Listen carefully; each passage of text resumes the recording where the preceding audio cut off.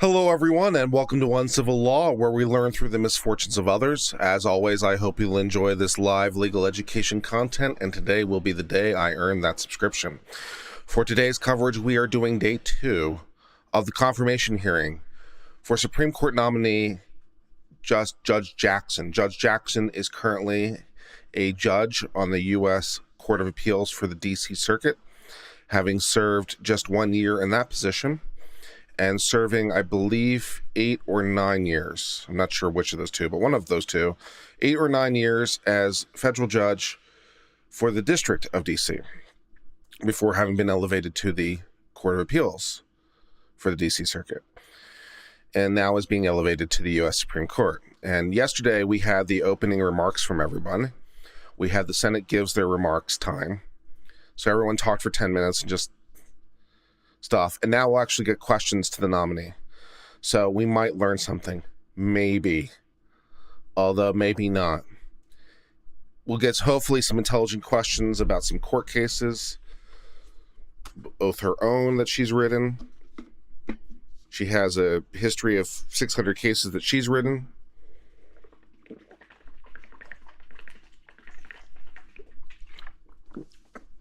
Which is a notable volume. She has more experience as a judge than some of the justices that were appointed to the Supreme Court. So she has a history of cases that is good.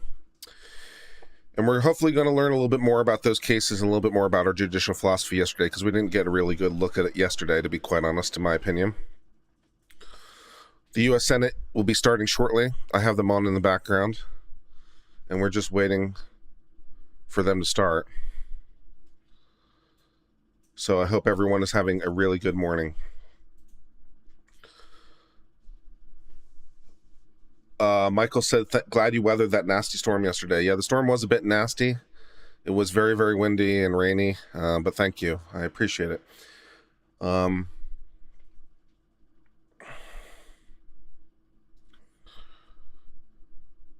The hearing today hopefully will do a lot of judicial philosophy, where we'll really discuss how she thinks about cases, how she interprets cases. Yesterday she said that she's neutral, which I have no particular reason to disbelieve. But, you know, neutral doesn't tell you what you need to know, because the questions are, what are your baseline rule sets, right? So a judge or a judge in any contest, or a referee in any contest, can be neutral. But the question are, what are the rules that you're applying, right? So, and those rules might favor one side or another. That's not the job necessarily of the referee. The referee's job is to apply the rules, even if they favor one side or another. But of course, then the question is, for her, what are the rules? What is her underlying rule set? What is your baseline zero, right? Where are you starting from in the absence of anything? What is your approach to the Constitution? What is your approach to a statute? What is your approach to regulation? What is your feeling on the relative weight of the importance of the text versus the intent versus the history versus the policy considerations versus the precedent? What is your view of precedent as a whole? How do you view precedent? When should it be overturned? When should it be respected? These are some of the many, many questions that you would ask.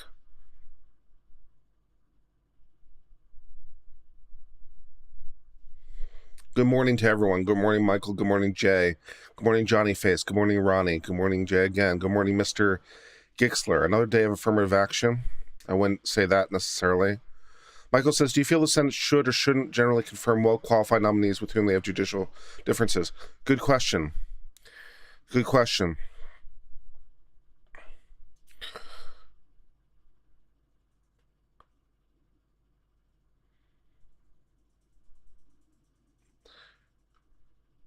I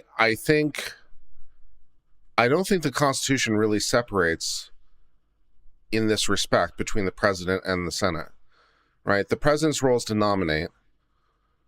The Senate's role is to provide advice and confirm. And the president obviously takes into consideration the jurisprudential philosophy, right? As opposed to them just being well qualified. So it's not like the president, when they're making their nomination, no one asked this question of the president, right? No one asked this question of the president, like, should the president nominate just any well-qualified justice, or to put it slightly different, should the president nominate the most qualified justice regardless of jurisprudential philosophy? Like, no one really asked that question of the president, right? Everyone understands the president, when they're going to make their nomination, is going to make it based on their own preferences. So I don't really see how the role of the Senate differs in their advice and consent role, right? It's like, well, you nominate based on your preferences, which includes, political philosophy, jurisprudential philosophy. Obviously, you pick someone you pick someone well qualified, but you pick someone who aligns with your values as the president, if you're the president, right? No one would suggest otherwise.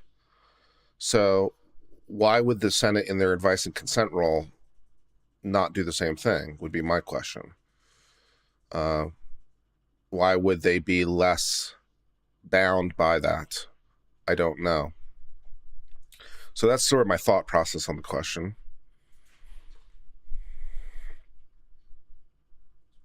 Judiciary Committee will come to order.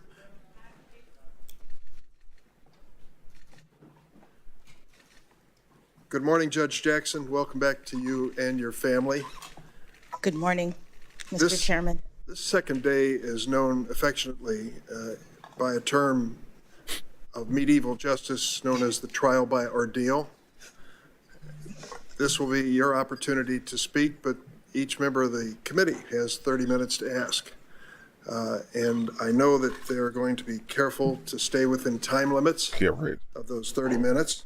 I do want to remind my colleagues that history has proven that speeches don't have to be eternal to be immortal. President Lincoln learned at Gettysburg that 275 words were enough. So I hope my colleagues and friends will stick to the 30-minute guideline. I'll tap on the gavel if you're getting perilously close to extending beyond. We'll take a few breaks throughout the day.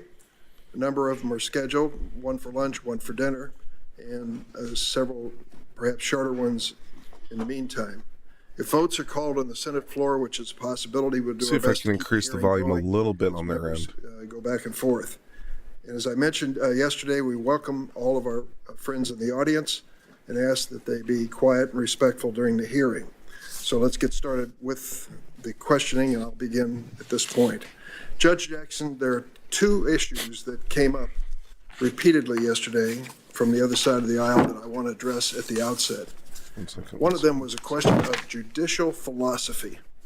No one questions either your academic law school credentials or your service as clerk and as federal judge, but time and again you have been asked, what is your judicial philosophy? Does it fit into Scalia's originalism, Kavanaugh's textualism? Is it strict construction? Is it liberal? Is it conservative? Lo and behold, I've discovered the answer. It turns out that during the course of your time as a judge, you have actually had written opinions, 573 to be exact, I think. Maybe I'm off by one or two. And they more or less express your view of the law as the facts are presented to you in each one of those cases. And then some 12,000 pages from the Sentencing Commission, transcripts of deliberations on important issues. For most of us as elected senators, how about just ask, what is your judicial philosophy? What's your philosophy? We point to our voting record. You have a record when it comes to court decisions. And this committee, for the fourth time, is delving into everything that you've published as a judge and even before. So would you like to comment at the outset of those who are looking for a label, what your position is on judicial philosophy? Yes, thank you, Mr. Chairman. Over the course of my almost decade on the bench, I have developed a methodology that I use in order to ensure that I am ruling impartially and that I am adhering to the limits on my judicial authority. I am acutely aware that as a judge in our system, I have limited power, and I am trying in every case to stay in my lane. And so what I do is I essentially follow 3 steps. The first step is when I get a case, I ensure that I am proceeding from a position of neutrality. This means that, you get a case and it's about something and it's submitted by certain parties. I am clearing my mind of any preconceived notions about how the case might come out. This doesn't particularly help. Neutrality is good, but you still need the philosophy. It's very important that judges rule without to neutrally apply, right? You might be neutral to the parties, but is once I've cleared the decks, so to speak, in this way, I am able to receive all of the appropriate inputs for the case. That still doesn't help you. The parties' arguments, they've written briefs. You still need to know how to apply that, right? Sometimes we hear from other parties. It's like being a referee and being told what's happening in the game. And then there's the factual record. Without knowing the rule set, right? It doesn't all of help the you. Facts from various perspectives. I think my experience, all of the various experiences that I've had, really helps me at this stage to see the perspectives of all of the parties and to understand their arguments. And then the third step is the interpretation and application of the law to the facts in the case. Yes, but what is your interpretive philosophy? That's the question. I'm really observing the constraints on my judicial authority. What is your interpretive philosophy? That's the question. In our system, importantly, because judges have limited authority. It's just the same question as what is your judicial philosophy? What is your interpretive philosophy? At my jurisdiction, threshold matter in every federal case is to make sure that you even have the power to hear the case. I mean, that's good, but you're looking at all sorts of things. The text of a jurisdictional provision, for example, precedent related to it. If I can get to the merits of the case, if I have jurisdiction, then I am observing the limits on my authority concerning the question. So if it is a statute, for example, or a provision of the Constitution, I'm looking at the text. The adherence to text is a constraint on my authority. I'm trying to figure out what those words mean. Yes, it's a constraint, but what is the nature? See, this doesn't really help. So at this point, how much a constraint? I'm looking at original documents. I am focusing on the original public meaning because I'm constrained to interpret the text. Sometimes that's enough. Original public meaning, so you're an originalist? The merits.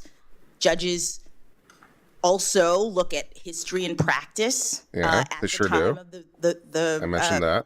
Document was created. If it's a statute, I'm looking at Congress's purposes because, again, I am not importing my personal views or policy preferences. The entire exercise is about trying to understand what those who created this policy or this law intended. Those are a whole bunch of different things. Those are a whole bunch of different things. Those are so many different things. I mean, that's just basically every possible. That's possibly. It's like every different answer out of the box that's possible, right? She gave you every answer that's possible. Like, how do you do it? Text, intent, purpose, history, policy, precedent. Right? Those are just the factors to be weighed. She just gave you every possible answer. That the justices she gave you all the answers. If you're trying to fill out your bingo card, man. Things come into play in terms of my judicial philosophy. Another issue which has come up to my surprise, and I've spoken to my Republican colleagues about their fascination with it, is the notion of the composition of the Supreme Court, which euphemistically is referred to as court packing. I have said on the floor, and I will repeat here,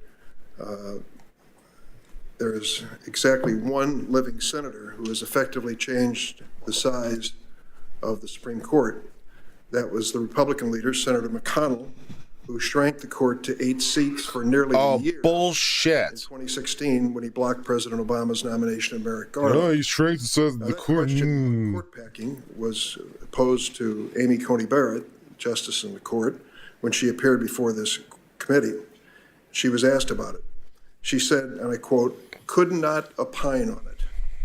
And on many other policy issues, then Judge Barrett said repeatedly she could not share her views, stating, and I quote, "I will not express a view on a matter of public policy, especially one that is politically controversial, because that is inconsistent with the judicial role."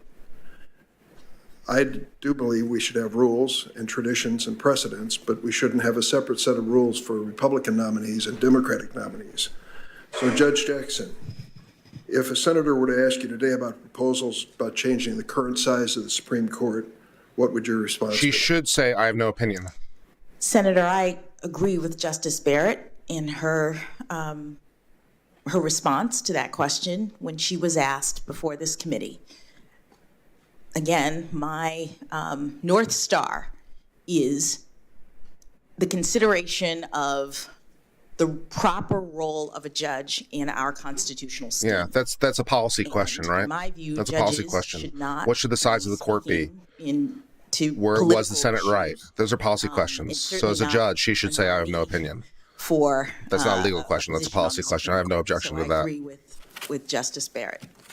Let me address another issue that came up yesterday in the opening phase of this nomination hearing. And it's the issue involving child pornography. Oh, dear.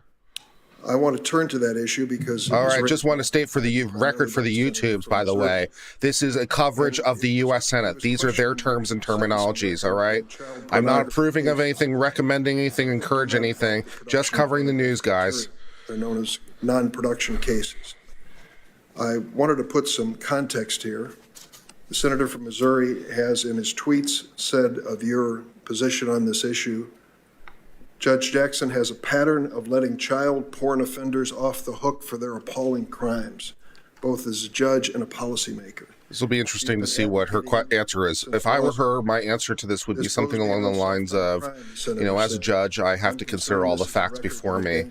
In my time as a judge, I've seen all kinds of horrific cases, including murders, robberies, sexual assaults, and of course, child pornography. And in evaluating every case, I look to the merits of it and family and friends. We're hearing the charges we try to adjudicate based on the merits of each individual case before us. Something along those lines would be my answer to this question. Could you tell us what was going through your mind at that point? Thank you, Senator. I'm just going to, I think part of my role today is I'm just going to pretend that I'm the nominee and I'll just answer all the questions. To deal with these cases, I was thinking that nothing could be further from the truth. These are some of the most difficult cases that a judge has to deal with because we're talking about pictures of sex abuse of children. We're talking about graphic descriptions that judges have to read and consider. Yeah, that's a way to ruin anyone's day, right? How to sentence in these cases, and there's a statute that tells judges what they're supposed to do. Congress has decided what it is that a judge has to do in this and any other case when they sentence. And that statute doesn't say, look only at the guidelines and stop. The statute doesn't say, impose the highest possible penalty for this sickening and egregious crime. The statute says, calculate the guidelines, but also look at various aspects of this offense and impose a sentence that is, quote, sufficient but not greater than necessary to promote the purposes of punishment. And in every case, when I am dealing with something like this, it is important to me to make sure that the children's perspective, the children's voices are represented in my sentencings. And what that means is that for every defendant who comes before me and who suggests, as they often do, that they're just a looker, that these crimes don't really matter, they've collected these things on the internet and it's fine. I tell them about the victim statements that have come in to me as a judge. I tell them about the adults who were former child sex abuse victims who tell me that they will never have a normal adult relationship because of this abuse. I tell them about the ones who say, I went into prostitution, I fell into drugs because I was trying to suppress the hurt that was done to me as an infant. And the one that was the most telling to me, that I describe at almost every one of these sentencings, when I look in the eyes of a defendant who is weeping because I'm giving him a significant sentence, what I say to him is, do you know that there is someone who has written to me and who has told me that she has developed agoraphobia? She cannot leave her house because she thinks that everyone she meets will have seen her pictures on the internet. They're out there forever. At the most vulnerable time of her life, and so she's paralyzed. I tell that story to every child porn defendant as a part of my sentencings so that they understand what they have done. I say to them that there's only a market for this kind of material because there are lookers, that you are contributing to child sex abuse, and then I impose a significant sentence and all of the additional restraints that are available in the law. These people are looking at 20, 30, 40 years of supervision. They can't use their computers in a normal way for decades. I am imposing all of those. We need to get this woman a pop filter, though. I understand how significant. I mean, that's not a disrespect point, by the way. I just want to make that clear. It's just this crime is. It would be a little bit better for us on the audio side. It is. It should be noticed as well that the cases which the senator from Missouri referred to yesterday all resulted in incarceration of some magnitude. In the one case, the Hilly case, I want to quote what you said on the record. This family has been torn apart, speaking to the defendant, by your criminal actions. You saw it on the faces of those women, you heard it in their voices, and the impact of your acts on those very real victims who are still struggling to recover this day makes your crime among the most serious criminal offense this court has ever sentenced. And you imposed a sentence of 29 and a half years on that defendant. So the notion that you look at this casually or with leniency, as the senator said, your record belies that. And in fact, what we're dealing with here is an issue which even this committee and members on the committee have been loath to address again. The original law was written at least 9 or 10, maybe longer, years ago, and the quantity of material was relevant to the sentencing. And now that we have computer access to voluminous amounts of material, it has raised questions, has it not, within the judiciary as to the appropriate sentencing in today's circumstances. This was a question that was raised before the Sentencing Commission, was it not? It was, Senator. The Sentencing Commission has written at least one report, it did when I was there, looking at the operation of this guideline. As you said, the guideline was based originally on a statutory scheme and on directives, specific directives by Congress at a time in which more serious child pornography offenders were identified based on the volume, based on the number of photographs that they received in the mail. And that made total sense before, when we didn't have the internet, when we didn't have distribution. I mean, with all due respect, we had the internet 10 years ago when they wrote the statute. I mean, based on that set of I don't know if circumstances, that changed that much, but okay. to extreme disparities in the system because it's so easy for people to get volumes of this kind of material now by computers. So it's not doing the work of differentiating who is a more serious offender. I'm not sure about this logic. It's really easy these days to just download so much child pornography. So much child pornography, you can download just so much of it. But they should be punished more because they have just so much of it. Circumstances, but it says nothing I don't know about that one. the court's view of the seriousness of this offense. Not 100% sure about the logic of that one.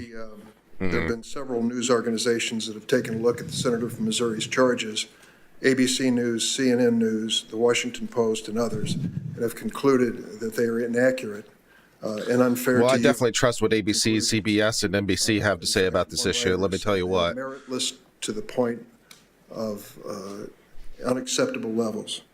Nationally, in 2019, only 30% of non-production child pornography offenders received a sentence within the guidelines range. Fewer than 30%. Yeah, that's what I said yesterday. 30%, only 30% of the CP people get something in the guidelines range. 70% apparently 80% are deviated from the guideline range. Just explained. Judges in which Missouri, sounds like a lot.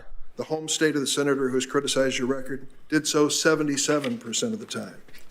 One particular judge whom the senator supported to become a federal judge by appointment of President Trump, unfortunately, has 77% record. If I'm sorry, I'm going to make sure that this is accurate.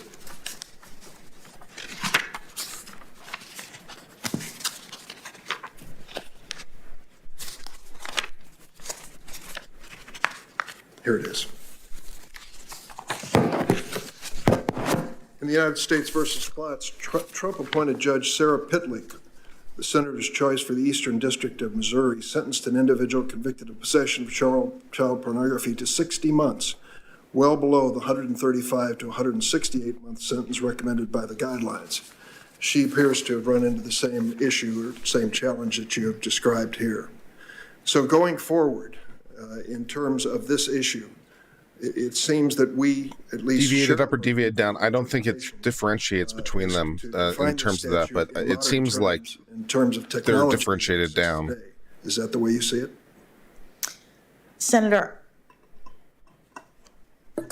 Congress is tasked with the responsibility of setting penalties. Congress tells judges what we're supposed to do when we sentence. And what I'd say is that Congress has to determine how it wishes for judges to handle these cases. But as it currently stands, the way that the law is written, the way that Congress has directed the Sentencing Commission appears to be not consistent with how these crimes are committed. And therefore, there's extreme disparity, as you pointed out. There are judges who are varying because our ultimate charge from this body is to sentence in a way that is sufficient but not greater than necessary to promote the purposes of punishment. Judge Jackson, we've heard criticism from So some. it's up to Congress to set the rules, but the rules that you set aren't working, and so For years, we've we're heard ignoring them. criticisms leveled against lawyers who have provided Guantanamo detainees with legal representation. This criticism misses one critical point. The right to counsel is a fundamental part of It's our also constitutional slightly odd system. because the thing in question is only 10 years old. This logic might make more sense if it were an older case or an older standard that hadn't been updated. But it's 10 years old, man. I mean, I don't know. Yesterday, he said, and I quote, "The fact that you're representing Gitmo detainees is not a problem with me," Senator Graham said. "Everyone deserves a lawyer. You're doing the country a great service when you defend the most unpopular people." And then Judge Roberts said during his confirmation hearing, It's a tradition of the American bar that goes back before the founding of the country that lawyers are not identified with the positions of their clients. I have total respect for that, right? This is a point in the confirmation hearings where I do get a little bit upset, and by both sides, right? I don't blame someone for what they did as an attorney representing somebody. I think that's just wrong, right? It's like, well, when you were a public defender, you defended this really horrible rapist. In terms of the, what about that? It's like, well, at the time I was the public defender, so there was that. Providing counsel in those cases. You wrote this really horrible memo. On you personally. Well, at the time I was representing my client, so I don't know what to tell you. Thank you. So I do get annoyed by those questions, to be honest. September 11th was a tragic attack on this country. We all lived through it. We saw what happened, and there were many defenses, important defenses, that Americans undertook. There were Americans whose service came in the form of military action. My brother was one of those Americans, those brave Americans who decided to join the military to defend our country. There are others of you in this body who have military service, and I honor that, to protect our country. After 9/11, there were also lawyers who recognized that our nation's values were under attack, that we couldn't let the terrorists win by changing who we were fundamentally. And what that meant was that the people who were being accused by our government of having engaged in actions related to this under our constitutional scheme were entitled to representation. We're entitled to be treated fairly. That's what makes our system the best in the world. That's what makes us exemplary. I was in the federal public defender's office when the Supreme Court, right after the Supreme Court decided that individuals who were detained at Guantanamo Bay. I don't give two shits. By the president, as a federal public defender, she was assigned to defend someone at Gitmo or something. I'm not sure that happened, but I don't care. Those cases started coming in, and federal public defenders don't get to pick their clients.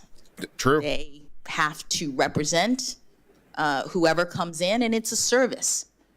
That's what you do as a federal public defender. You are. Yeah. If people are giving her shit because as public defender she was taking in cases from Gitmo or something, I mean, I'm like, I don't. Some of those detainees. I don't care.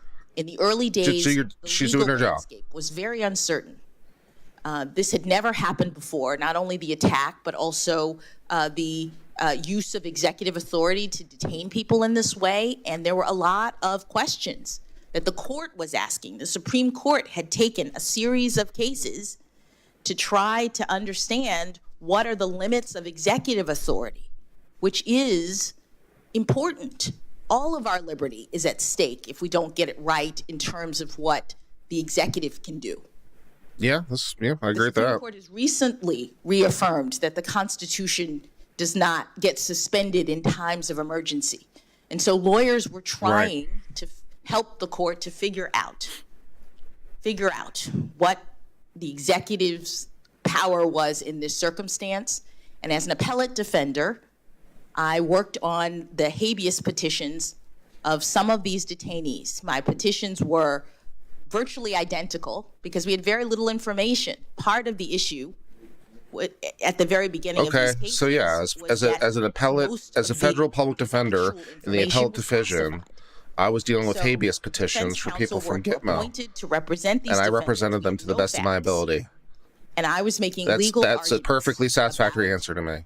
The circumstances. That works for me. That is what gave rise to my representation, and I would just emphasize that that's the role of a criminal defense lawyer. Criminal defense lawyers, even if she had picked the client, arguments on behalf of their clients. It's like, well, I thought that they had a case, and in service of the court. I represented them to the best of my ability. Judge Jackson, those of us who read about the workings of the Supreme Court realize it's a close relationship among the justices. You've seen it personally as clerk and as an attorney yourself. I'm going to close with one question here that comes to my mind.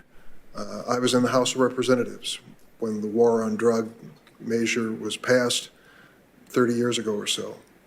It was at the Hey, Nate, how you doing? Crack cocaine. It's nominee super qualified. Scared the hell out She's of very us. qualified. I'll give you that. Cheap, narcotic, highly addictive, destructive to Harvard, 3 mothers clerkships, led us to District Court, impose Court of a Appeals, Sentencing Commission, between crack and Public powder Defender. cocaine that was unprecedented.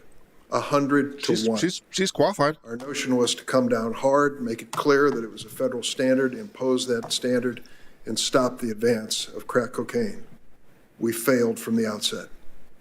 The price of cocaine, crack Nate, cocaine. you want to join? went Let me know in down the chat. If you do, I'll try to figure out something. Instead of down, I'm sorry, I did that wrong. Down instead of up. And the number of users went up instead of down. Dark Logic says unitary executive Found theory is ourselves correct. in a Changed my position mind. where we were filling the federal prison. I can't. I think you might be right. Violations primarily for possession of crack cocaine. Hundreds of thousands being incarcerated at that time. I came here to this committee in an effort to try to change it, negotiated a revision of that measure from 100 to 1 to 18 to 1 with Senator Jeff If Thomas Sessions. dies, there'll be a fight. You better believe it, Nate. By the committee. You by better the believe it. and by the House of Representatives and signed into law by President Obama. Then you on the Sentencing Commission had to Send me a consider link. what to do with these new Okay. guidelines coming from Congress. And you achieved a consensus. I think most people don't realize the Sentencing Commission is Hold a on. pretty diverse group and very transparent. Could you close in the last minute or so and tell me about that effort to find consensus on an issue that controversial? Yes, Senator. As you mentioned, the Sentencing Commission. This is going to take a is second, by the way, but I'll get back to you, Nate. very diverse group of people who've been appointed by presidents of different parties by law.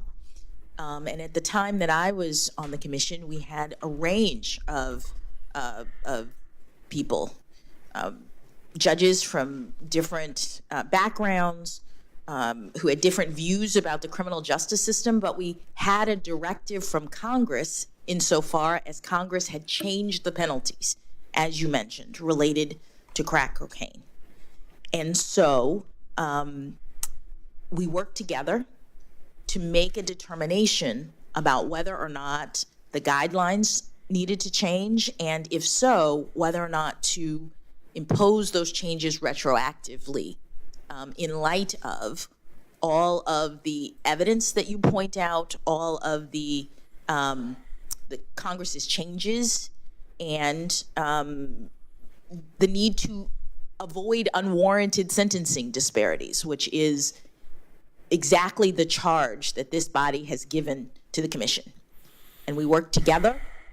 We reached unanimous agreement that the change in the guidelines that was necessitated by the change in the statute should apply retroactively to people who had been convicted and sentenced under the prior regime.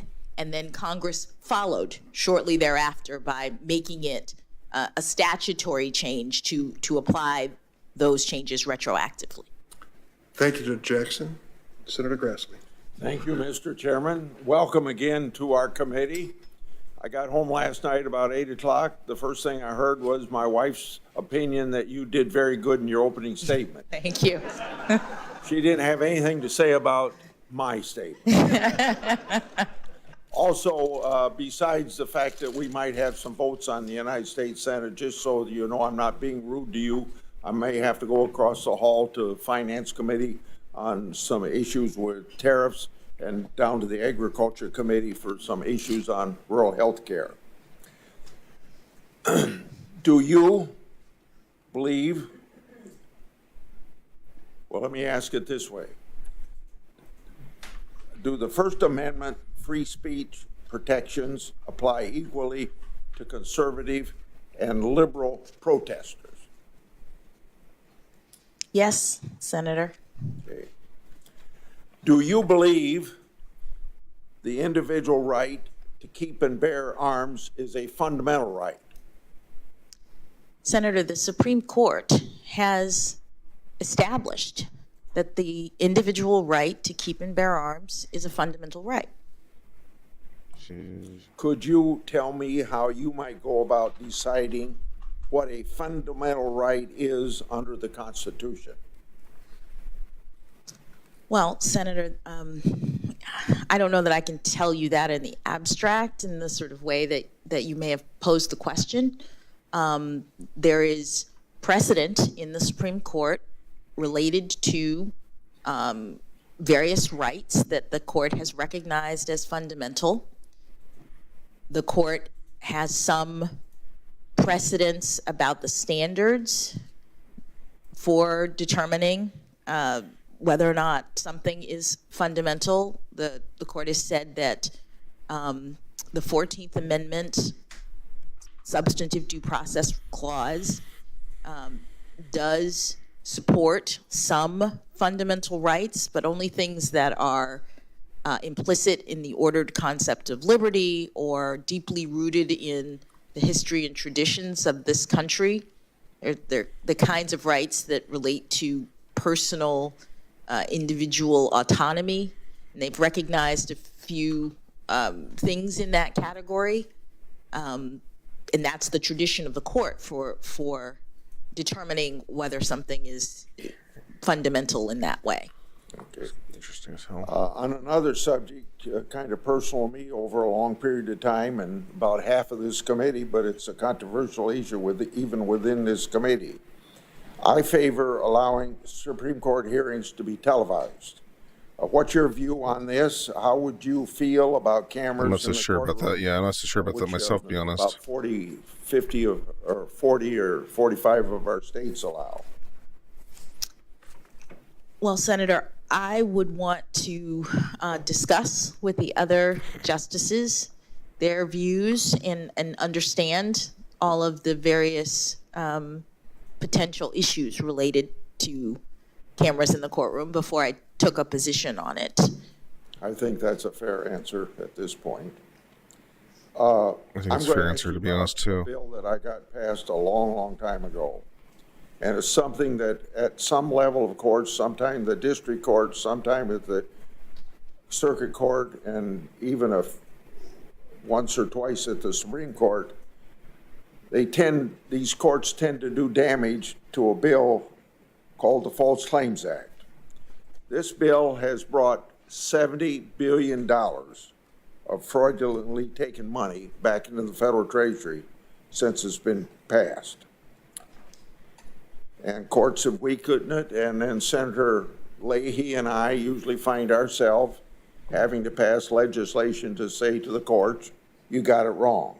In fact, there's a very controversial bill right now before the United States Senate on that very subject. It's fought fraud in the Department of Defense, healthcare industry, the pharmaceutical industry. $70 billion is pretty important. So when you if you're approved to be on the Supreme Court and the issue of false claims comes up, I hope you think of Chuck Grassley. I think about you every night, Senator. Every night. It's one of and Leahy. The False Claims Act is one of the best tools that we have to fight against government fraud and to recover taxpayers' money. I've worked for decades to protect whistleblowers who shine a light on fraud, waste, and abuse in the government. So I'd like to ask you a couple questions. And I'm going to start with a former Attorney General, unnamed, once suggested that Ketanji's suits were, in his words, patently unconstitutional, and another word he used was dangerous. He argued that it violated the Appointments Clause. So, understanding that you may get a case before you on the False Claims Act, but maybe this Appointment Clause is sound enough, you could answer. Good question. Ketanji's suits violate the Appointments Clause? Yeah, I'm not sure the answer to that, but it's a good question. I am not familiar with that representation. Could you answer in writing then? Well, I'd be happy to do whatever. I'm just trying to assess. I'm sorry, I shouldn't. He's asking, okay, No, let me all right. ask you, let me tell you the Sorry. question he's asking you, if you can parse it. Okay, so the question is whether or not particular federal appointments are valid, because the Constitution sets out the manner of appointments. It's called the Appointments Clause, right? The president makes certain appointments, and also the chief deputies make the appointments, which in this case are like the cabinet level officials, right? So the problem is in some of these cases or some situations that people are serving roles that are being appointed by the wrong person. Comment on it. Right. So that's the issue he's asking. So the question is, do you think there's a concern with this? And the answer is yes, there's a concern. On the same subject, It is quite possible that there are some people out there who are not properly appointed and that their actions are not valid as a result. Separation of power. So that's the question, and that's the answer. Can you tell me whether you think the president's constitutional powers are violated when private citizens are allowed to sue in the name of the United States? And that's what Ketanji suits are all about, private citizens going to court. Well, Senator, it is an important concern. There are statutes that do allow for the kinds of lawsuits that you are articulating. I am not aware of impediments to those. But again, this is the kind of thing that may be litigated, and I would have to look, as I do, consistent with my methodology, at any arguments that are raised about the constitutionality or lawfulness of those actions. Remember, in about all of these suits that involve the courts in making interpretations of the False Claims Act, most of them are brought by whistleblowers. And remember, the government would not even know about these fraudulent use of taxpayers without whistleblowers coming forth. And they ought to be given some credit for wanting the government to do what the laws say it ought to do and spend the money the way that the Constitution or the Congress can't win sometimes, I swear. Money be spent. I want to move on. At an event at the University of Chicago School of Law in 2020, you quoted Martin Luther King Jr., who dreamt of a time when, quote, the sons of former slaves and the Isn't it so much fun dealing with this in real time? Would be able to sit down together at the table of brotherhood, end of quote. You talked about how quickly things in the country then changed, including the civil rights laws, over the next few years because of the civil rights movement. You added that, quote, less than a decade after Dr. King's words, that was the world that you inhabited. Dr. King hoped for a country where we would all be judged by the content of our character rather than our race. Do these quotes still reflect your views on this very important topic today? Yes, Senator. In that speech, I talked about my background, my upbringing, the fact that my parents, when they were growing up in Miami, Florida, attended and had to attend racially segregated schools because by law, one of these days I'll become a competent streamer, I promise. White children and black children were not allowed to go to school together. And my reality, when I was born in 1970 and went to school in Miami, Florida, was completely different. I went to a diverse public junior high school, elementary school.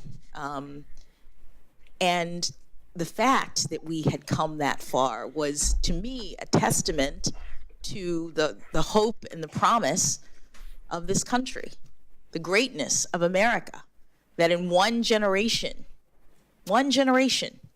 we could go from racially segregated schools in Florida to have me sitting here as the first Floridian ever to be nominated to the Supreme Court of the United States. Okay. First Floridian. Yes, Senator, that is my belief. And I think that it's good that the country had an opportunity to hear what you just told us about your experience.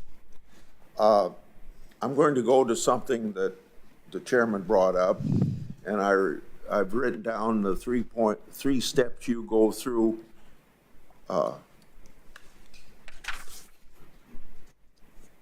No, another question, but also one that he brought up on court packing and your opinion. I heard what you said, and you said it should be a policy question, but I want to go to something in 2013 during your hearing to be a district court judge.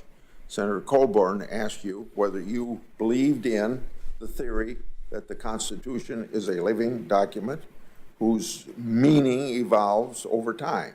You said no. In 2021, however, during your circuit court nomination hearing, you declined to answer the same question when asked why the answer to your question of 2013 and not in 2021 in written questions, you noted that you weren't a sitting judge. So please explain to me or describe for us the difference between ethical rules for sitting judges versus judicial nominees who are not already. I don't think that particular one violates an ethical rule, but okay. Senator, I don't know that there are ethical rules that are different. What I'll say is, with respect to my Get a stream deck approach to judging, maybe. There is not a label. Thank you for all the super chats, by the way. Thank you, Gumi. Thank you, Pure Lenta. And I how can put your super chats on screen, but I actually have to do that. As I mentioned to the chairman, I'm very acutely aware of the limitations on the exercise of my judicial power. And those limitations come in the form of adherence to the text. Assuming you even get to that stage of the process, that you have subject matter jurisdiction, you can reach the merits, then you 10,000 Noodles says the Constitution and I do not is paper? believe that there is Don't you mean a living on paper? Constitution in the sense that it's changing and it's infused. I don't with know my how many own people got my joke perspective when I or did that. I have to check the comments and see how many people got my joke. Instead, that I did the other day on my Court community has tab. made clear that Hold on. when you're interpreting the Constitution, you're looking at the text at the time of the founding and what the meaning was then as a constraint on my own authority. And so I apply that constraint. I look at the text to determine what it meant to those who drafted it. 28 comments. On this same subject, I want to point out a difference between you and a couple people that have sat on the Supreme Court. Justice Breyer said that a structural alteration of the Supreme Court motivated by a perception of political influence can only feed the perception of political influence, that's my parenthetical, further eroding that trust. Justice Ginsburg also cited court packing as being, quote unquote, a bad idea. Court packing is. And most people got the joke that I did on my community tab the other day, 2 days ago, when I just wrote sack verbally, toast, live. Do you agree with Justice Breyer and Justice Ginsburg that court packing is a bad idea? Before you respond, I'd like to say that you say this question should be left to Congress as a policy issue. I reiterate that sitting Supreme Court justices have spoken on that matter, so I don't think it'd be inappropriate for you to do if other people sitting there have said that it's a bad idea. Well, respectfully, Senator, other nominees to the Supreme Court have responded as I will, which is that it is a policy question for Congress. And I am particularly mindful of not speaking to policy issues because I am so Thank you, David, for your chat. to staying in my lane of the system, because I'm just not willing to speak to issues that are properly in the province of this body. Okay. Then I would interpret your answer and you don't have to respond to this, but I think you're saying Breyer and Ginsburg should not have stated their views on that issue. During his opening statement yesterday, one member of this committee suggested that the Supreme Court has been bought by dark money groups. Do you agree that the Supreme Court has been bought by dark money groups? No, that's ridiculous. Senator, I don't have any reason to believe that that's the case. I have only the highest esteem for the members of the Supreme Court, whom I hope to be able to join if I'm confirmed, and for all of the members of the judiciary. Thank you for that answer. I'm going to go to international law. During an ABA panel on international law last year, Justice Breyer said that as a federal judge, quote, "You can't do your job properly," end quote, "without considering international law and," quote again, "in some cases, and it's a growing number," end of quote, and I assume a growing number of opportunities to use international law. In 2018 op-ed, Justice Breyer said that, quote, "The best way to preserve American values may well be to take account of what happens abroad," end of quote.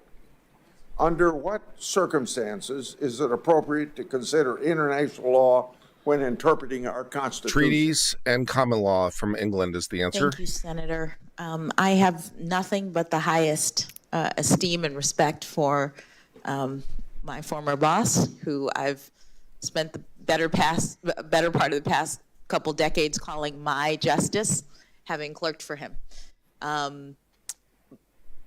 But I do think that the use of international law is very limited in our scheme and in our judging. There are certain International cases treaties, in which it is common law. relied upon where Congress directs or where the standards are such. The case involves a treaty, for example, and you have to interpret international law in order to be able to address it. But there are very, very few cases, I think, in which international law plays any role, and certainly not in interpreting the Constitution. I think you probably have answered my next two questions, but if you say you have nothing to add, I would still want to ask the questions. Do you think it's appropriate to look to international law when interpreting enumerated and unenumerated constitutional rights? No, Senator. Which specific, again, I think you've answered this, but I want to ask it anyway. Which specific constitutional clauses or rights has the Supreme Court held that can be interpreted by looking to international law? None. I'm not aware of any that are properly illuminated by reference to international law. Yeah. Now I want to go to a question that Senator Durbin asked. I'll probably go a little more, but I remember when this is about your judicial philosophy, and you made 3 points, 3 steps you take to go through a case and apply the law, and you say your methodology is limited power and stay within your lane. I'd like to ask you, well, you've served on the district court for several years and spent 8 months on the DC circuit. During yesterday's opening statement, we heard a lot about the importance of judicial philosophy. In your own words, you've described that, so you don't have to go through that again with me. But if Congress writes a law that does not explicitly allow private parties to sue, do you believe that the federal courts have the authority to create implied causes of action? And I'd like to have you elaborate if No. you say yes to that. I would say that as a general matter, no, Senator. I mean, our obligation as judges is not to create policy. And if Congress has enacted a statute that establishes a cause of action or restricts causes of action, then as a general matter, I don't think that courts can impose one. Now, I'm saying generally because there may be circumstances that I'm not thinking of. I know that I think. Supreme Court has What did we say about always and never in law? Circumstances at times. Right. What do we say about always and never? So implied causes of generally action. speaking, yes. But I Most of the think time, yes. Right. This is always got to be the right answer. So, yeah, generally speaking. What is not generally? I don't know. 115 I don't know, but justices something. served before you if you are approved by the Senate. Is there any of them now or in the past that has a judicial philosophy that most closely resembles your own? Good question. For me, it's Gorsuch at this I point. haven't studied the judicial philosophies of all of the prior justices. I will say that I come to this position, to this moment, as a judge who comes from practice, that I was a trial judge, and my methodology has developed in that context. I don't know how many other justices, other than Justice Sotomayor, have that same perspective, but it informs me with respect to what I understand to be my proper judicial role.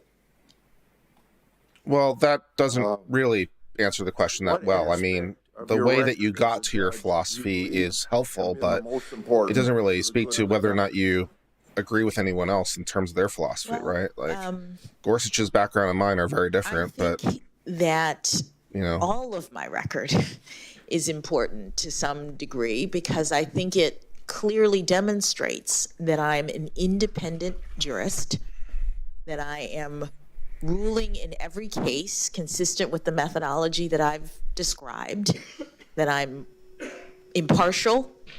I don't think that anyone can look at my record and say that it is pointing in one direction or another, that it is supporting one viewpoint or another.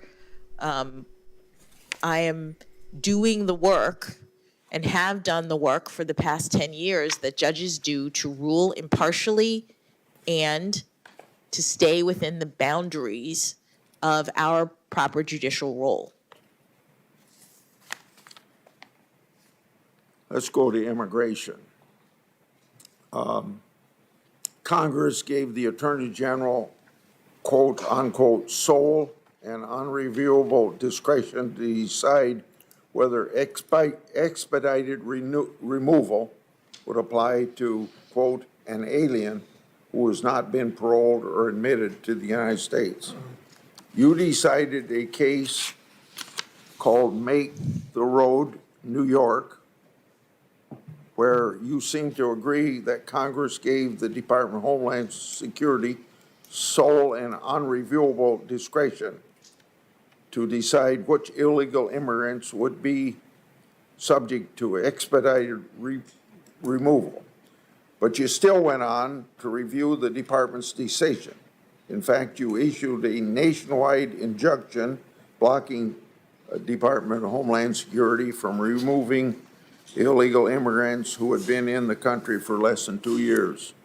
In that hearing, you told us that if the text was clear, that ended the question. The law specifically says that Homeland Security, not the courts, was responsible for making the decision. Could you please explain why you believed a federal court could review something Congress called unreviewable? Thank you, Senator, for allowing me to address that opinion and my analysis with respect to it.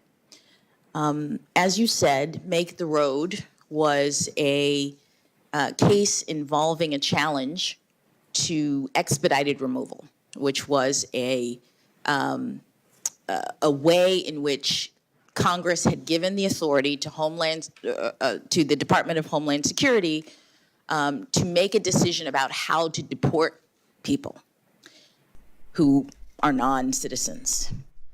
Prior to the challenge that I heard, the Department of Homeland Security, since it received that authority several decades ago, had decided that people who are in this country for up to 14 days and are found within 100 miles of the border are subject to expedited removal. The challenge that I heard involved the department's sudden shift to a determination that expedited removal would be applied to anyone who was found anywhere in the country and who had been here up to 2 years. Importantly, the challenge was not about the actual determination. The challenge was about the procedures that the agency undertook to make that determination. And so the statute said, as you rightly pointed out, that the agency had sole and unreviewable discretion to decide. And in interpreting that, I took into account the language of that statute and the language of another statute that Congress has enacted to direct agencies with respect to the manner in which they exercise their discretion. Which is the Administrative Procedures Act, presumably. I said, and I believed, that sole meant that the Department of Homeland Security was the only agency who got to make this determination as to how many months a person should be in the United States. And unreviewable meant it was final. Once the agency decided, then there was no ability to review substantively their determination. And I should say that, importantly, the statute that Congress enacted gave the agency the discretion to make this determination between 0 and 24 months. There is a limit in the statute. It says Department of Homeland Security, you get to decide where between 0 and 24 months a person who's been in this country can be subject to expedited removal. So I read the statute. DHS gets the sole ability to make that decision. DHS makes that decision and it's final. What wasn't clear to me based on that language was whether Congress intended to preclude its procedural requirements for the exercise of agency discretion. And in the DC Circuit, there was precedent that indicated that even when Congress gives a great deal of discretion to an agency, procedural requirements may still apply. It is presumptive that the APA applies. Yeah, I'm glad you finally agency mentioned the statute in question. She was referring to it obliquely. Yeah, the Administrative Procedures Act. To exercise discretion. So it has to do certain that's a good answer. things in order to make the determination that Congress has given it. I looked at those statutes. Oh, I'm sorry. No. I looked at those statutes and I considered the canons of construction that say that statutes should be read harmoniously, that as a court, you're supposed to understand that Congress has directed, sometimes in more than one statute, what is supposed to happen. And so I read them together to mean that the court could still do what it almost always does in a case involving, I think she might be right, a challenge to the manner in which an agency I think she might be right too, Tony. I thought, as I say in my opinion, that Congress intended for the APA to imply, because it had not excluded it, which it had done expressly in other parts of the INA. Yeah, I think she might be right. Excluded it here. Yeah, so the issue is that they have the sole authority to decide, but the question is how they go about deciding. And for that, you go to the Administrative Procedures Act, which is your default statute on this issue, which says how the executive branches decide stuff. That's what the Administrative Procedures Act does. It's like how formal rulemaking, how they make decisions, basically. To 24 months. And so it's like, yeah, you have the sole power to decide, but you still have to go through the agency, these mechanisms, and you didn't. Precisely because it wanted the agency to use its expertise, that sounds right, to do its research and to figure out what amount of time is sufficient. And so it was important, I thought, to lay that out in the statute, and I determined that both of those statutory directives of Congress should apply. Yeah, she's right.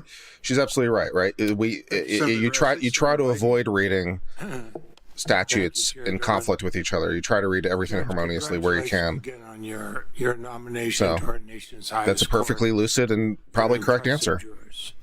I hope the broader public sees that and enjoyed. Now, the nationwide injunction thing, though, is still a question, though. Family here So yesterday. I'll question that aspect of it, right? So the remedy is the issue, right? So as to the analysis, it might be right, but as the remedy for nationwide injunctions, someone somewhere has to have a discussion about the nationwide injunction thing. I don't know if it's the Supreme Court. Suggested the Democrats. I don't know if it's Congress. Someone's got to have a discussion about the universal injunction thing. Judge Gorsuch to the Supreme Court. I kind of chuckle at that because, along with others, I and others repeatedly and clearly stated substantive concerns with Justice Gorsuch's nomination. I explained my votes on the record. There's no political agenda. I contrast that with Republicans' treatment of then Judge Merrick Garland. We're still waiting today for Republicans to explain on the record what kind of substantive concerns they had with Merrick Garland, that they We didn't agree with his philosophy. for over a year and would not even allow a vote on his nomination. Apparently, because of a politically driven agenda. All I'm saying is let's make history this week, but let's not rewrite it. This is a historical time. Judge All right, Jackson, one of the drinking topics game is discussed every by time me someone uses the word was our historical. respective experiences. I've decided. So drink. As a former federal public defender, myself as a prosecutor. As a federal public defender here in Washington, you were assigned to and then represented clients who couldn't otherwise afford a lawyer. One of the valuable lessons I learned as a prosecutor was this: for our criminal justice system to function properly, you have to have skilled, dedicated lawyers on both sides of the issue, both the prosecutor and the defense attorney. It's equally essential for judges to have a nuanced and a balanced understanding of our criminal justice system if we're going to have justice done. Now, it's really concerning. It's confusing that some view your background as a federal public defender as some kind of a liability. Those of us who have spent time in courtrooms know you have to have both the skilled prosecutor and a skilled defender. I believe that, in fact, I don't think of it as a liability. I think it's going to be a major asset to you. And I think it should be welcome on the Supreme Court. In fact, if you're confirmed to the court, as I look back over, you're going to be the first former federal public defender on the court. You're going to be the first nominee since Justice Thurgood Marshall with a significant background in criminal defense. That's pretty impressive. So all of us should want that represented in the Supreme Court, because decisions on the Supreme Court can have a lasting impact on our criminal justice system. My question is this: I believe that your experience as a federal public defender has made you a better judge, helped you maintain impartial and balanced perspective in criminal and other cases. And I assume you would agree with that. Yes, Senator. I'm sorry, what was the question? Experience in the criminal justice system, whether, as you say, on the prosecution side or the defense side, having actual experience is an asset as a judge. You understand the way the system works, and as a defense counsel, you have interacted with defendants in a way that, as a judge, at least as a trial judge, I thought was very beneficial. One of those ways is it helped me to develop a sense of the need to communicate directly with defendants. And it didn't change, I think, in any way the outcomes of the cases when I was a trial judge, but I understood from my time as an appellate defender that a lot of defendants go through the system and don't really understand it. And the problem with that from our society's standpoint is that when people go through the criminal justice system and don't have a good understanding, they tend to not take responsibility for their own actions. They tend to be bitter and feel as though the justice system has wronged them, and so while they're doing their time, Nate the lawyer's here, it sounds like. reflecting on the fact Hello, Nate the lawyer. that this is the Yo, what's consequence going that they on? have to face for actually committing a crime, instead of doing the work to rehabilitate themselves, they're She's focusing doing a- on how She's doing a wronged pretty they decent are, job how of just victimized because they she doesn't have to feel. win. And She so just what has I to top. She decided just has to just do enough to as just a don't trial die in that judge chair. was that I Yeah. was going to make sure I think that that's right. everyone who was in my courtroom, and especially the defendant, understood all of the procedures that we were going through, all of the steps. I spoke directly to them. I asked them, do you understand what's happening? Because I wanted them to know. And then even perhaps more importantly, as I said about my child pornography cases, I focused on the harms of the behavior that was at issue. When I sentenced a defendant, I made clear in every case, here is the problem. This is what you've done. Here is the damage to our society. And I don't know that I would have done that if I had not been a criminal defense lawyer. Well, and that's sort of what, I was getting to, the fact that you have that experience. It's obvious you don't get, as a public defender, you don't get to choose your clients. It's not like you're going out there picking and choosing. You're told you're going to defend this person, but they're given that right under the Sixth Amendment. And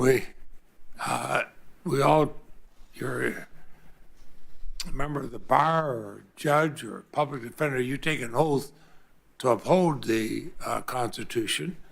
And the Sixth Amendment's a pretty important part of it, wouldn't you say? Absolutely, Senator. And it's also a pretty important part for indigent defendants. Is that not correct? That is correct, especially for indigent defendants, because they are determined to not be able to afford counsel. And as you said, Senator, for a judge, it is crucial that you have arguments that are being made and presented on both sides of the issue.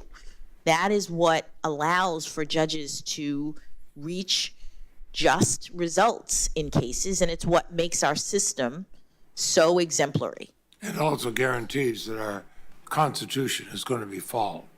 I think it's important you went around with Senator Doug Jones, who's highly respected in the Senate, both sides of the aisle, but you got to meet other senators. I was delighted you came to spend time in my office, and you noted in your public remarks at the White House when you were nominated that your parents were married for 54 years, and both public servants in their own right. They're proudly watching you being announced by the president, and I must admit, watching them the last couple of days, they're proudly watching you here, as have other members of your family. Your younger brother became a police officer, detective in Baltimore before serving the Army. Two tours of duty in the Middle East. Two uncles that served as police officers. So I'm not really surprised that you understand law enforcement. The National Fraternal Order of Police has expressed strong support for your nomination. In fact, in their letter dated February 25th, 2022, they said you have considered the facts and applied the law consistently and fairly on a range of issues. And they went on to say there's little doubt Do you have the temperament, intellect, legal experience, and family background to earn this appointment? So this is the same thing. The Democrats are going to talk her up. Republicans are going to tear her down, and then it's going to be, I think, a 52-48 vote. I think you're going to be better than that. Issues related to law enforcement fairly. I think you're going to get 55, Chair Durbin, I'd ask. if not more. I think you get 55, 60. Order, please be included in the record at this Without point. objection. Now, that's a statement from the largest law enforcement labor organization in the United States. What do you say to people who say you're soft on crime or even anti-law enforcement because you accepted your duties as a public defender? Thank you, Senator. Yeah, that's I dumb. would That's make, dumb. Anyone who's criticizing her three for observations exercising her duties in when she was response public defender to is just dumb. those critiques. Yeah, they don't know what they're talking about. The That's first is that's that ridiculous. as Then you would never have a someone public defender or somebody who practices had defense family members ever would make it to any judicial parole I know, piece. that's- It would all be in the state. I represented my clients to the best of my ability, care pursuant to the deeply about Constitution public and safety. rules of ethics. That means you I can never. what's your next question? What it's like to have loved ones who go off to protect and to serve, and the fear of not knowing whether or not they're going to come home again because of crime in the community. As you said, my brother patrolled the streets of Baltimore, and I had two uncles who were career law enforcement, including one who became the chief of police of the City of Miami Police Department in the 1990s. So crime and the effects on the community and the need for law enforcement, those are not abstract concepts or political slogans to me. The second observation that I would make is that as a lawyer and as a citizen, I care deeply about our Constitution and about the rights that make us free. As you say, criminal defense lawyers perform a service, and our system is exemplary throughout the world precisely because we ensure that people who are accused of crimes are treated fairly. It's very important to me in that capacity as a lawyer and as a citizen. Oh, I'm sorry. I was just going to say the third thing I would say is as a judge. As a judge, I care deeply about the rule of law. And I know that in order for us to have a functioning society, we have to have people being held accountable for committing crimes. But we have to do so fairly under our Constitution. As a judge who has to decide how to handle these cases, I know it's important to have arguments from both sides, to have competent counsel. And it doesn't mean that lawyers condone the behavior of their clients. They're making arguments on behalf of their clients in defense of the Constitution and in service of the court. And it is a service. Now, I know in our conversation, I'd mentioned in my own experience as a prosecutor, I wanted the best defense attorney on the other side because you want to make sure that as the trial went on, everything was done properly. And let's talk about Guantanamo Bay. Been controversial. Like all this is ridiculous because, of course, if you people, I don't think people realize you as a public defender, you don't have any choice, right? They'll give you the CP case, they give you anything, and you got to defend that person to the best of your ability, or you can lose your license, right? You can't. First, you can't say no because that's your job, and second, if you don't defend them to the best of your abilities, you can't be a lawyer anymore. She wouldn't even be up here trying to talk.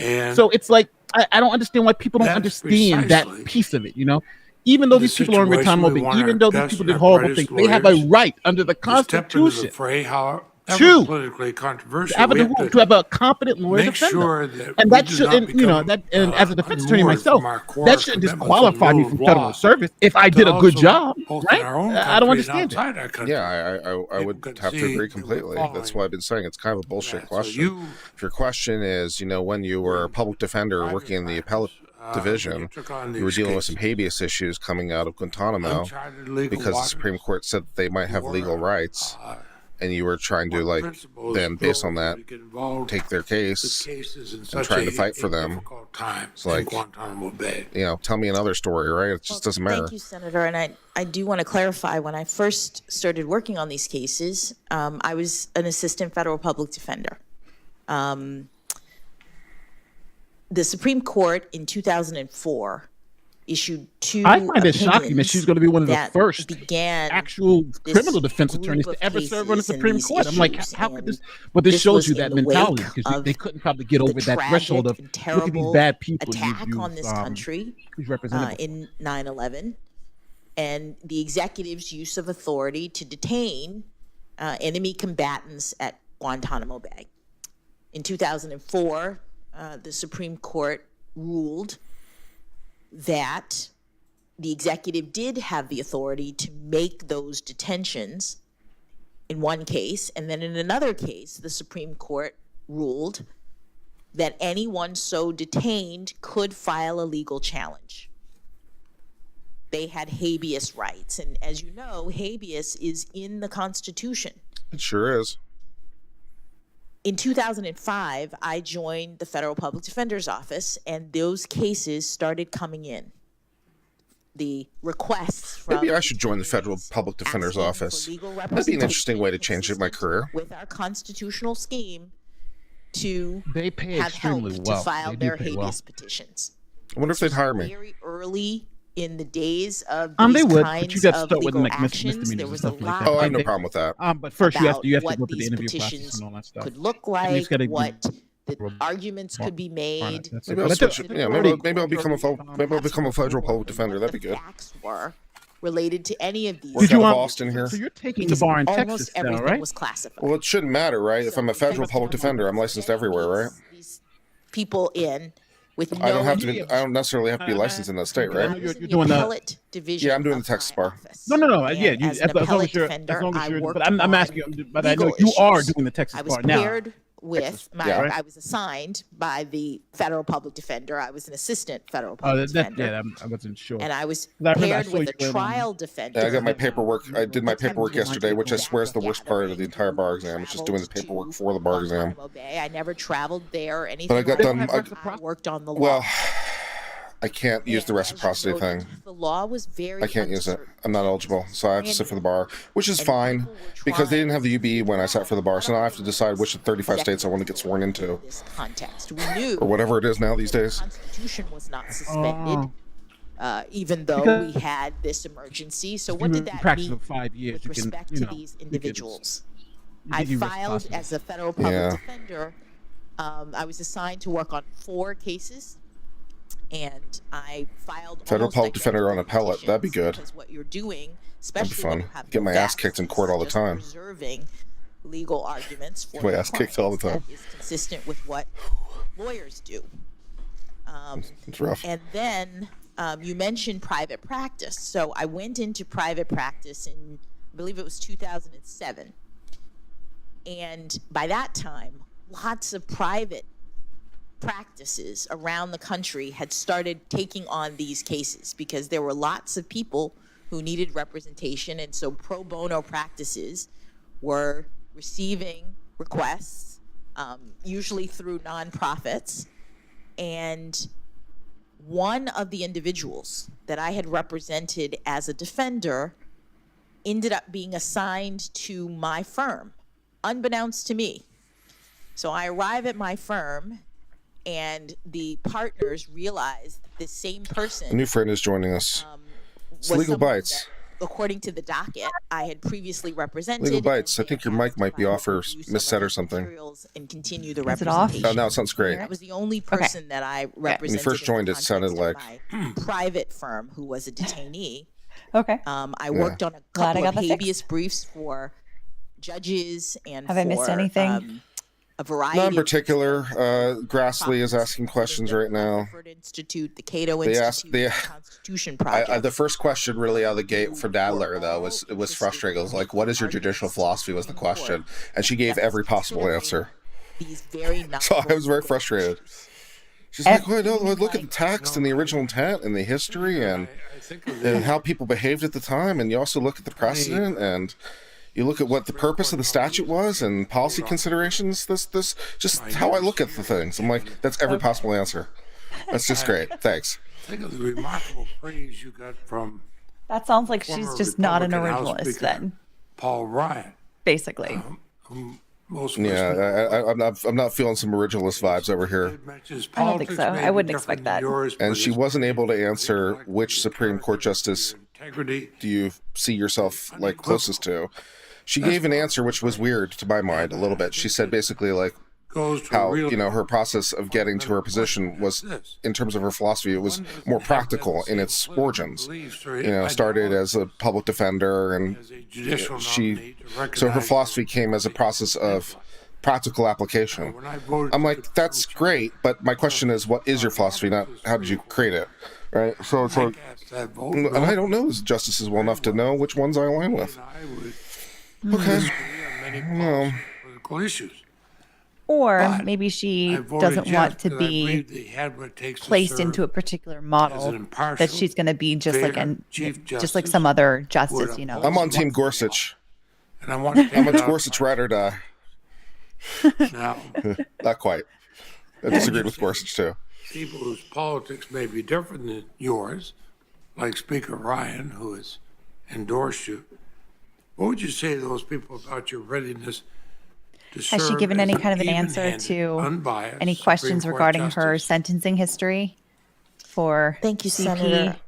Um, I would say Convicts. she was asked a little bit about it I by am committed to serve Nadler, as an and she even-handed gave this answer about Supreme how Court they're justice really if hard, I'm and confirmed by she this looks body. at the And I have a statutes record and the sentencing that has guidelines, and decayed. That's she kind of just what I kind seemed to be a bit of a have contradictory matter. She said, all of my cases. she said, And I've we been should interpret the serving law in based on what Congress wrote, based on its original public meaning, based on the time, and if the text is clear, that should be the end of it. We see And then some gone on of to the said, most but the politically statute contentious relating to the CP issues. was changed 10 years ago, and the internet is in a much different place now because it's now so easy, apparently, impartiality. to download mass quantities of the CP.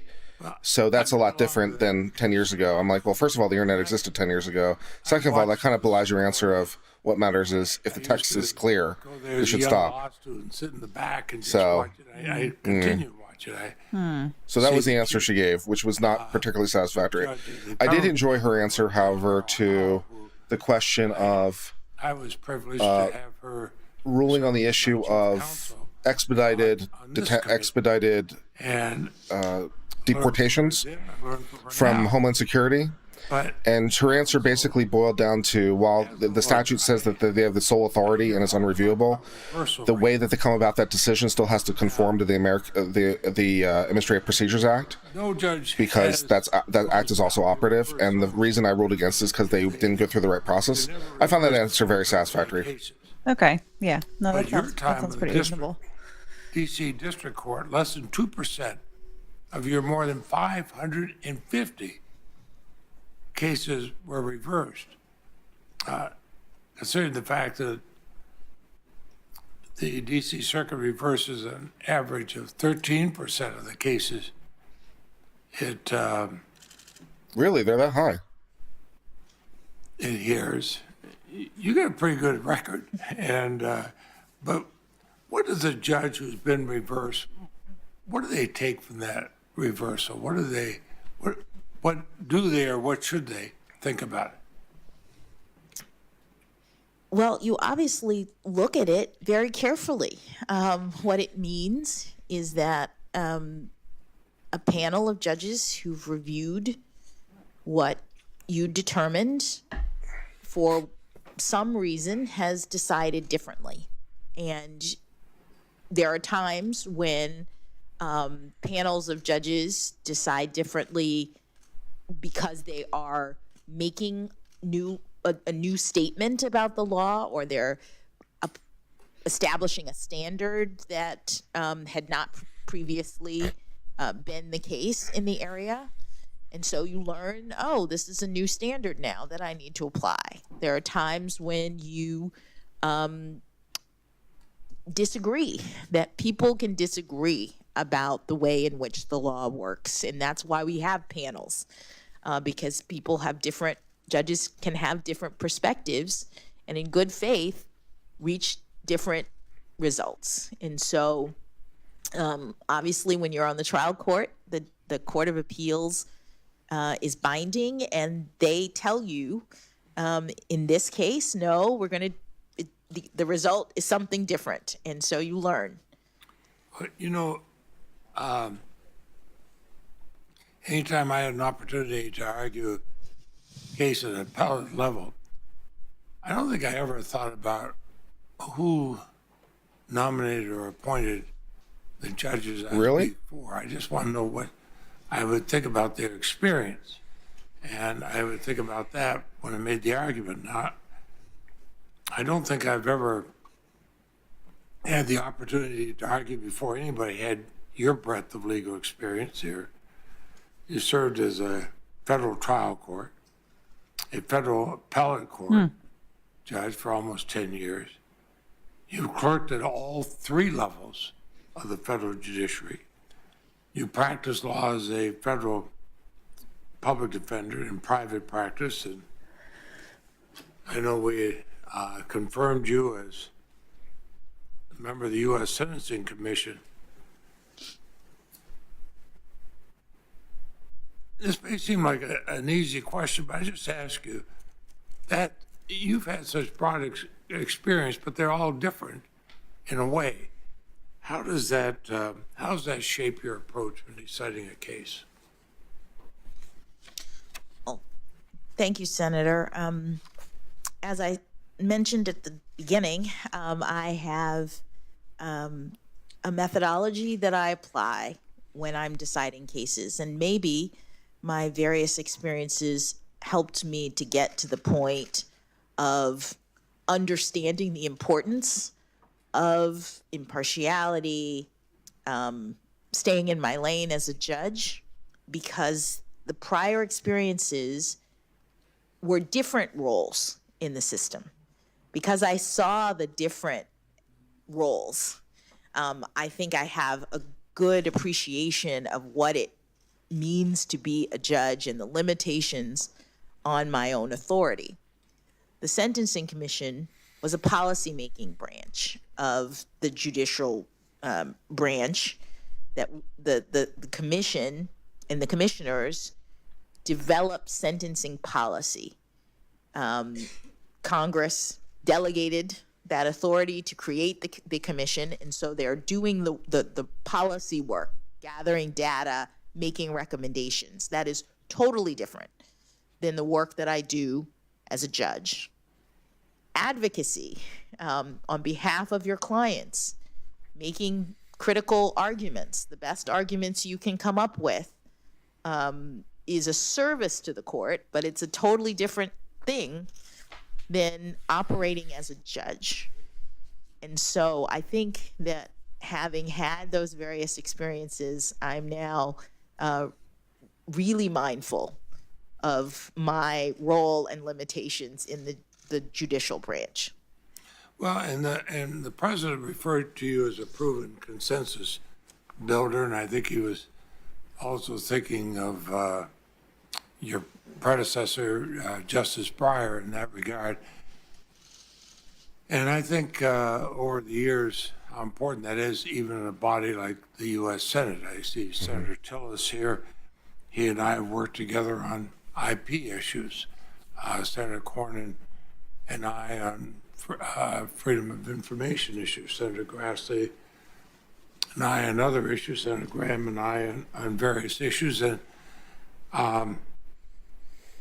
And usually, in the Senate at least, if you work across the ideological spectrum, you get better results.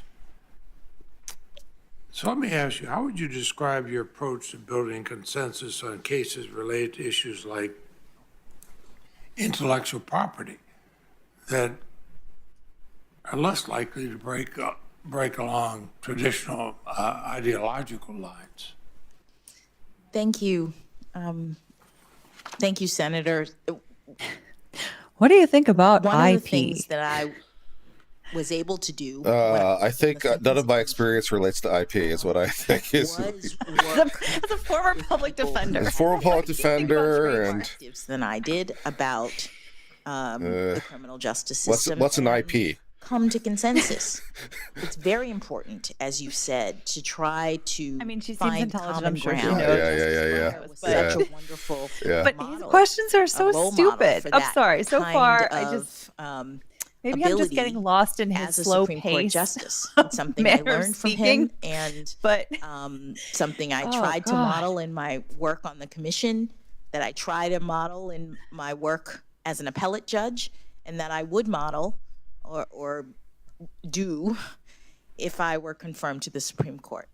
Thank you, Chair Durbin. Thank you, Senator Leahy. And now Senator Graham.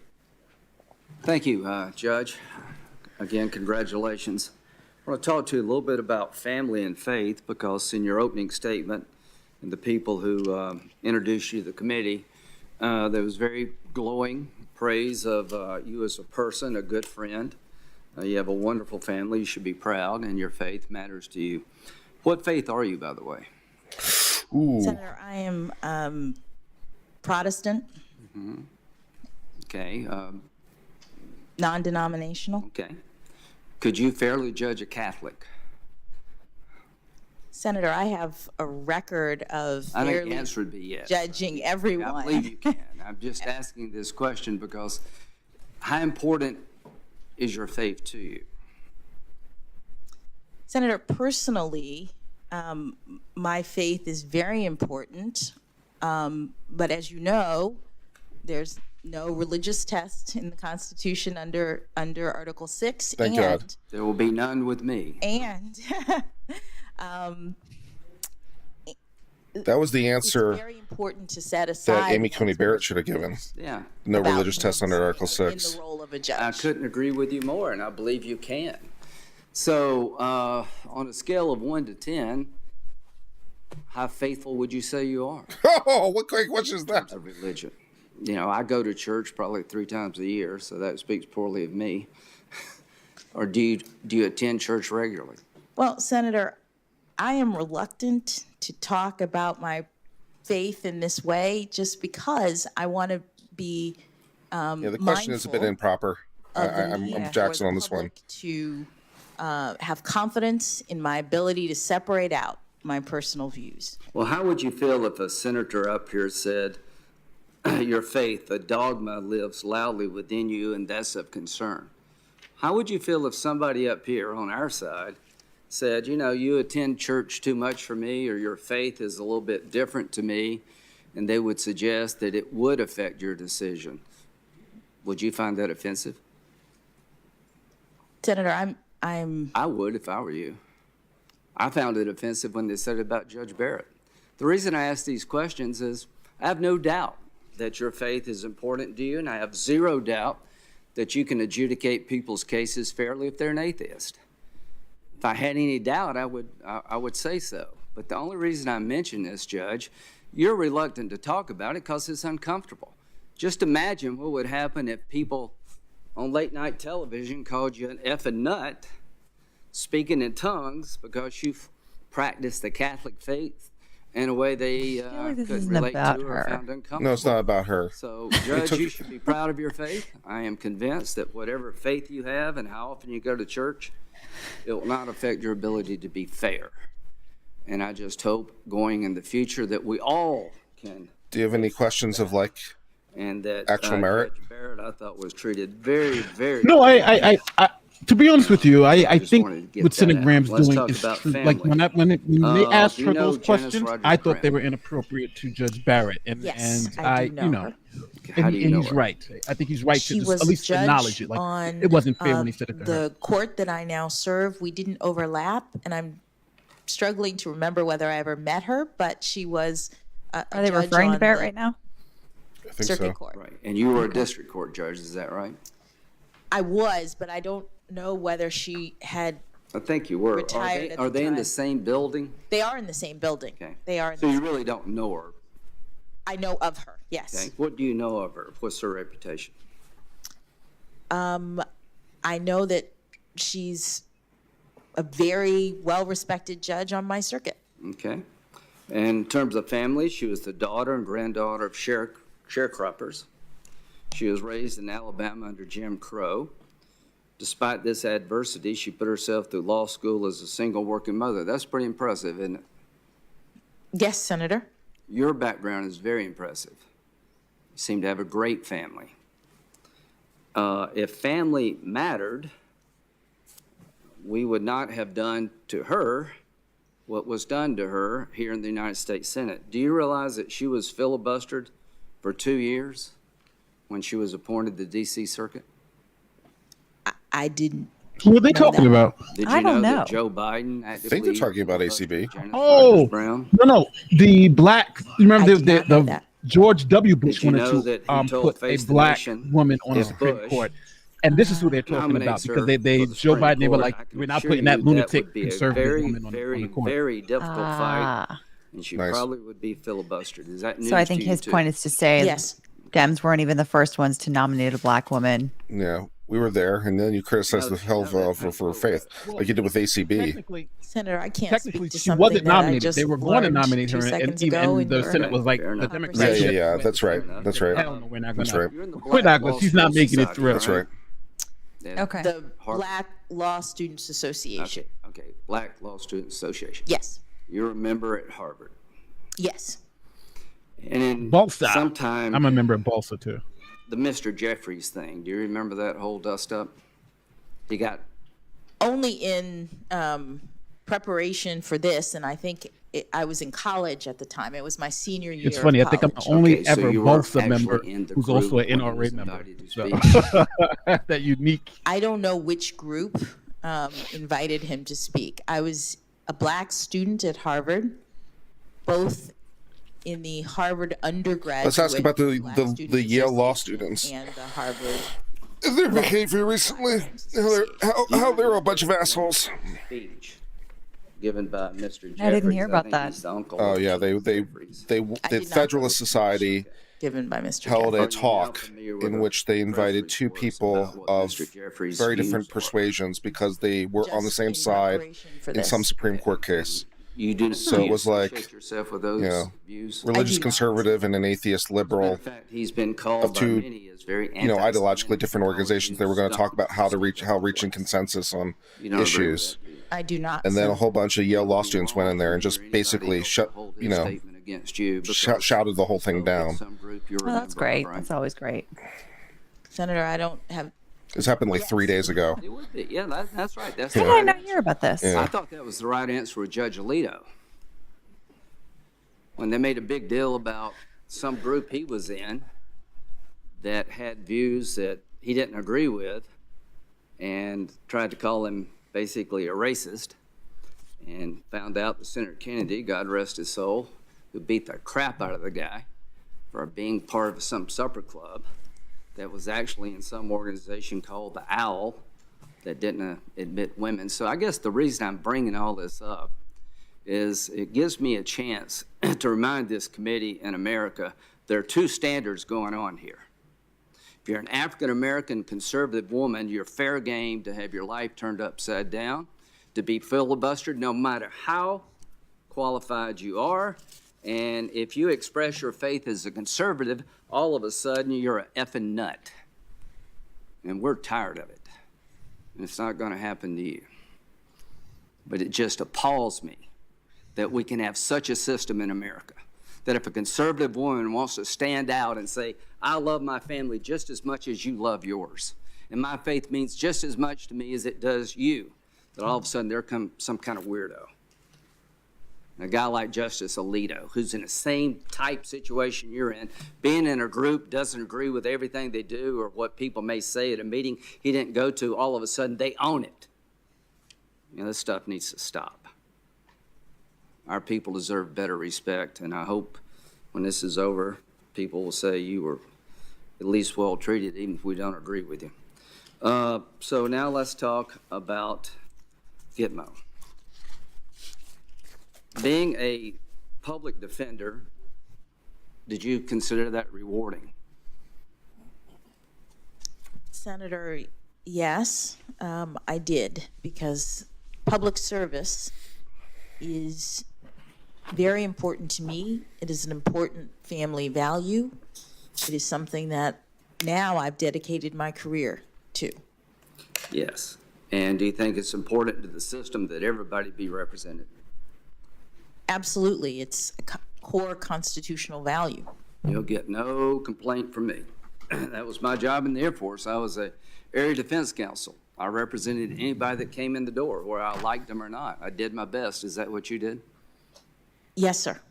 Okay, good. Now, so the American people deserve a system where everybody's represented, where you like them or not, and anybody that takes up that cause, no problem with me. You're just doing your job, and I think you make our country stronger.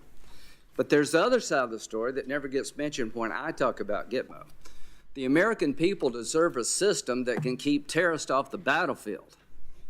They deserve a system that understands the difference between being at war and a crime. Do you consider 9/11, you said, a terrible, tragic event?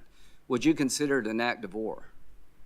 Yes, Senator. Okay, I would too. I think it was an act of war by Al Qaeda and associated groups against the people of the United States. So as you rightfully are proud of your service as a public defender, and you represented Gitmo detainees, which is part of our system, I want you to understand, and the nation to understand, what's been happening at Gitmo. What's the recidivism rate at Gitmo? Senator, I'm not aware. It's 31%. How does that strike you? Is that high, low, about right? I don't know how it strikes me overall. You know how it strikes me, it's terrible. Yes, that's what I was going to say. Okay, good. Of the 229. I don't know what I think. It's terrible. That's what I think. Great. released from That's Gitmo, fine. That's great. Thanks. Thanks. 729 released, 229 have gone back to the fight. Here's some of the notables. Former Gitmo detainee Zakir was named the interim defense minister of Afghanistan. I don't know exactly what his job is today, but during the transition, they made him the defense minister and he was in Gitmo.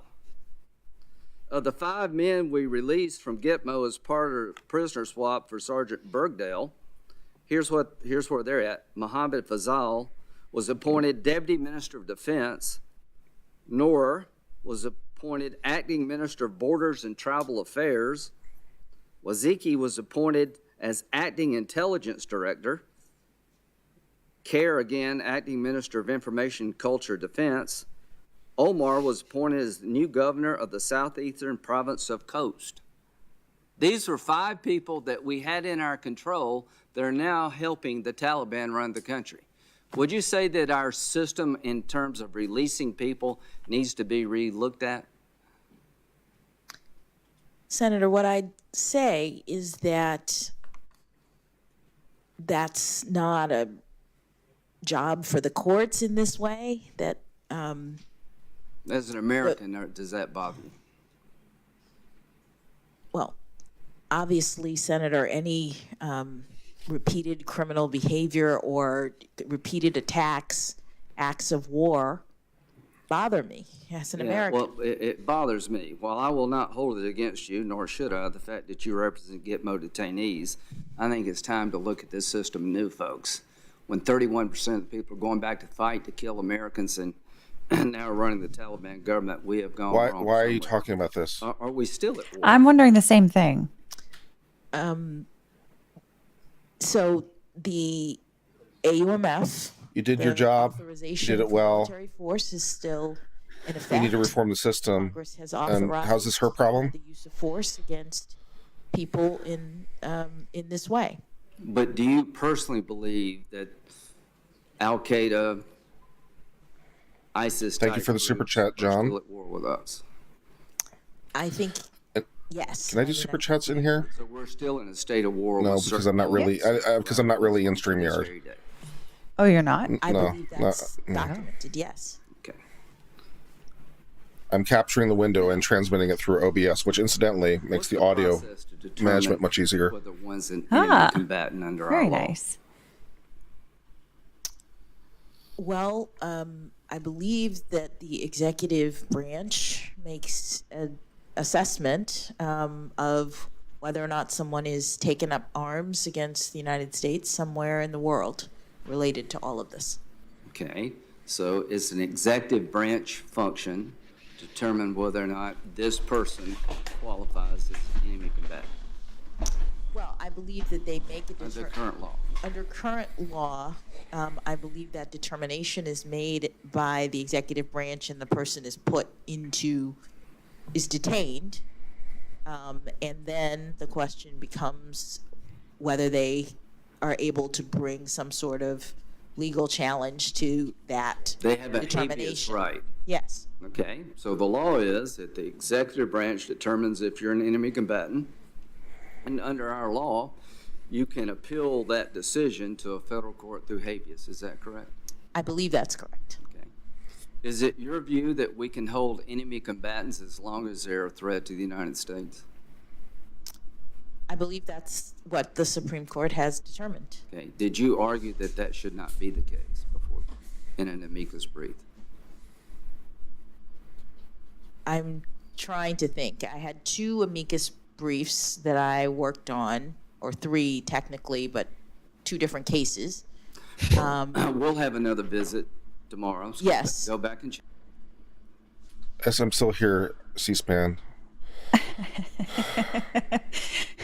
Are you bored and asleep, just like most people on most of our programs? Trying to learn something. Only us nuts Senator, are as watching you it. were talking, my clients, the Cato Institute, the Rutherford Institute, and the Constitution Project, made that argument and asked me to draft their brief. Yes. Well, do you Cato agree with Institute? that? Senator, my She represented Cato at some point? responsibility was to make my clients' arguments, and as a nominee to the Supreme Court, that's the kind of issue.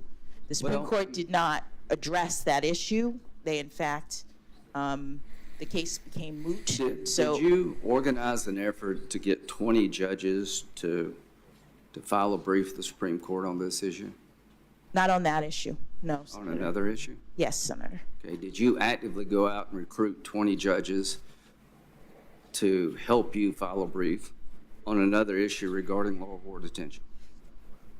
Not technically. What do you mean by that? What I mean is that I was at Morrison and Forster, which was my law firm, in the Supreme Court and Appellate Group.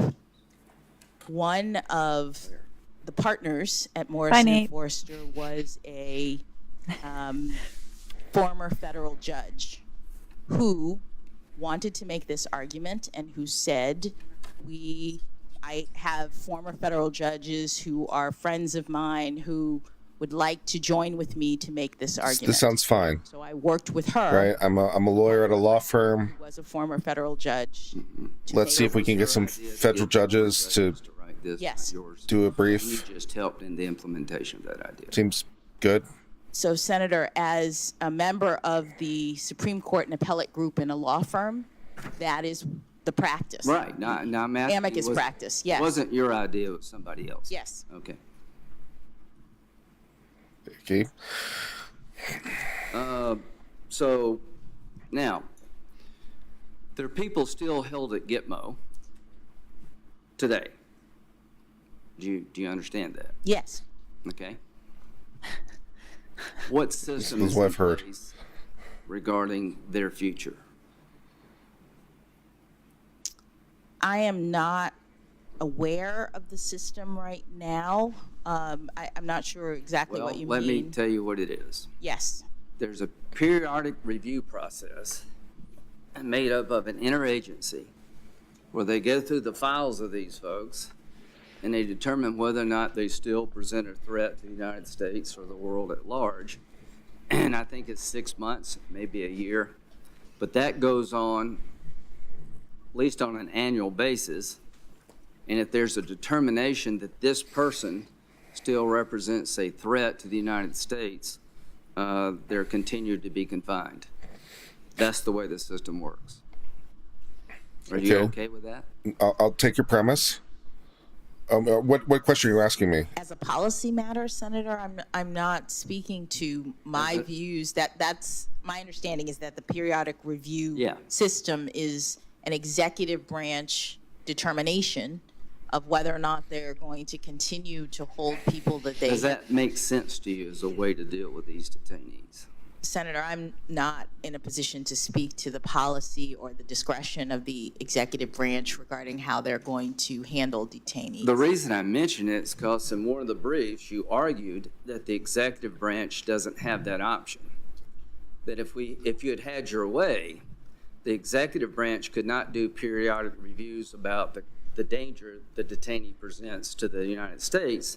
They would have to make a decision of trying them or releasing them. Is that not accurate? Respectfully, Senator, it was not my argument. I was filing an amicus brief on behalf of clients, including the Rutherford Institute, the Cato Institute, and the Constitution Project, who... Well, when you sign on to a brief, does it not become your argument? It does not, Senator. If you are The whole an point of attorney advocacy. and you are representing a client in amicus... Is that your position when you were in private practice? I mean, you sign on to this brief making this argument, but you say it's not your position. I mean, why would you do that if it's not your position? Why would you take a client that has a position like that? Now, this is voluntary. Nobody's making you do this. Oh, Senator, I would refer you to the same sorts of statements that Chief Justice Roberts made when he came before the committee, which is that lawyers represent clients. I get that. I'm not holding the client's views against you. The people you represent at Gitmo, they deserve representation. But this is a amicus brief where you and other people try to persuade the court to change policy. The policy I described is a periodic review. If the court had taken the position argued in the brief that you signed upon, we'd have to release these people or try them, and some of them, the evidence we can't disclose because it's classified. You're putting America in an untenable position. This is not the way you fight a war. If you tried to do this in World War II, they'd run you out of town. We hold enemy combatants as long as they're a threat. There's no magic passage of time that you got to let them go. So my question is very simple. Do you support the idea, did you support then the idea that indefinite detention of an enemy combatant is unlawful? Respectfully, Senator, when you are an attorney and you have clients who come to you, whether they pay or not, you represent their positions before the court. I'm sure. She's right. Sure everybody at Gitmo wants out. No, I got that. This is an amicus brief, and I just don't understand what you're saying, quite frankly. I'm not holding it against you because you represented a legal position I disagree with. I mean, that happens all the time. I'm just trying to understand what made you join this cause. And you say somebody hired you, but did you She feel was working okay for a in firm that adopting that cause? I mean, filed an amicus when brief. you signed on to the brief, were you not advocating that position to the court? Senator, as I think she'd even said she was an associate at the time, if I understood. Yeah. Determine the lawfulness or unlawfulness of any particular issue, I need to receive briefs and information, making positions on all sides. And No, I got what a judge is all about. Listen, I'm not asking you to decide the case in front of me right here. I'm asking me to explain a position you took as a lawyer regarding the law of war, and I am beyond confused. I know what you said in your brief. Whether I agree with it or not, it's not the point. I just want you to understand that it's important for all of us to know where you were coming from. If that brief had been accepted by the court, it would be impossible for us to fight this war Because there's some people going to die in jail in Gitmo and never go to trial for a lot of good reasons, because the evidence against them is so sensitive we can't disclose it to the public.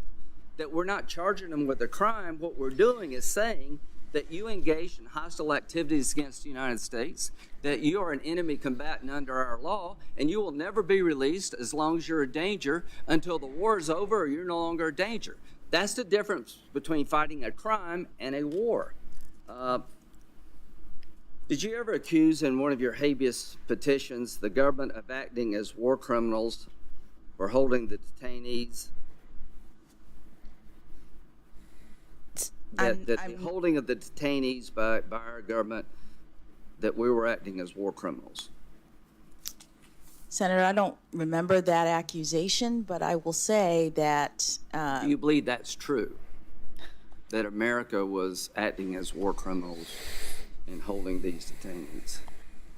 Senator, the Supreme Court held that the executive branch has the authority to detain people who are designated as enemy combatants for the duration of the hostilities. And what I was doing in the context of the habeas petitions at this very early stage in the process was making allegations to preserve issues on behalf of my clients. A habeas petition is like a complaint that lawyers make allegations. You know, I've been a lawyer too, but I don't think it's necessary to call the government a war criminal in pursuing charges against a terrorist. I just think that's too far. I don't know why he chose those words. That's just too far, but we are where we are. So let's talk about the nomination process. Have you ever had any interaction with a group called Demand Justice? No. Directly or indirectly? No. Have you ever had an interaction with a group called American Prospect? No. Do you know anything about Arbella? Is that the right term? Have you ever heard of a group called Arbella? I've heard of a group that I think is Arabella or something like that. Think you're right. Not Yes. Arabella. Yeah. Do you know anything about them? Have you had any contact with them? No. Okay. In your nomination, did you notice that people from the left were pretty much cheering you on? A lot of people were cheering me on. Good answer. That's true. Good answer. Did you know that a lot of people from the left were trying to destroy Michelle Childs? Did you notice that? Who's Michelle Childs? Senator, a lot of people were supporting various people for this nomination. Oh yeah, one of the other possible nominees. Okay. So you're saying you didn't know there was a concerted effort to disqualify Judge Childs from South Carolina because she was union-busting, unreliable Republican in disguise? Senator, I didn't know that. I'm a sitting judge. I was focused on my cases. Yeah, I was unaware of that. That missed my news memo. Yeah. That happened. Senator, it is troublesome that people are or were doing things related to I think the that's the nomination. best way to say She it. could just People be like, have a hey, right to look, speak man, out and I pick don't the know about person of anybody their else. choice. All I know is that But I all was can nominated and say here I is that am. If you miss the fact that there was an organized effort, well, here's President Biden has only a certain amount of political capital for keeping his party united. If he needlessly angers progressives on this SCOTUS pick, that could create all sorts of problems for him down the line. Jeff Hauser, revolving door projects. Let's see. Appointing a Supreme Court nominee comes with political considerations? Whoa. I just got so many quotes. It's difficult to imagine someone with a record like Judge Childs winning votes from criminal justice advocates like Senator Cory Booker, even Dick Durbin. Childs' experience is nothing like the diversity of experience that the Biden administration has championed. Let's see. Picking She's her, really Childs, trying would to, like, demoralize reach the for base, something. side with corporate America. The fact that Lindsey Graham is vouching for her. I don't should really give know the what he's White doing, House to be honest. pause. our revolution. At this point, he seems to be, I wish the nominee was Childs. Ketanji, or whatever his name is. I'm sorry about that, Joseph. He's Bernie Sanders' PAC director. You didn't know that all those people were declaring war on Judge Childs? I missed that one, though. Senator, I did not. Okay. Well, no, I'm not saying you did. You said you didn't know. I'll take it your word. But I am saying that what is your judicial philosophy? Finally, a question that actually So I have a matters. methodology that I use in my Yeah, cases. this is the same answer she gave. The methodology where I consider literally every possible rule factor. impartially, and So that your judicial philosophy is to rule impartially. no, my judicial philosophy is to rule impartially and to rule consistent with the limitations on my authority as a judge. And so my methodology actually helps me to do that in every case. So you wouldn't say that you're an activist judge? I would not say that. Okay. So we'll have 20 minutes more later on, but here's what I would say.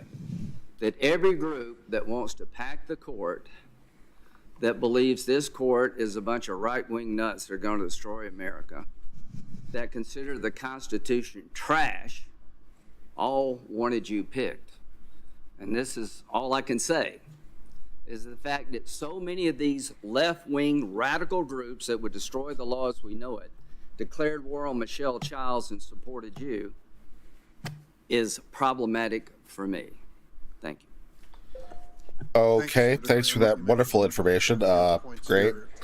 Congressman Jim Clyburn was a strong supporter of Michelle Childs, and now I believe he is publicly supporting your nomination. And Michelle Childs has been nominated by President Biden to be a circuit judge, and she will be considered by this committee as quickly as possible. On the issue of Guantanamo, there are currently 39 Guantanamo detainees remaining. The annual budget for Guantanamo is $540 million per year, which means each of these detainees is being held at the expense of $12 or $13 million per year. If they would be incarcerated at Florence, Colorado, the Supermax prison, federal prison, the amount would be dramatically I'm not sure less. Florence has that much space. 9/11, nearly 1,000 convicted in the United States on terrorism charges.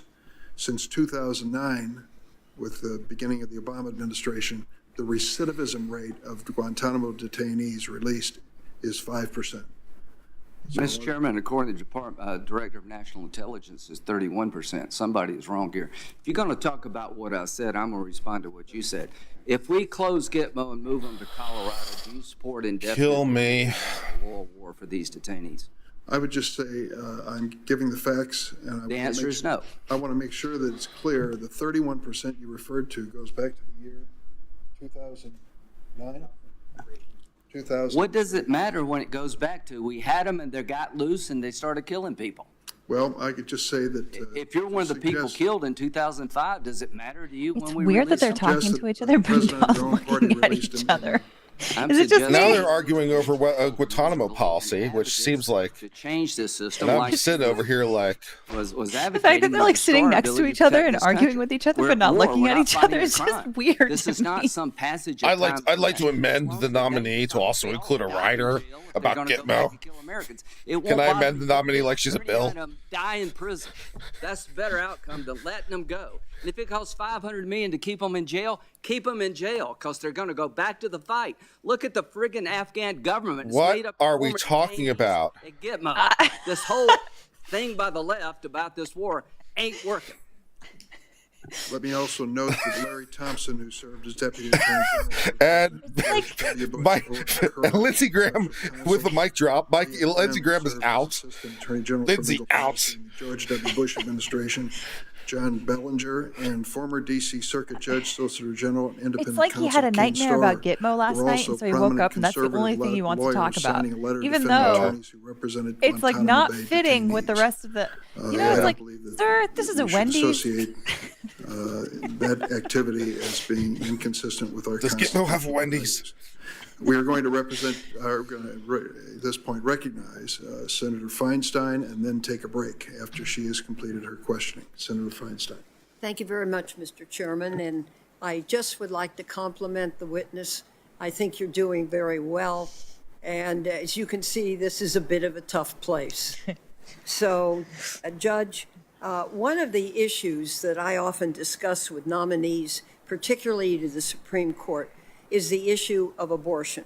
I've asked the three most recent Supreme Court nominees about this issue, and so I'd like to discuss it a bit with you today. In 2017, I asked Justice Gorsuch about this during his confirmation hearing. I asked him to expand on a comment he had made about his belief that precedent is important because it adds stability to the law. In response, Justice Gorsuch reiterated his belief that precedent is important because, and I quote, once a case is settled, that adds to the determinacy of the law, end quote. He also stated that Roe has been reaffirmed many times. It's about to be Judge Kavanaugh unaffirmed about this issue in 2018. Maybe. I asked him whether he believes that Roe was settled wrong, and if so, whether it was correctly settled. Justice Kavanaugh said that Roe, quote, is settled as a precedent of the Supreme Court, end quote. He said that Roe, quote, has been reaffirmed Feinstein is the many old lady from times the Goonies. over the past 45 years. Kind of does And look most like her. prominently, most importantly, reaffirmed in Planned Parenthood v. Casey, Needs a beret. end quote. And he described Casey as having the value of a precedent on precedent, end quote. I most recently I mean, spoke that about was this what issue O'Connor was with writing about Justice in large Barrett part in Casey in was how to 2020. her views I on asked what her whether when you she should overturn agreed precedent. with So Justice yes, it was Scalia's precedent view about precedent that Roe in part. was wrongly decided. She committed to, quote, obey all the rules of stare decisis, end quote, if faced with the question of whether to overrule Casey. She said she had, quote, no agenda to try to overrule Casey, end quote. So here's the question. Do you agree with Justice Kavanaugh that Roe v. Wade is settled as a precedent? And will you, like Justice Barrett, commit to obey all the rules of stare decisis in cases related to the issue of abortion, end quote? I mean, I feel like that's Thank you, Senator. not I do entirely agree accurate of a with quote of both Kavanaugh and Barrett. Justice Kavanaugh and Justice Barrett on this issue. Roe and Casey are the settled law of the Supreme Court concerning the right to terminate a woman's pregnancy. They have established a framework that the court has reaffirmed, and in order to revisit, as Justice Barrett said, the Supreme Court looks at various factors because stare decisis is a very important principle. It provides and establishes predictability, stability. It also serves as a restraint in this way on the exercise of judicial authority, because the court looks at whether or not precedents are relied upon, whether they're workable. That's what O'Connor In wrote. addition to whether or not they're wrong. You know, whether workable, and whether other they've been factors as undermined, well. So I whether they're, agree with you know, that's what O'Connor wrote. of those statements that you read. Well, let me add one to that, and then we'll move on. I'm particularly interested in the case of Roe v. Wade. We noticed. Roe was decided by nearly 50 years ago, and it's been reaffirmed over a dozen times since then. So my How many times was question Plessy reaffirmed, I wonder? Does Roe v. Wade have the status of being a case that is a super precedent? And what other Supreme Court cases do you believe have that status? I don't know what a super precedent is. I still don't know. Senator, all Supreme Court cases are precedential, they're binding, and their principles and their rulings have to be followed.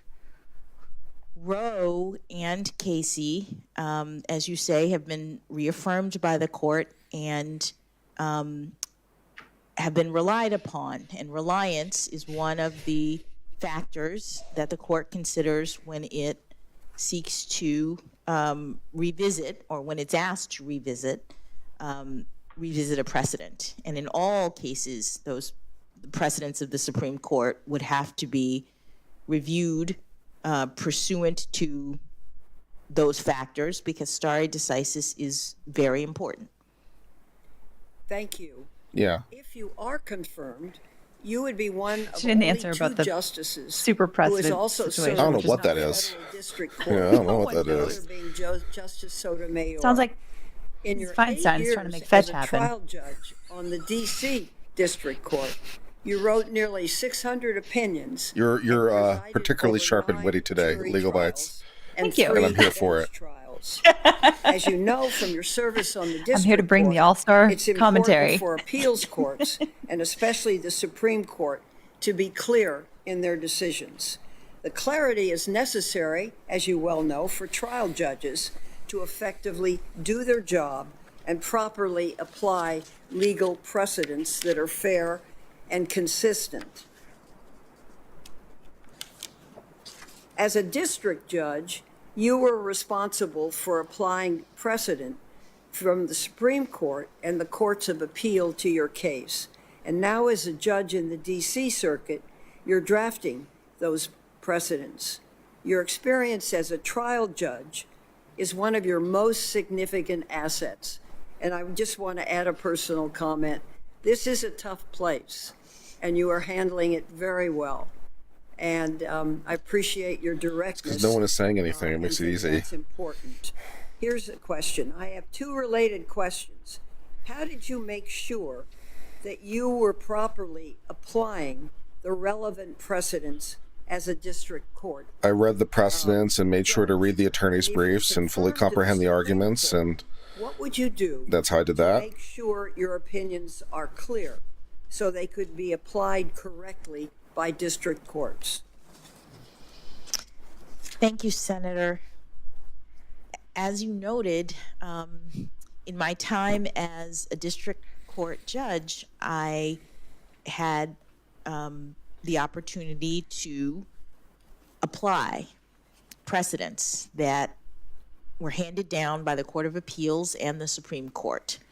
The district court is bound by the law as stated by those other tribunals, and I was very focused on making sure that I found the right precedents and applied them faithfully.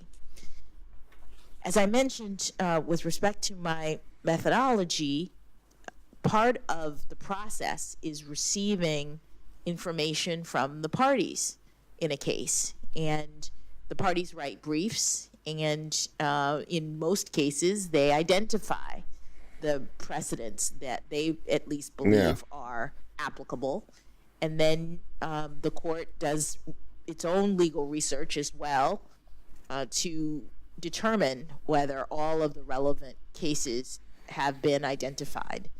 And then you look to see whether there's anything that directly controls, and if it does, that's your answer.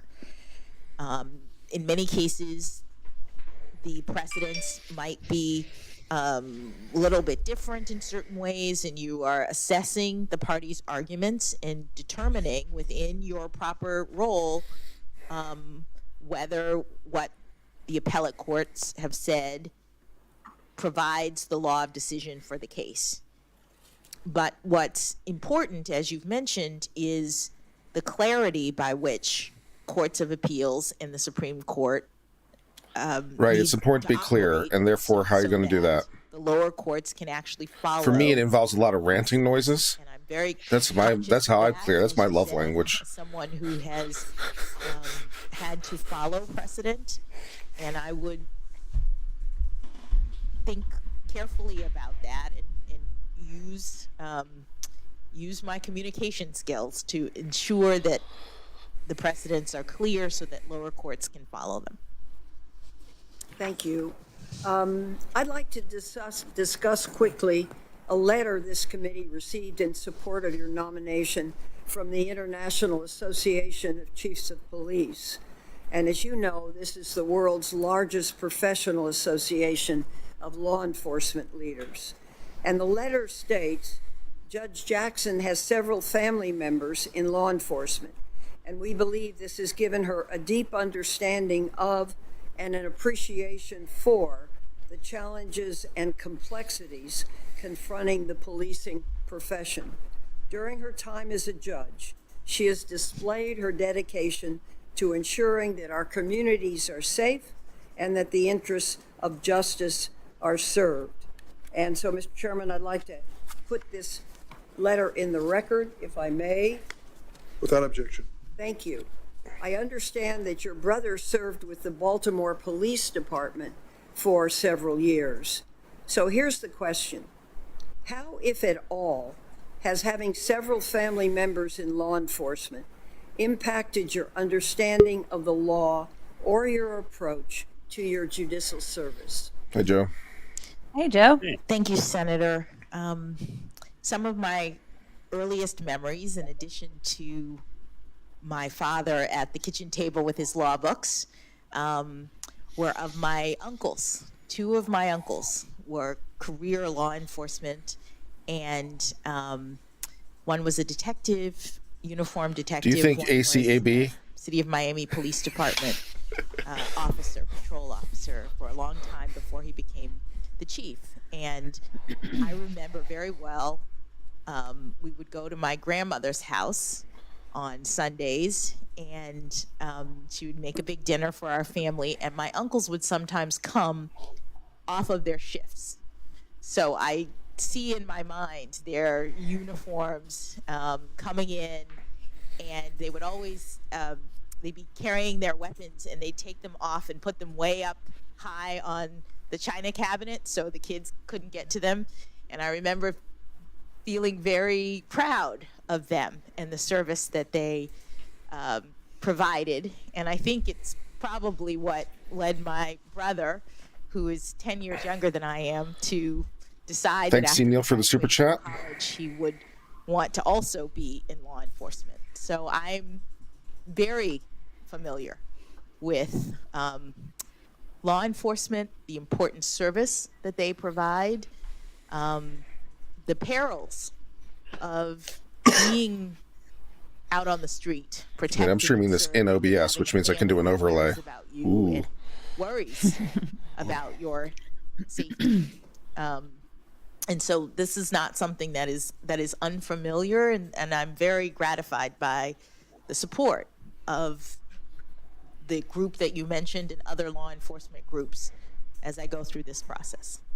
I joined this committee in January of 1993, and a few months later we considered the nomination of Ruth Bader Ginsburg to the Supreme Court.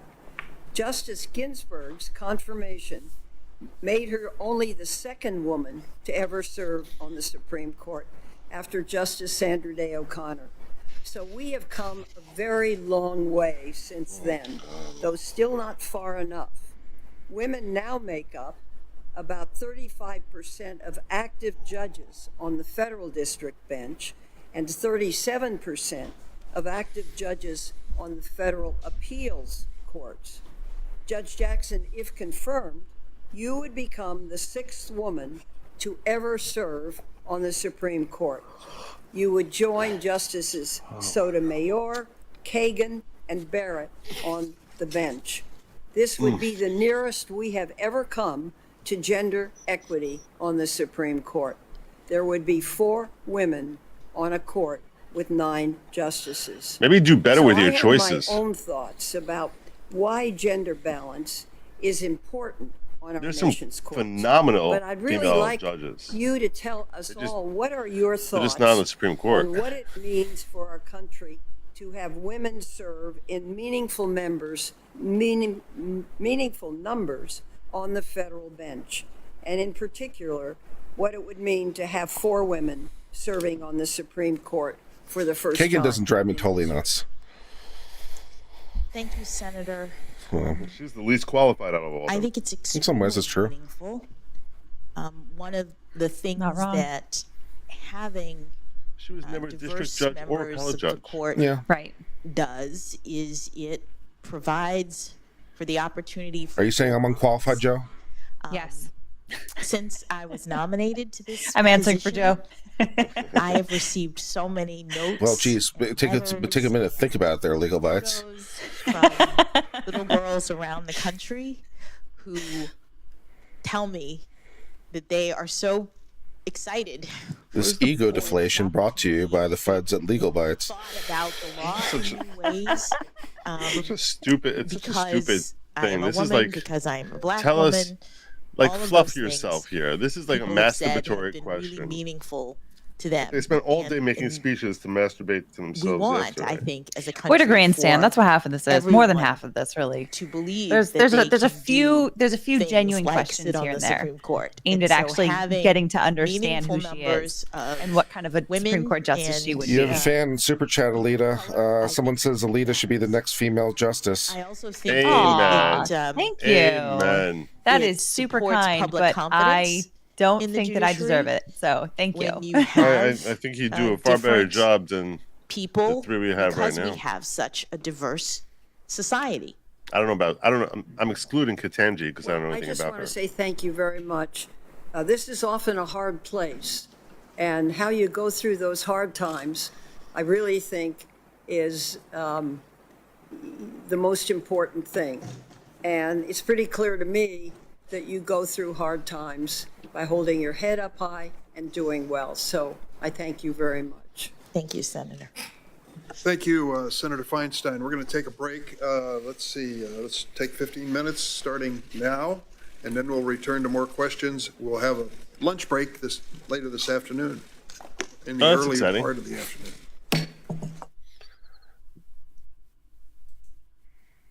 Cool. Well, that's it for the moment, at least. Yep. So what did we learn? We learned that Lindsey Graham has some issues with Gitmo. Yeah. Uh, Just kind of like randomly out of context. we had a little fight over Gitmo over there. Old man yells at cloud. There was a little Elsa Cloud moment. And her answers, other than like the answers other than judicial philosophy, are the same answers like a conservative would give. Like the only difference really was like a conservative would say like I'm an originalist or I'm a textualist, or they'd say something like that. But she didn't say that. She says she understands that she has a limited role, and she understands she's limited by the text. But how much those limits are, I suppose, is a question in some way. Yeah. Yeah, she kind of gave a so sampley of an answer that it was not enough to get an answer. Her answer. I mean, her answer to Durbin, because it was the first question at the gate. After a long ramp up, mind you, took a while to ask the question, but the question was, "What was your judicial philosophy?" And she gave every possible answer. She like counted them. It was like, well, it's a text. It's the original meaning. It's the purpose behind it, the intent, and history and precedent, policies. These are some of the factors I consider. Those are literally all the factors. That's great. That's just helpful. Great. Yeah, it's Well, super also, great. Yeah, and the question that I caught about asking her about her judicial philosophy, and then she answers about methodology. So that was interesting because it wasn't exactly answering the question. No, it's not.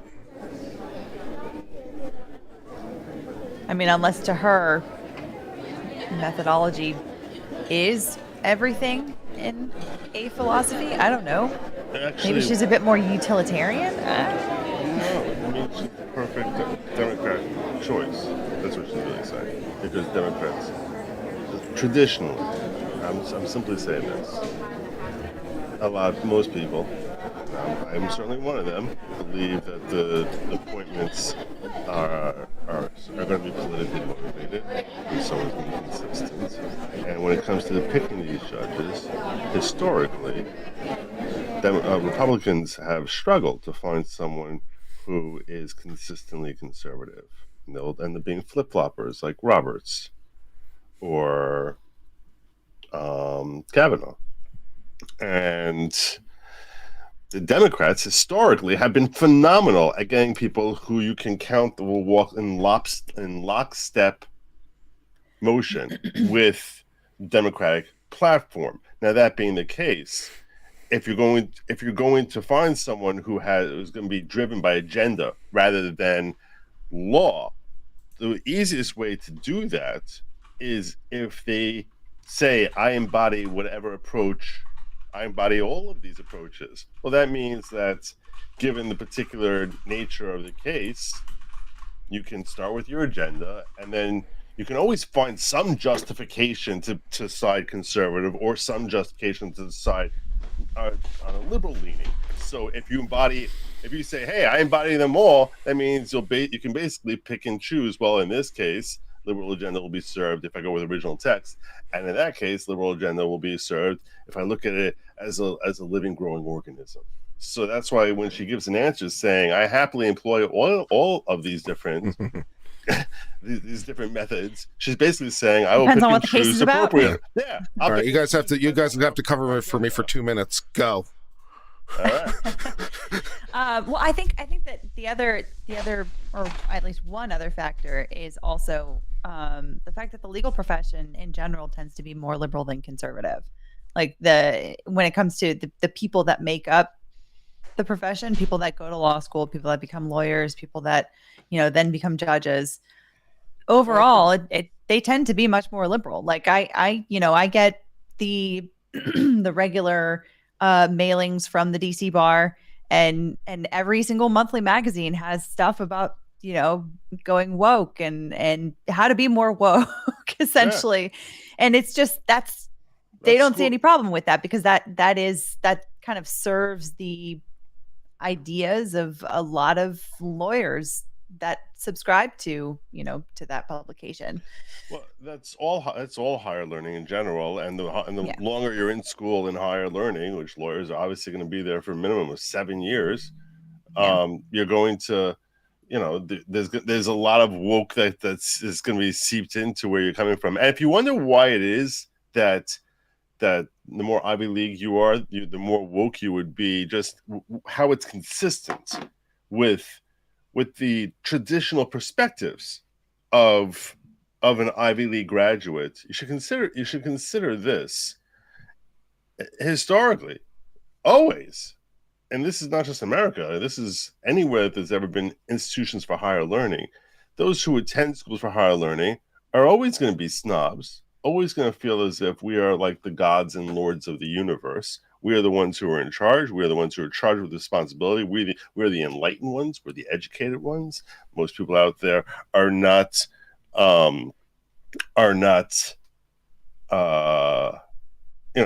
nearly as intelligent or as beneficial to society as we are. And the lords of woke basically look at it as if they want to be imposing policy and show that they are there's a certain the overall attitude I got from many of my fellow peers, and Fordham is really, which is not nearly as woke as many of the other places, because it's Catholic school, and B, because it's not, there were a lot of Irish there, at least when I was there. But the point I'm getting at is that when you are in college or in institutions of higher learning, you sort of feel that you are above the rest of society. That is the feeling that you have, and that if you're there's almost like there's a feeling of like, I'm going to bestow policy on others. I'm going to dictate how other people should live for their own good.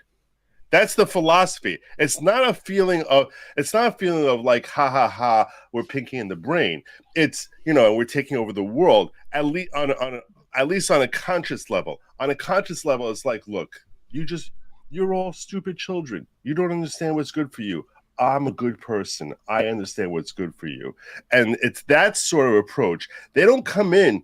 Law students don't come out of law school thinking to themselves, oh, we are the kings of the world. No, most of them come out saying, I know better than you do. what's good for you. So like I'm looking at the rest of society like they're foolish children. And it's incumbent upon us to look out for them in ways because we know best. And the irony is that they almost never know better.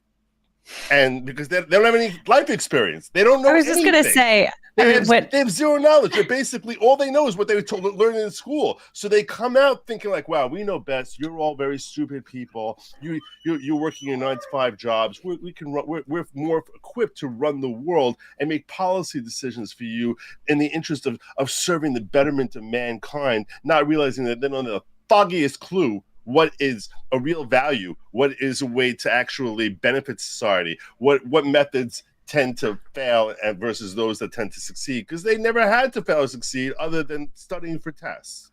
Anyway, I've been rambling here for a while. Yeah, no, I was just going to say that when you were saying, law students graduating, think that they basically know better than anyone else. I don't know, maybe it was just me and my brain, but I remember graduating being like, I still feel like I don't really know enough of anything. Oh, you didn't? Really? You didn't. And you didn't know how to practice law. Yeah. Right. No one coming out of law school knows how to practice law. Well, of course. I mean, of course. But it was like, but still, like, just the idea of, but that seemed to be. I mean, I don't know. Maybe I need to look back on some of my, talk to some of my friends or something that I haven't talked to in a little bit. But I mean, it seemed to be that was not, I was not unique in that. At least that was what I remember. And maybe I'm misremembering. No, you're not misremembering. But there's two different elements. There's one thing is, what you're talking about is an insecurity about your ability to practice. Because and deep in your heart, you know that you never really learned how to practice law. And now you think to yourself, oh my God, if someone walked up to me and actually retained me to handle a case, I wouldn't have the first damn clue how to handle it. Right. That is different than looking at yourself as part of an elite class. So you understand that on a practical level, when you graduate law school, you understand on a practical level that you still need training in order to actually handle cases, or handle a client, or deal with a client, or walk into a transactional situation and dominate or control everything, and because you never did it before, so you understand your own insecurities on that level. But much as the same way many people become cops so that they have a feeling of authority. On a subconscious level, people become lawyers because they feel as if they're becoming part of an elite group. Yeah. The society at large tends to look up to lawyers. There's a certain level of status that people will gravitate towards law in order to get. Right. Yeah. I mean, society's relationship with lawyers tends to be, we hate lawyers, we hate lawyers, we hate lawyers, yet we're kind of scared of them and think they're all assholes who are going to rip us off. Right. But also we want them on our team. And we want the good ones on our team, and they're crooked. That's basically, that's the relationship society has historically had with lawyers. But on some level, lawyers tend to feel like, you hate us because it's envy. That's when you're coming out of law school. That's what most lawyers tend to feel. I'm not expressing that's what it is.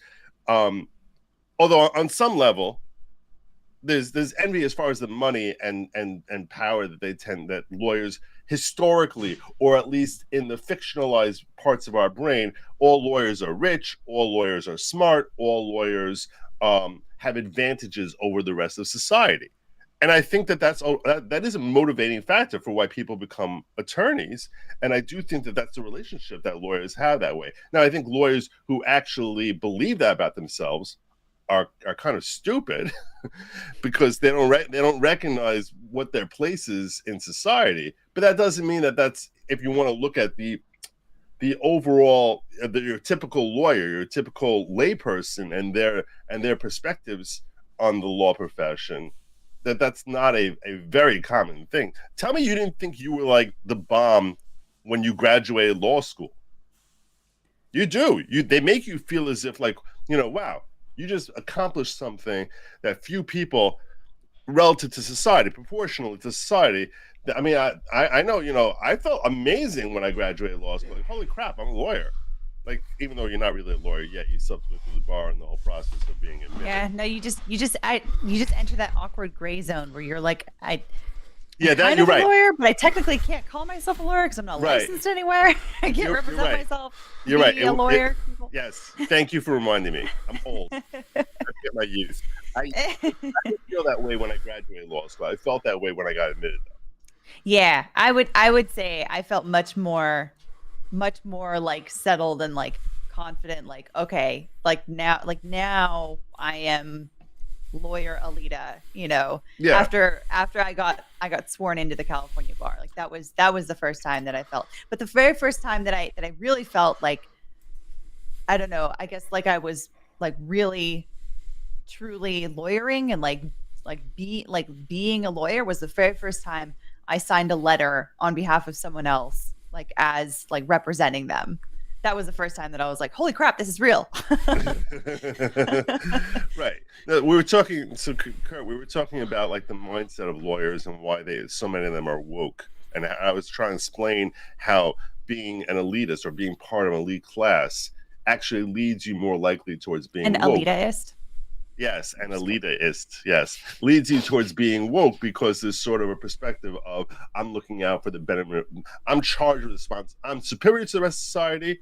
That's what everyone's been telling me. That's the relationship. That is on a subconscious level what many attorneys have, that I'm superior because of my education, whatever, and everyone's been telling me I'm superior because I'm smarter than society, and it's my job to tell society how they should act.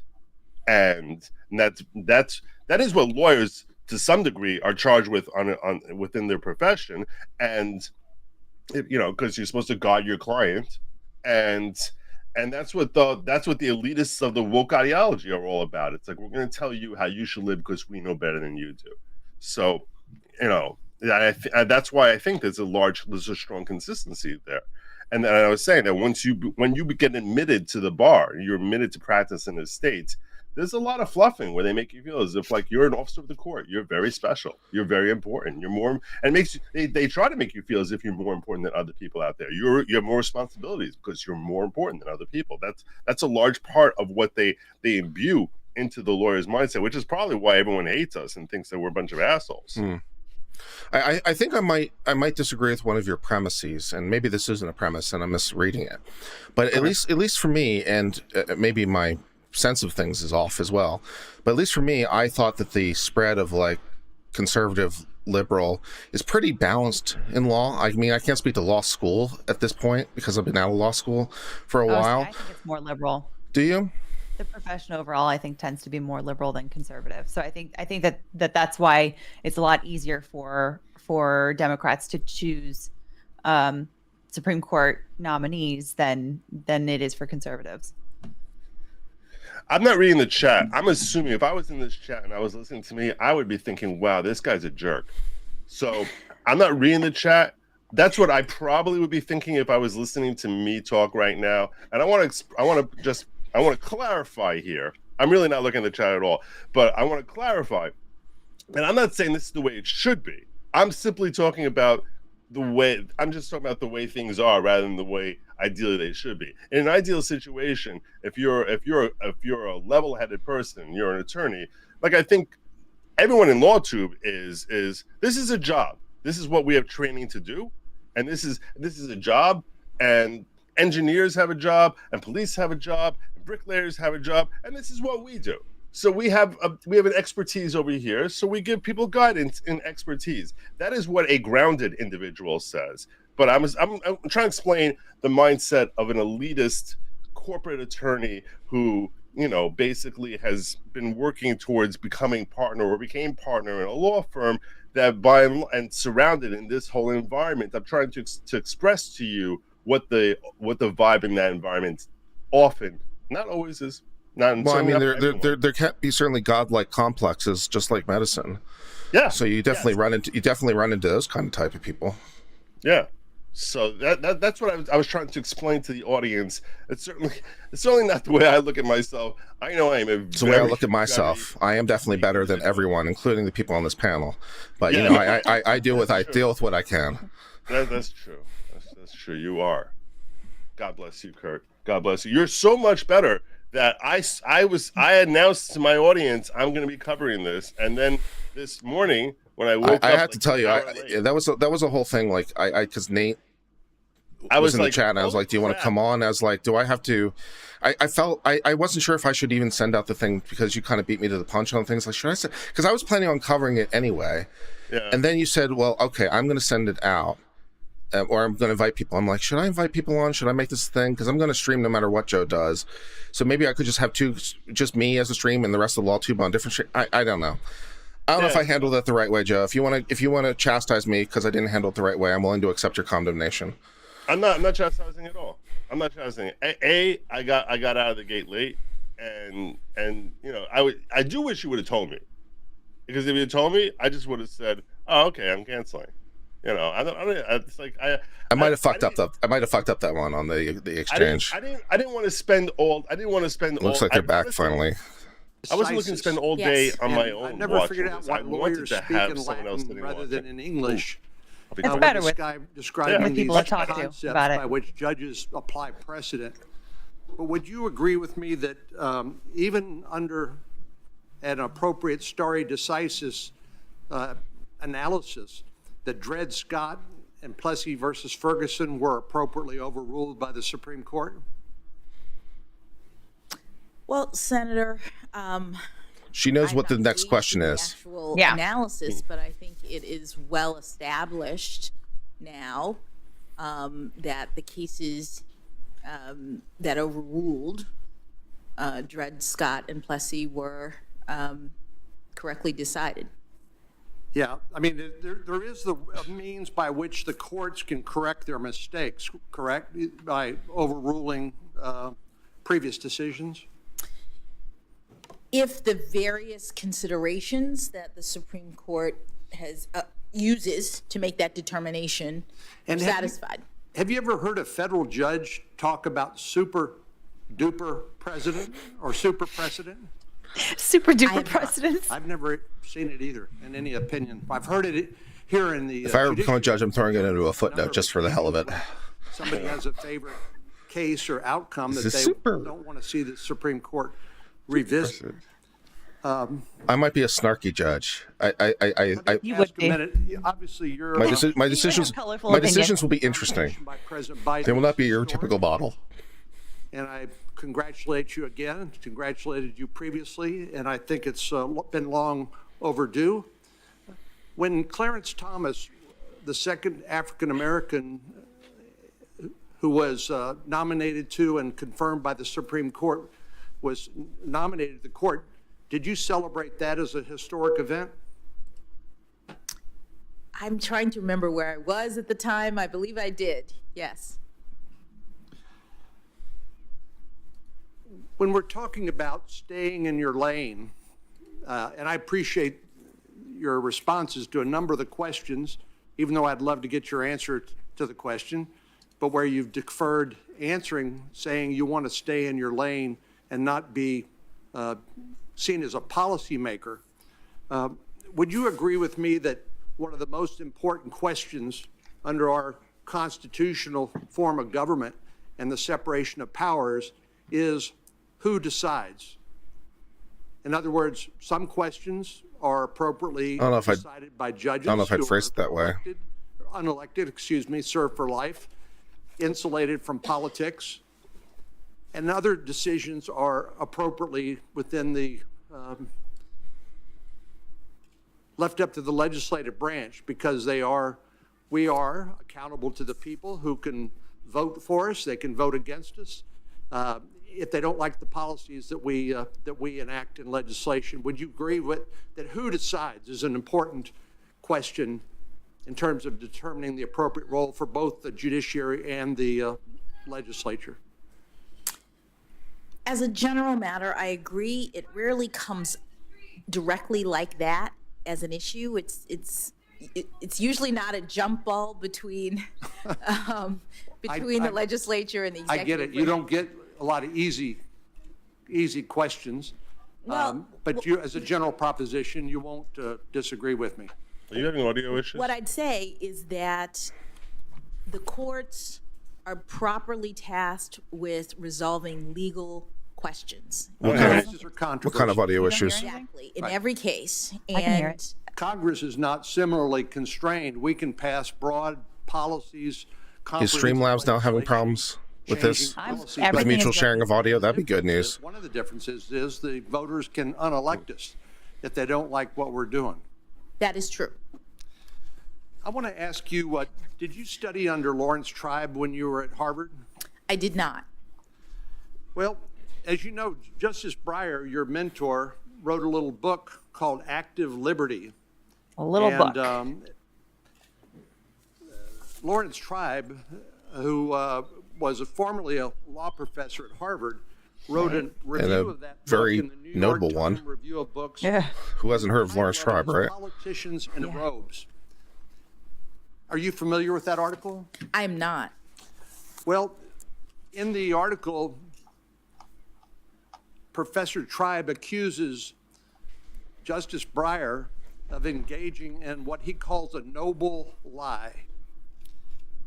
And he talks about the morality of resorting to falsehoods and delusions to conceal, usually from the masses, but sometimes from oneself, the truths whose revelation would wreak havoc or at least do more harm than good.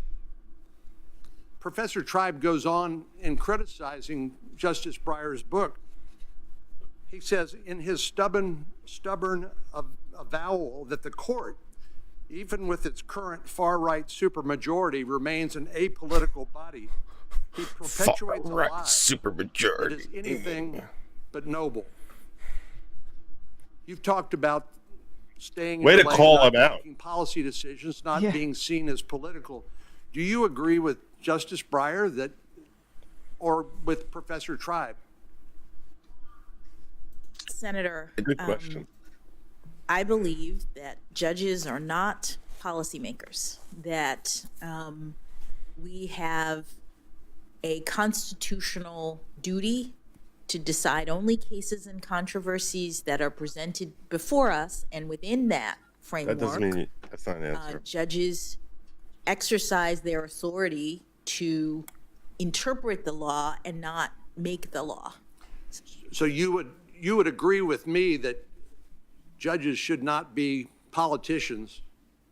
Yes.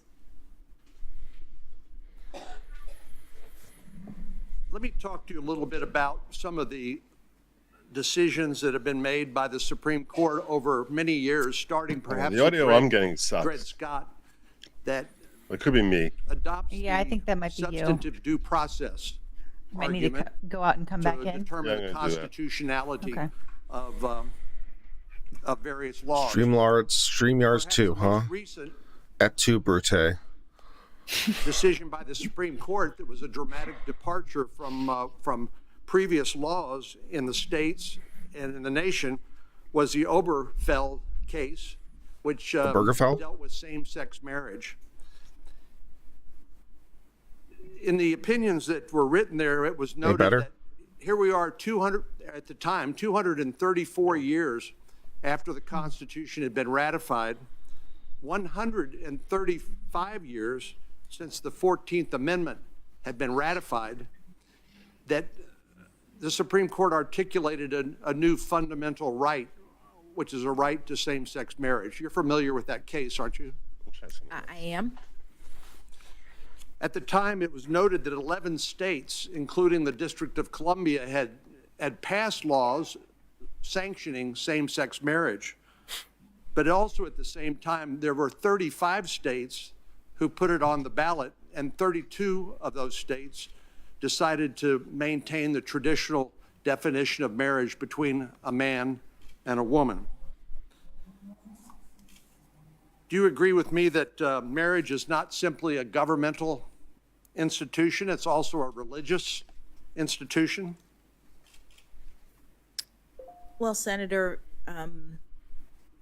marriages are often performed in religious institutions. Well, you agree with me that many of the major religions that I can think of, and they're Christianity, Judaism, Islam, embrace a traditional definition of marriage, correct?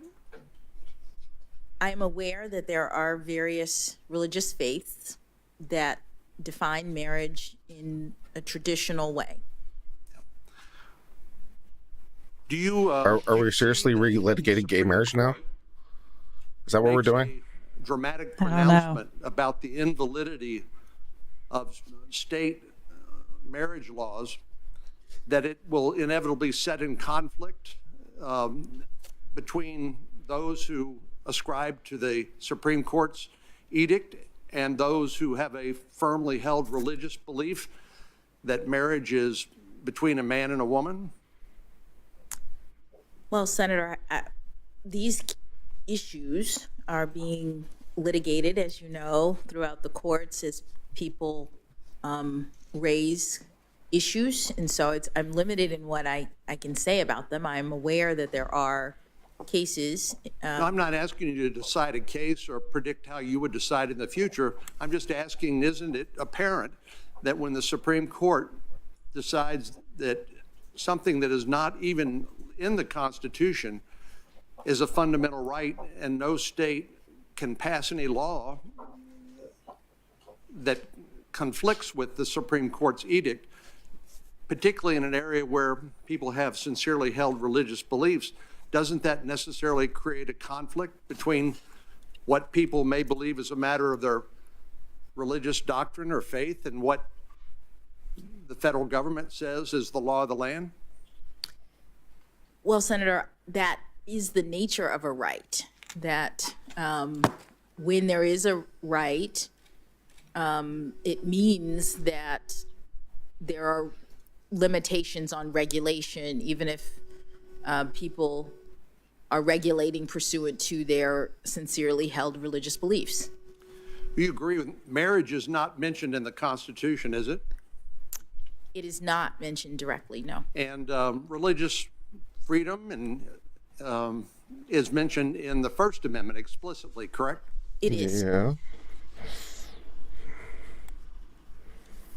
Do you share my concern that when the court takes on the role of identifying an unenumerated right, in other words, is not mentioned in the Constitution, and creates a new right, declaring that anything conflicting with that is unconstitutional, that it creates a circumstance where those who may hold traditional beliefs, like something as important as marriage, that they will be vilified? Such as unwilling to a assent vague to this new question. orthodoxy? I still don't know what we're doing here. So, Yeah, Senator, I understand that concern, and because there are cases that are addressing these sorts of issues, I'm not in a position to comment about either my personal views or whether. I'm not asking you to. Justice Alito in the Oberfeld case wrote, he said, "I assume those who cling to the old beliefs will be able to whisper their thoughts in the recesses of their homes. But if they repeat those views in public, they will risk being labeled as bigots and treated as such by government, employers, and schools."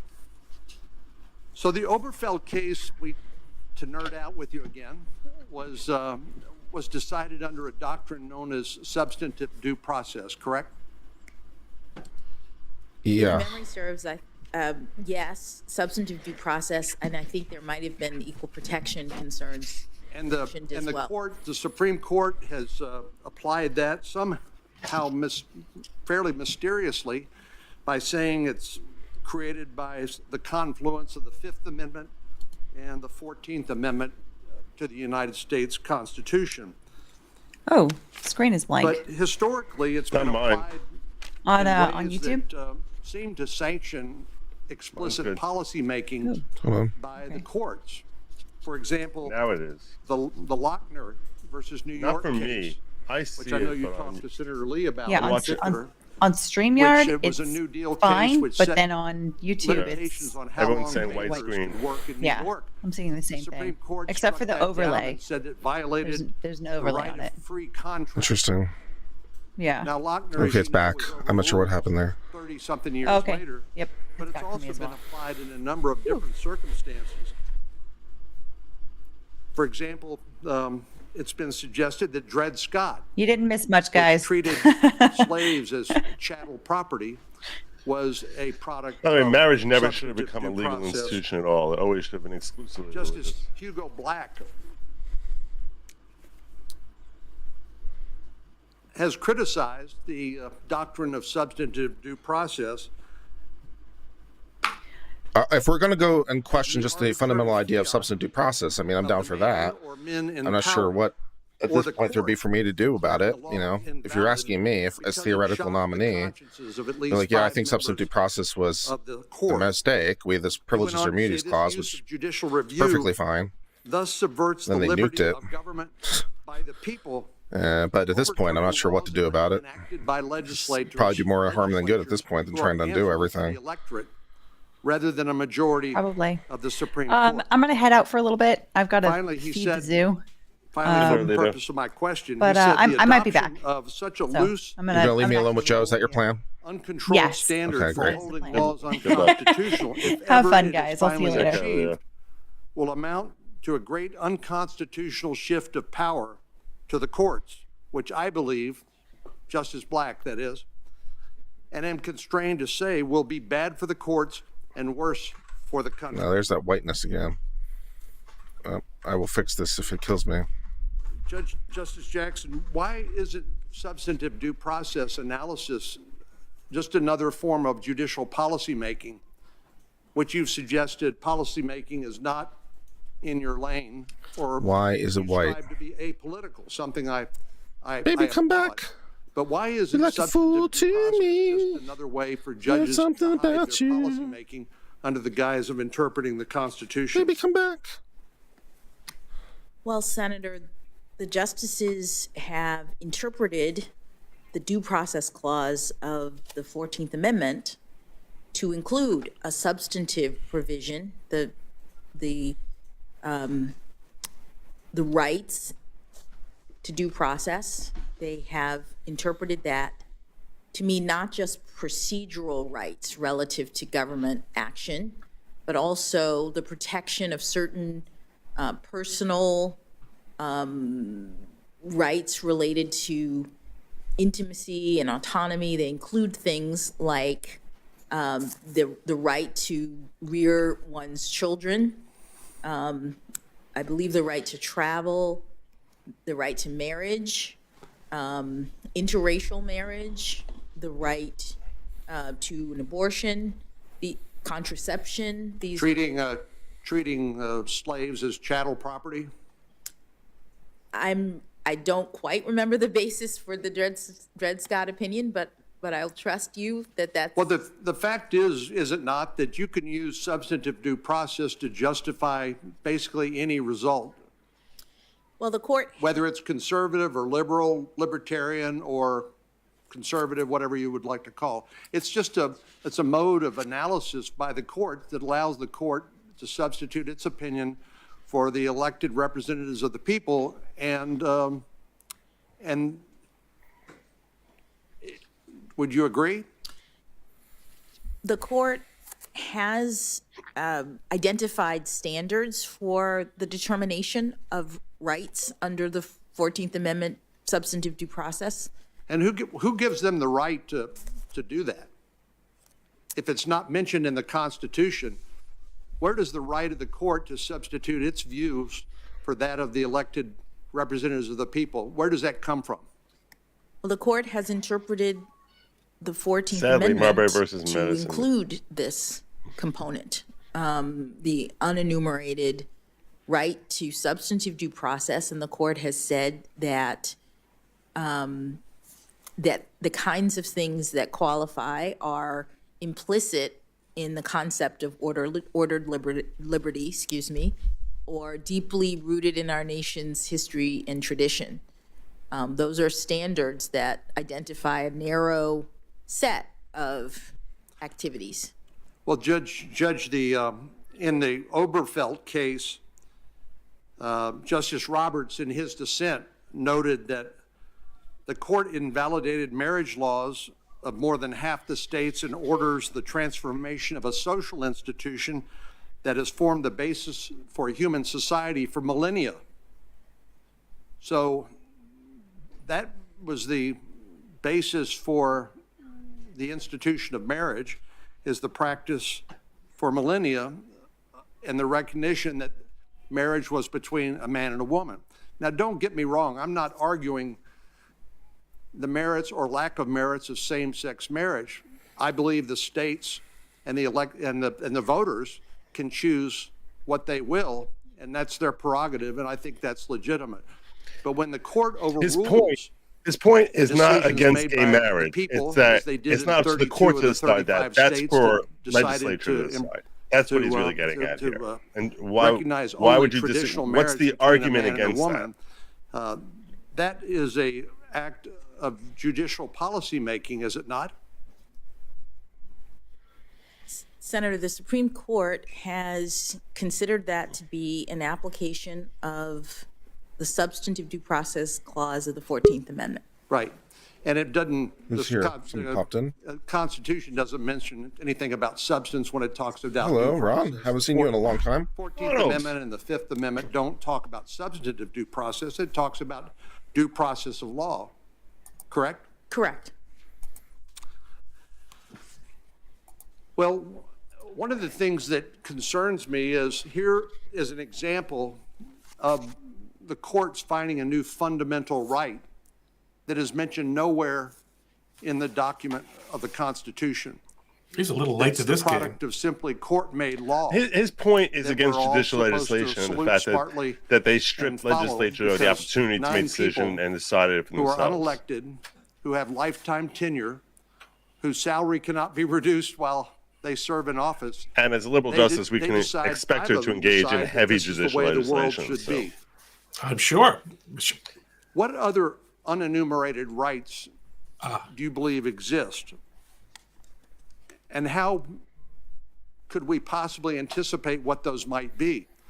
For example, the 9th Amendment says the enumeration in the Constitution of certain rights shall not be construed to deny or disparage other rights retained by the people, which suggests to me that there are other as yet unidentified rights out there, and somehow someday some court is going to tell us we've identified an unenumerated right, and we're going to reject the right of the American people to determine what the policies ought to be as regards that right, because we, the 9 people sitting on the Supreme Court, have decided we've discovered a new unenumerated right, and it shall be the law of the land, and no legislature can pass any law that conflicts with it. Does that What work? other unenumerated rights are out there, or can you say? Senator, I can't say. Of course you can't. A hypothetical that I'm not in a position to comment Name on. one. Name one. The That's rights not that yet the law. Supreme Court has recognized as substantive due process rights are established in its case law. But, Your Honor, this is not a trick question. Oh, I understand. Okay. I'm just not in a position to speak to the. Well, can you understand why ordinary folks wonder, who do these people think they are? And where does this authority come from? I think Yes. the authority comes from we the people. That's the source of legitimacy of government. But when the courts decide to identify an unenumerated right and negate anything that conflicts with it, can't you see how they might feel that this is illegitimate, or a sort of policy making that you have disavowed by saying that you don't want to make policy, you want to stay in your lane? Can you understand the concern? Absolutely, Senator, I do understand it. And because I believe the court's legitimacy is very important. That's why I agree with Justice Breyer that notwithstanding what anybody else says, that that should be an aspirational goal of the judges, because we're all concerned about the I knew this legitimacy wasn't of our Sheldon Whitehouse. institutions, Boy, was I and confused. particularly, I would say, Cry on. the institution of our judiciary. So how do you as a judge, when you are approaching your decisions, how do you try to avoid being seen as a policymaker by embracing doctrines like substantive due process, which is essentially this is gives painful. judges carte blanche? This is painful, and I to do don't think whatever I they can. want. I don't think I can hang out for White House, man. I'm just Well, gonna Senator, blow a fuse. I See it as a test of your character. It's a trial. He'll just have a be methodology he'll just be that is licking her butt. designed That's what to like the way I know. Feinstein was. That's going to be nauseating. my importation of I got to choose policy my perspectives. shots, and The this is not going to be judges one. are constrained in I'll our catch you guys system. later. That's Take part care. Wow. of the constitutional Ron design. Balin. And so Ron Balin. Can't in all get up to the heat. I am looking neutrally at the arguments of the parties, and presumably in a case like this, there would be arguments made on both sides of the issue. Well, Your Honor, if you'll forgive me. Yes. One reason I think the Supreme Court's different is because in your previous capacity as a trial judge, of course, you were bound by circuit court precedent. And on the circuit court, you're bound by the Supreme Court precedent. But as a member of the United States Supreme Court, you will be bound by nothing. You will be unaccountable to the voters. And so you said you can. Well, respectfully, Senator, I mean, yes. So you're not going to be able to find the answer in some law book somewhere. You're going to be presented with a case, and the argument's going to be made. This is an unenumerated fundamental right, and the voters Have no say. whatever they've said is irrelevant, because we, 5 members of the Supreme Court, are going to decide what the law of the land should be, and anybody who disagrees with us will be labeled a bigot or be accused of discrimination, even if their beliefs happen to flow from sincerely Welcome held back, religious Nate. conviction, Nate. like the definition of a marriage between a man and a woman. But you've already told me that you see why this is a concern. I see why it is a concern, and I would just say that although the Supreme Court is not, bound in the sense of having to apply prior precedent, there is stare decisis in our system. There are now standards in the stare decisis world that the Supreme Court applies when it's asked to. Thank goodness the Supreme Court has been willing to revisit its precedent, or we'd still be living with Plessy versus Ferguson or Dred Scott. One of the things Senator Whitehouse and I agree on is he and others frequently ask nominees for the Supreme Court, do you think Brown versus Board of Education is settled law? And believe it or not, some nominees won't answer the question. I mean, it boggles the mind. Well, I tend to think would say that it's not. nominees from both parties tend to be overcoached and not and told you can't be. If you don't answer the question, you have a better chance of being confirmed.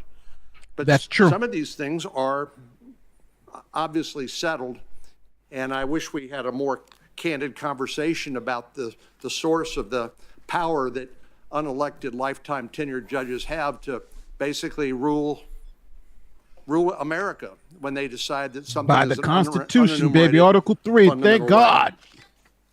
Let me, in the minute 48 seconds I have, ask you about a specific case. You remember U.S. And versus stare Brown? decisis is a reference This was a to guilty plea, prior decisions. and It's where already you been were decided. asked to assess a punishment. And at one point in the proceedings, you said, I'm going to state for the record, however, that this court has a long-standing policy disagreement with the criminal history guidelines with respect to the application of the 2-point enhancement. Do you remember when you said that?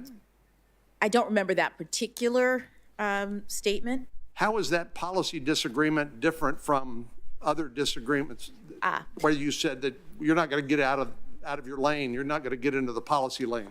Yes, Senator.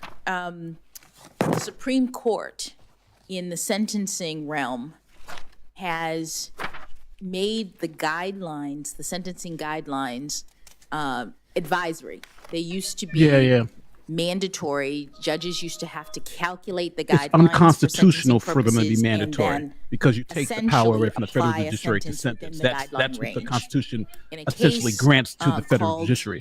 How much time you get, whether you break whether you've broken the law, or whatever, that's up to the political branches. But how much time you serve and how you're punished, that's up to the judicial branch. Applied in every case. You have to calculate them.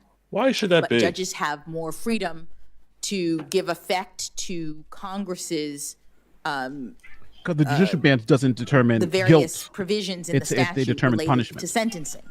In Booker and in its progeny, the Supreme Court made clear that judges at sentencing. Judge, I only have a limited amount of time, so let me just close on one other question, and forgive me for interrupting you, but there's such a thing as a judicial filibuster too. Sorry, I was trying to get to the point. Let me just ask. I don't know you well, but I've been impressed by our interaction, and you've been gracious and charming. Why in the world would you call Secretary of Defense Rumsfeld and George W. Bush war criminals in a legal filing? It seems so out of character for you. Senator, you may have been are you talking about briefs or habeas petitions that I filed? Talking about when you were representing a member of the Taliban and the Department of Defense identified him as an intelligence officer for the Taliban, and you referred to the Secretary of Defense and the sitting President of the United States as war criminals. Why would you do something like that? It seems so out of character. Well, Senator, I don't remember that particular reference, and I oh, hell yes, you do. Was representing my clients and making you represent your client. Arguments. Yeah. I would say yeah. If I said it, I said it. Because I'm trying to get him in the gitmo. What do you expect? To disparage the president or the Secretary of Defense. Yeah, that's within bounds. Yeah, they're war criminals. Let my guy out. He's in there for the wrong reason. She didn't pick that case. They assigned it to her. Get this guy out. Okay. That international tribunal and tried for it's a bit hyperbolic to put into a legal brief. Comment, I would suggest. Yeah, but that's you can't. That's zealous representation, Joe. Come on, like you gotta. I'm more on Nate's side on this one. Good to be with you again. Good to be with you. Whose phone is ringing? I know that a great many people are. This is a Democrat, so it's going to be a fucking love fest now. Today. You're so great. You're so wonderful. I don't know that there are a great many who are prouder than Bruce Selya. And so, with your the worst thing for the Republicans to do in this political climate is let this get to a 50-50 vote. If it gets to a 50-50 vote, where the VP has to pass, has to do the tiebreaker, it's going to be so damaged politically. It's a political. I don't think it's going to happen. I think she's going to get 55-60 votes. Said that about you. Why do you think that harms them politically? Want in a Supreme Court justice. Because the argument is going to be the first the most qualified black candidate ever to grace the Supreme Court, even better than Thomas. Some of the same qualities they voted against because they're racist. I'm not saying that is the correct. I'm not saying that argument has any merit, but that's the way it's going to be seen with minorities and with the left. If you don't believe they're going to say they voted against it because they're racist, you are out of your mind, Joe. You know that's the politics of the day. She gets the big picture. I ask unanimous consent that the Globe article be admitted into the record. Without objection. But he didn't stop there, Your Honor. He went on to WPRI, a local station in Rhode Island, and said. And I think that's the sad thing about our politics today is that if you disagree with the candidate, you're automatically racist, except that they're conservative. The president could have made a better choice. I think she'll be a terrific addition to the Supreme Court. Joe, if you're speaking to the voice. She listens to what other people have to say, but makes up her own mind. She has a very scholarly approach toward the law. She has a very winning personality. She's kind to the people she comes in winning contact personality with. is an important and element to to Supreme Court justice that I find very attractive in people. May I ask unanimous consent that the statement from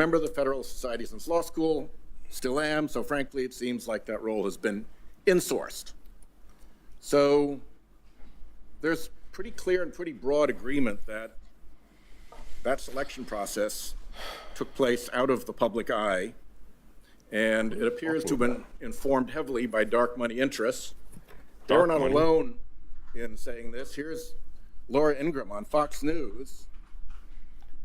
How the hell is this remotely relevant to coming up before the court? We have 6 Republican appointees on this court. I After don't all the understand money that's been raised, the Federalist Society, all these big fat cat dinners, if this court with 6 justices cannot do the right thing, then I think it's time to circumscribe the jurisdiction of this court. That's the way to change things finally. So we have people who are in a position to know what was going on behind the scenes, describing the 6 Republican appointees on the court who got there after all the money that has been raised, the Federalist Society, and all these big fat cat dinners, and threatening that if they don't do what she considers to be the right thing, they'll be punished by circumscribing the jurisdiction of the court. I don't know what the hell that means. That's pretty big talk, but it's backed up by pretty big dollars. If you go back to before this, how would they enterprise got circumscribe the underway, court? In what way? What does that even mean? The money that came into the Federalist Society from what's called Donors Trust, which has been described as the dark money ATM of the right, a Koch brothers affiliated operation. By whom? Back, say, in 2002, it got $5,000. No big deal. By 2019, when this operation was in full swing, it got $7 million. We don't know who the real donor was, because that's the job of Donors Trust, is to de-identify the donor, to launder the identity off the donation so you can't connect the dots any longer. But $7 million, I think, is quite a lot of money.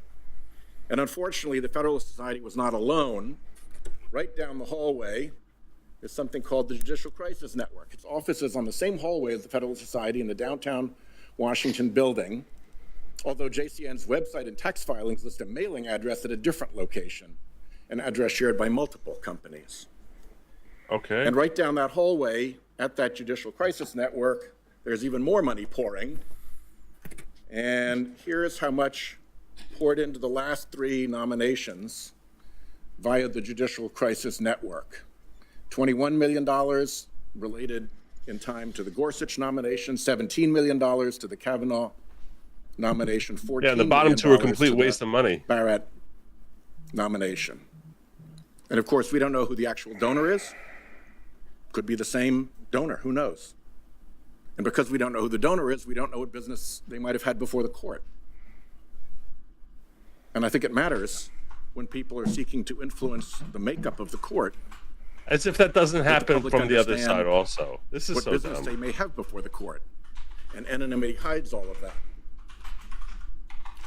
And they didn't stop with the Trump nominees. They got up on the air, a dark money group using dark money to accuse Biden's Supreme Court nominee, at that point a player to be named later. Judge Jackson had not been selected at this point. Yeah, but Biden had gotten up and said, I'm only picking a black female justice, which is stupid. Liberal activist, dark money. This is a He said, screenshot I'm from going to an advertisement be an paid activist. for by the Judicial Crisis Network. So it's worth understanding for a moment what the Judicial Crisis Network is and where it lies. And it lies in a network of organizations. The prevailing way that political mischief is accomplished these days is with a paired 501c3 and 501c4 organization. The 501c3 gets the tax deduction. The audacity of this war profiteer participate in political activity. Screaming about And people sure enough, being there's an corrupt. All right, talk amongst yourselves. I'll be back in a minute. Blend together as a 501c3 and 501c4 organization. And they filed under Virginia corporation law to operate under what they call fictitious names. That's the term of law under which they file, fictitious names. And there's the Judicial Crisis Network, one of the fictitious names of the Concord Fund. It has a parallel judicial education project that is a fictitious name of the 85 Fund. If you're interested in voter suppression, you can move down to the Honest Elections Project Action, another fictitious name, and its 501c3 twin, the Honest Elections Project. And they've even got new ones that are less active, free to learn action. And How long free did to they learn. each get? So these are 8 organizations that are. I don't know. I know in the House it's 5 minutes, but I'm assuming here maybe it's 10, Lawyers, 15 we minutes. think from time to time about piercing the corporate veil. I am live. I put the other guys on stream so I can talk to you. This is your message, and you're more important. It's not a question to be. Yeah, we talked for a little bit last night. Public relations. Okay, then I didn't see I need to this. set a confirmation here when I'm supposed to be As questioning part of the potential justice. planning element. So, sit there and make a you speech. told me, so Same here's, thing, but I'll prior put it confirmation. back into An utter clown. easy, Is the, uncivil, He's speaking to the jargon. audience. The problem of the blockage is in a different place than they I thought. show this all because it's My understanding is, considerable effort when somebody goes to that I'm much sorry? trouble to create that many organizations Continue what you were saying. Probably was the blockage in a different place. to control right, so, the yeah, the nomination. problem was that the blockage is in a different place. It was in a more serious place. It could lead to open heart surgery, Washington Post research and pegged it at $250 million. Further research. I've tried to ask some questions relating to the medical stuff, but that's basically what I understood.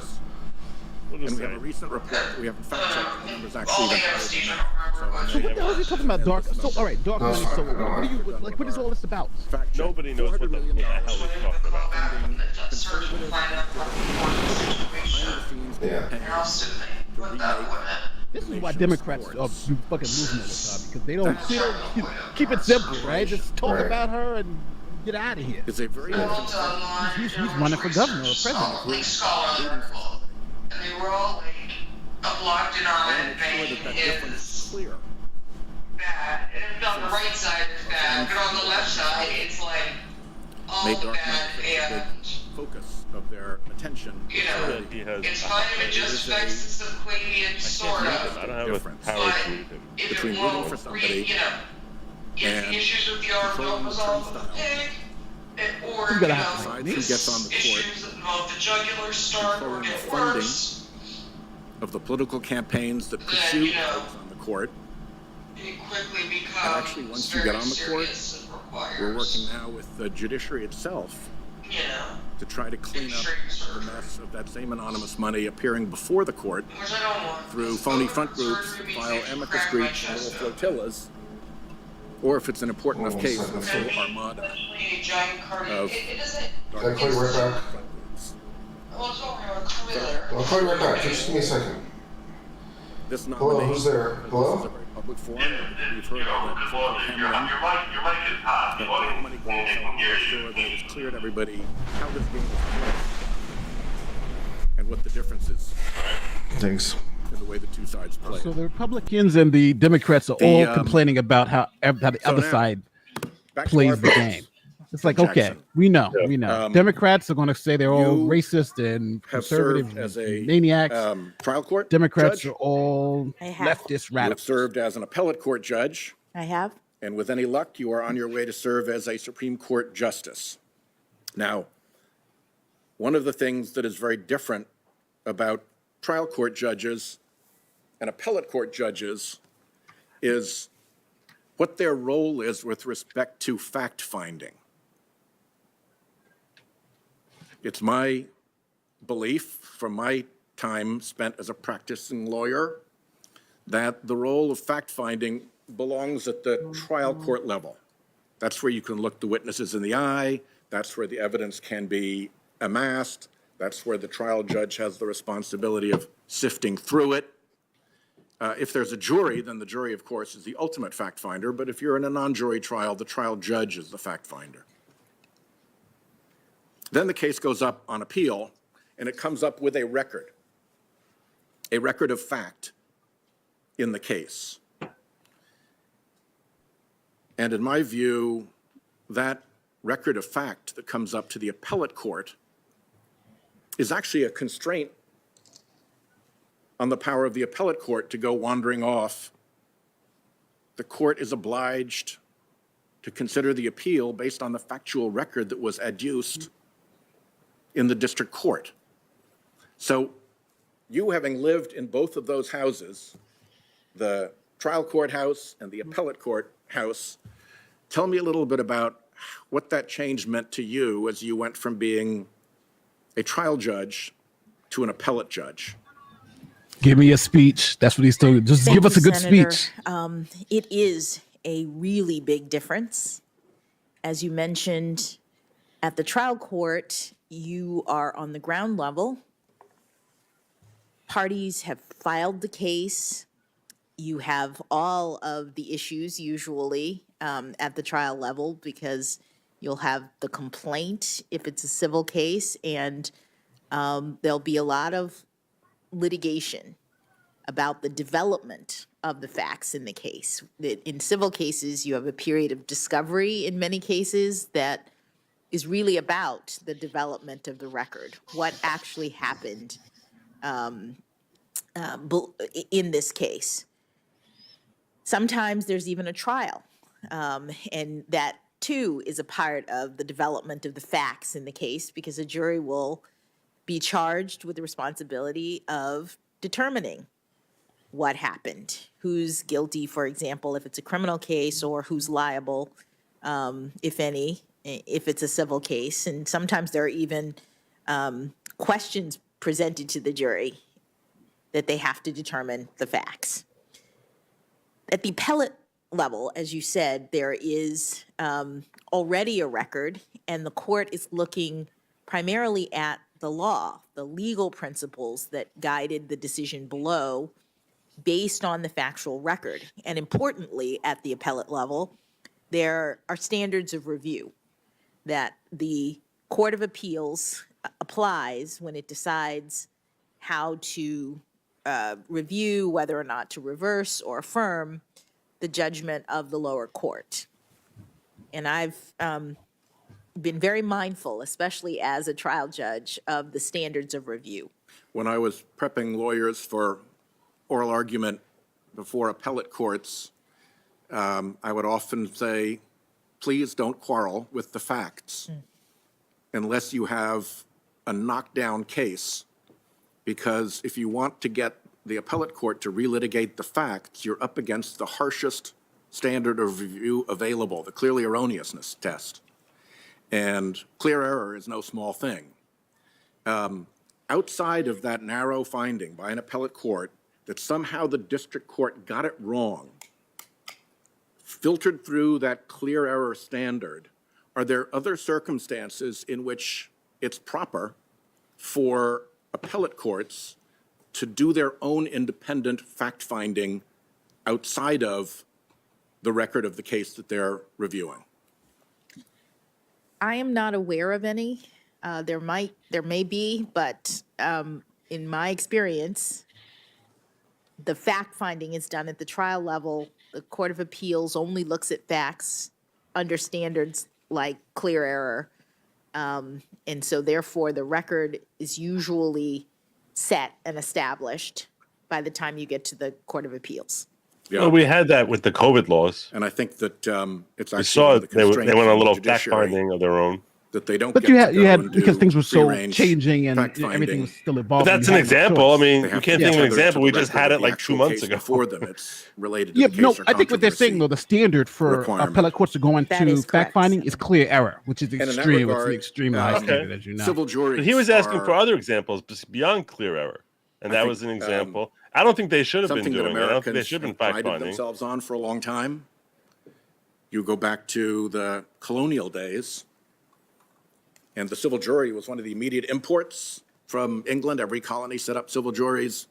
When the crown tried to interfere with the civil juries in the colonies, it became casus belli for the revolution. It was in the Declaration of Independence Casus of what the king belli, had done wrong that casus. offended the colonists and caused the revolution. And the documents around the founding and around the creation of the Constitution all Who's reflect next?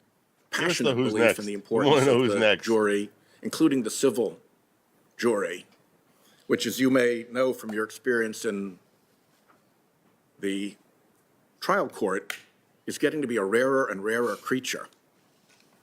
And in fact, there are trial judges who have written about how do we keep the civil jury alive. It's this And I'd like to hear your thoughts about whether there's more to the civil jury than just a fact-finding appendage of the trial judge, whether it was seen by the founders and whether it belongs in our constitutional structure as a part of the responsible self-governance that was established by our Constitution. Yes, Senator. It is part of our ordered liberty. It is a mechanism by which citizens can participate in governance. They can be called upon by the court to I have a feeling he's the sit last one in before judgment lunch. of other people So that's in why the they're not telling community. us who's next. And it was something that was a part of the democratic vision of the founders from the very beginning.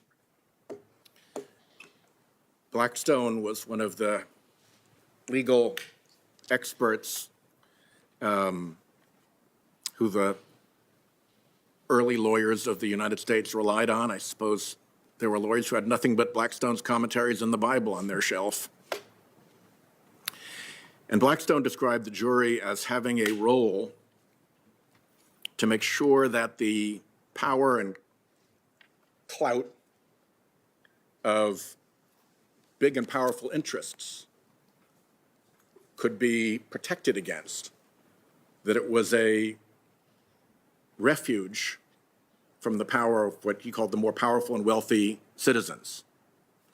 There was long experience in government of corruption, whether it was getting to a chief executive and getting them to do things your way for improper reasons, or whether it was controlling a legislature, a legislative body. But the jury is fundamentally different because they don't stick around. They're there for one case and one case only, and then they disappear. You can't fix them so that they decide your way over time.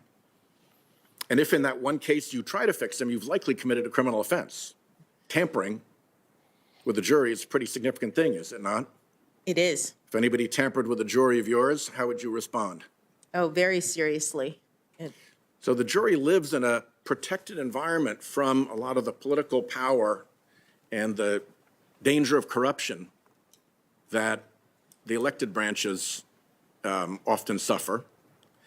And do you have thoughts about the importance of the civil jury in that regard as the bastion where people can go, where they'll get a square deal from regular citizens and can stand toe-to-toe with the lawyers for however big or mighty an opponent they may have with almost no danger, let's put it that way, little danger, less than danger of the fix being put in?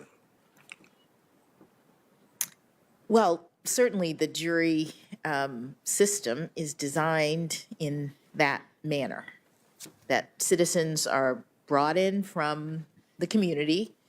When we pick juries, we ask as judges, do any of you in this pool have any connection to anyone? You know, I've So you screen them for conflicts of interest? you screen them heavily. That's part of the what we call the voir dire, the sort of. Sorry, I had We a don't phone do call. that I don't know with if you're people talking who to me. come to Congress. Man, no wonder you weren't answering any of my questions. In the court They come with system. their conflicts of interest, often right I didn't on even their hear the lapels, questions. I was like, sometimes My- they I- in their back pockets. every time I But plan to get juries, to not go so, eat with Not you, I so. got my In fact, that would be a my reason wisdom tooth to had to be exclude pulled the last someone time. from the jury. Right. So Even now ask, the doctor has to put caps on my you know, teeth. I'm like, do what the any hell? of you as But I'm- judges? I'm we say, taking do all any this of you off in know taxes. me? That's what I'm doing now. While I'm listening to And if you taxes. do, you'll have to let me know Ugh. and be removed. So finally, I Because can the eat a steak idea, again as after I get you've these caps indicated, on. is to get Nice. people from We're the going to go community eat a who steak, have my no brother. connection We to are the going to eat a case steak. and can hear the evidence that's presented in the courtroom and the arguments of the lawyers and make a decision that is unconnected to any sort of personal interest they might have. protecting the jury against the dangers of bias or corruption, giving the parties before it What the hell is clean he and fair asking her shot. about? This is so Yes, stupid. Senator. It's such a waste of time. So, with any luck, you will be on the Supreme Court before long, and I hope you will remember all of this, because it seems to me that the court has been on something of a campaign to deprecate and diminish the civil jury, including by allowing big corporations to build What is into he their talking about? standard contracts, buried way down in the fine print that folks often don't read. And even if they do read it, they'll never get through the phone tree to find somebody to complain about it and try to strike it out of the contract. It's a take it or leave it adhesion proposition. And they build into that you've given up your right to a jury, your Seventh Amendment right to a civil jury. It's right actually in the Bill of Rights. And I cannot think of another right that the court pays less attention to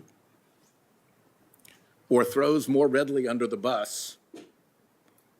If you read the mandatory arbitration cases, there's rarely a mention of the Seventh Amendment.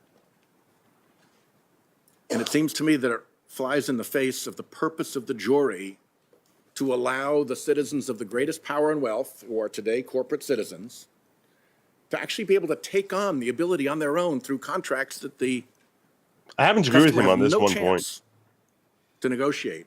The employee has no chance to negotiate. I totally agree with Actually him on take this away point. that right that was at the heart of our founding. These arbitration Without a clauses squeak in these digital contracts of are objection contracts, or even are notice contracts that are arguably contracts of adhesion. by the court. The contract And I of think it's adhesion, created a just for the dramatic audience, is shift a reference to a contract that one side has, that's in not power drafting the contract, towards has big no bargaining corporations. power at all, and it's basically take it And or I leave think it. it has harmed And innumerable employees Also that they're sort of forced to and take customers.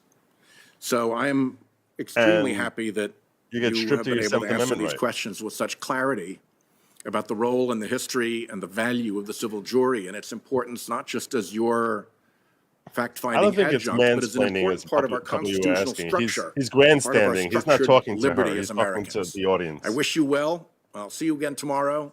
And thanks so much for your patience with all of us here today. Thanks, Senator Whitehouse. And let me just say a positive word to follow up. This committee, in the last few weeks, has passed legislation signed into law by President Biden, which in cases of sexual harassment, provide that individuals who are complaining have the option of a jury trial, despite efforts to steer them into mandatory arbitration. It is the decision of the complainant, the venue that they will seek. I think that is a step in the right direction, and we've passed out of this committee on a bipartisan basis. And so I'd like to ask everyone to consider returning promptly at 1:30 for the much anticipated Senator Lee of Utah. All right, there it is. So at the end of the day, she's getting through. She's getting 50. She's getting the 51 votes necessary. Yeah. They get to rabble rouse and say how unfair the process is, but she's getting the votes. You're looking at the next Supreme Court justice. Oh, yeah, I think you're right. I think for sure. I still think she's getting 55, 60 votes. I was also trying to look up this article from law professors who had argued that you can't use the tiebreak for a nominee, but I haven't found it yet. But someone raised the issue in chat, so I thought that was interesting. That is. Do you want to know the last nominee the tiebreak was actually used for? Wasn't it used for like Gorsuch or something like that? No, it was used for the Secretary of Education. Yeah, that's right. Split, and Pence cast the deciding vote. That's right. Because it's not. So people understand, the Senate as the senators are the body, but when the body acts, the vice president gets a vote in the act. So how do I explain it? In the procedural piece of it, generally when it comes to committee assignments and things of that nature, the vice president isn't counted amongst the senators. But when the body moves in a certain way to pass a law or to nominate, and there's a 50-50 tie by rule, that's when the VP's authority comes in and can break that tie. So it could be for nominations, for bills, for whatever. It's only in that 50-50 or equally divided Senate. Yeah, because I wasn't aware of anything in the Constitution that would prohibit it. Like the Constitution just says the vice president votes if they are equally divided. And as far as nomination process goes, there's nothing special about the Supreme Court justices. They follow the same nomination process as anyone else. The nomination provisions are exactly the same. The president nominates them and the Senate confirms them or not. And so so I couldn't think of any reason, but apparently there was some article, but I think she'll get 55 votes. I think she'll get 55, 60 votes. And I think she'll be the next nominee or next justice. Yeah, we're all on the same page there. She's definitely gonna be confirmed. They knew she was gonna be confirmed before this process started.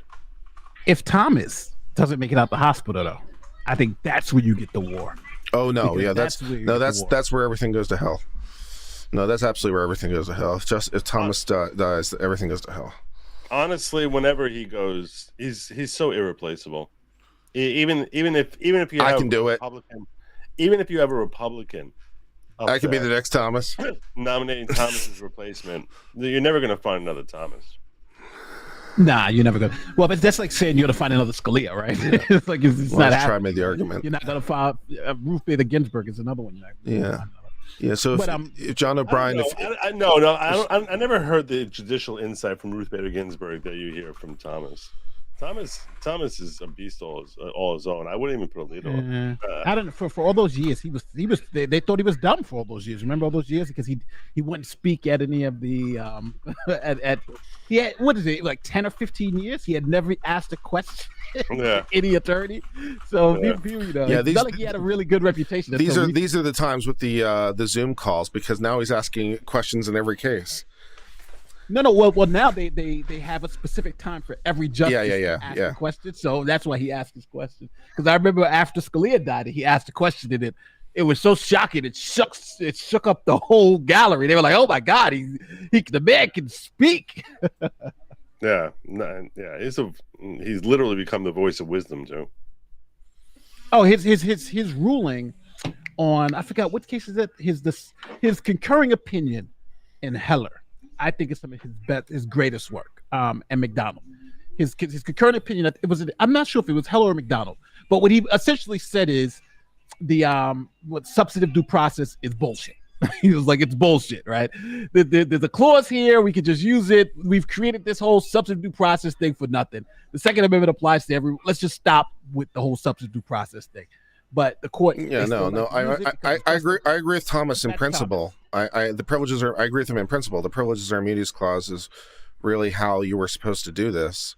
That's what it was built for. This whole idea of substantive due process isn't really a thing. I guess I can take us out of the playback for the moment since there's nothing to watch. What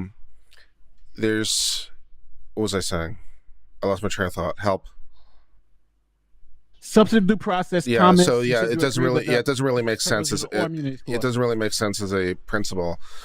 But because they killed it in the slaughterhouse cases, and they completely nuked the thing, and so then the Supreme Court, when they wanted to start incorporating stuff, they had to look for something, and they could have just undone the slaughterhouse cases, which would have been great, but no. So then they come up with this idea of substantive due process as this idea, which doesn't make sense because substance and process are kind of different. So substantive process is a weird just phraseology, let alone concept.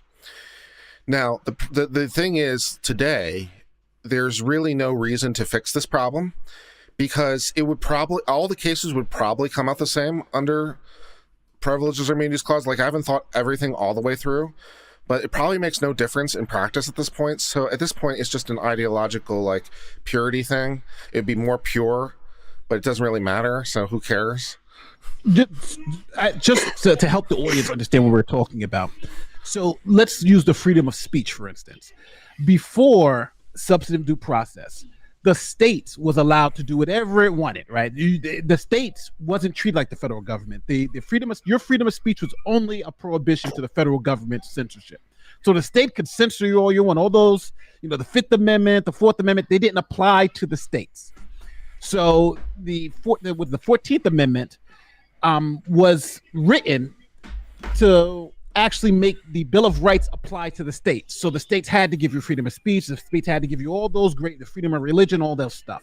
And even Thomas still argues that the state should have a state religion, that, the prohibition for freedom of religion, it's really just for the federal government. But, that's neither here nor there. So what happens is that, as Kurt just explained, the Supreme Court, when after the 14th Amendment was created, the Supreme Court read out the Privileges or Immunities Clause, because that was the vehicle that the Congress had said we're going to incorporate the Bill of Rights to the states, because the states didn't have to follow the Bill of Rights. Yeah.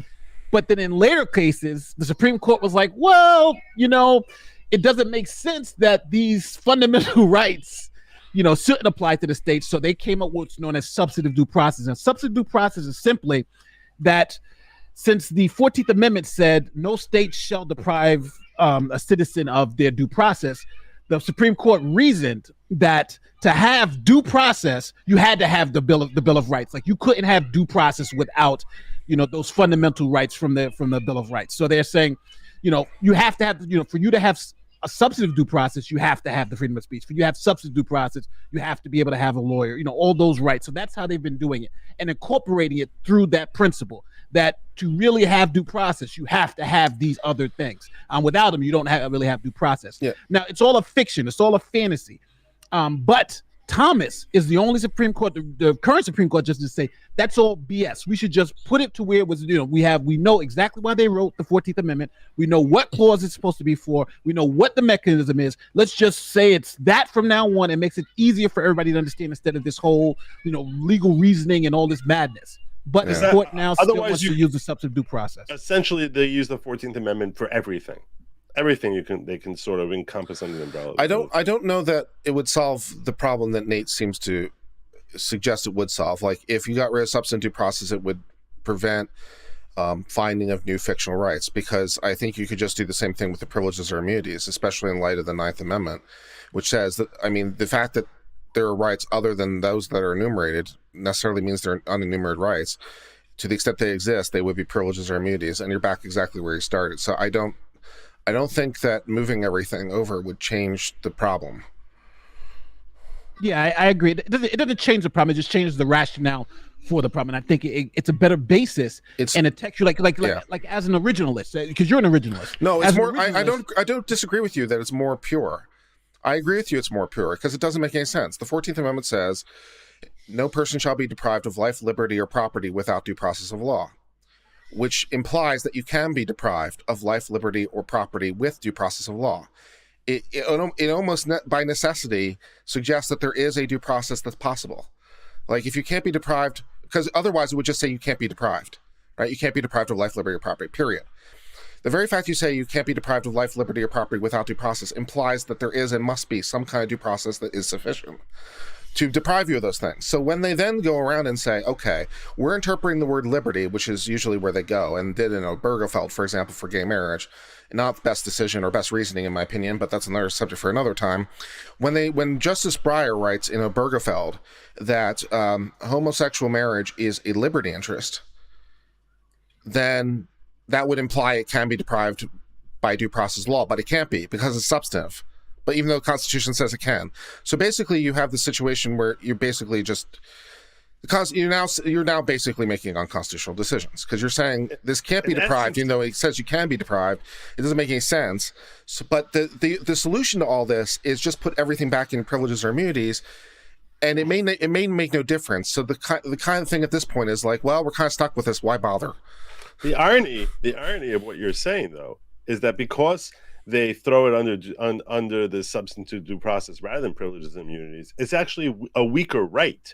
It's less entrenched because it can be stripped away through due process. The implication is that it can be stripped away through due process. Whereas if you label as privileges and immunities, then these rights they're carving could never be stripped away.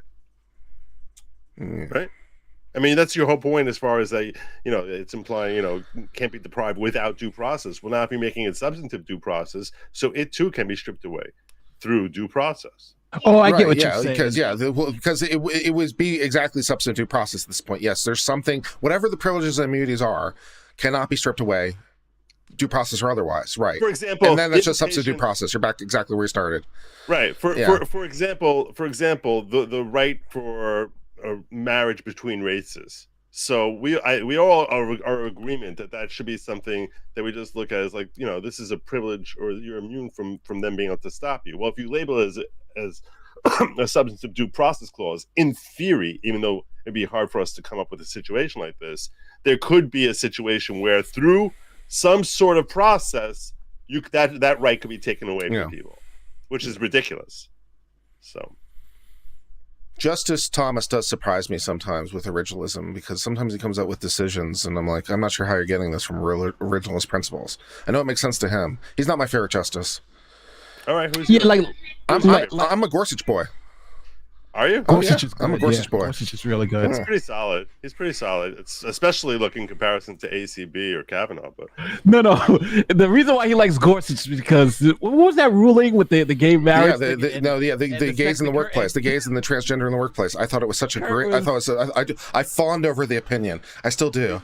I have dreams about it. I'm an originalist. I was like, Kurt, that's not an originalist ruling, though. That's. I was like, well, yeah. So it's like, so that's like, it's a textualist. Yeah, it's like, originalism, old and busted. Textualism is the new hotness. Is basically what happened after that decision, because it was so good. You went from originalist to textualist right in one ruling. I'm like, I thought you were. He's like, I'm a staunch originalist. I'm like, but he's. I guess I'm switching teams. Textualist. Let me just explain to the audience with tech. All right, so for the difference between textualist and originalist is saying, what did the founders mean when they wrote the damn thing? And a textualist is, what does the document say and what does it mean now to us? And Gorsuch, his rulings are more textualist, and like, what does the word sex mean now? And can you do this without sex? Versus what did it mean back then? So, but most originalists are sort of textualist, but you can have this split. Kurt is more of a textualist, where he's looking at the documents. What does it mean now in the context now versus what does it mean back then? But then I think for two-way, you're more of an originalist. What does it mean back then, and so forth and so forth. So you can be both. But Gorsuch is definitely by no means. He is a staunch textualist, and where Scalia would be an example of a staunch originalist. Yeah. I would have loved this. I wish Scalia was on the court when they wrote that. That could have been a really fun, interesting tension between two heavyweights. What is the reasoning to be a textualist rather than an originalist? Originalism makes way more sense to me. We're trying to understand this law based on how it was being written at the time that it was being written. That to me makes sense far more than just saying, well, now this word has changed. So since it's changed and it's in the text, now we're able to change the entire application of this law and potentially flip it on its head. I don't understand the argument of textualism over originalism. So I think, at least for me, I think the way I would use this term textualist is a little bit different than Nate. To me, it's about the amount of weight you are placing on, what would you say, like original purpose or original understanding of the law scope, maybe, is more like the originalist thing. Because the thing is, when you looked at the gays in the workplace and says you can't discriminate against gays for hiring, for example, or what the text actually talks about is sex. And so Gorsuch, what he writes is like, okay, well, sex means the same thing now that it did then. So the word sex hasn't changed as far as we're concerned. Fine. They had considered, the Congress had considered putting in gay or sexual preference in the original text. Sexual orientation. So they considered putting that in, but they didn't put it in. They didn't put it in explicitly. They expressly rejected it. Expressly rejected it. But what Gorsuch said was, well, look, what matters obviously is the thing that Congress passed. And if we look at this, so here's what Gorsuch writes, basically. It's like, you have two candidates who are available for a job. They're equally qualified in every material way that matters to the analysis, right? They both are attracted to women. If the only reason that you're discriminating against them is because one is a man and one is a woman, you're discriminating on the basis of sex, right? Because both the man and woman are qualified, both the man and woman are attracted to and have relations with women. So they're both engaged in the exact same behavior. So the only reason that you are treating one differently than the other is because they're a woman and not a man, or vice versa. And so to discriminate on the basis of sexual orientation necessarily requires discrimination on the basis of sex, because you can't determine if someone's gay or not without determining their sex, at which point you're into a sex-based discrimination. And I thought it was a brilliant argument. So that's what I bought. I bought that hard. But the originalist on the court. Yeah, hated that the because they were originals. like, well, yeah, you're killing us here. So the originals on the court were noting that the Congress had put this alternate language about sexual orientation in the original, and they rejected it. So that's part of the history of the thing, and also noted that kind of at the time, while the understanding of sex in terms of what the word literally means, no one thought it encompassed this scope. So it's kind of like an original understanding of the scope rather than an original understanding of the word. So there's something in there somewhere. In any case, I agreed with Gorsuch's analysis. Well, I'll point this out to you. Do you think gay people didn't exist when the law was first written? No, I mean obviously it did. Oh, I mean sure. they expressly considered the proposition. So if the intent of the law was to protect them, then they could have protected them as well. Right. So that's sort of where I'm saying the difference between textualism and originalism is for me, right? It's more about the words of the page, less about the intent, less about the purpose. So it's not arguing about the words meaning at the time, but the intent behind it or the purpose behind it is more leaning more on that is more of an originalist thinking. That to me. And we're leaning less on that and leaning more on just what did the word mean at the time and what is the proper understanding of that is more textualist, if that makes any sense. And Gorsuch just to be clear, Gorsuch's understanding actually could even be seen in a originalist view because the word sex didn't really evolve from when they first wrote the law until now. He just was saying that it's a predicate or it's a necessary condition for this particular analysis, right? You can't do the analysis without judging it based on sex. And if that's the case, then you don't need sexual orientation because sex is already covered by the statute, even back in 1960. So he wasn't really, so it was kind of like a mix, but it was strictly a textualist argument, even though the word didn't really change meanings from the 60s till now. Well, to clarify for some of you who are talking about, who are implying that originalism is very, very limited, and they'll say things like, well, freedom of speech or freedom of the press is referring to the printing press or when applying the digital age. No, the point is, at that time, whatever an originalist, such as myself, would say, look, they're covering the press, whatever form the press is taking, that they have an objective when they write this role to say that the rights of the press, that the press will not be infringed by the government. If the press is operating in this sphere or that sphere, whatever sphere we're in the online sphere, that the point is you're serving as the press and you can't be infringed. It doesn't matter the nature of how you're actually producing the material that you're distributing. So I think a lot of people tend to look at originalism as if that means by definition you're living in the Stone Age, and I don't understand originalism to mean that at all. It's like, I look at originalism as fixating on the objective of the law. At the time the law is written, what is the objective of the law? And that's how you avoid judicial legislation, because you're basically saying, look, the objective of this law was to do X, and let us now issue decisions and rulings based on effectuating that will of the legislature at the time that the law was passed. And if you want to change that, well, write a new law. That's fine. That's the role of the legislation. That's what I'm very against judicial legislation. I think that the whole purpose of voting for people and voting for politicians is that they should be the ones who are writing the laws. And whatever laws they write, whether they're good or they're terrible, the role of the judiciary is to carry out that will. Yeah, no, I mean, we agree with that much, right? So and this is one of the reasons why questions like, what is your judicial philosophy? What is your judicial temperament matter so much, because these are axioms. These are underlying principles, right? They're kind of the lowest level thing, and so we can, both Joe and I, for example, can look at things neutrally.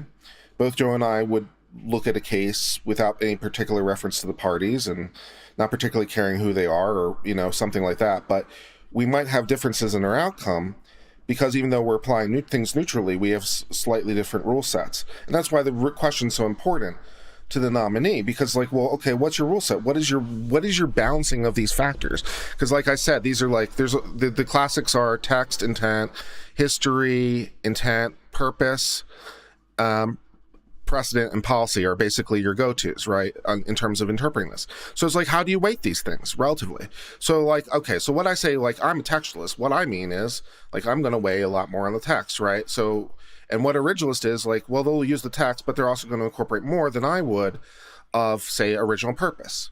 And so that's, you know, more of that idea.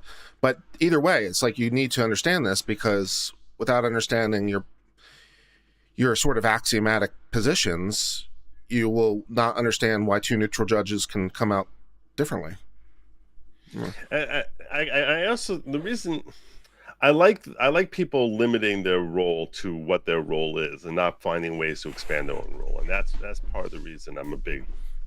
I think that if you engage textualism, it just you're opening up doorways for you to sneak out from what because any creative person who's, you know, sufficiently intelligent can find ways to bend the will to the text. I think that's kind of unfortunately just universally true. I think it even happens to originalists even like Scalia and Thomas. I think it's happened to be fair, where they bend things into a philosophy. So I don't know adopting one philosophy or another makes you immune to that problem.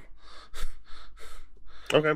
I mean yeah, I think the best way, to be honest with you, is that you got to. It shouldn't be all or nothing. I think you have to look at some originalism. I think you have to look at some textualism. I think you also have to be. I'm going to say the bad word. Some, you know, being progressive a little bit in your thinking, understanding. If you take all of these things together, you know, the times we live in, right? We're not shooting muskets, right? When they talk about arms, we're not talking about muskets, right? We're talking about different types of weapons. This is what we're doing now. Because that's, you see the arguments we're having a fight about the Second Amendment. That's what we're doing now. No.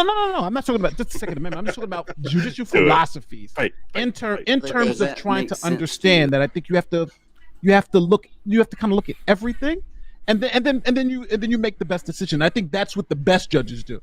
They look at the original intent. They do look at the textualism, and then they do say, well, you know, well, shit, we live in 2020, not 1776. How are things different? And then you make the best ruling as you possibly can.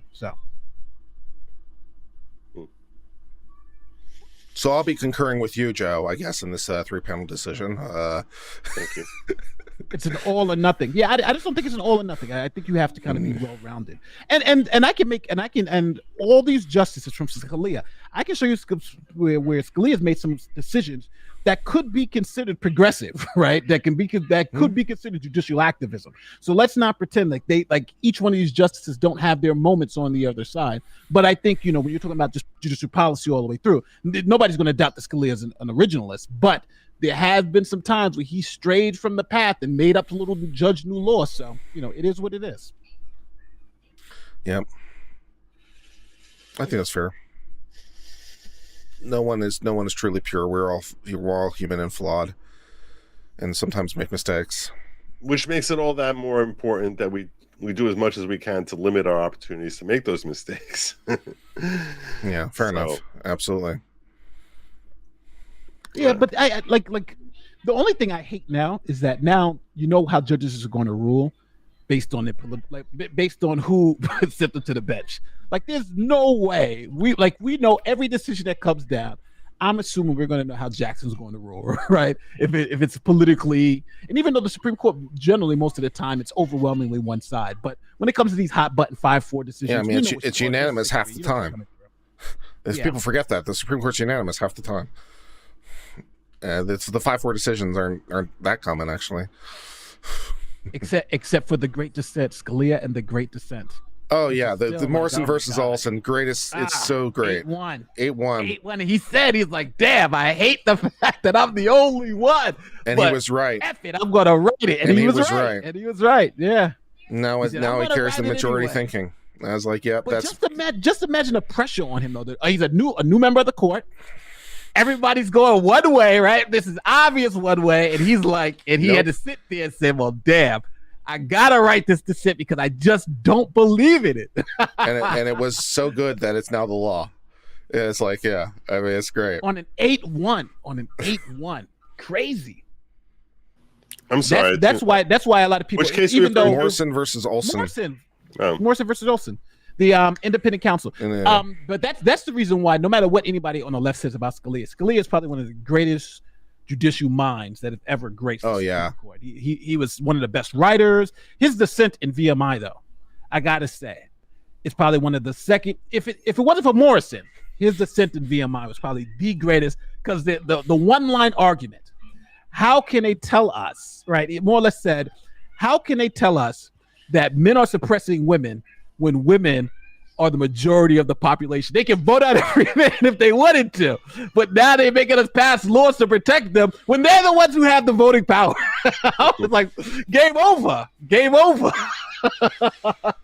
Nobody can answer that. Women are 52% of the population, so if they're so oppressed, they have the voting power, and now we can have get rid of us all. They can get rid of us all. Brilliant. Matter of fact, the liberals even said his arguments in VMI were persuasive. They don't agree with it, but they said it was persuasive. Yeah, that's the type of Supreme Court justice. That's why you can't. How can you replace that? That's tough to replace, man. I mean, yeah, and Scalia, it's considered the father of originalism. I mean, it was a theory that existed before him, but it was dead letter. And I mean, he basically single-handedly revived it, and now it is the dominant thinking. I think at this point, to the point where Kagan once said, we're all originalists now, which is a little true. It's like, that's how dominant Scalia is. And also, he was a founder of the Federalist Society. He created the damn thing on his off time. So, I mean, Scalia's pretty great. Scalia definitely is in my Hall of Heroes. He's on my Mount Rushmore. But the one thing though I will say about originalism is that I think it's the truest interpretation based on judicial, like what's it called, the canons of construction or judicial philosophy, in terms of the justices aren't supposed to be writing law. They're supposed to be interpreting law based on what the legislature has put forward. And I think originalism really goes the best into trying to match that thinking with the judicial philosophy, right? What did these people who wrote it, what were they writing it for? Versus the textualist and even a progressive way of thinking. But I think when Jefferson, and that was one issue with Jefferson when at the beginning when Jefferson said, well, most laws should have like a shelf life because times do a change, and maybe we should be updating these laws, and since we have a legislature here, they should be updating these laws. And so I think what he said, every 15 years laws should expire, and then for the force of them to rewrite them. But without that thing, then it kind of like then after 200 years, then originalism starts losing, I think, a little bit of its kick. So that I think is what the overall, if I'm going to criticize originalism, I would say that's the longevity of it, I think, hurts it.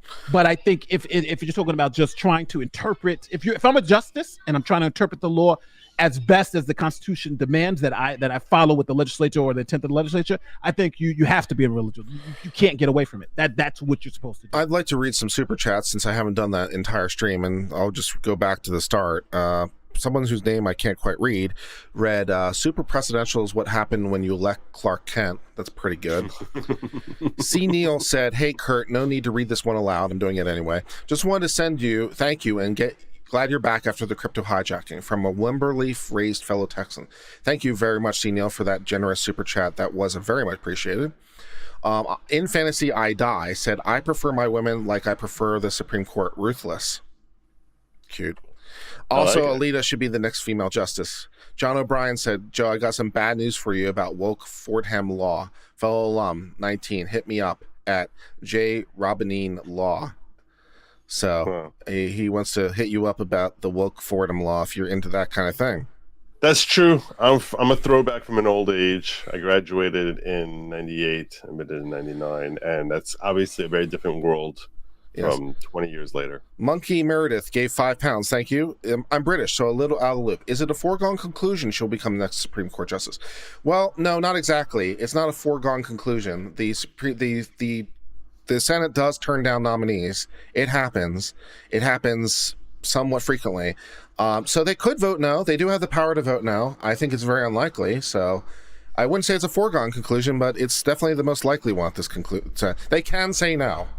And I think was your question.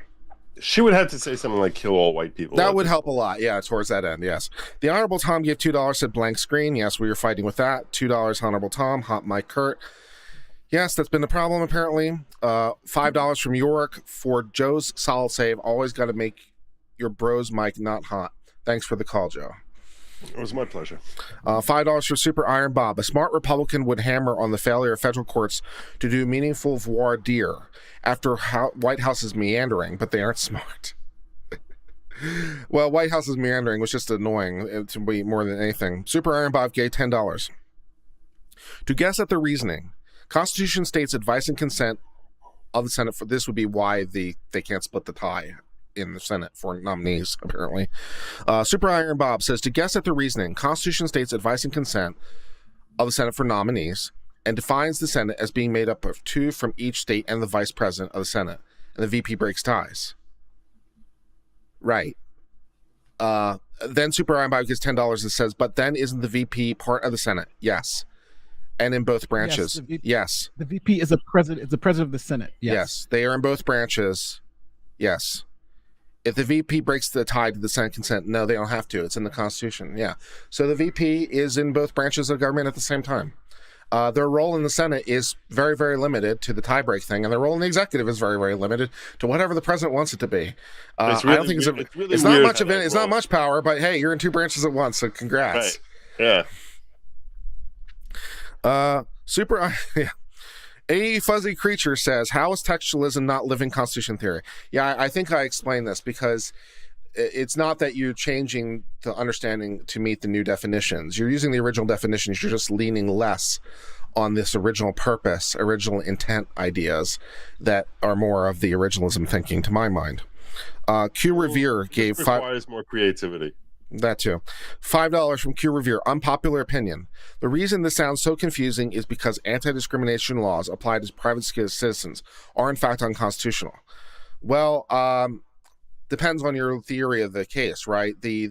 All the anti-discrimination laws at the federal level for private citizens are all baked onto Commerce Clause, right? It's the regulation of interstate commerce, because it would be unconstitutional if you use like the 14th Amendment. So the 14th Amendment doesn't give Congress the power to pass its anti-discrimination laws. The thing that gives them the power, if at all, is the Commerce Clause, their regulation of commerce, which, since Wickard, for example, is, unbelievably expansive, but that's where we are. $5 from Taylor Cook. On Gorsuch, the meaning of the word sex was pivotal, and I don't think the meaning changed. I don't either. His decision is originalist as slapped to poorly written laws. Yeah, it could be. Could be, right? I mean, yeah, the meaning of sex didn't change from when they wrote it to now, so that's not the problem. Like in my field of law, patent law, right? The Constitution talks about the promotion of the sciences and useful arts, and those words have drifted radically since when Congress wrote them in the Bill of Rights. Science is from scientia, just means knowledge. And so it refers to copyright. It doesn't refer to scientific exploration. It refers to exploration of all knowledge, or in this case, the creation of all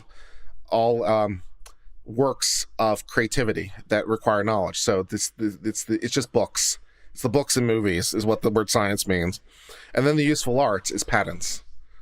So technically all patent lawyers are artists, I guess. So fun. Yeah. Wording changes.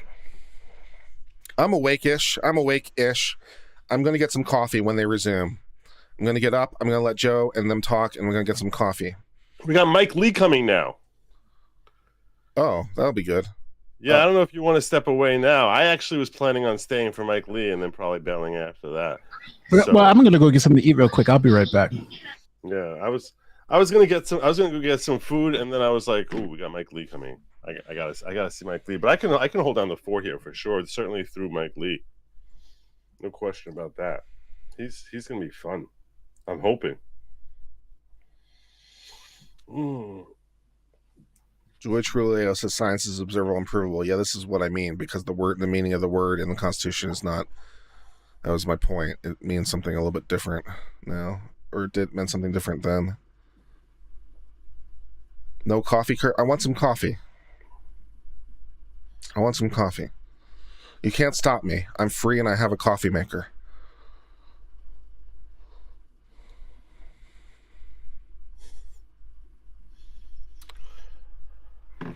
Wow.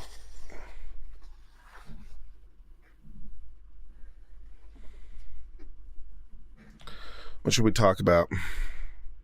I was just checking Twitter and I found out that someone issued a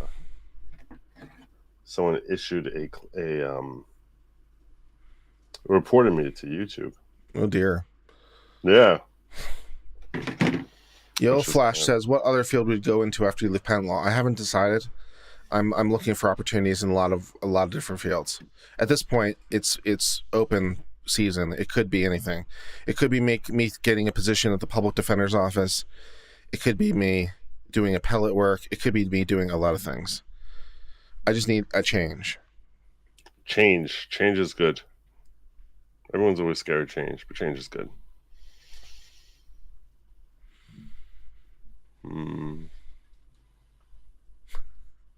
William Dinnan says, "Kurt, you love it. Useful arts is precisely why the USPTO will not examine perpetual motion machines." Well, yeah, this is right. They have to be useful, right? They have to be useful. The utility is baked in, and 35 USC 101 as well talks about utility. Yeah, it has to actually be able to do a thing. So, at a bare minimum, I think the patent office for the perpetual motion machine is going to want a working model. I mean, that's not typically a requirement anymore, but if you have the perpetual motion machine, it'd probably help a lot to show up with a working model. I'm just saying. Kiki says, "What does your robot have against caps? Sometimes it's necessary." Well, as you can see from the from your text, Kiki, it doesn't block all use of caps or even many caps. It's just to block lots and lots of caps, right? It's just meant to prevent people from shouting, like all caps, right? So there's a threshold, which I won't tell you what it is, but there's a threshold. Like, you can use the occasional word in capitalization. It's just to prevent people from spamming all chats, because I find it annoying. And so, if I get a job doing trial work, will you have to quit YouTube? No, I'll probably just have to rearrange my schedule. Probably will lead to less daytime streaming, I would imagine. See, I'm torn now. I'm torn now about my whole chat thing. My general rule when it comes to my chat is that I want to allow as much freedom as possible. So my rules basically are no racism, no violating YouTube terms of service, no spamming. And if you can comply with that, you can attack me. You can attack anyone you want on my show. Those are the 3 rules. So, that way I feel like I'm fostering an environment where speech is as free as I can while having a chat that's functioning. Mm-hmm. Now I have someone who basically is trying to get my channel yeeted, and that sort of challenges my overall principles. Where I'm like, do I want this guy around? Or I would just be like, well, screw you, trying to get my channel yeeted, well, screw you.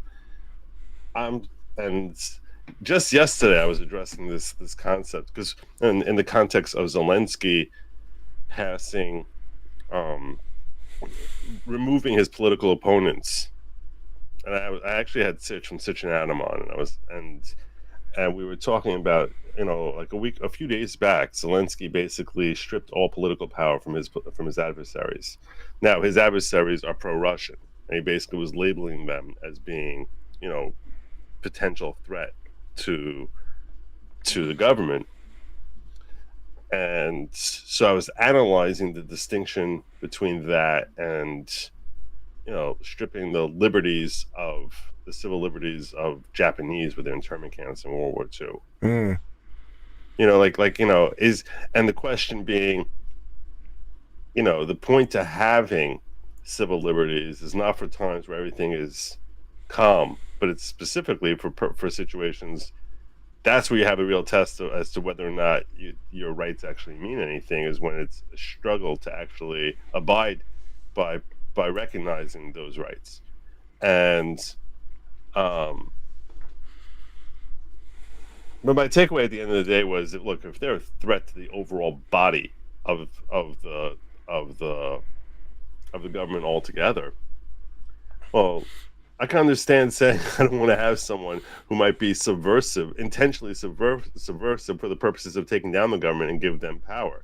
So, it's not like here where Democrats and Republicans simply hate each other.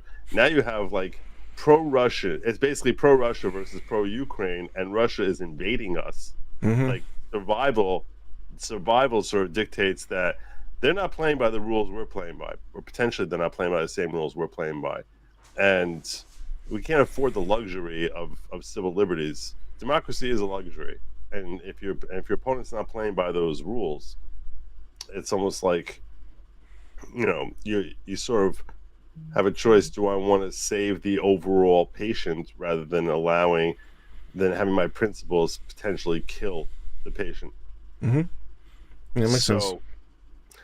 Yeah, it's tough to walk that line and make that call for yourself, though, because biases will tend to play in. It's tough to make that call and really strip yourself of those biases when you're making that determination and say, well, is the body really in jeopardy because of is this thing really a threat to the overall body or not? And because we would tend towards, in the interest of our own political preservation rather than preservation of the union, we would tend to, jump to we'd be motivated towards taking these steps. And then the question ultimately has to come down to, is your motivation your own personal self-preservation, or is it self-preservation of the country and the institution as a whole? And they can be very hard to separate those things out. Yeah, especially when it's affecting you. I mean, how can anyone make that call for themselves? So, it's an interesting. So now I'm sort of feel like, on a very, very, very small level, I'm dealing with that same question myself. This guy's trying to get my channel yeeted, and my principals say, I'll still let him in my chat. You know what my principle zero is? Principle zero is I'd like to have a YouTube channel, and I'd like to be able to stream and talk about the things I want to talk about. So that kind of overrides a lot of principles. It's like, yeah. Right. Freedom of speech is important, not as important as me having the YouTube channel. At the same time, I don't feel like he has any bases to be successful in yeeting my channel. Yeah. So just because that might be his objective doesn't mean that that's a basis for me to act. In other words, I don't know if he's really a threat. I don't consider him really a threat because there's no grounds for what he's saying.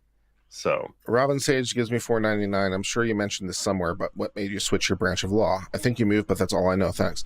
I haven't switched yet. I still do the same thing I have been doing for the last 14 and a half years. The reason I want to switch is because I've been doing it for 14 and a half years. It's no longer interesting to me. I don't enjoy the work anymore. So I need something to do. And, a change is a good way to accomplish that objective. It's like, one of the things that's nice thing about my channel is, like, I talk about basically on my channel everything except my field, because my field doesn't interest me. And I like to learn new things and find out new things and make my mind expand, which I feel is no longer possible in my principal field of law. It's like basically I know everything at this point. And that isn't to be arrogant. It's just to say that I've been doing it for long enough that this doesn't feel like there's nothing new to really gain. So that'd be why. Dissatisfaction to the point that it's causing existential depression that I've been experiencing over the last several years. To be quite honest, I've been experiencing increasing depression and over it. And if I don't leave, who knows what will happen next? So I thought, maybe I should leave before that happens would be good. That would be the answer to that question. It's important that you find work you engage in work that you find stimulating, and if it's not, in that case, your life feels like hell because you basically feel trapped into doing what you've been doing every day for the last X number of years, and you don't feel like you're living. You just feel as if you're existing. Look into NAC. What is NAC? Someone says, Kurt, please look into NAC. I have no idea what NAC is. What's NAC? Am I being tricked? Do I have to block somebody? What's going on? I don't think so. Carl is good people. What's an NAC?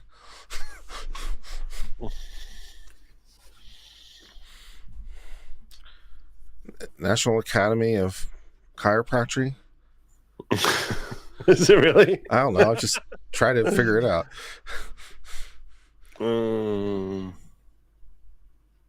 I don't know. Yeah, they're coming back. They're not back yet. Bring on Lee. Bring on Lee. Thomas the Thomas is desperately trying to test my search engine, which feels like that should be a rule violation. Okay, I think that they're back now. In terms of some research that was undertaken during the break, Judge Jackson, earlier Senator Cornyn said that you had called former President George W. Bush and Secretary of Defense Donald Rumsfeld a, quote, war criminal, unquote. I noticed a little surprise in your reaction, and I was surprised by the allegation. During your service as a public defender, you filed several habeas petitions against the United States, naming former President Bush and former Secretary Rumsfeld in their official capacities. You were advocating on behalf of individuals who argued they were civilians wrongly classified as enemy combatants of the United States, and your filing was part of your professional responsibility to zealously advocate for your clients. In those petitions, the individuals raised more than a dozen claims for relief, one of which was an allegation that the government had sanctioned torture against the individuals, which constituted war crimes under the Alien Tort Statute. The Alien Tort Statute allows courts to hear cases for alleged violations of the law of nations or the treaties of the United States. Apparently, this is what Senator Cornyn was referencing. So to be clear, there was no time where you called President Bush or Secretary Rumsfeld a, quote, war criminal, close quote. Did you want Correct, to respond? Senator. No, Okay. thank you. That was correct. Thank you very much. We now recognize Senator Lee. Here we go. Thank you, Mr. Chairman. Thank you, Judge Jackson, for being here. I want to talk today about some things you heard about yesterday. Feedback. There's a lot of talk from members of this committee about judicial philosophy. I want to talk a little bit about what that means and why it's important. We'll start with what it means, at least to me. One of the things that you heard from a lot of members of the committee, whether they couched it in terms of judicial philosophy or not, relates to the idea that justice should be blind, that justice properly administered within our system is blind, and that therefore individual justices and judges serving in Article III courts should be blind in the sense that they are able to see and understand and interpret the law, understand what the law is, while understanding that the idea of what the law should be is left to other branches of government, not to the judiciary. In this respect, we recognize that blind justice and blind justices, those who are blind to the things they're supposed to be blind to, are those willing to recognize that if there is a policy flaw in the law, and if there's a policy change that needs to be made, it's not the role of the court to change it. That belongs to two different branches of government, primarily to Congress. This, of course, requires judicial restraint. It requires judicial humility. And it gets back to what I was describing yesterday when I referred to Justice Barrett drawing on the analogy from the Odyssey of Odysseus binding himself to the mast of the ship. Most of us refer to this judicial philosophy as textualism. Textualism is neither liberal nor conservative. It's neither Republican nor Democratic.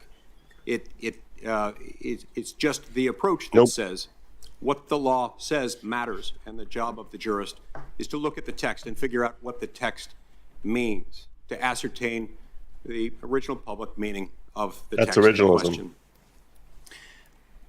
While I doubt there are any members of this committee who would disagree with the idea that justice should be blind in this respect, and that policy changes need to be made by the political branches of government, primarily by the legislative branch, and not by the courts, you did hear some statements that I think are at least a little bit at odds with that concept of justice.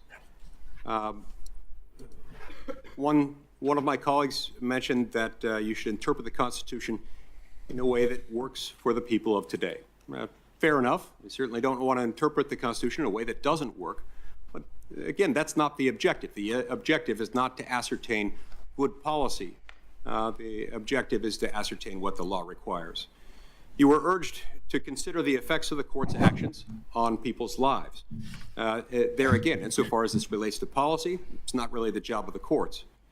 You were admonished that you must, quote, be able to see the real people at the other end of the court's rulings, like Americans who are one Supreme Court decision away from losing their health insurance, or one court decision away from the ability to make their own health care choices.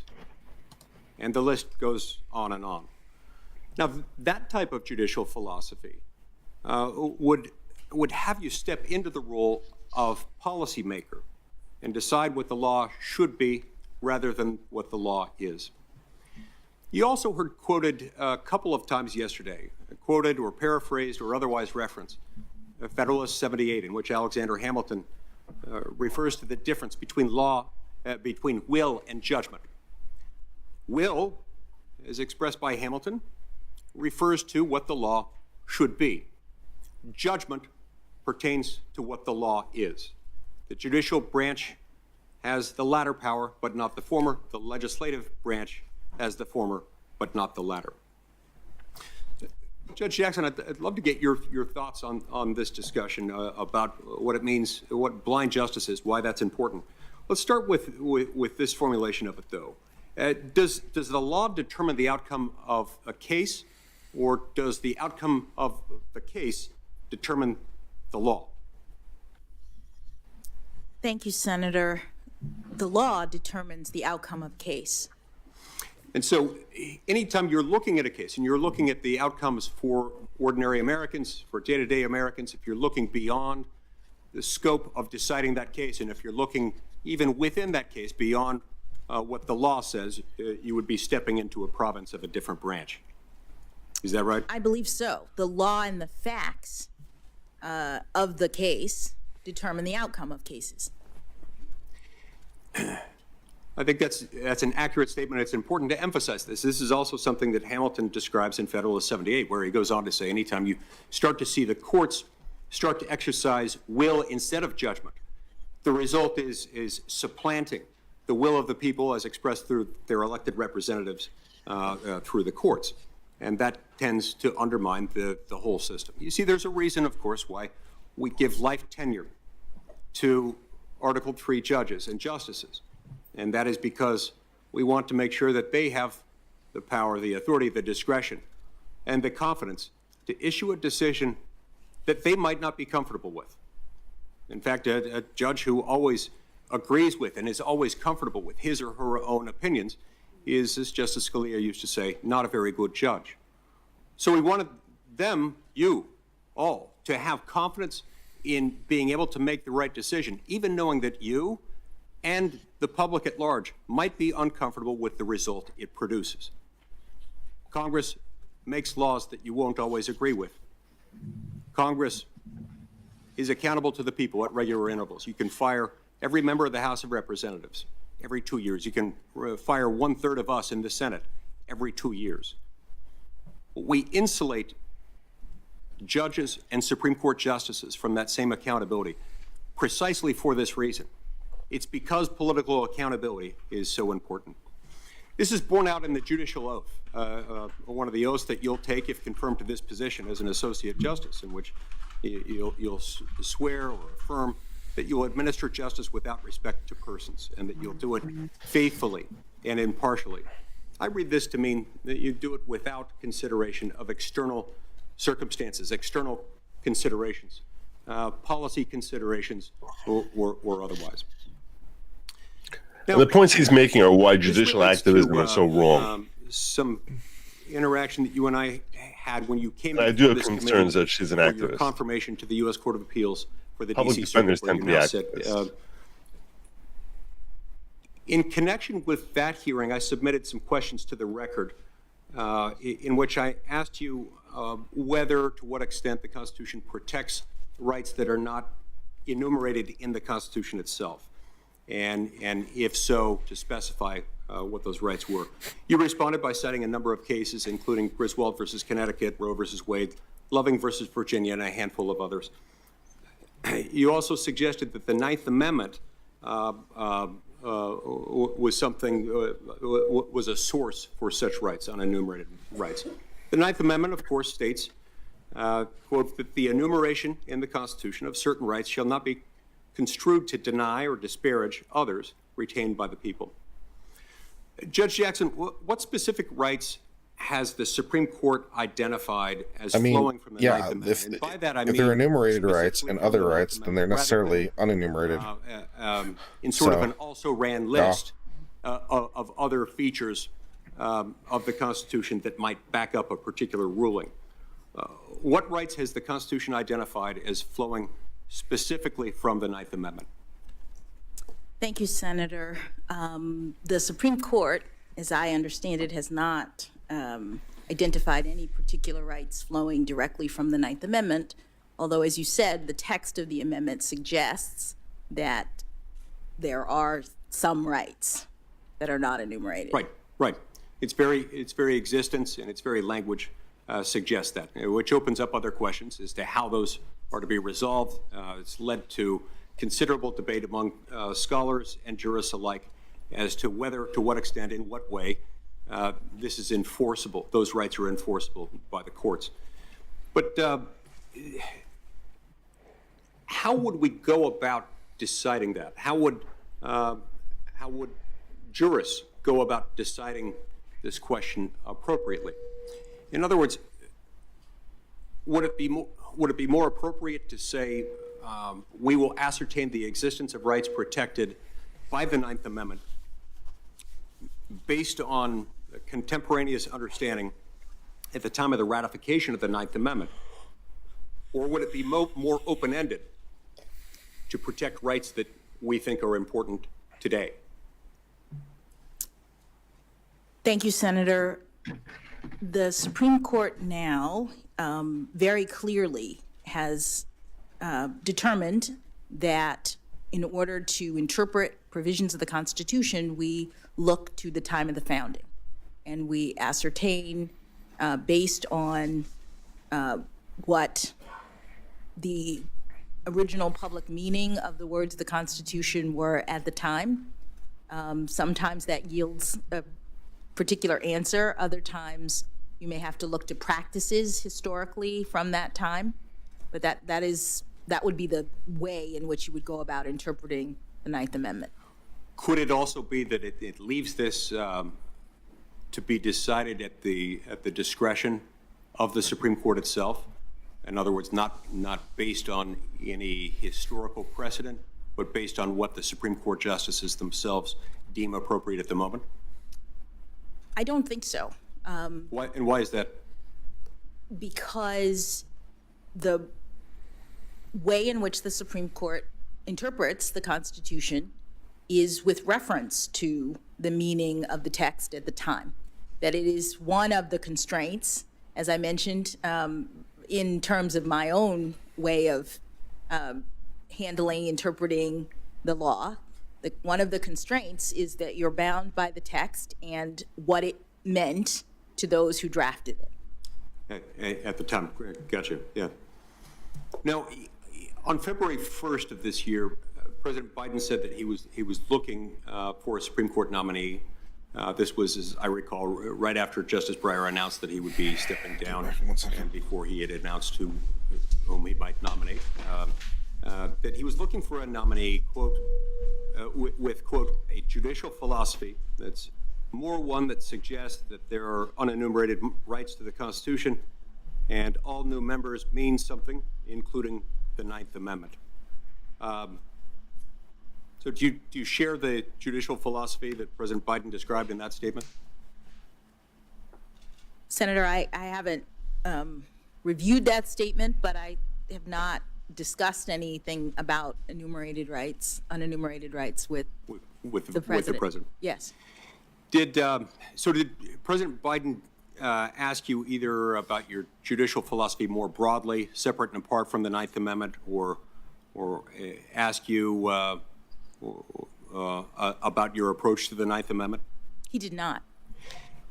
In a primary election debate that he had as a presidential candidate in Nevada in 2007, Joe Biden stated, quote, "I would not appoint anyone who did not understand that Section 5 of the 14th Amendment and the Liberty Clause of the 14th Amendment provided a right to privacy. That's the question I'd ask them. If that is answered correctly, that is the case, that it answers the question, which means they would support Roe versus Wade. I assume his reference to the Liberty Clause, I assume he's referring to the Due Process Clause of the 14th Amendment. In context, that appears to be what he's saying. Did President Biden ask you whether you agreed with his analysis of the 14th Amendment as it relates to the right to privacy? He did not.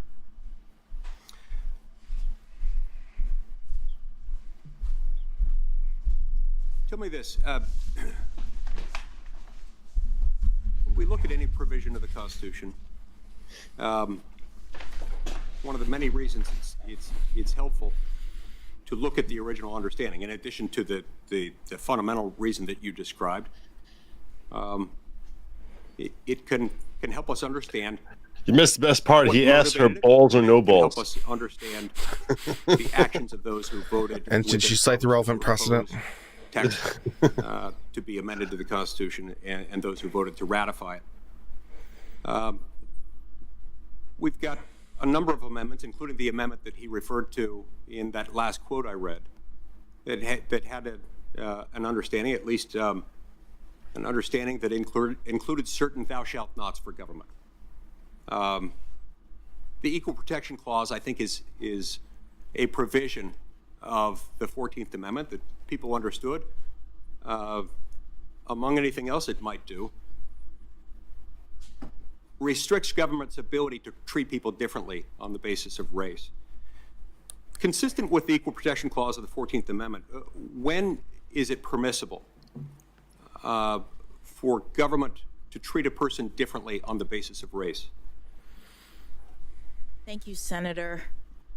The Supreme Court has interpreted the Equal Protection Clause, as you say, to generally prohibit classifications on the basis of race. And it says that those classifications are to be rigorously scrutinized.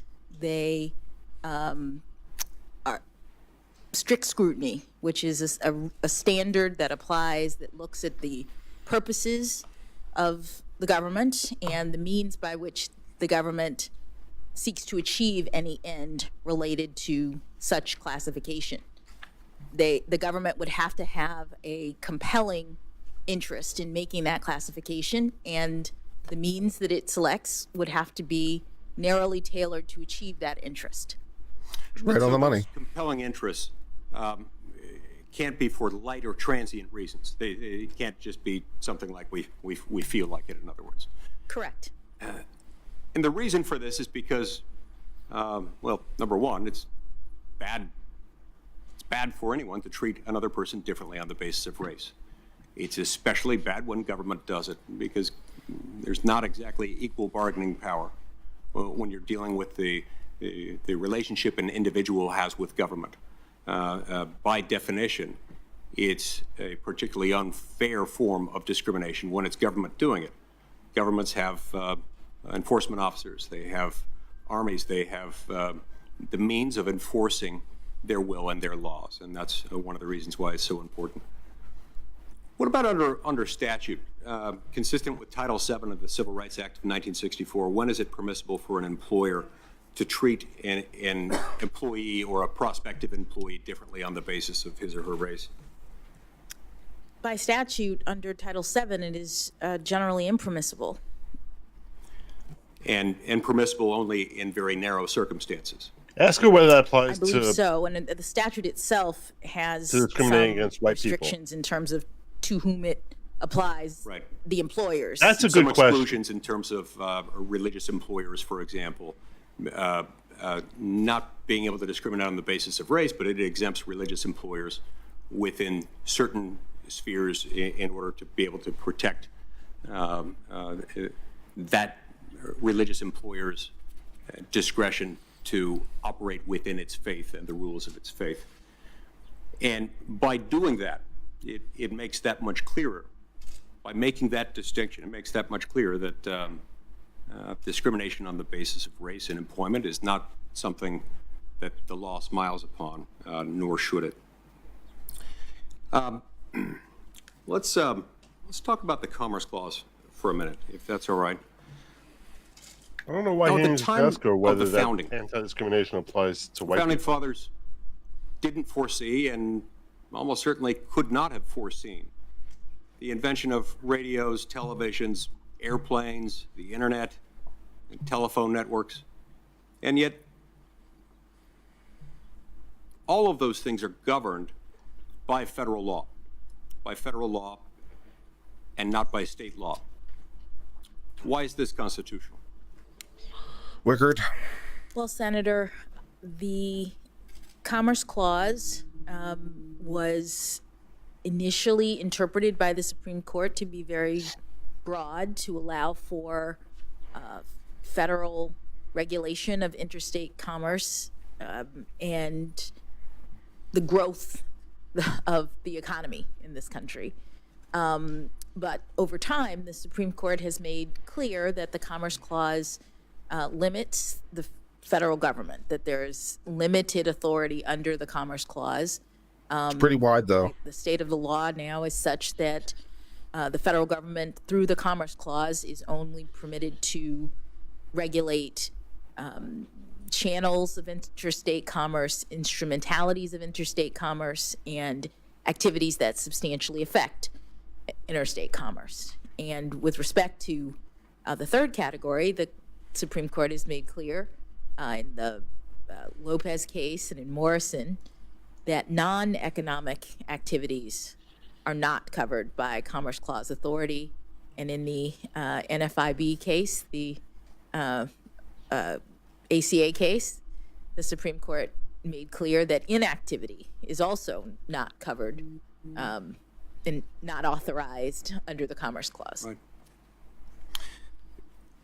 And most of the items that I identified in my question, in fact, all of them, I believe, would fall into the category of channels and instrumentalities of interstate commerce. We're dealing with interstate airways, waterways, networks, things like that, things that depend for their existence, for their effectiveness on their operation interstate, such that they couldn't, no one could effectively regulate them and preserve their core function unless that was federal. Those fit into the category of the channels and instrumentalities. With the third item that you described, the substantial effects interstate commerce,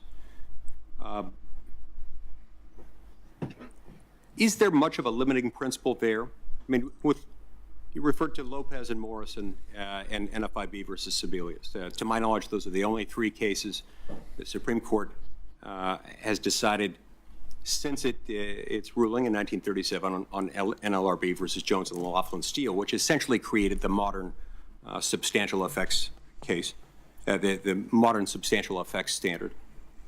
Those are the only three instances in which the Supreme Court identified as outside the Commerce Clause authority something that Congress had enacted.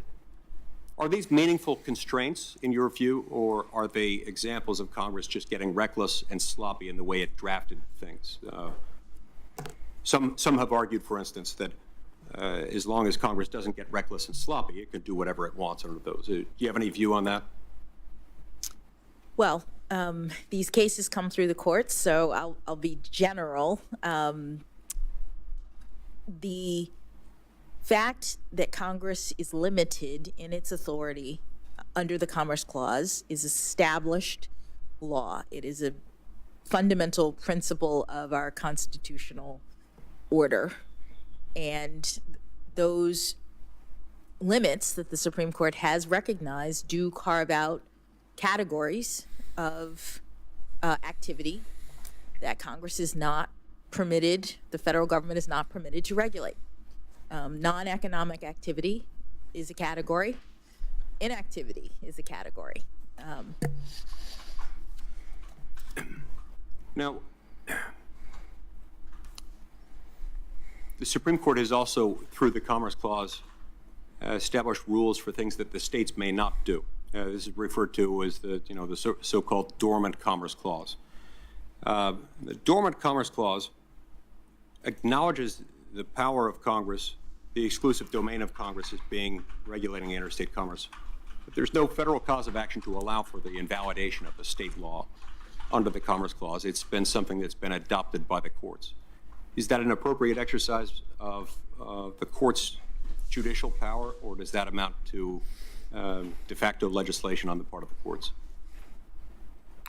Well, Senator, I wouldn't characterize it. I know that that's what the Supreme Court has permitted. The Dormant Commerce Clause is a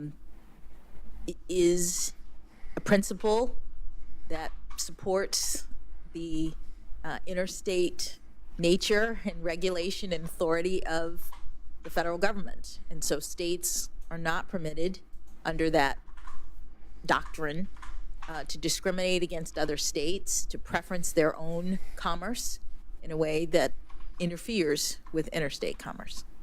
I want to turn back for a moment to a line of inquiry you had with Senator Durbin earlier today when you were talking about your sentencing in these child pornography cases. I want to make sure that I understand your answer there.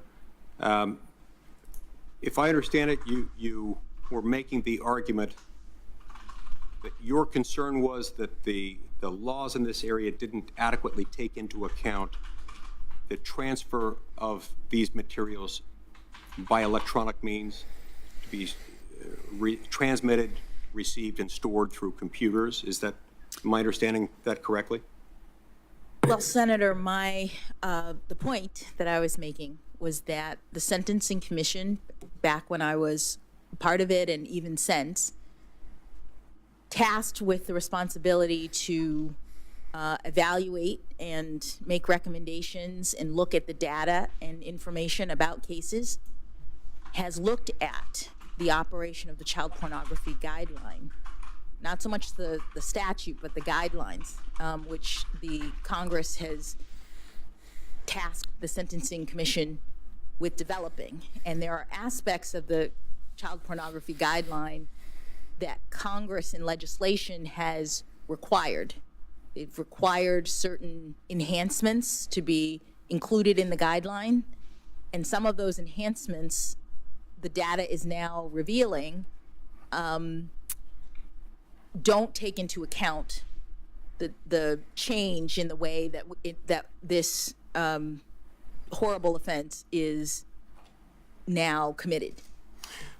But the fact that it's easier to commit the offense shouldn't diminish the severity of the punishment, should it? I mean, any more than the more widespread availability of certain drugs, the more widespread availability of certain weapons might, surely you wouldn't argue for a lower sentence when certain things become easier in other criminal contexts. So why is this one different? Well,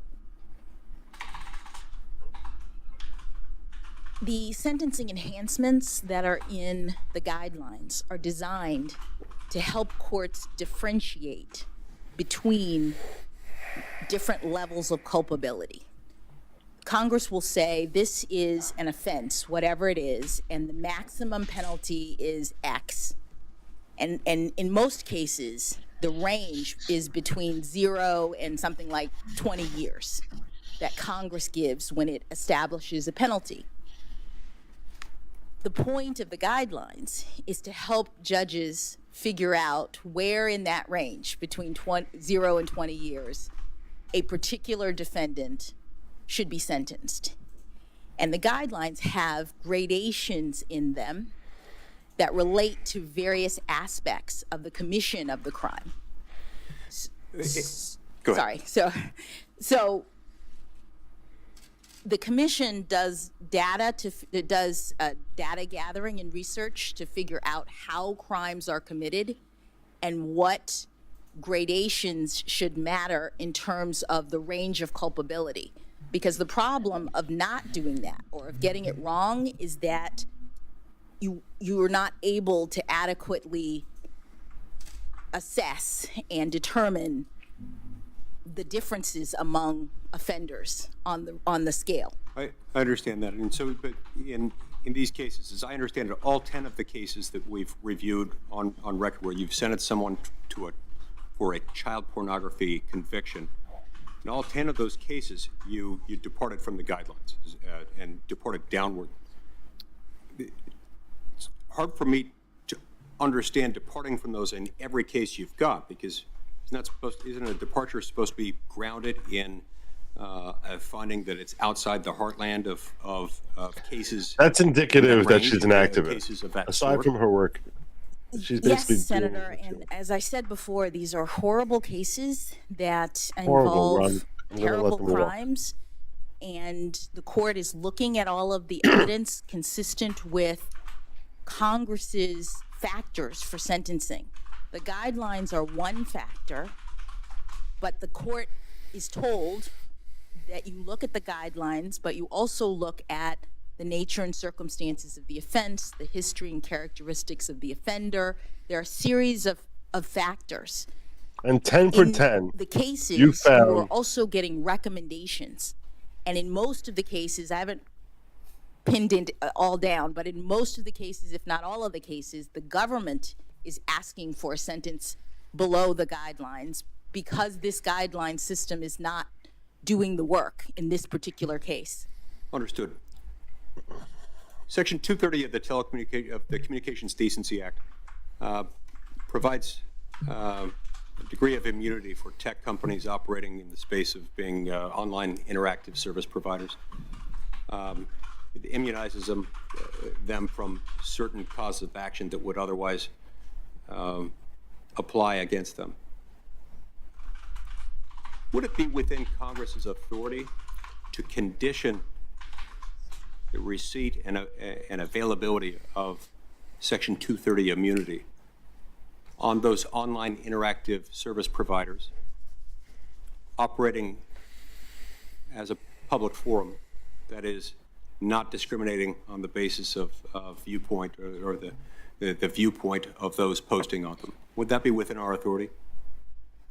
Senator, I can't comment on a particular issue about whether or not it is constitutional or not, but the criteria that you identify, it would be relevant, I think, as to whether or not the government is seeking to regulate along viewpoint lines under the First Amendment. That is something that is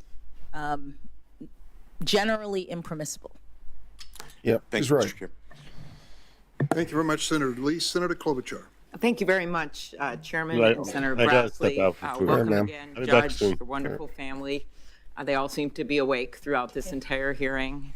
I just wanted to, before I start, get at something Senator Lee was talking about. It's not the Dormant Commerce Clause, but Why not, though? The Dormant Commerce Clause kicks appreciated ass. early on how you talked about these child pornography cases. A former prosecutor could totally see where you were coming from when you talked about looking at these cases as a mom and a judge. And would it surprise you at all that other judges, including a number of them that were supported by our colleagues on the other side of the aisle, have given out similar sentences in child pornography cases?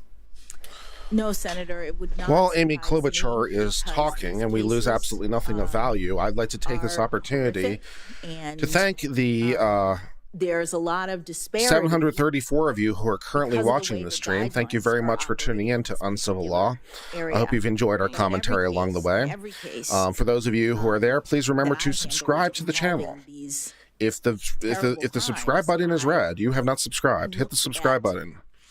the Become law a member. and the facts.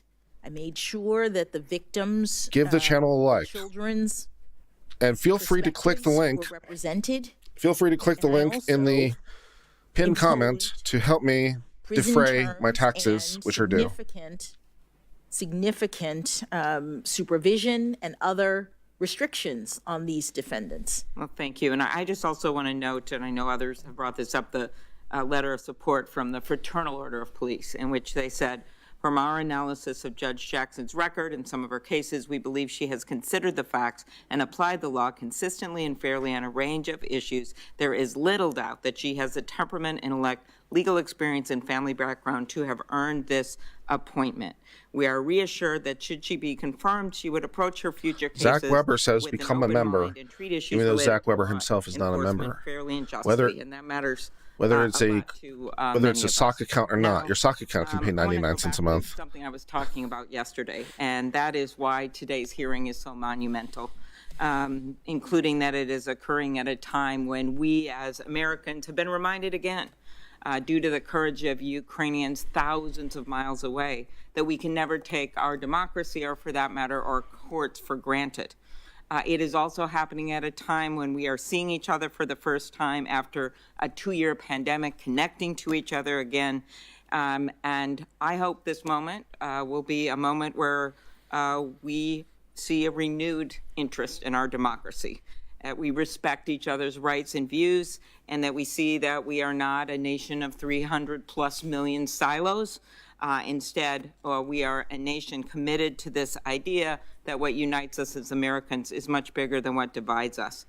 And so in that context, you come before us with this incredible strength, legal acumen, grace under pressure that you have demonstrated today. And you also come before us, as we've noted, as the first Black woman to be nominated following 115 justices who have been confirmed. And I will note, of the 115 justices, 110 have been men. And I actually once reminded a late night show, Trevor Noah, of similar issues in the U.S. Senate. In fact, in the history of the U.S. Senate, of the nearly 2,000 people who have served, only 58 have been women. And he responded that if a nightclub had numbers that bad, they'd shut it down.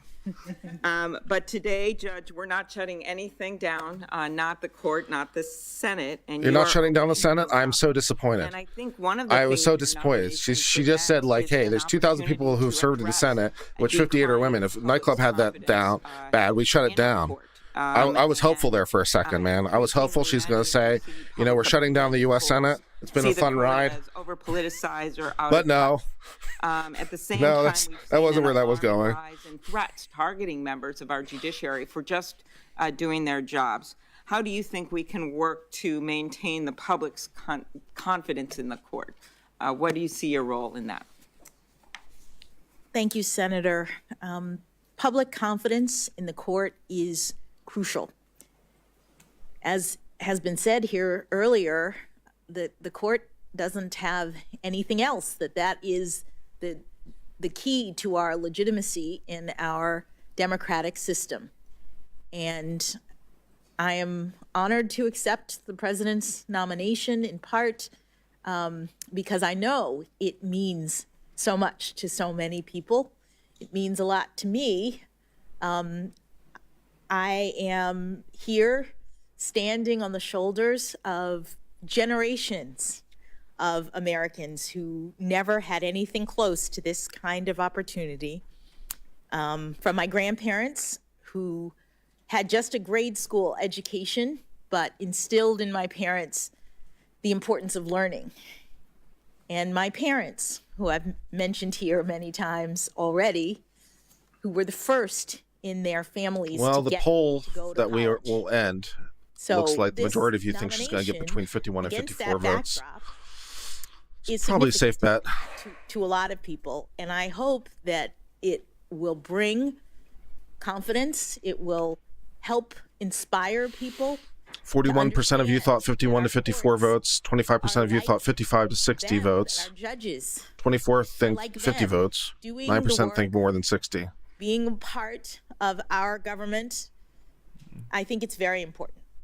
Very good. I think along those lines, your wonderful mentor, Justice Breyer, I quoted him about how he said, we can help maintain public acceptance of the court, and these are his words. We can do it best by helping ensure that the Constitution remains workable in a broad sense of the term. Specifically, it the court can and should interpret the Constitution in a way that works for the people of the day. Michael, Like, the as you odds of know, her getting less than 50, I think, are zero at this point. To be honest, Article 2, Section 2. she's going to get she's going to get confirmed. We didn't have an Air Force back then. There's not enough. So there are There's things nothing about here. the Constitution that, of course, as we've gone along, have been interpreted to She's meet gonna get confirmed. the moments of our time. I put What money do you on think it. Justice Breyer means when he says the Constitution should be interpreted in a way that works for the people of today? I wonder what the betting odds on it are. Justice can be There's both usually websites that do that, right? and respect history.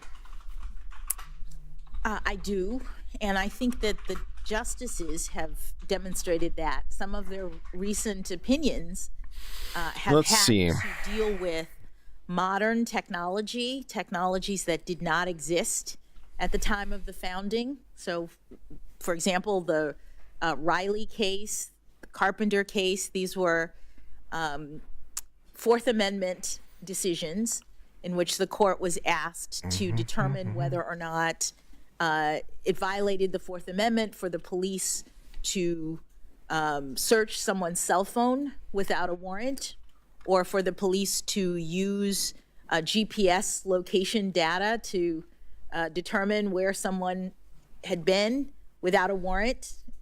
And obviously those technologies did not exist. But what the court did was it looked back at the time of the founding and determined what the reasonable expectations of privacy were related to the term unreasonable searches and seizures, which appears in the Constitution.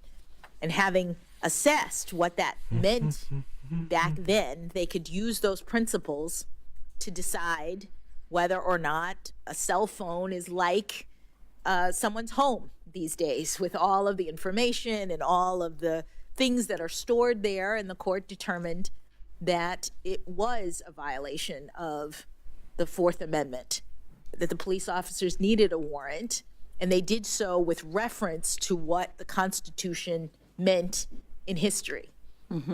Very good. You know, you were viewed as a judge, and you talked about this a bit yesterday, that writes lengthy Can't find any websites that offer betting on this right now. You should spell things out and believes in being transparent. Is that a fair characterization? I don't That know is. words in- Predicted is one. Let's take a look Good. at Predicted. I'm sure your clerks know that. See what odds I they're want to giving. talk about something to me that's a bit the opposite, and that's something that some have termed the shadow docket. And Oh, that okay, there's an intelligent question. decisions that the court makes on an expedited basis that are usually unsigned and issued without oral argument or full briefing. In the last few years, we've seen the court increasingly deciding cases in this way, often over the dissent of maybe 3 or 4 of the justices. Last term, the court granted 20 requests for emergency relief, a historically high number. 10 years ago, in the October term of 2011, the court granted only 6 requests in an entire year.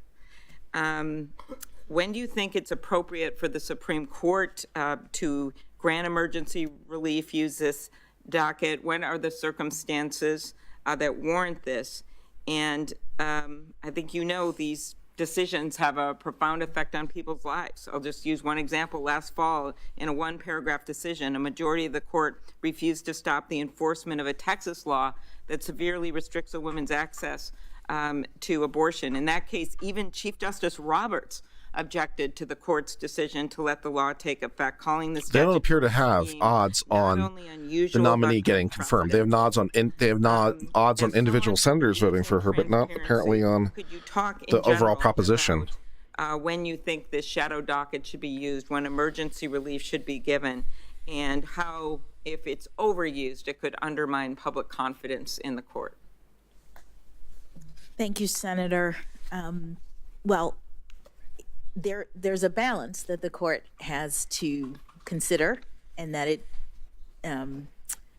insofar as, on the one hand, it has always had an emergency docket, the need for flexibility, the ability to get answers to the parties at issue is something that's important in our system.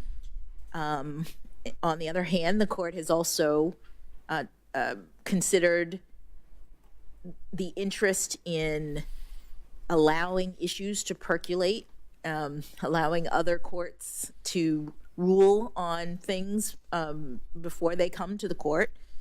And I am not privy at the moment to the justices' views and why and how they're using the emergency docket in these cases.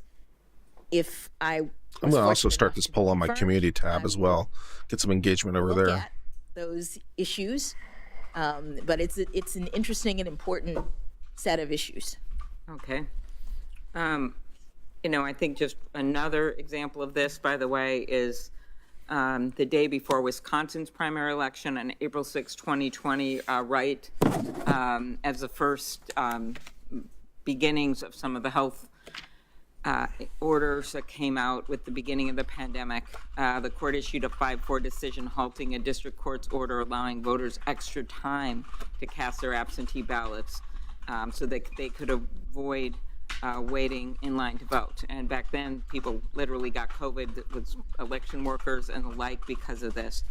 And again, I'm not going to belabor this point, but I think some of this is these decisions that are made that don't reflect some of the careful consideration that you have made in many of your decisions as a judge. But speaking of voting, I'll ask you one question on that front. Since the Supreme Court gutted the Section 5 preclearance regime of the Voting Rights Act in its decision in Shelby County, the D.C. Circuit has not seen many voting rights cases. However, as you know, Justice Ginsburg dissented in that case, describing the right to vote as the most fundamental right in our democratic system. Do you agree that the right to vote is fundamental?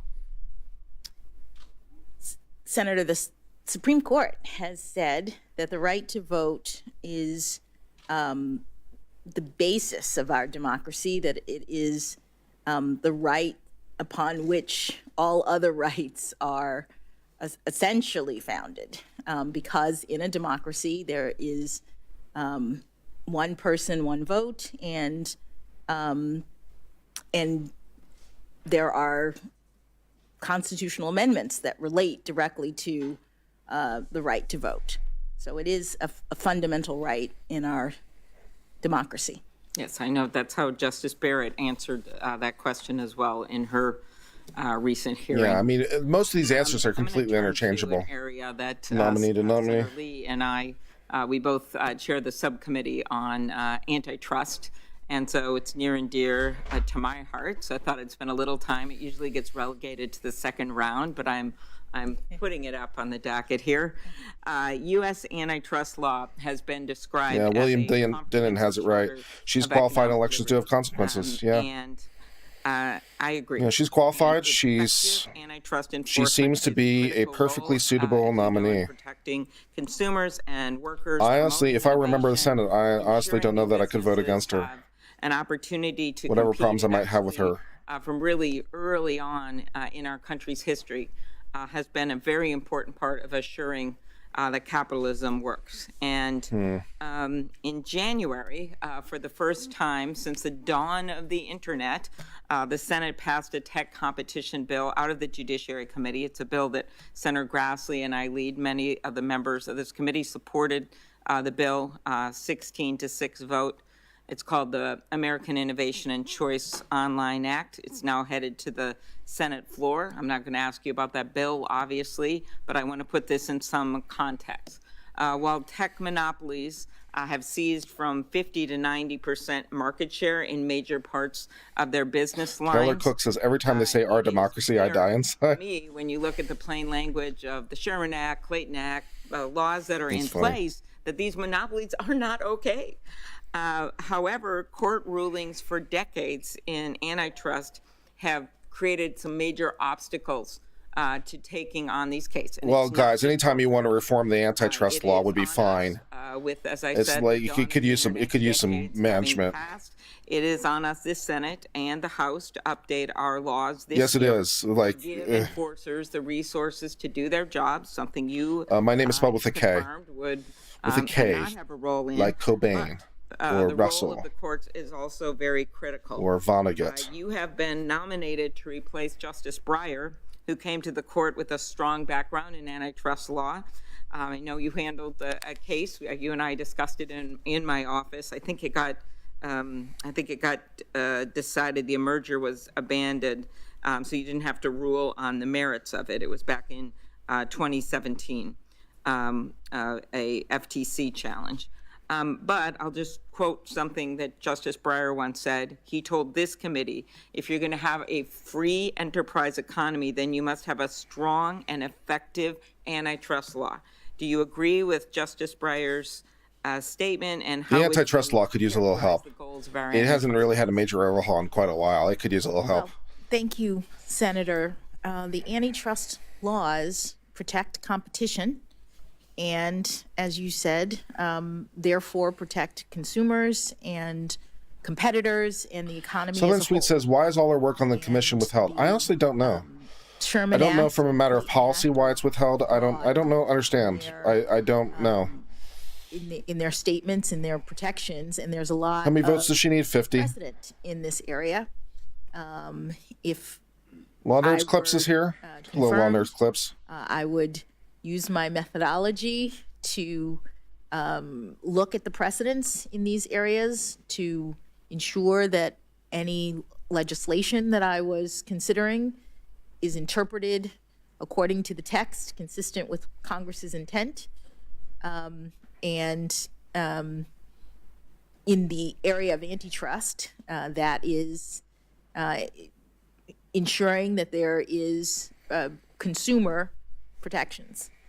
Mm-hmm. Very good. And just to play it out a little bit, since the 1980s, the court in cases like Trinco and Credit Suisse, Ohio v. American Express, has really made it increasingly difficult to enforce the antitrust laws and protect competition.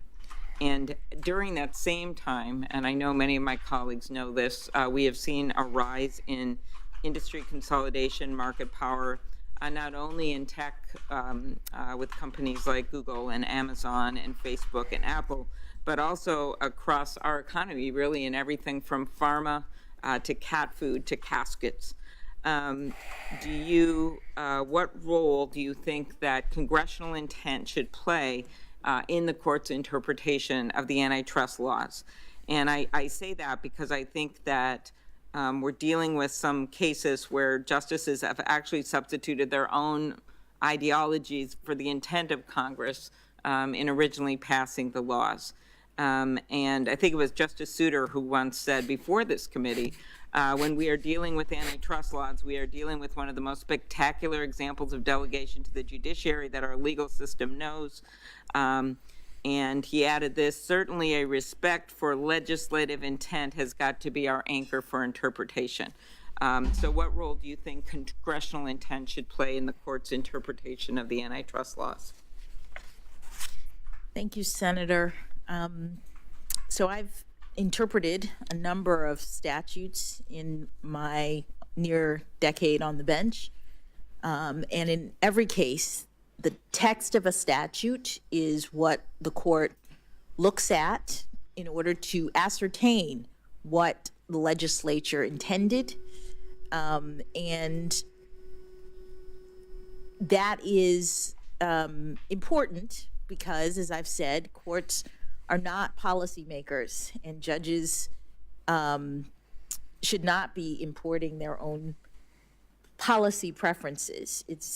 Judges are restrained in our constitutional scheme in order to affect the will of Congress in terms of their interpretation of the laws. Okay, thank you.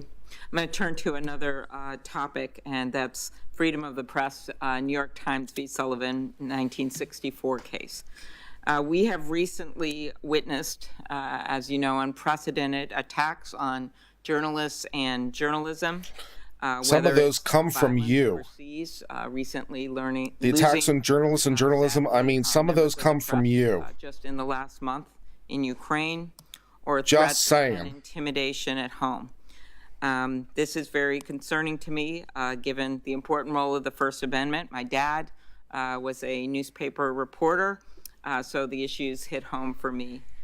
Can you talk about your view of the role of journalists in our democracy? Thank you, Senator. Journalists, freedom of the press is protected by the First Amendment. It is about the dissemination of information, which is necessary for Dissemination of all information. democratic form of government. And the government can't determine what misinformation Held is. as much, and that was the basis. Do you support freedom of the press for the misinformation? Of course. Determinations in protecting the press from liability in New York Times. So versus a Sullivan. good quarter of you are fans of the solely words of Senator Klobuchar. 25% of you voting that she is your ambrosia. Ruling in support of the First Amendment, and you the court know, held, to each their own. that when newspapers report on public officials, they're only liable for untrue statements that are published with knowledge or reckless disregard for whether the statement was false. The court in Sullivan based its decision on our country's, quote, profound national commitment to the principle that debate on public issues should be uninhibited, robust, and wide open. That's their quote. And it recognized that, quote, erroneous statement is inevitable in free debate, end quote, and, quote, must be protected if the freedoms of expression are to have the breathing space that they need to survive. Do you agree that those principles are just as relevant today as they were when the Supreme Court first decided New York Sure, Times I agree freedom of press is good. New York Times v. Sullivan is the continuing binding precedent of the Supreme Court, and it does state the principles that the court has determined are undergirding the First Amendment right to free press. 25% of the chat doesn't know what the word ambrosia means? I guess not. Barisha v. Lawson, the Supreme Court declined to review a case in which the 11th Circuit applied New York Times v. Sullivan. Justice Thomas and Justice Gorsuch each dissented from the decision not to grant cert, arguing that the court should reconsider its holding in Sullivan. How would you approach a case that sought to limit or overturn the central holding in New York Times v. Sullivan? Thank you, Senator. Anytime the court is asked to revisit a precedent, there are criteria that the court uses to decide whether or not to overrule a precedent. New York Times versus Sullivan is a precedent, and stare decisis is very important. The principle that the Supreme Court should maintain its precedents for predictability and stability in the law. If the court is asked to revisit a precedent, its criteria, what it looks at, are whether the precedent is wrong, and in fact egregiously wrong, the court has said, whether there's been reliance on that precedent, whether there are other cases that are similar to the precedent or that relied on the precedent that have now shifted so that the precedent is no longer Billy Witch Doctor says she's commenting on potential cases. She's commenting on the role of whether or not the how precedent she's, because like, how would you approach overturning it? So she's giving the answer of how you would approach overturning a case, and she's giving basically the Justice O'Connor answer, more or less. And whether or not there's these factors that are looked at. So it's a philosophical question. It's fine. Those various criteria are what the court looks at to decide whether or not to overturn a precedent, and they would be what I would look at if I were confirmed to the Supreme Court.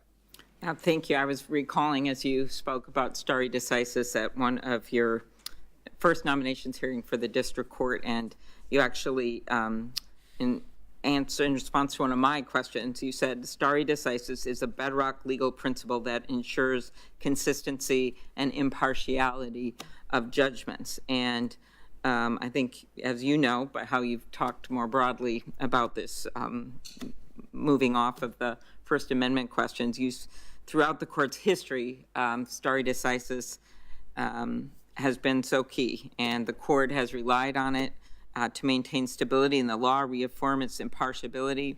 Walnut Clip says, I'm in your most recent video.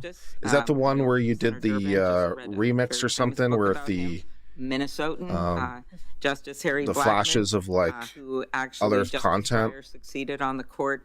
And I was said in the very start of that video. Concurrence in Planned Parenthood v. Casey about the court's decision to uphold Roe v. Wade. He said, "What has happened today should serve as a model for future justices and a warning to all who have tried to turn this court into yet another political branch."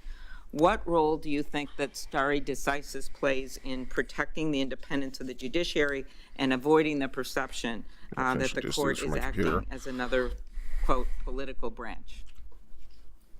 I think it plays a very important role as a doctrine that keeps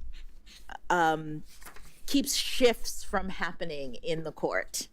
That, as I've previously mentioned, it's very important to Stephanie have is here. Hello, Stephanie. Always glad to have you here. Rule of law purposes, so that people can order themselves. You picked a questionable time to join. We are currently listening to the honeyed words of Senator Klobuchar. If there were massive shifts every time a new justice came on, or every time new circumstances arose, there would be a concern that public confidence would be eroded. And so stare decisis is a very important doctrine that the Supreme Court has established. Mandy, and, thank you for saying welcome and back. It's one that furthers That was a the scary rule of 48 law. hours of my life. Thank you very much. Well, that's a good way to end Judge Jackson. And I do see Senator Cruz waiting in the wing. So by coincidence, and it looks like he has things he's putting up of charts. By coincidence, I was going to put on the record, and since he's here, it makes a lot of sense from the judge that you clerked for, Senator Cruz, Judge Ludwig, who's now retired, and I know you were very close to him. And he actually submitted a letter on your behalf, Judge Jackson, and said in this letter, and he's an appointee of George H.W. Bush, similar to Judge Griffith, who introduced you yesterday, and I've been very impressed by the support you've had from retired judges, obviously not appropriate for current judges, but retired judges appointed by both Democratic and Republican presidents, as well as the bipartisan votes that you have gotten. Maybe Ted Cruz can spark some life into this Senate for your other hearing. positions. But in this letter, the former Judge Ludwig, says that you are eminently qualified to serve on the Supreme Court of the United States. And then he actually says Republicans and Democrats alike should give their studied advice and then their consent to the president's nomination. And he adds Republicans in particular should vote to confirm Judge Jackson. So I thought that might be a good segue, Senator Cruz, to your question. So I ask Chairman that the letter of support from former Judge Ludwig, who employed Senator Cruz as a trusted law clerk, be admitted to the record. Without objection. Thank you very much, Judge Jackson. Thank you. Senator Klobuchar finds a Minnesota connection to almost everything. Very proud of the fact, but Justice Blackmun was born in Nashville, Illinois. Okay, he was a lawyer at the Mayo Clinic, as we know, and spent a lot of time. I'm going to lose this battle. A lawyer in Minnesota when he was chosen to the Supreme Court, but thank you for pointing that out. And now to the great state of Texas, Senator Cruz. Thank you, Mr. Chairman. Judge Jackson, welcome. Thank you. Congratulations. Thank you. You and I have known each other a long time. We have. We went to law school together. We were on the law review together. We were a year apart. Happily so, I hope, Senator. We were not particularly close, but we were always friendly and cordial. We were. And you and I had a very positive and productive meeting in my office where we discussed a number of things, including you were there with former Senator Doug Jones.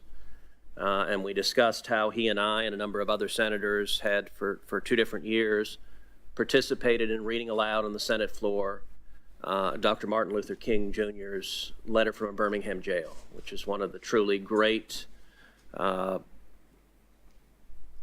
advocacies for civil rights our nation has seen. And you and I talked together about our shared admiration for Dr. King.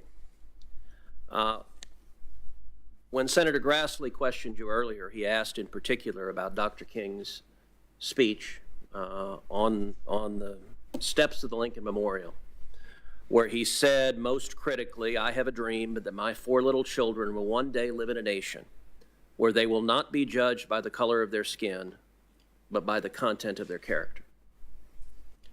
Do you agree with what Dr. King said in that speech there? I do, Senator. As we were discussing it, you referenced in my office a speech that you gave in January of 2020 at the University of Michigan School of Law. And after our discussion, I pulled a copy of your speech and read the speech in its entirety. And there were elements of the speech that I thought were really powerful. And let me say, your opening remarks yesterday were powerful and inspirational as well. And I think you and your family, the journey you have taken to becoming a federal judge, to becoming a federal Court of Appeals judge, I think demonstrates the incredible promise and the incredible opportunity this nation offers all of us. As I read your speech at the University of Michigan Law School, however, there was a portion that surprised me. And in particular in that speech, you referenced the work of, quote, acclaimed investigative journalist Nicole Hannah-Jones, and her, and again, this is a quote from the speech, provocative thesis that America was born in, provocative thesis that the America that was born in 1776 was not the perfect union that it purported to be.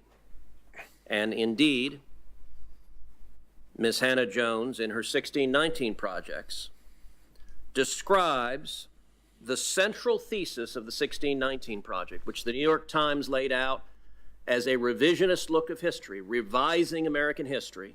And Ms. Hannah-Jones described her central thesis as, quote, one of the primary reasons the colonists decided to declare independence was because they wanted to protect the institution of slavery. Now, that claim is a highly contested historical claim. Do you agree with Ms. Hannah-Jones that one of the primary reasons the colonists decided to declare independence is because they wanted to protect the institution of slavery? Thank you, Senator.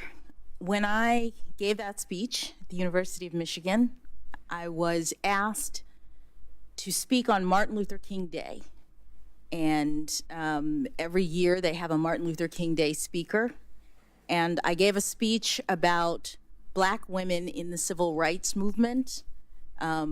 Most of the speech, if not all of the speech, was focused on African American women, their contributions to the civil rights movement, unsung contributions in many cases, and then some of the more recent African American women who have made claims, who have done things in our society. One slide was of Ms. A journalist, as you say, who made that statement, and I called it provocative.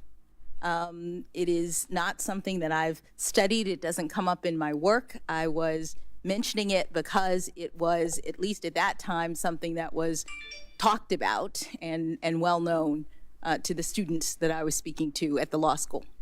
So are you aware that since the 1619 project came out, that it has been roundly refuted by very respected historians, including Gordon Wood of Brown University, including James McPherson of Princeton University. McPherson called it a, quote, very unbalanced, one-sided account which lacks content and perspective.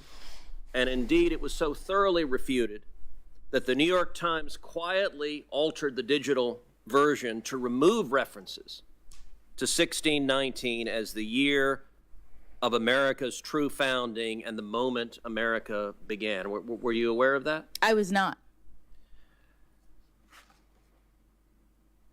So let me ask you, related to the 1619 project, which I believe is deeply inaccurate and misleading. 1619 project is closely intertwined with a movement that is called critical race theory. Critical race theory, as you know, originated at your and my alma mater at the Harvard Law School. In your understanding, what does critical race theory mean? What is it?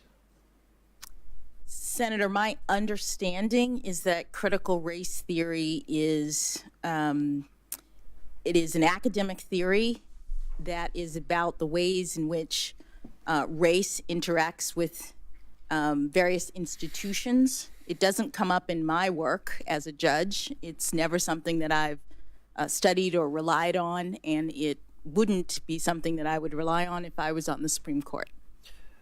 So critical race theory, as you know, has its origins in the critical legal studies movement, which also came from Harvard Law School, from a number of critical legal studies professors, crits as they were known when we were in law school, who are explicitly Marxists. And they find their origins in Marxism, although critical legal studies frames society as a fundamental battle between socioeconomic classes.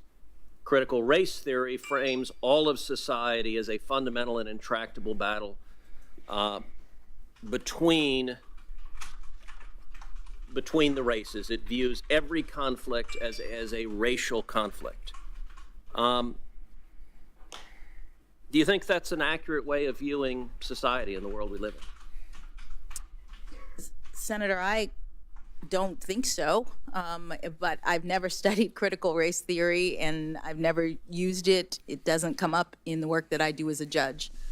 So with respect, I find that a curious statement because you gave a speech in April of 2015 at the University of Chicago in which you described the job you do as a judge. And you said sentencing is just plain interesting because it melds together myriad types of law, criminal law, and of course constitutional law, critical race theory. So you described in a speech to a law school what you were doing as critical race theory. And so I guess I would ask, what did you mean by that when you gave that speech? With respect, Senator, the quote that you are mentioning there was about sentencing policy. It was not about sentencing.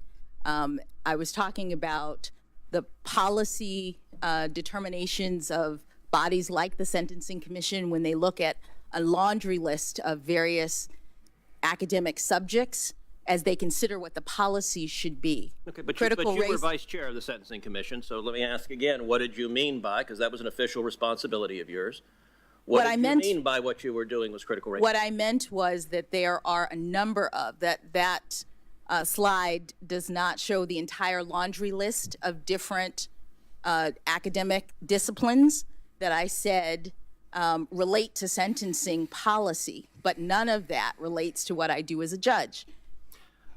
So let me ask you a different question. Is critical race theory taught in schools? Is it taught kindergarten through 12th? She wouldn't know. Senator, I don't know. I don't think so. I believe it's an academic theory that's at the law school level. Okay. As you may recall, during the confirmation hearings of Justice Amy Coney Barrett, there was a great deal of attention paid to the fact that Justice Barrett served as a board member on the Board of Trustees of a religious private school, and the press focused very intensely on the views of that school. In your questionnaire to this committee, you disclosed that you are similarly on a board, specifically the Board of Trustees for the Georgetown Day School, and that you've been a board member since 2019 and you're currently still a board member. Is that correct? That is correct. In regard to the Georgetown Day School, you've publicly said, quote, "Since becoming a member of the GDS community 7 years ago, Patrick and I have witnessed the transformative power of a rigorous progressive education that is dedicated to fostering critical thinking, interdependence, and social justice." When you refer to social justice and the school's mission on social justice, what did you mean by that? Thank you, Senator, for allowing me to address this issue. Georgetown Day School has a special history that I think is important to understand when you consider my service on that board. The school was founded in 1945 in Washington, D.C. at a time in which, by law, there was racial segregation in this community. Black students were not allowed in the public schools to go to school with white students.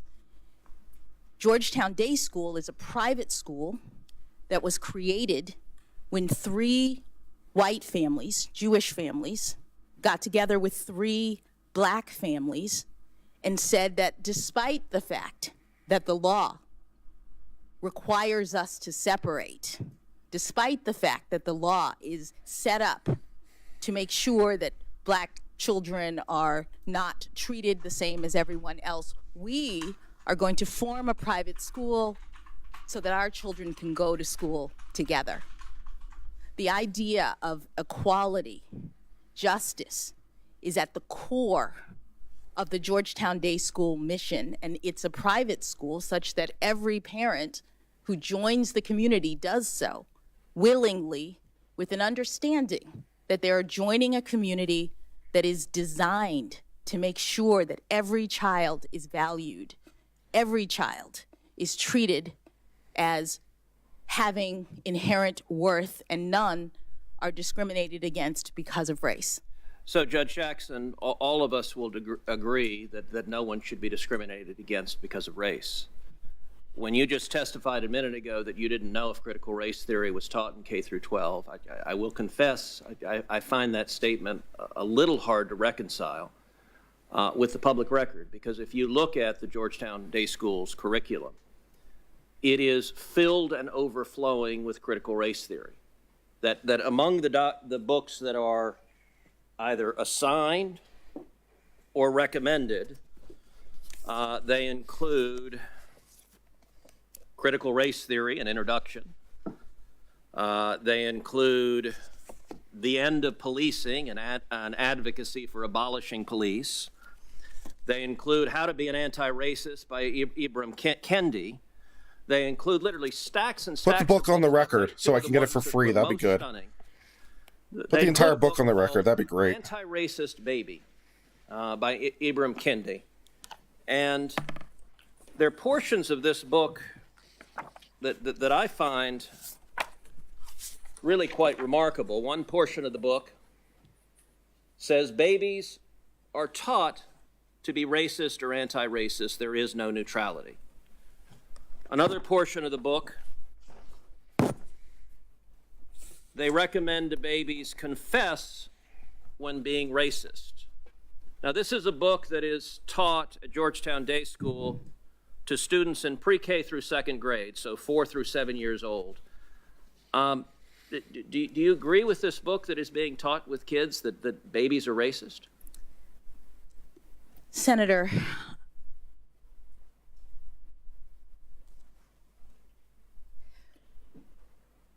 I do not believe that any child should be made to feel as though they are racist, or though they are not valued, or though they are less than, that they are victims, that they are oppressors. I don't believe in any of that.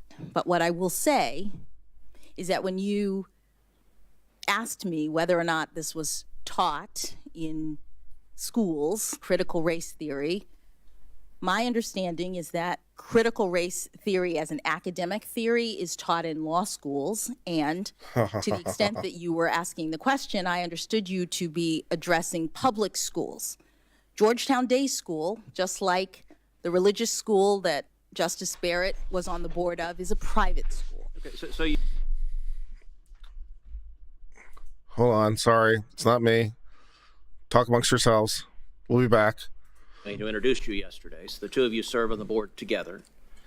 Another book that is on the summer reading for 3rd through 5th grade is a book called Stamped for Kids, again by Ibram Kendi. Yeah, so her answer basically was, oh, that's not critical race theory. It is critical race theory is only taught in law schools. What's taught in schools is not critical race theory.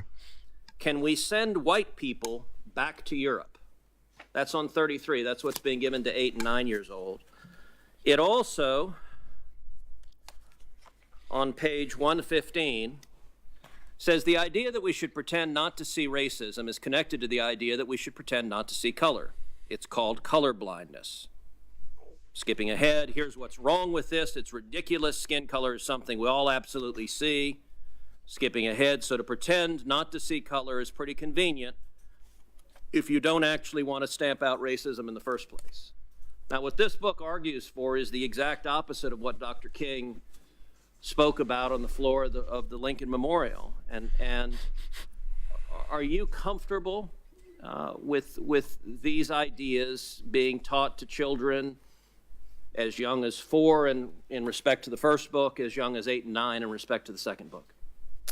Senator, I have not reviewed any of those books, any of those ideas. They don't come up in my work as a judge, which I'm respectfully here to address.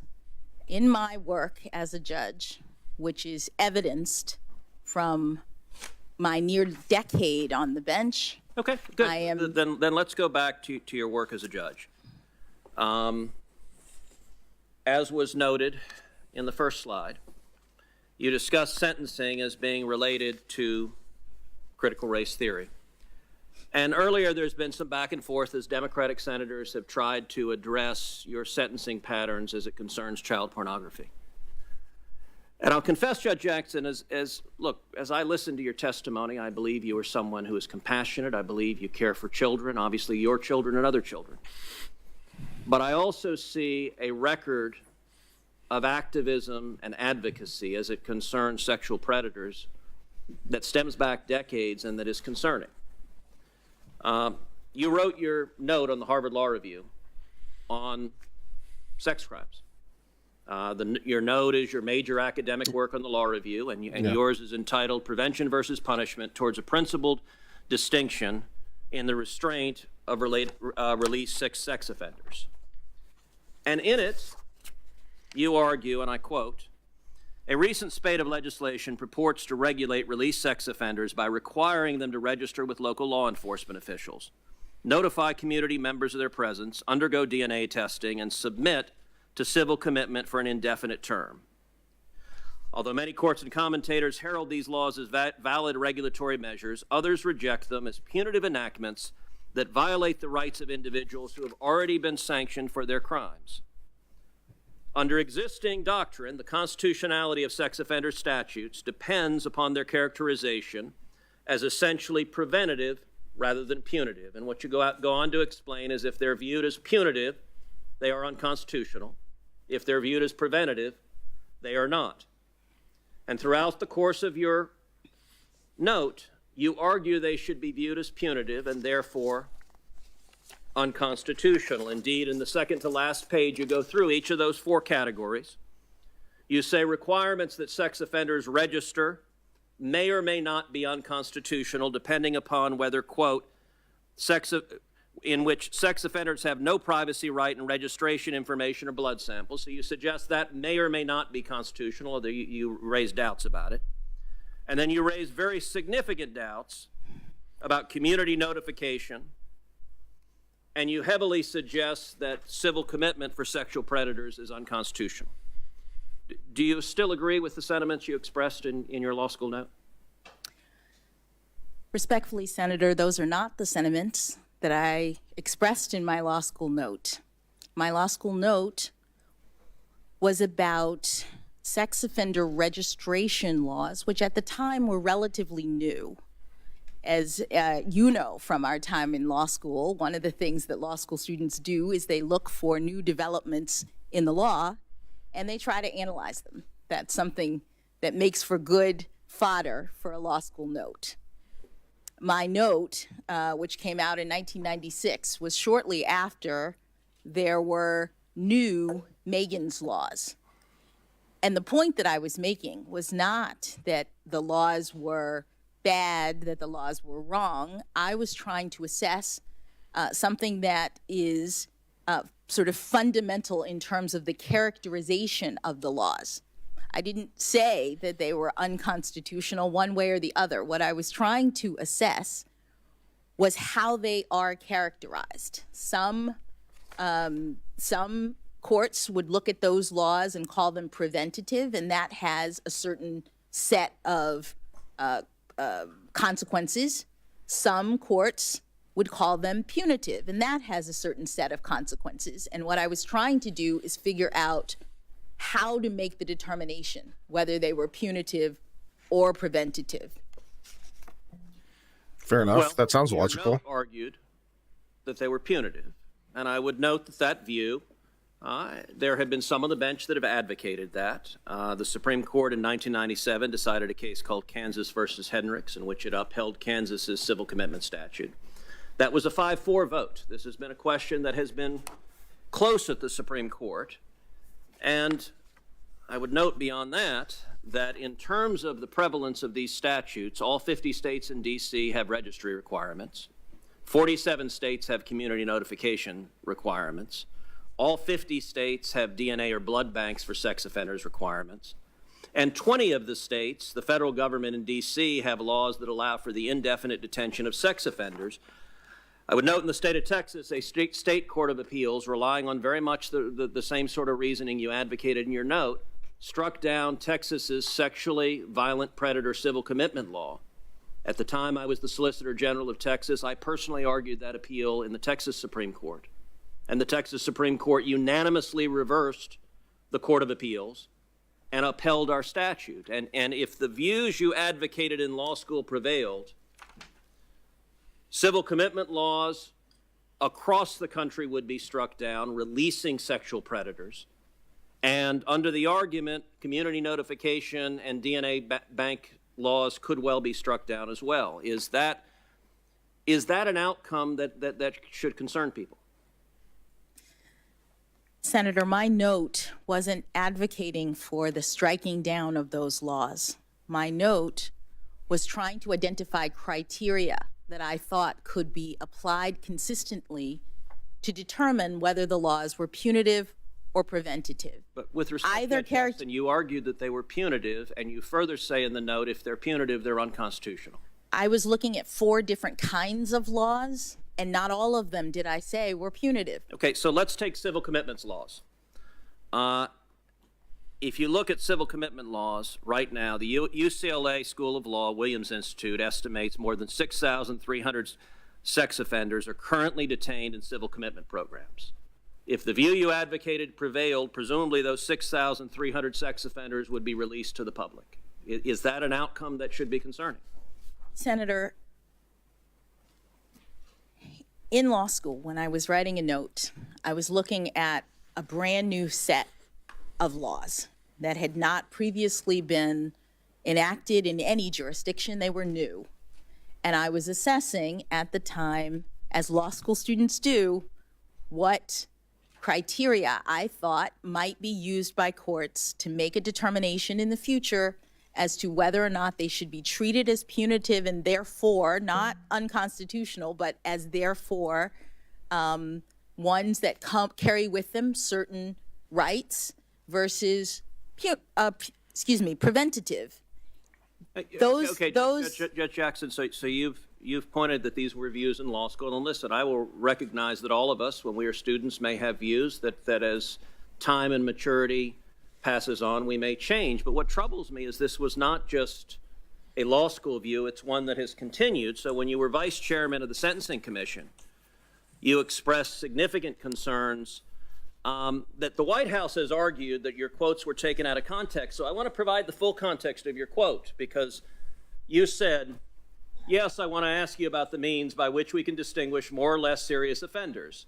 I know that all of you have sort of touched on that. Mr. Futrell, you talked about going from singular to one-on-one to group experience. I'm just wondering if there's some sort of inevitable and natural progression from one stage to the other, such that you could say that the least serious offenders are in the singular experience stage.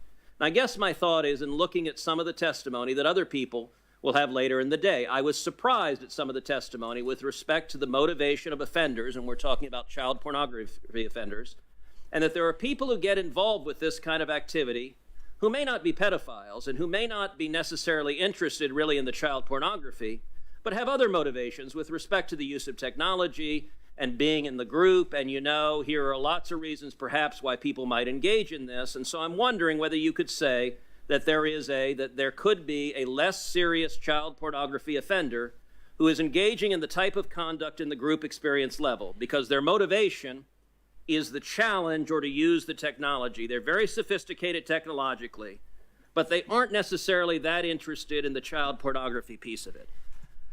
Now I find that a pretty remarkable argument, that people in possession of child pornography are not actually interested in the child porn. They're not pedophiles. They're just interested in technology. Is that, and I wanted to provide the whole quote because the White House said that portions of this were used out of context, so this is your entire quote. Do you agree with that sentiment, that there is some meaningful population of people who have child pornography but are not, in fact, pedophiles or getting satisfaction from it? Thank you, Senator, for allowing me to address what appears to be a question that I was asking in the context of a hearing on child pornography. You've provided the entire quote, and it looks as though I was asking that of someone, not taking that position. And the position that I've taken in all of my sentencings involving child pornography offenders is to ensure that despite the attitude and view of many of the offenders who came before me when I was a trial judge, that they were just lookers, that they weren't really harming anyone, that they were curating their collections and they never touched a child, I made sure that they understood that notwithstanding their collecting behavior, that they were causing significant harm. So Judge Jackson, all right, you raise your actual sentencing, and I think that's very productive. Let's take a look at your actual sentencing. And you've had 10 different cases involving child pornography. These are the cases. There are two, U.S. versus Buttry and U.S. versus Can, for which the government did not make a recommendation. And you said earlier, when Chairman Durbin was trying to preempt this line of attack, you said it's a sickening and egregious crime, which I very much agree with. And you said the guidelines lead to extreme departures. Okay. Let's look at what the prosecutors are asking for. And I would note that this was in the District of Columbia, where prosecutors are far more liberal than many of the prosecutors in this country. And in every case in which, so United States versus Hess, there was a mandatory statutory minimum of 60 months, and you imposed 60 months because you had no discretion.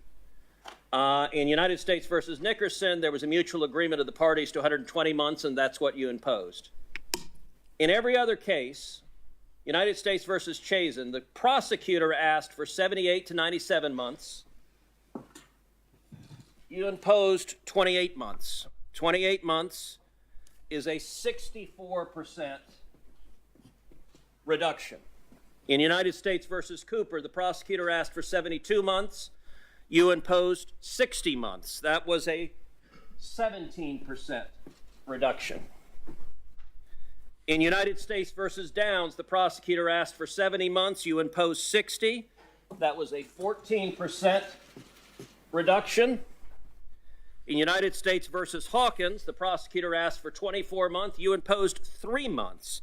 That was an 88% reduction. In United States versus Savage, the prosecutor asked for 49 months. You imposed 37. This is a lot of receipts.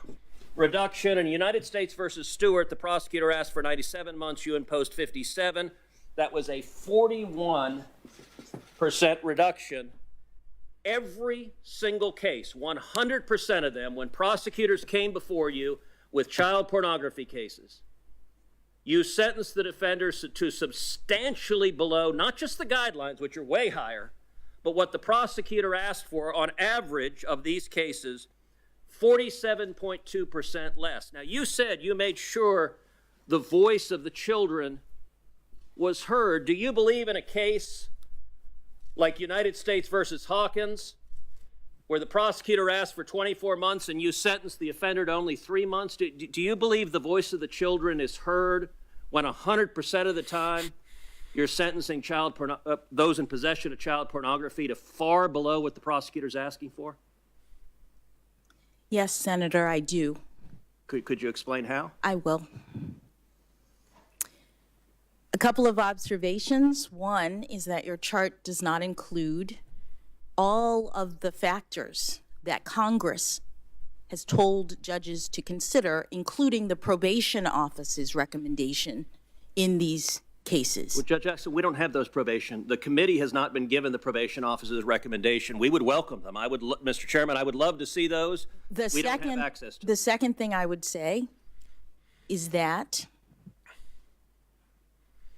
I take these cases very seriously as a mother, as someone who, as a judge, has to review the actual evidence in these cases and Ricada gives us $20. Put her on the wall with the rest of the maps. take into account. Nick, the link is in the Twitters if you'd like to join. Not only the recommendations of the parties, but also things like You can join from your cell phone if you the like. stories of the victims. Also things like the nature and circumstances of the offense and the history and characteristics of the defendant. Congress is the body that tells sentencing judges what they're supposed to look at. And Congress has said that a judge is not playing a numbers game. The judge is looking at all of these different factors and making a determination in And I'm sorry to hear you're not feeling well, Nick. based on a number If you want to of call from your sick bed, that might be hilarious. and in every case, But I hope you get better either way. I did my duty to hold the defendants accountable in light of the evidence and the information that was presented to me. In 100% of the cases, was the evidence less than the prosecutors asked for? Senator, the evidence in these cases are egregious. The evidence in these cases are among the worst that I have seen, and yet, as Congress directs, judges don't just calculate the guidelines and stop.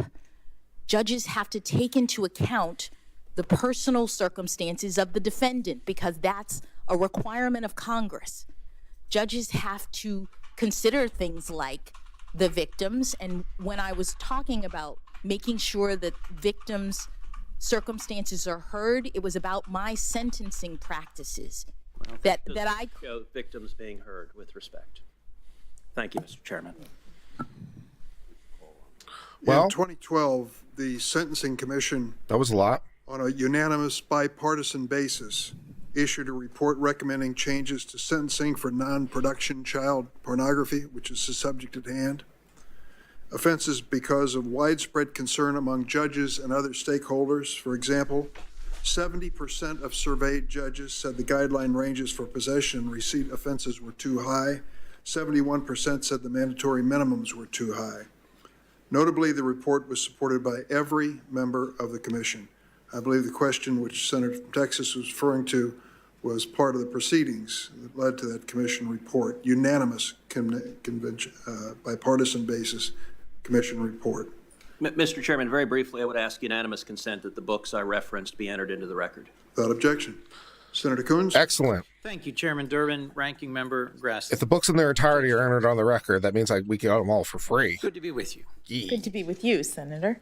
I'd like to take a few minutes, if I could, and just give you a chance to address. So if you want a some copy the of White issues Fragility, it is now available to you for a little price of nothing. You've never sentenced from the U.S. Senate a defendant in a child pornography case consistent with what the government requested, what the prosecution requested.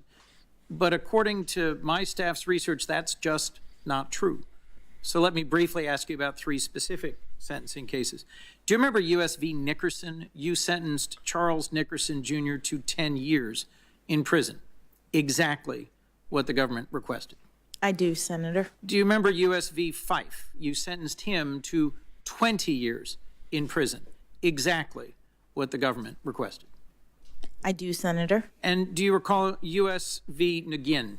You sentenced him to 37 months in prison, exactly what the prosecution requested. I do, Senator. So in these three cases, it's also true that the government, the prosecution, requested below guidelines sentences. Would that seem surprising to you at all? It would not. And is that because overwhelmingly nationwide, in 70% of cases, and in your district, 80% of cases, downward departures from the guidelines are the norm? That is correct, Senator. So So yeah, 70% of the time nationwide, and 80% 70% of the time nationwide, and 80% of the time in the DC district, there is a downward departure in the CP cases. 80% of the time, there's a downward departure. Respond to that. As a parent, as the member of a family that's had several members who've served your brother, your uncles in law enforcement, could you share a bit about how having loved ones who serve as law enforcement officers, in one case a detective on a sex crimes unit, has had an impact on your sense of the balance of justice and mercy in the case of ensuring that we hold to account those who commit crimes against children? Thank you, Senator. As a mother, these cases involving sex crimes against children are harrowing. What I think is important to understand is that trial judges who have to deal with these cases are presented with the evidence or descriptions, graphic descriptions. These are the cases that wake you up at night because you're seeing the worst of humanity. When there are victim statements that are presented, when people talk about how their lives have been destroyed as children, how the people who they trusted to take care of them were abusing them in this way, and then putting the pictures on the internet The bots for are here. everyone to see. I sometimes still have nightmares about the main witness, the woman I mentioned earlier who cannot leave her house because of This is really the wrong time for those bots. I just have to say, man, the bots' timing is horrible. crimes. Wow. Are horrible. This is not the So- time for that bot, man. Very Oof. seriously, just as I did all of the crimes, but Oof. especially crimes against children. So, Your Honor, if I could, the characterization that was just presented in a recent column in the National Review, a conservative publication, has characterized that view of you as a smear that appears meritless to the point of demagoguery and characterizes your approach in sentencing in these cases as mainstream and correct. And I'll just remind my colleagues and those watching that two of the largest, most substantial law enforcement advocacy organizations in our country, the National Fraternal Order of Police and the International Association of Chiefs of Police, have spoken up in support of your qualifications and The reason they're still there is because I'm adding them to a different filter to prevent them from coming back. The temperament, intellect, legal experience, and family background to have earned this appointment. That sentiment was echoed by the IACP. In their letter, they said, you believe you have a deep understanding of and appreciation for the challenges and complexities confronting the policing profession, and you have, during your time as a judge, displayed your dedication to ensuring our communities are safe and that the interests of justice are served. I find it hard to believe that these organizations, having looked closely at your judicial decisional record, your sentencing decisions, your lifetime conduct, would have taken those unusual steps to be that forceful in supporting you if, in fact, you had somehow a disturbing record of coddling child pornographers or being soft on crime. In fact, Judge, your record, in my view, demonstrates you're an even-handed and impartial judge. And I can see that when I look at cases you've ruled on that involve very politically charged or partisan interests. You've delivered rulings on both sides for plaintiffs and defendants. And in my review of your record, you've put any personal views or concerns aside. You've based your decisions on the argument of the parties, the facts in the record, the applicable law and precedent. And the well-reasoned and thorough opinions you've written show to me a judge striving to make even-handed decisions based on facts and law, not on some caricature of a leftist agenda. But don't just take my word for it. We've received an outpouring of support for your nomination. As we'll hear on Thursday, a very wide range of groups and individuals have sent letters or testimony to this committee in support of your nomination. It's no surprise to me that your legal mind, your experience, your temperament inspire strong support from some of the best and brightest of our legal community. And I think it's worth highlighting that among those many who have written to us are included well-respected conservative and Republican lawyers and Republican-appointed judges who agree with my characterization that you're an even-handed and impartial judge.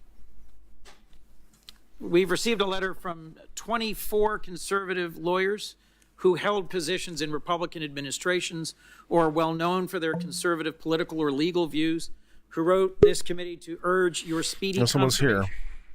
They praised your character and intellect and Good called logic you again. Hello, good logic. excellent person.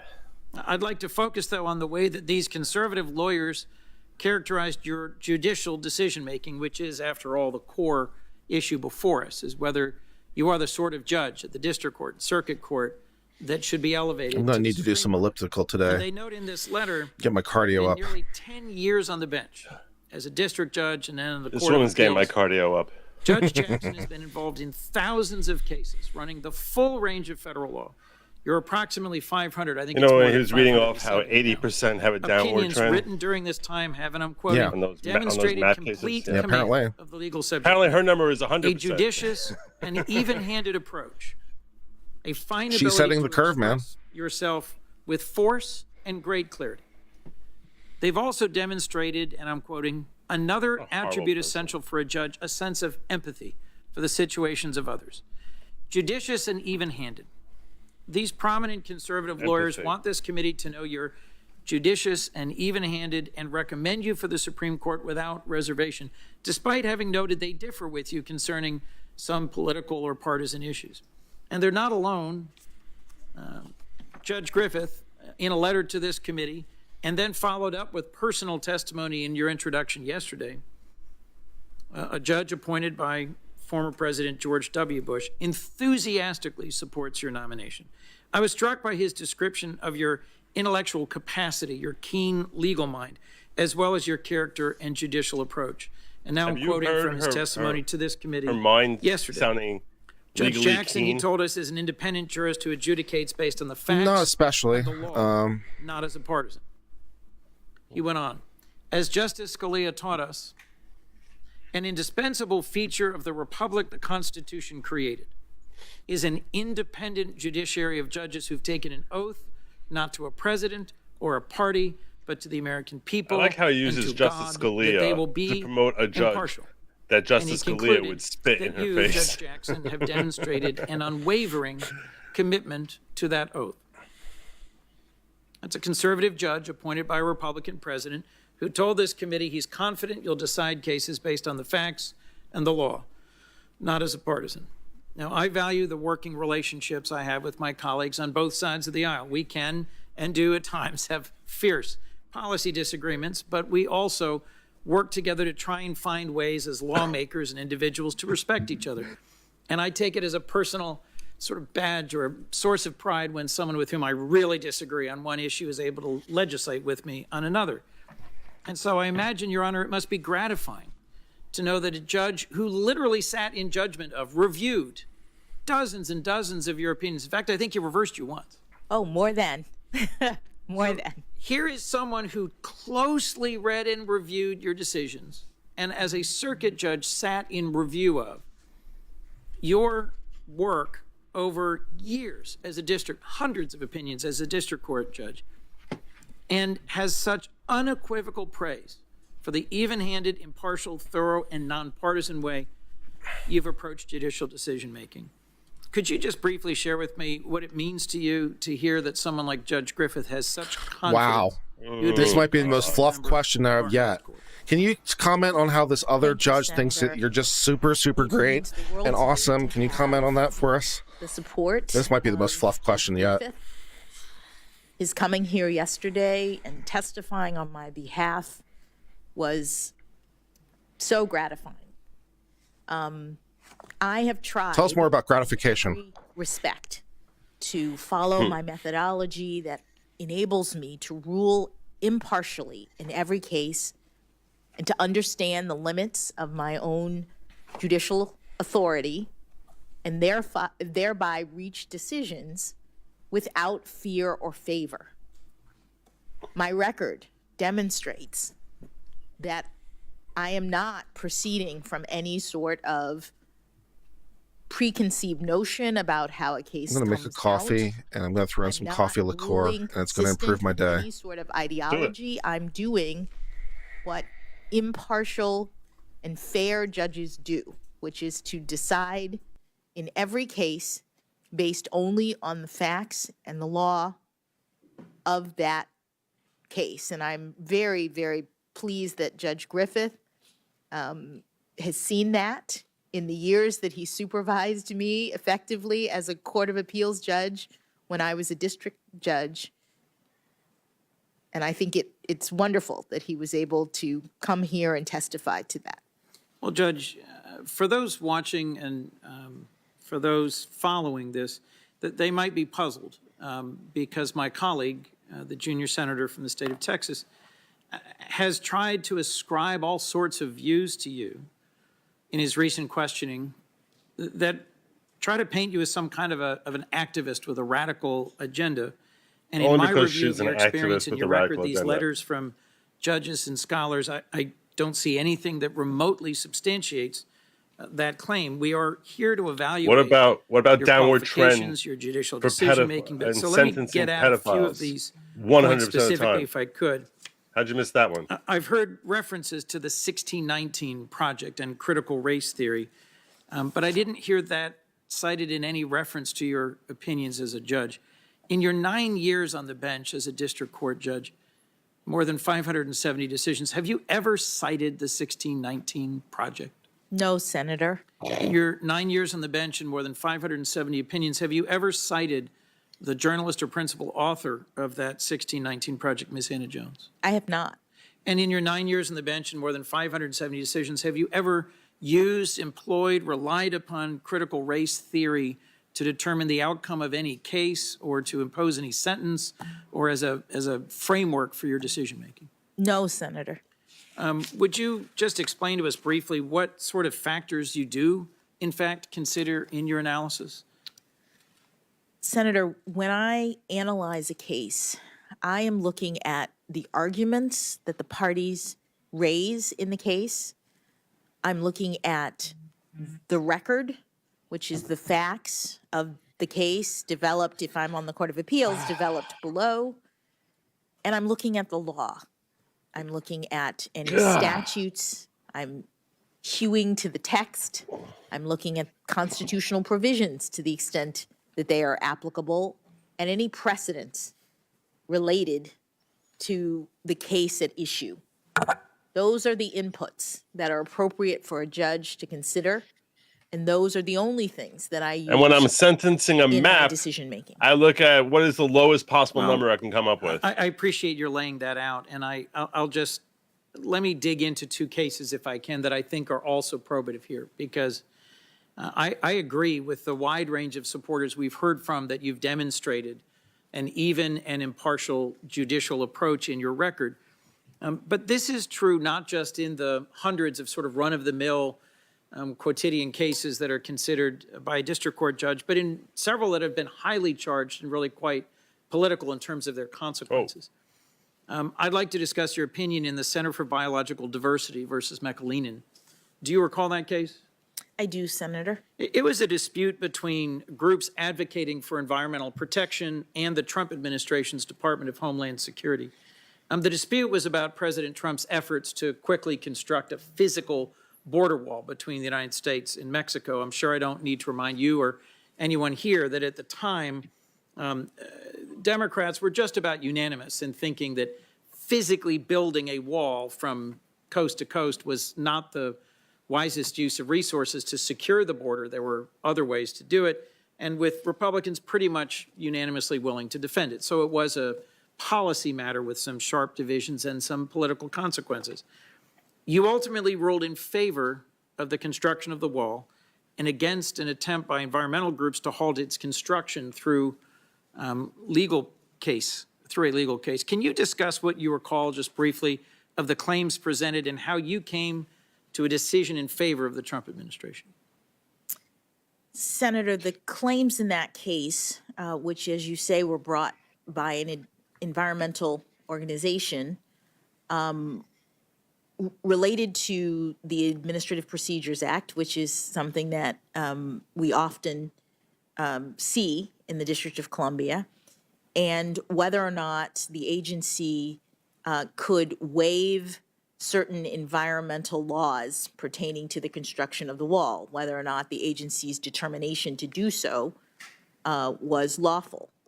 And I looked at the relevant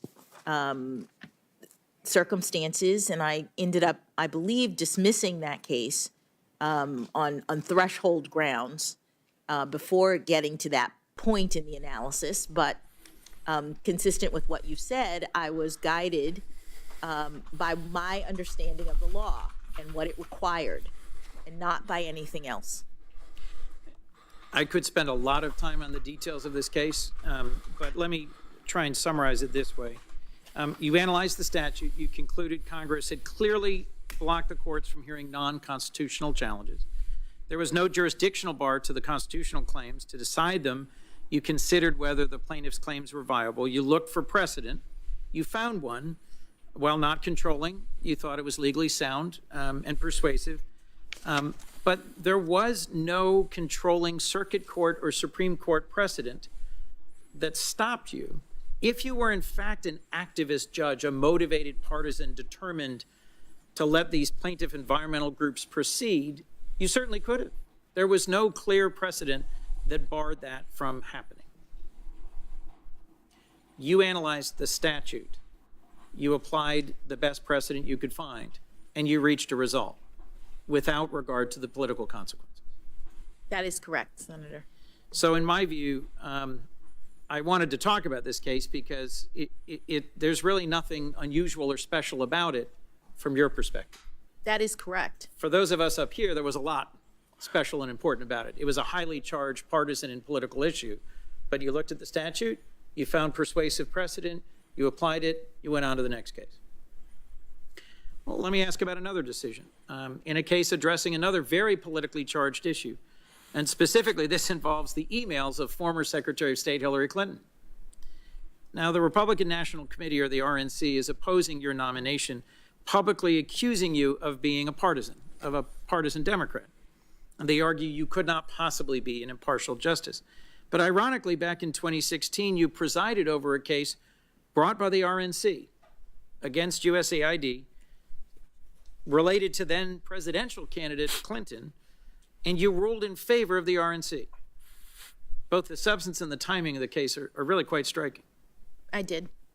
The RNC made Freedom of Information Act requests for certain emails involving the former secretary, and despite what the RNC would have us now believe, in this case, you reinforced your deserved reputation for following the law, not a partisan agenda, because you ordered USAID to produce thousands of pages of documents related to Secretary Clinton. Do you recall when you issued that decision, that order? I actually don't. Well, I'll tell you, it was just before the presidential conventions.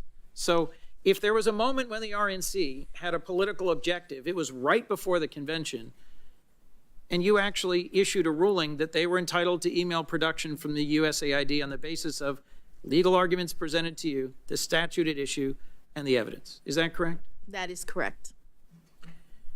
Well, Your Honor, I'm frankly really struck at the fact that, for all the back and forth in Senate hearings and academic circles about the judicial philosophy of Supreme Court nominees, you've shown what the experience of nearly a decade overwhelmingly spent on the district court has produced: a methodology, an approach that looks at the Constitution, the statute, the facts, the arguments of the parties, and reaches a result without fear or favor, without taking into account the partisan issue at stake. I don't believe that a judicial philosophy is always all that meaningful. The judge for whom I clerked on the Third Circuit had spent years as a district court judge, and when I asked her, what's your judicial philosophy, she looked at me and said, I just call balls and strikes. I'm a judge who rolls in the case before me in exactly the same frame that you offered. A judicial philosophy does not in and of itself constrain a judge. What constrains a judge is a judge who is willing to be constrained, who understands that the role of the federal judiciary is a limited one. And so the real question I think a president should consider when they make a nomination, the question that we as senators need the answer to in order to perform our function of advice and consent, and the question that I think resonates best with the American people who are concerned about this hearing and this nomination and how it will impact the country and their lives is sort of, what kind of justice will you be? We want to know if you'll be fair. We want to know if you'll be faithful to the Constitution and to the rule of law. You've been a judge almost 10 years and you've written more than 570 opinions. I'd say your record as a judge is the best answer to the question what kind of justice you will be. How would you say, Your Honor, that your approach to judging on the district court relates to the way you are now judging on the circuit court? And what approach do you think you will bring with you if confirmed to the Supreme Court? Thank you, Senator. My approach all the way through is one that I believe is required by my duties, by my oath as a judge. We rule without fear or favor. We are independent as judges in our responsibilities. We understand at the district court level, at the Court of Appeals level, and at the Supreme Court that Democrats here are judges insufferable. are restrained, are constrained in the exercise of our power under our constitutional scheme. My methodology is designed to help me to make decisions within those confines at every level. It's no different now that I'm on the Court of Appeals than when I was on the district court with respect to my understanding of the constraints on my authority and my responsibility to be impartial in my rulings. And I think it would be no different at the Supreme Court. Well, Your Honor, I know we've walked through just a few cases today now. In some ways, we've only scratched the surface of your decade and the more than 570 opinions you've written. But it's clear to me from what I've reviewed and from just this sample that, as we also heard from colleagues, from conservative lawyers, from judges who wrote to the committee, that you are judicious and even-handed, that you have a demonstrated record of excellence, that you adjudicate based on the facts and the law and not as a advocate, activist, or partisan. And I encourage my colleagues who want to know what kind of a justice you'll be to take Thanks for holding it down for me. Look. Oh, don't worry. I was aided and abetted by the background noise of every crinkle of paper and drop of your ground experience is coffee extensive, that you were throwing in there. Nice. It's actually Your commitment really to loud. follow the law impartially and without the influence of politics is evident in your record. Your keen legal mind, judicial temperament, and impeccable character are plain to all. As Judge Griffith told this committee in a review of your record makes clear, you've demonstrated that the way you approach cases is based on the law and not on some political agenda. Unless You it's a understand the reason pedophile. why the robes of our federal judges are black, not red or blue. The American justice system, as many have said, is rooted in Rob the Pires impartiality in China has a good independence question. and At good reliability logic. of our federal If you're judicial willing to go system. through It's this one of the hearing, most how are critical you not pillars able to watch the first episode of our The system Wire? of ordered liberty. No I wonder really- that when you I mean, came he's before got you. the He's got you Court, hard. for the district court and the Yeah. circuit court, Well, you earned and that's a good point. received bipartisan. I tried going through it. I didn't make I it know all the way through President here. Biden I had to counts step out and nominating a come Supreme back. Court justice among the most significant decisions of his presidency, and our role here in the Senate in confirming a justice to our highest court is among our most solemn obligations and greatest On a privileges. personal note, So one of the nominating cables you inside my to be our computer was president touching my has met CPU his fan. It mission. was making a It will noise. be my honor So I had to open to up the join, I hope, case the and overwhelming at least pull it majority of away. my colleagues And then when in the stream is supporting over, I'm going to have to like Associate check out my Justice cable of the United management or States something. Supreme Court. Thank you, Your Honor. Thank you, So Senator if anyone has Coons. any genius Last ideas of week, how to keep the we received cables a of your letter internals from touching your National CPU fan, let me Coalition know. Against Domestic violence. representing survivors of domestic violence, urging the Senate to swiftly confirm you to the Supreme Court. Committee also received a letter about your nomination from 9 separate organizations representing both survivors of domestic violence and sexual assault. The letter said, and I quote, Judge Jackson is highly qualified for the position as her career and record demonstrate. Her historic confirmation. Jeremy gives us $5 to say any chance we can get a cliff notes of what happened so far. Well, the Democrats have been doing a lot of fluff. It is charged to serve. Cruz was pretty good with the charts and the stuff and really pushing her on her law review note and her philosophy as it relates to sentencing of the CP. Without objection, they will be. Lee was a bit of a disappointment for me, to be honest. Boring. Yeah, So I was expecting more. To you, we're going to take a break at this point. Holly's next. I'm going to hope. Oh no, it says Ben I thought Sass. we were taking a break and going to go vote, but if you want me to go first, I'm good. No, I think we ought to go over Yeah, there. zip ties. Pray that I have comes zip ties. I along need more and return ties. quickly. So I why need to don't put we in more prepare ties. This break time for 20 minutes, 4:05, back in the room.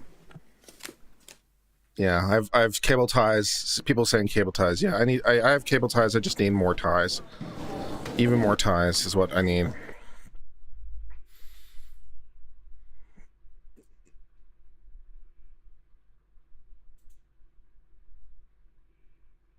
You can hear that? Oh, wait, hold on. Can you hear it now? Excellent.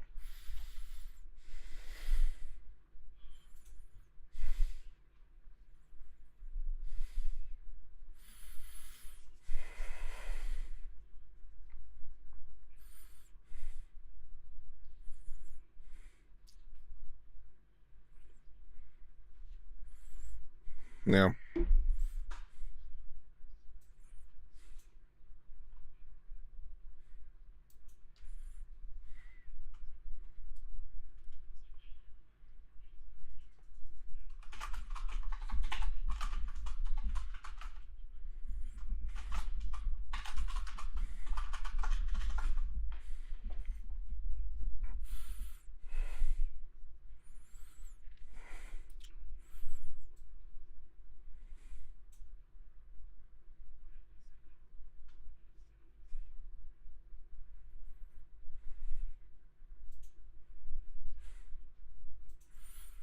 Can we call them cartographers? That might be a good alternative name. The Pedos, we'll call them cartographers.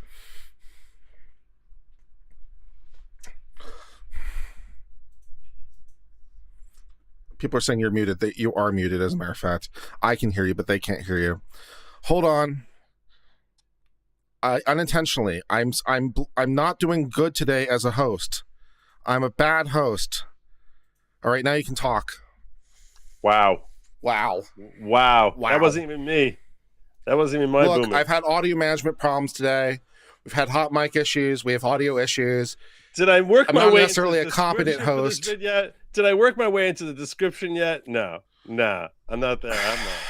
God, Lord, and Nate, Alita, come on, man.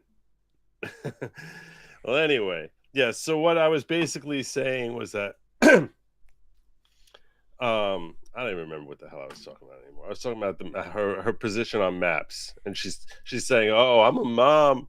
Yeah, okay, you're a mom. If you're raising maps, you don't worry about maps. And I'm not saying she's intentionally raising maps, but you raise them in an environment. The environment you're trying to create is one where mapping is totally cool, not something that should be frowned upon. I don't understand how it is that they say the sentencing guidelines in general for maps is too high. There's nothing too high. There's no spot on the wall that's too high for maps. Like I don't even understand it. I don't care if if they're trading in photography, if they're having photography sessions and no active touching. This might be one of my personality traits is ill-advised, because one of my personality traits is to try to be devil advocate. And the first thing when you say, it's like the first thing you say is like, oh, it's too high. I'm like, okay, how can I justify the contra? And I'm like, maybe that's not the best part of my day. Maybe I shouldn't do that. Yeah, you don't want to go down here. You don't want to go down this road. Joe is right. Joe is right about everything. Do that. You want to trust. This is the one area you want to argue with me about Einstein. You want to argue with me about originalism versus textualism. Yeah, those are safe grounds. Just some guy tried taking your position or not your position. I don't want to say your position, but tried taking the whole, no, stop worrying about grooming kids. Don't worry about kids. Well, I was going to take a bit more moderate position with the question of the sentencing and whether or not it necessarily is the right number, which, but I wasn't going to go quite to that level of attitude. I guess if someone traded pictures and you gave them like 100 years. Here's what I would say. I think that there is a material difference between possession, transmitting, and manufacture. I don't think that these three things are the same. That's true. Manufacture should be capital punishment. Yeah. I wouldn't give capital punishment for someone who had possession. I would simply say a life sentence. There's something wrong with you. I'm sorry, and it's not something that society should tolerate. These people are scarily dangerous. It's really, really bad. It's awful. Ugh, gosh, I can't. Everyone's gonna say I'm crazy. No, you're fine. Now, and also I can't believe I'm doing this and defending the devil. I hate my life sometimes, or hate my impulses, but that's fine. On the issue of post-confinement from a civil confinement, I mean, the obvious double jeopardy issues are apparent, right? It's like, okay, someone's already served their prison time. For a civil commitment, you are holding them based on what they might do in the future, which presumably would I mean, from a logical point of view, it would extend to someone before someone was convicted for the first time. I mean, if somehow you could establish that. And so there's a bit of a problem with that. I don't, when it comes to like registration notifications, DNA, that kind of thing, I don't think you have a problem. But when it comes to actual confinement, especially when it lasts so long, it's like, is it a little bit Minority Report, or am I just off the rails? You can stop me at any time. Save me for myself, Joe. Okay. So you're talking specifically about possession now, right? Not about production. I mean, I mean, when we're talking about civil commitment, we can even go further. We can even talk about actual people who are committing actual violent offenses at this point. Okay. Because the logic would hold. So we'll take, your worst case scenario, violent, prurient child doer activity. And so we would, here's the idea, right? It seems wrong to convict them without having a trial. So it seems wrong. I want a trial. But here's the thing, like from a philosophical standpoint, I don't know how you differentiate a civil commitment after their time is over versus before they ever charged in the first place. Like, assuming you could sufficiently identify them. Mm-hmm. And it's like, either way, you're inhibiting their liberty based on something they might do in the future. Mm-hmm. Even if they have, there's something there somewhere. Mm-hmm. How long is that kid going to live for? What? The victim. The kid? Yeah, the victim. Oh, I don't know. I mean, I wasn't necessarily... Let's say a maximum of 100 years? Sure. Good.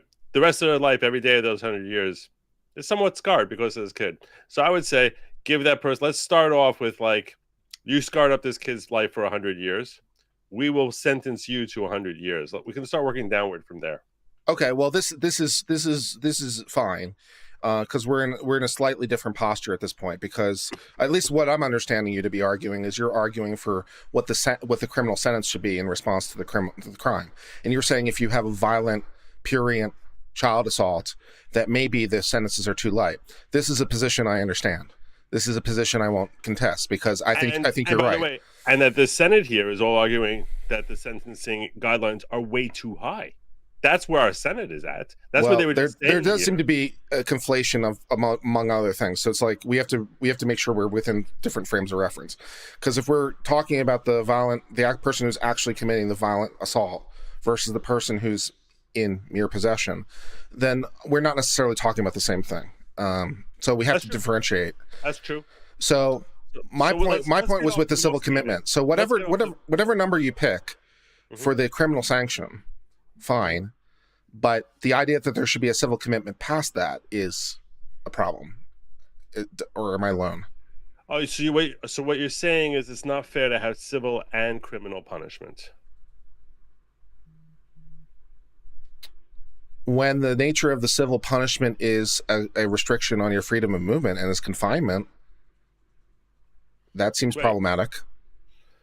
So what are you arguing? Are you arguing against Megan's Law, Amber Alerts? What do you? At this point, I'm proposing the idea of a civil confinement. So what I'm arguing is, after this person is released from their jail sentence, and they've done their time, they spend 10 years, let's say. Whatever. Okay.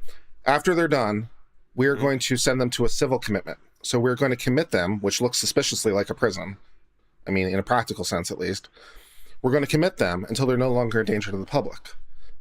But they've already served their time for their penalty. But we're going to hold them in jail. But we're going to call it a civil confinement for things they might do in the future. What do you think the objective to the jail is? Oh, I mean, prison has many different, jails and prisons have many different goals. There are two primary goals, I think. One is protect society. The other is to rehabilitate the offender. Right? That's basically, that's the only two. Rehabilitation, reciprocity, general deterrence, specific deterrence. Let's talk about deterrence. Okay. So that's, I guess, a third one. But I'm saying with respect to this individual, the reason this individual needs to be a deterrence is why you have the law in the books. And I guess if you don't carry out the law with anyone, in that case, it's not really a deterrent. But with any individual who's actually serving a sentence, the two primary objectives. You have the law in the books as to serve as a deterrent. And with any individual serving their sentence, it's with the objective of protecting society from that individual or rehabilitating them. Now, one of the things that people say is that when it comes to sexual proclivity, that's not something that's rehabilitatable. Yeah. Or many people take that. Look, everyone who, unless you say, think about this. If you think that your sexual appetite can be changed, well, in that case, you should be arguing for gay conversion theory. One could argue that. It's the same notion. If you say that person can't be converted from being gay, well, in that case, you're saying it's ridiculous to assume that someone can have their sexual appetites affected through a third party exerting some sort of force on them. So let's assume that gay conversion does not work. I've never once said that gay conversion works. I've never advocated for gay conversion, and I honestly don't know whether it has. I think it really depends on the level of dedication that someone has towards being a homosexual. But the reason I would never advocate for gay conversion is because I don't think it's our business what the hell people are doing when it's talking about consenting adults. Now, but the reason I'm talking about the whole gay conversion thing is because you never hear about conversion of other types of sexually unorthodox Congress. So now let's talk about maps. So if you're saying that you can't convert someone who's gay, which I can accept that premise, so in that case, you can't convert someone who's a map. So now we can't put them in jail for 100 years just because they once had an album with 10 pictures which would make you or me puke, right? So we can't send them to jail for that because you're saying that's Minority Report. They haven't done anything there other than holding possession and displaying their sickening lust. But they haven't actually affected anyone. They haven't harmed anyone. The kids who they have pictures of don't know that they have the pictures of them, presumably. They've been passed around a few times, unfortunately. So now we can only sentence them to X period of time, which is relatively short, right, compared to someone who has actually acted upon it. And I do agree with you that it should be much shorter than someone who's actually acted on it and affected someone's life directly. So now we have someone who we lock them away, let's say, if it's Judge Ketanji Brown Jackson, we locked them away for 20 minutes, and now they go out into the public. Okay? So is their appetite changed? No. But they served their time. So according to what you're saying, they've served their time. Has their appetite changed? No. So even though we can't put them in jail forever, because as you pointed out, that's not fair. That seems really harsh. It depends what we're talking about, again, at least in my mind. Like, it depends. Are we talking about the actual person who commits the actual violence against the actual children, or are we talking about the person in mere possession? Because to me, these are two different universes. I agree with you. Those are two different universes. I'm on the same page. In the assaulting the children thing, I'm much more aligned with you with the, lock them up, throw away the key idea. Right. No, yeah, but And I'm on the same page with you that if someone who's been in possession, while they might sicken me, and they'll forever sicken me, the level of punishment that would be appropriate to give them for that is not the same. It's not the same yardstick as someone who actually acted on it. So let's give them a shorter sentence. Yeah. I am positive I would give a far lengthier sentence than Judge Ketanji Brown Jackson ever would, but I'm not the one who's imposing sentencing here. So assuming someone does go before Judge Ketanji Brown Jackson and they were found guilty of being in possession of 500 pictures of kids, okay? Which seems like a lot to me. 50 pictures, 10 pictures. Whatever. I mean, no, I wasn't. Oh, I'm sorry. I didn't mean that the way you heard it. Them having 500 photos would be a lot of photos. Is more what I meant. That would be bad. Okay. Yeah. So they're in possession of that. They get convicted. The sentence guidelines say we should give them a minimum of 5 years. The prosecutor, for whatever reason, says, let's give him 24 months. And Ketanji Brown says, no, I'm looking at all the factors. And to me, that says 3 months. So now we gave him 3 months, right? For hoarding these pictures of children. Okay. So now 90 days later, they get out. So what happens now? Okay. Well, has their appetite changed? No. Should we not have some concern that they will eventually act upon their appetite, as is so common to happen? Or are you of the opinion that we need to wait until someone is an actual physical victim of theirs, as far as, knowingly being aware that, hey, this person touched me, before we're able to help protect society from them? We have to have a victim before we can protect society from them. Or should we protect society from someone who has an appetite that we've just said, in the whole gay conversion therapy thing, cannot be changed? And arguably in this case, no one has even tried changing. All we did is we threw in jail for 90 days. 90 days is not doing very much to someone's sexual appetite. So tell me what you would recommend is a healthy way to protect society when we are not going to lock them away forever.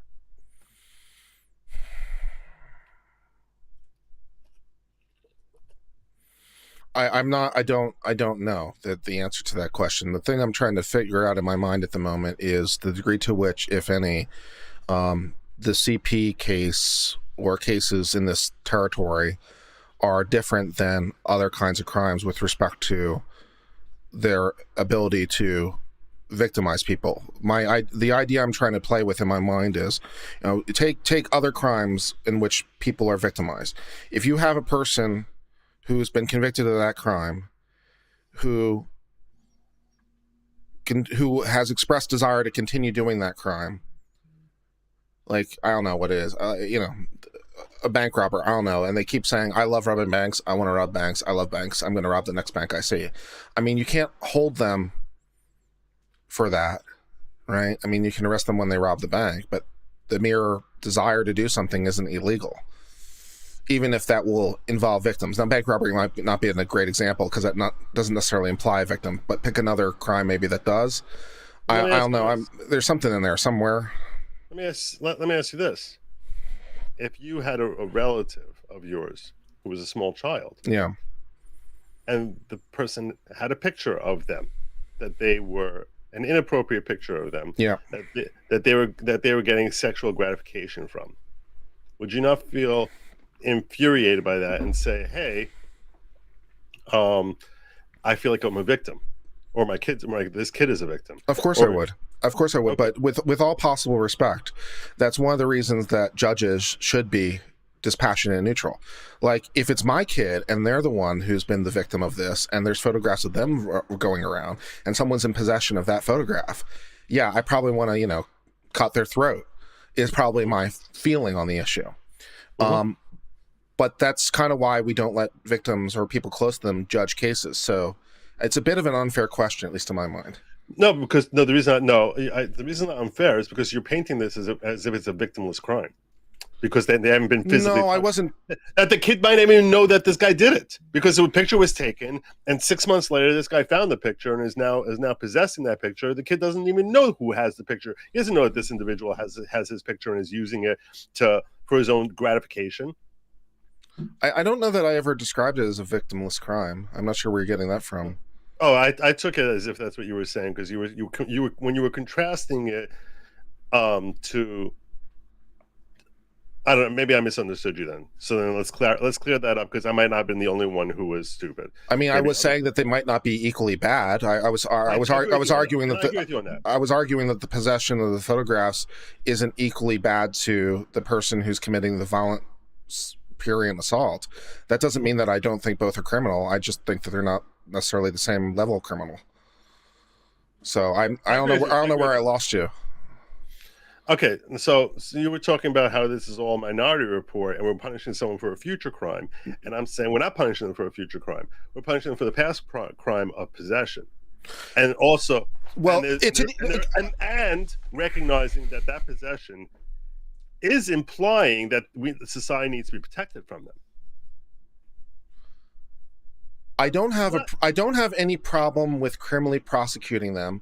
We can debate what the appropriate sentence is, but once we arrive at whatever that conclusion is, I don't have a problem with them serving whatever we determine to be a just criminal sentence.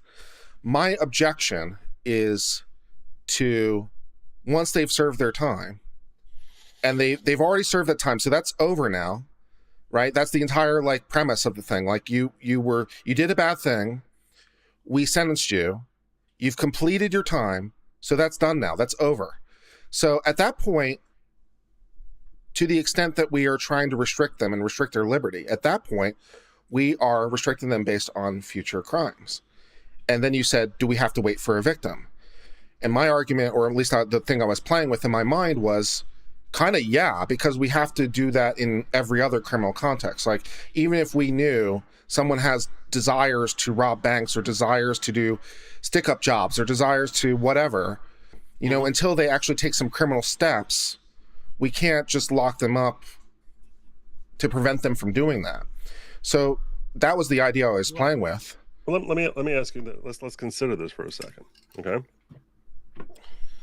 When someone is punished for depraved murder rather than just murder, do you think that part of that is because they display an appetite for murder? In general? Yeah.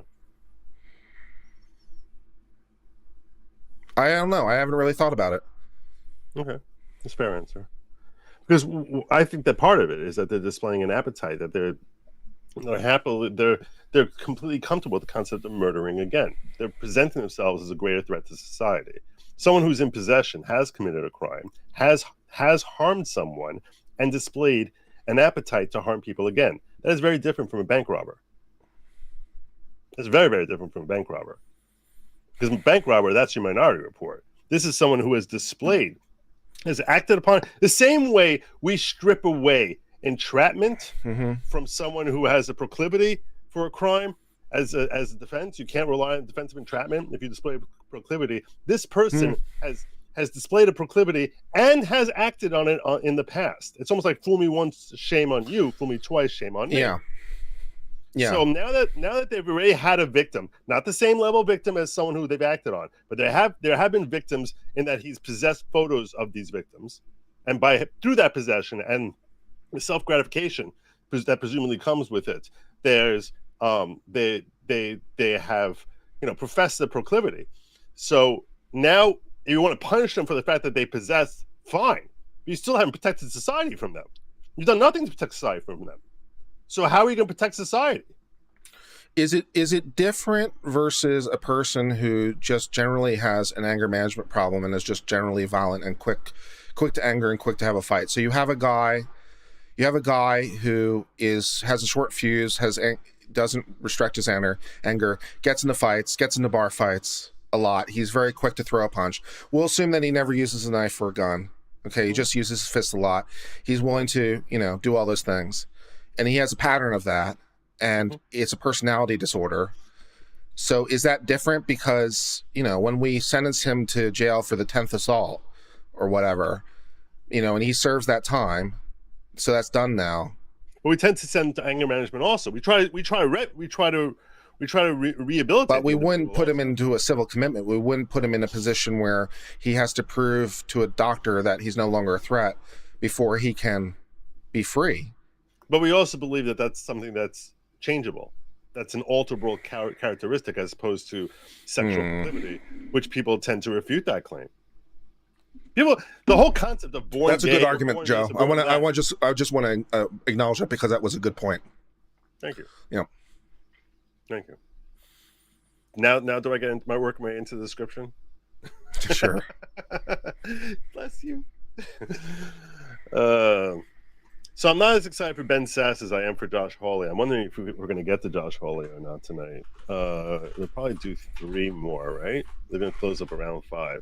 So if they do 3 more, that's 20 minutes a pop. It's 20 minutes a pop, so they'll probably do, I would imagine, 3 more.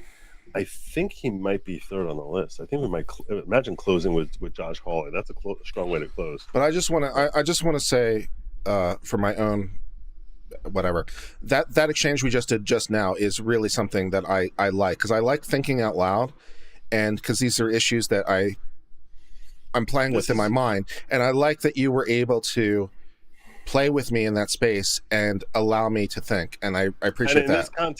In this context, play with you has a whole different context meaning. Yeah. Yeah. Tickle my brain. It's not getting better. Not getting better. Not getting better. But it was a good discussion. It is. I love having these conversations, and I think people enjoy seeing both sides of the coin. So the fact that it goes to this deep-seated sexual proclivity probably at a minimum makes it much more difficult to treat. And I from what little I know about the literature, that it's considered borderline impossible to treat. And so that factor would potentially create a different analysis because the nature of the threat is different. So that's a solid point. It's like, okay, good times. Yeah. So the process here, just for those of you who are watching, is supposed to be finished with questioning today and do more questioning tomorrow. Tomorrow's going to be another all-day question thing. I assume you're going to be streaming tomorrow also, right? Okay. By the way, I want to again apologize for the whole thing earlier. I don't know if I handled that right or not, and I'm sorry if I offended you. I wasn't offended. I wasn't offended at all. I was like, I'll tell you this much. I'll be 100% unfiltered my feeling on it. Okay. So yesterday I was like, I think that'll probably draw a pretty decent crowd. I'll spend all day working. It's a bit of pain in the ass feeling tied to the computer all day, but I'll make some coin out of it. So that'll be worthwhile, and maybe pick up a few subs. So I'm going to go do it. What the hell? And I also, did you do it yesterday? I did do it yesterday. So I wasn't aware of that. If I knew you had done it yesterday, I never would have said anything. But I wasn't aware that you did it yesterday. If I knew that you had done it yesterday, I probably would have jumped in here at some point yesterday. Although the day of speeches is less interesting to me than the day of questions, the 2 days of questions. So if I knew, when I first announced it last night on my stream, I decided right before going on the air, you know what, I'm going to do it tomorrow. It'll be a bit of pain in the ass tying myself to my computer for 8 hours straight, but that's my job, so I'm willing to do it. Not realizing that you had spent all day on day one doing it, and if I knew that, there's no way in hell I would have done anything other than come over here. Yeah. Then I woke up late, so then I announced it. You still didn't say anything to me. Yeah, because then once you announced it, though, I was left in this really weird position because I didn't know quite what to do at that point. You might. This is what I suggest for next time. Just DM me and say, "Hey, I wasn't aware if you knew that I was doing it. I already started doing this thing." So, in which case, I would be like, "Oh crap, my bad," and then I would have put a post on my things. And so, in the meanwhile, I set a stream up, and people are like. And then I send the link out to LawTube, basically saying, "Hey, any of you guys want to come on in." And then I woke yesterday. You should have been inviting us. You should have made mistakes were made. The mistakes were made by me. That was really where if you had just made an announcement yesterday, "Hey, I'm doing this thing. If any of you want to join," A, you probably would have had company yesterday, if not me, someone else. And B, I never would have run a counter stream on. So, and then when I saw you had it up, I basically opened up my stream and I was like, "Hey, I didn't realize Uncivil was doing this, so I'm going to go over and head over to him." And basically, and here we are. So I took no offense at all. And, it was a miscommunication that these things happen. You want some of my super chat, buddy? No, Okay. no. I'm trying to get money to pay my taxes at the moment. Yeah, I don't blame you. Do you do quarterly filings? Do you make enough to worry about it yet? No. Yeah. Okay. No. I have to pay the government for like $4,000. Huh. That's if you're at a stage where you're doing quarterlies, though, so that's a good thing. Yeah, I think so. Okay, it looks like we're back. All right. Obviously, Ben a testament to your character. That also can be helpful to rebuilding public trust. So, thank you for the ways you've. They always start with the compliments. Judge, you are likely to go on to serve a lifetime appointment on the Supreme Court, which means that this is very likely the last job interview you ever have. And the most public, Senator. Yeah, these processes are a lot like a proctology exam. That means that it's an opportunity for you to explain to the American people how you view a Supreme Court justice's job and the limits and bounds on that job. So I want to go back to a topic that you and I have discussed a few times, which is how you approach cases. You've told this committee and you've told me in private that you don't have a judicial philosophy yet, but that you think of yourself as having more of a judicial methodology. I'd like to understand You don't have a judicial philosophy at all. Really, after 10 years on the bench, you don't have any philosophy? After Harvard? That's bizarre. And after clerking for 3 federal judges, you don't have a judicial philosophy? That's the most sus thing in the world. That is the most sus. That's pretty sus. I think you said sometimes that's enough to resolve the issue. So I think I've heard you pay partial tribute to the judicial philosophy of originalism, but you've not adopted it or embraced it as a philosophy or label that applies to you. So maybe one of the places we could tease that out a little bit more is trying to dig into whose jurisprudence you most admire. We've heard many nominees before, like Senator Grassley, former chairman of this committee. I'm not an attorney, so the farming and ranching people where I come from know that John Kennedy is super smart Rhodes lawyer who kind of pretends to be a, aw shucks kind of guy as he picks your pocket. Grassley and Do I get equal time, Mr. Chairman? He always gets unequal time. He always gets bonus time. But I think it might be helpful for us to understand who you most identify with, and past nominees before this committee have talked about the mold of particular justices they thought they followed in. And so if you had to tell the American people who you're closest to, who is that justice, or who are those justices? Well, thank you for the question, Senator, and I must admit that I don't really have a justice that I've molded myself after Harvard. What I have 3 is judicial internships. I have and 10 years on the bench. Plus cases. You have no. Which I have employed the methodology. You have no one you look up to in particular on the Supreme Court. Really shows people how I analyze cases. Really. I, in every case, am proceeding neutrally from a neutral posture. In every case, I describe thoroughly all of the arguments that are made in the case to me as a judge, because I want, in my lengthy opinions, for people to understand the inputs. This, I say, is what I'm considering, because I lay out in very, detailed way everything that people have argued. Yeah, Kadrick came up with the same answer I did, actually. So you came up with the same answer I did, and her mind is probably Douglas. On the text I came up with the exact same answer. Any statute or I came up with the same answer. Provision. So good one. I am looking as appropriate to the intentions of the people who wrote the words, because I view statutory interpretation, constitutional interpretation, those exercises consistent with my limited authority.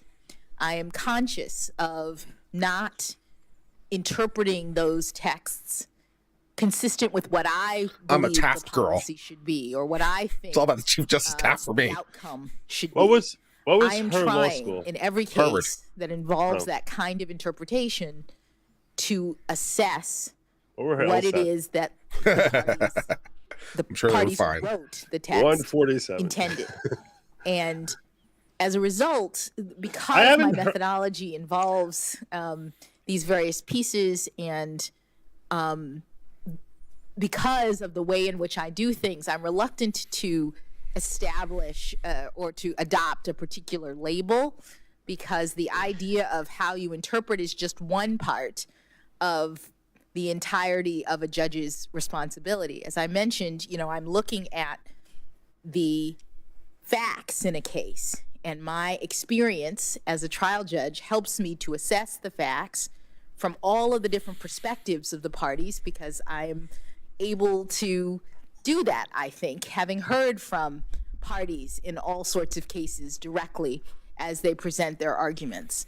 That's a part of the judging responsibility that isn't really captured by something like originalism or living Constitution. And I believe that the Constitution is fixed in its meaning.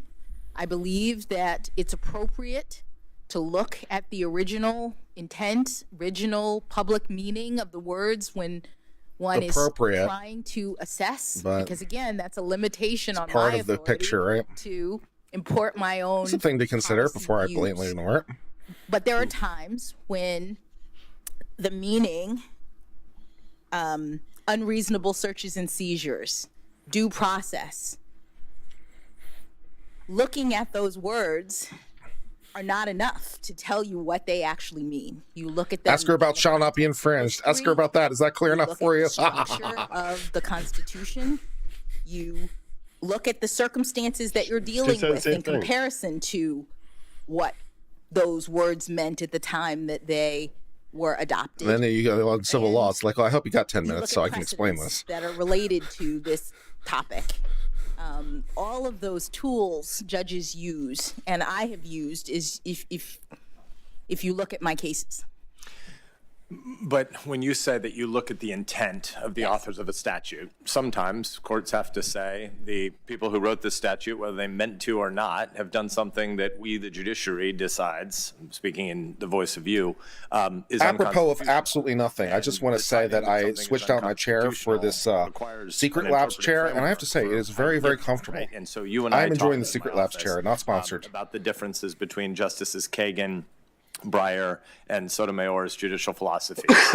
And you told me that you needed time to study that issue further. So assuming that you've had a chance to think about that a bit more, I guess I'd ask you again, what are the differences among the three of their judicial philosophies? With respect, Senator, I have not actually had time with all of my meetings with senators and the work that I've done to appear before you today. I would say that there are differences, as you see from the various opinions that they have issued. Of course there are differences. This sure is how Kamala Harris would answer a question. Necessarily No, she's follow, more coherent than that. Give her some credit. the case. I Well, think there are differences. She just almost started doing indicate Kamala laugh. that they are looking at different provisions. They are using the various tools that judges use and that I have used in my cases. The idea of striking down a statute as unconstitutional is daunting and should be daunting, I think, for any judge or justice, and would have to be looked at very carefully because of the limited nature of the judicial role and the fact This is that a non-answer. the policies have been adopted by the branch of government that has that authority under the Constitution. Let me tell you about Schoolhouse Rock. So I guess I'm just surprised after 9 years on the bench that sitting here in Capitol. Nobody disputes that. And having worked for Justice Breyer and knowing of some of the fights, some of the philosophical arguments he and Justice Kagan had, it just seems surprising that you wouldn't be able to at least not speculate, but reflect a little bit on the nature of those disagreements. Because to say it depends on the particular case, that's fine, but they have different philosophical and hermeneutic King approaches. Casuals, I'd vote for her over Breyer any day. At this point, I agree. I think Justice Breyer, again, for whom you clerked, and Justice Scalia used to travel together and have lively debate circuit conversations. Can you tell the American people a little bit about what Breyer-Scalia roadshow looked like? What were they arguing about? Well, my understanding waste of is time they were this question arguing, is. or at least presenting, two different viewpoints as to how the Constitution should be interpreted. And I would say, just as an aside before talking about their positions, that while I have been on the bench for 9+ years, the issue of constitutional interpretation in that sense doesn't come up very often. It comes up to the Supreme Court for sure, but it doesn't come up very often in the lower courts. What Justice Scalia and Justice Breyer, I believe, were debating. The point I was making about her intelligence was is no one should misunderstand Justice me as Scalia's saying that I notion think she's of a stupid originalism, woman. meaning She is a bright woman. I say that she's the brighter than words Kamala of the Harris. Constitution should be And interpreted when you're judging on the yardstick as, of intellect of they were judges, written judges by as the a whole, founders in the founding that group era, and is that going to they be much should higher than not almost any be other group you're considered going to assemble. and I'm saying in that group, essentially to establish principles her as that being- modern justices could now apply from what, based the way on their she's own the way she's view approaching of the questions needs of so far, society. And that Justice mediocre Breyer's at best. position was more toward that latter That, view. but to get into that group, you have the to be idea of somewhat intelligent. the Constitution needing to be interpreted in a way that is consistent with modern sensibilities about the principles that the document reflects. And I would just say that it appears now that the Supreme Court has taken Justice Scalia's view that the prevailing interpretive frame for interpreting the Constitution is now very clearly looking back through history. So we see that even in the Heller case, where the justices, even the justices in dissent, were all analyzing the issues in the Second Amendment through a historical lens, what was meant at the time of the founding. So that is now the way in which constitutional interpretation is done. But do you identify with that position? I identify with the position insofar as that's how the text is interpreted of the Constitution. That I am a strong believer, as I said, in precedent, in stare decisis, in predictability, in the rule of law, and the way that the law now interprets the Constitution is through this historical frame. I'm grateful for your last couple of minutes because I think that it's in the American civic interest for us to understand these different schools. Again, non-lawyer here, but my simple way of summarizing some of what I think I heard you just say is that Scalia argues hard that the Constitution has a fixed meaning and justices aren't really free to depart from it without a constitutional amendment passed by the political branches so that the voters get to hire and fire the people or have a role at the state level in the ratification of a constitutional amendment.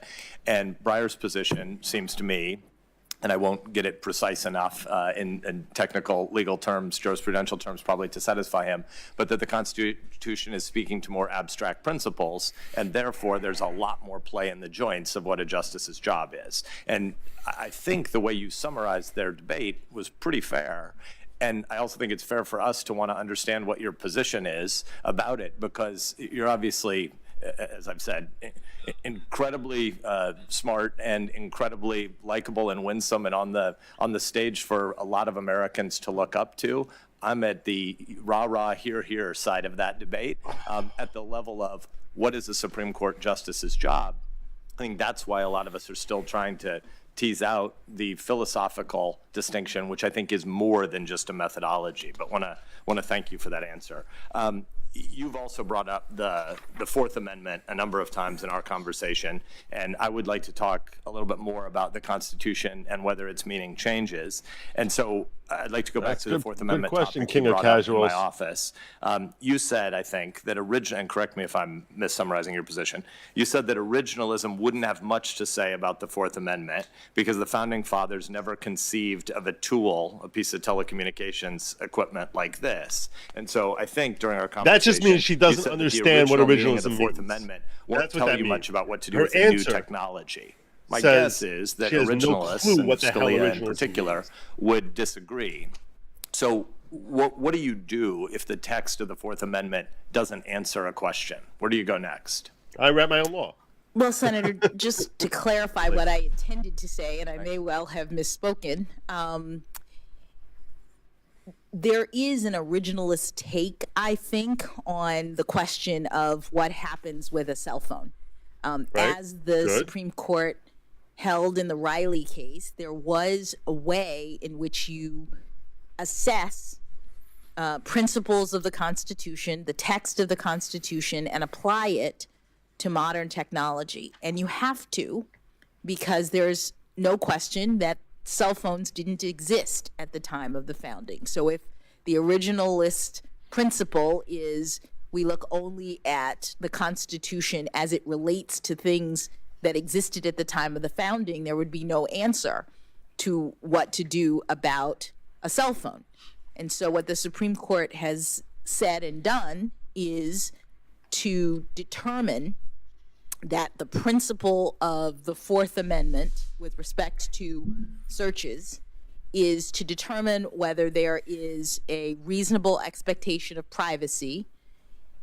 They also have looked at property interests with respect to whether or not there's an invasion of privacy, and then determined from history what that reasonable expectation of privacy related to back at the time of the founding, and analogized to current circumstances related to things like cell phones.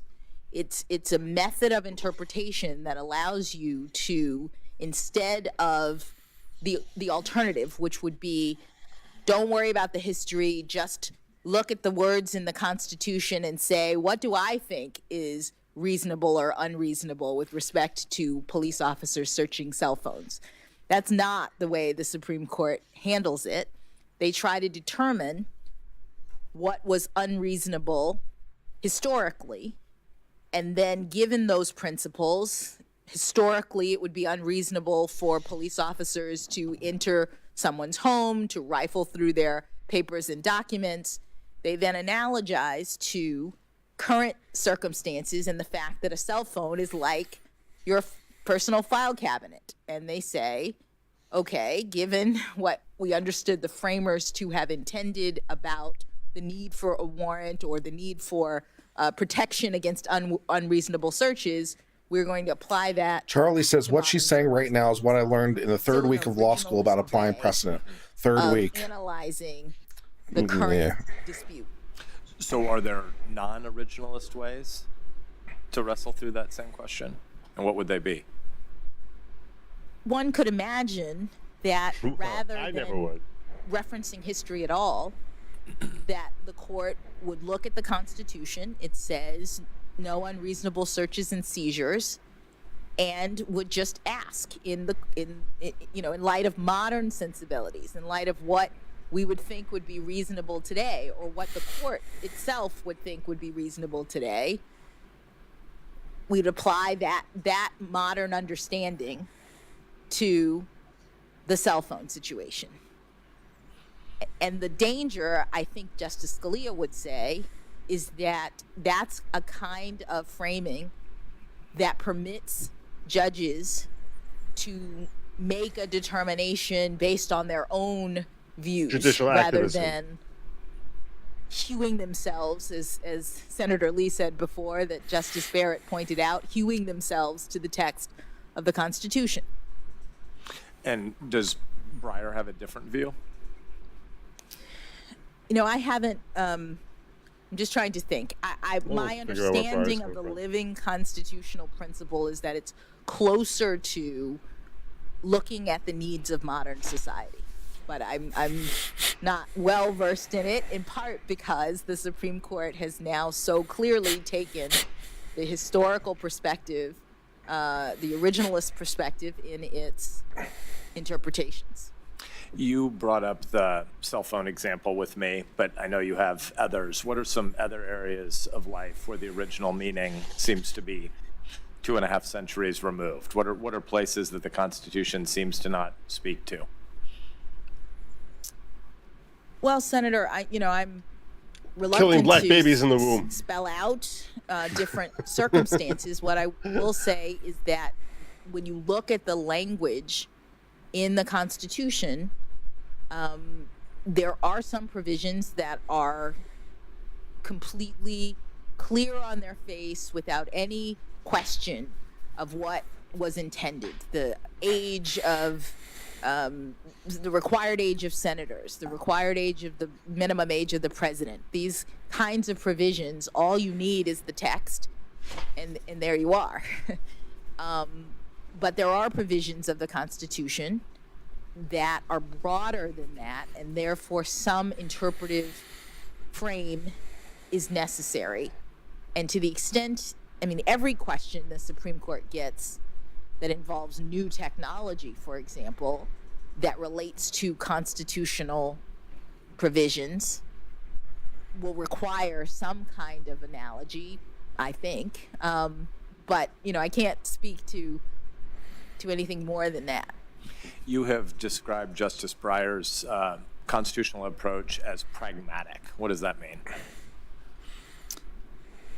I understand it to be, and his approach to be. He reaches a conclusion and about then works his way there. ensuring that That's what it means. the rules That's exactly what he claims not to that do, follow but exactly what everyone knows he from the does. Supreme Court's determinations are ones that make sense and are workable. He said recently, explaining his approach to interpreting a statute, you're not going to go outside the words, but it often doesn't give you the answer. And you look at the history, and you look at its purposes, and you'll look at the consequences too, and you'll try to evaluate them from that, the point of view of what a reasonable legislature writing this statute have thought that these words were there to achieve. Do you align yourself It's with an that argument against position? Roe v. Wade. In the broad sense that what it is that the court is tasked with when statutory interpretation is being undertaken is to achieve the purposes of the legislature. The text is the primary and in most cases sole indication of what the legislature intended, as opposed to the court saying, I see this statute, but I'm, uncomfortable with how it's going to turn out or what it's going to mean, and so I'm going to import my own policy perspective.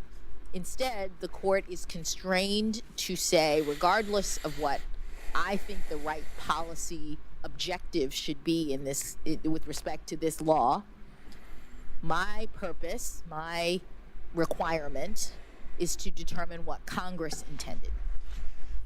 But with respect to legislative intent, when a Congress of 535 often distracted people, 100 in this body and 435 in the other, passed something, by a 2-to-1-ish vote, and it's a part of a large piece of legislation. How do you determine what the intent is when it's 535 people doing something that has many, many different purposes for why somebody might vote yes?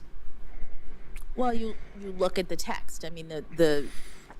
The way in which statutes are interpreted is based on what the legislature says. There are times in which there are statutes in which Congress includes a purpose statement, for example, in the actual text of the statute. You look at the text of the provision. If that isn't clear, you look at the structure of the statute. There are canons of interpretation that courts use to evaluate and interpret statutes. Things like a word that appears in the section that you are interpreting should be defined the same way it is in another section. The same word being used, Congress probably intended for it to have the same meaning. So there are tools in the law that exist to help courts to interpret the text, but again, the goal is to interpret the text as a means of understanding and reflecting what Congress intended. And of course, in statutory interpretation, if Congress decides that the court has gotten it wrong, then, as has happened many times, Congress comes back and clarifies and tells the court, no, this is what the statute means. I want to go back to an exchange you had with Senator Cornyn. Substantive due process is a doctrine that often allows courts to create new fundamental rights. What's the test for determining a new fundamental right? The Supreme Court has said in the Glucksberg case that the fundamental rights that are recognized or that are included in substantive due process are those that are deeply rooted in the nation's history and tradition. In a case prior to that, the court had defined it as the rights that are implicit in the ordered concept of liberty or the concept of ordered liberty. So there are standards for the courts to use to identify these types of rights. So did the Supreme Court use this test in Roe or Casey? In Roe and Casey, I don't know that the court used that formulation. I know that after Casey, the court has determined not so much that the right to terminate a woman's pregnancy is fundamental. The right exists, and it's subject to the framework in Casey that allows for regulation so long as there's not an undue burden on the exercise of the right pre-viability.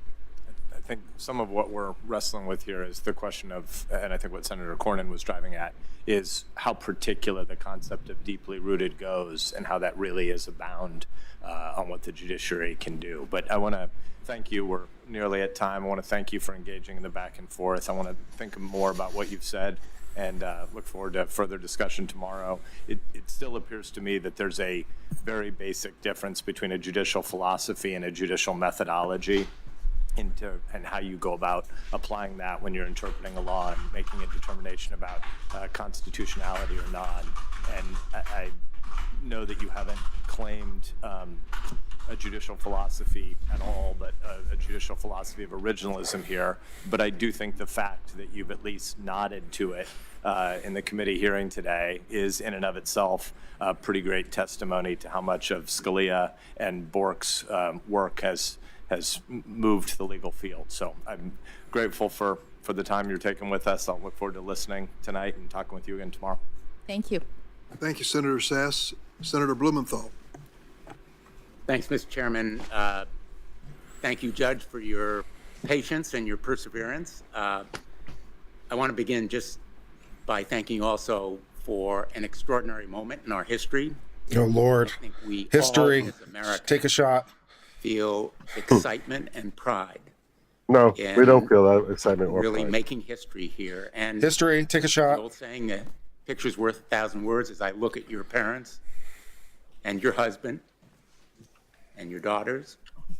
Pam Ronan says Bork. Yes, Bork. Judge Bork, who was appointed to the Supreme Court, but rejected by the Senate and is still a craw on the Republican side. And the extraordinary to the point where they now call it borking because of how badly he was treated. Make the court look more like America, but also think more like America. Oh, shut up. In the obstacles and challenges that you've overcome to be here, we don't know all of them, but you will provide a very important perspective, indeed a unique perspective that the court needs more than ever at this moment in its history. How is that there are a lot helpful? of people who are book smart. There are not as many people who are person smart. And you are. You know, both. I think for a judge, it might be more important to be book smart. I'm just, speculating, especially if you're going to be a Supreme Court justice.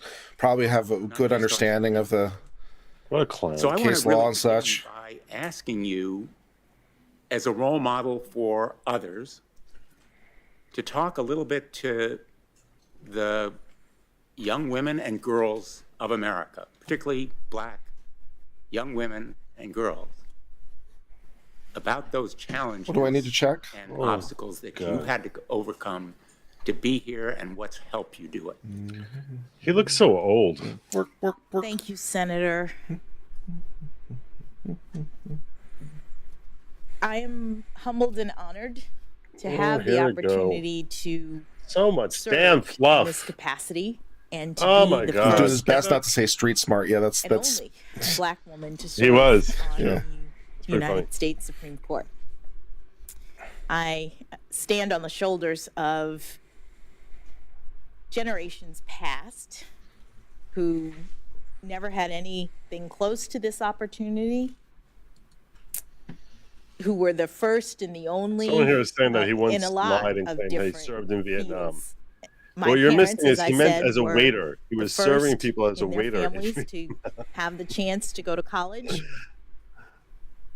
I've been the first and the only in certain aspects of my life. So I would say that I agree with you that this is a moment that all Americans should be proud. Now, you've never I been a don't even prosecutor. understand what that means. A lot of us on this panel have been prosecutors. I was the U.S. attorney, the chief federal prosecutor in Connecticut for 4.5 years, and then I was attorney general of my state for 20 years. But And I've been dead for 6 years. I would say one of the most meaningful He looks so he looks cases like in my skin career was was plastered over as a defense counsel.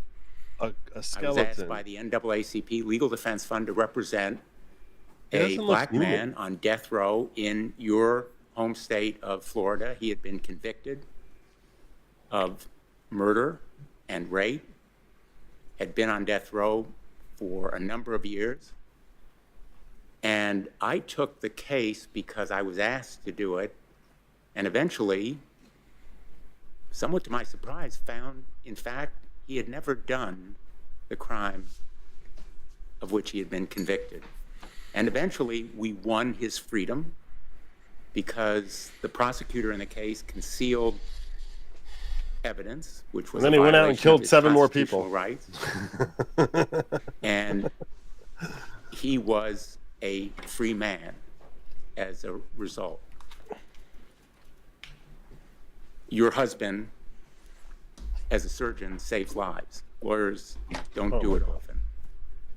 But I know from personal experience the importance of having a good representative. What the hell does this have to do with being on the counsel, Supreme Court? Because in that case, You're he saying had we been need denied activism it on the when he Supreme originally Court? went to trial. And only after years in both What a state complete and moron. federal courts was the truth vindicated. So I want you to talk a little bit about why it is important for defendants to be represented by zealous, really aggressive and energetic advocates. How who the hell is that relevant to tell the Supreme truth to Court? the court, put on the evidence, and present the best possible case for a defendant accused of a crime. Please tell me why being a defense attorney is just the greatest thing ever and how you're the best defense attorney. Is Just one the that best is rooted defense attorney ever. in our Constitution. The framers were concerned about government overreach in a lot of different areas. The provisions of our Constitution are protecting individual Now, this, I would liberty give her credit for. At least she's from bringing it back home to government the overreach. job This she's is applying why we for. have provisions about limited government. And there are many provisions in the Constitution that are limiting government action when it comes to the deprivation of liberty, because the framers understood how important liberty is to our society. And so there's the Fourth Amendment, there's the Fifth Amendment, there's the Sixth Amendment, there's the Eighth Amendment. These provisions are crucial, and it There's is the Second Amendment. zealous defense counsel that ensures that the government is protecting these rights, that ensures that these rights are protected and that people are getting Not really protecting, due just process respect in the it. criminal Just don't justice step on system. them. And that's to all of our benefit. That helps everyone in America when we ensure that liberty cannot be denied without due process. It's defense counsel, as I said, who are making arguments, and they're not condoning the criminal behavior. They're making arguments on behalf of clients in defense of the Constitution and these constitutional values. And as a judge, I now see how important it is for me to be able to make my decisions after hearing from both sides. That's crucial. We have an adversarial system, which means that judges are presented with arguments from both the prosecution and the defense. And only when I'm able to hear from both sides can I make a just, fair determination. Elena points out that no Republican has asked about the Second Amendment. Yeah, that's annoying. And it's what makes us the best criminal justice system in the world. Do you believe that the right to keep and bear arms is fundamental? Do you believe the right to keep and bear arms is an individual right? The public's Would you have any problem courts work that is applying the essential to precedent of Heller and McDonald to future cases? That is correct. And so I feel very strongly, I know that a number of us on and so the forth committee agree that more transparency, more visibility is important for the public to understand what goes on in the courtroom. I know you feel transparency is a good thing. How are you going to vote? You've been asked about cameras in the courtroom. In I'm New a York supporter Rifle of Association Senator versus Durham. Grassley's Sunshine in the Courtroom Act, as well as Senator I'm Durbin's looking forward to that Cameras case in the being decided. Courtroom Act. Hopefully for the best. I am hopeful that the court, the United States Supreme Court, actually will back these proposals because their support would be very important. Tell me how you feel about the basic principle of transparency and more visibility. Well, Senator, one of the reasons, as I said, that I write such long opinions is because I want everybody to know exactly the arguments I've considered, the facts that I've reviewed, and in pretty fine detail. Have you read a single decision the of course hers? of my research. I'm sorry? And I've done Have you this read a in single decision of hers? 507. No, I spent time trying to dig up any of the CP cases, but all the sentencing memos were as you say, sealed. For I will say this: people who people brag about the length who are of bound by having the particularly law long and decisions, who are that's not affected impressive. by the courts Long to decisions. know what the If courts' you need to views spend 50 With pages respect to writing the something issue that could be covered in cameras in 12, the courtroom, I understand that's a that reflection is of your, something that your is proceeding inability through to Congress, articulate yourself and rather than an ability if to I articulate was yourself. confirmed, I would look forward to talking with my colleagues to understand the positions that people have Brevity regarding that issue. is the province of a sharp I mind. appreciate that If I had more time, I would have written a shorter letter. Areas that I think is important to transparency and to public trust and confidence in the court is visibility as to its own decisions, which I think is directly contradicted by the shadow docket. You've been asked about it before, but I just want folks to understand that some of the most important decisions of the Supreme Court have been decided, or at least issues resolved, without oral argument, without briefs, without any public explanation. A controversial travel ban has gone into effect. The first federal execution in 17 years was permitted. Statewide COVID restrictions were enabled. The collection of data in the 2020 United States Census and enforcement of voting restrictions in the 2020 presidential elections, as well as decisions relating to immigration and blocking the Biden administration from enforcing a federal moratorium on evictions imposed because of the COVID-19 epidemic. Americans have a right to an open, full, fair proceeding with a record of the court's reasons for making decisions. So I hope that you will urge your colleagues when you talk to them about cameras in the courtroom. Maybe Holly will get somewhere. Ask more specific questions. Shadow docket, And I hope that I don't know if perhaps they're going to do it or not. It's 5 if July. they don't, Congress will take 5 some to action. 7 minutes to 5. You think they'll put them up first tomorrow? I finally want to add. I'd get rid of them, get the taste out of the mouth if I were them. I think. Codes of ethics. You have followed a code of ethics as a district court judge and court of appeals judge, correct? I have. Does that code of ethics apply to the United States Supreme Court? My understanding is that it does not. Correct. And my hope is that you will perhaps urge your colleagues as well to support a code of ethics. They haven't done so as yet, but I think we have an obligation in the Congress to set forth a code of ethics, and I hope they'll support it. Senator Durbin and others of us have supported that kind of measure as well. A code of ethics is just words. And I would just ask you whether you'll raise it with your colleagues if you're confirmed. So stupid. Senator, certainly if Congress is taking anything up that requires our review, I would absolutely consider it, and even if not, I would consider it. Talking to them about it. Thank you. The reason I raise these points is that you need to waste everyone's time. I respect the United States Supreme Court. I've argued 4 cases before it. I was a law clerk to Justice Blackmun, who, by the way, was from Minnesota, Mr. Chairman.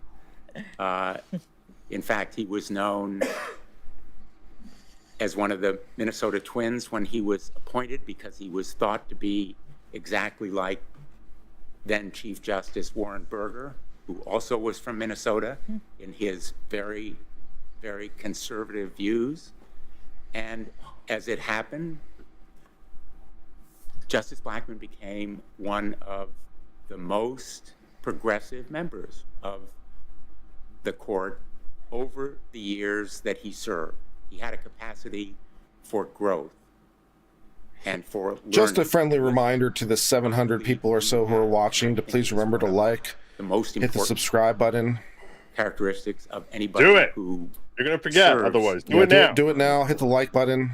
But I do think the court's crisis of legitimacy Also, is the result of division. we will give the results of our poll as we're running out of time here. Politicization that has drawn lines, the process that has happened. In response to the question, Ms. Jackson, confirmation 71% of you said not sorry, fake as all. consensus building And 28% of you said, I'm sorry, I am for real.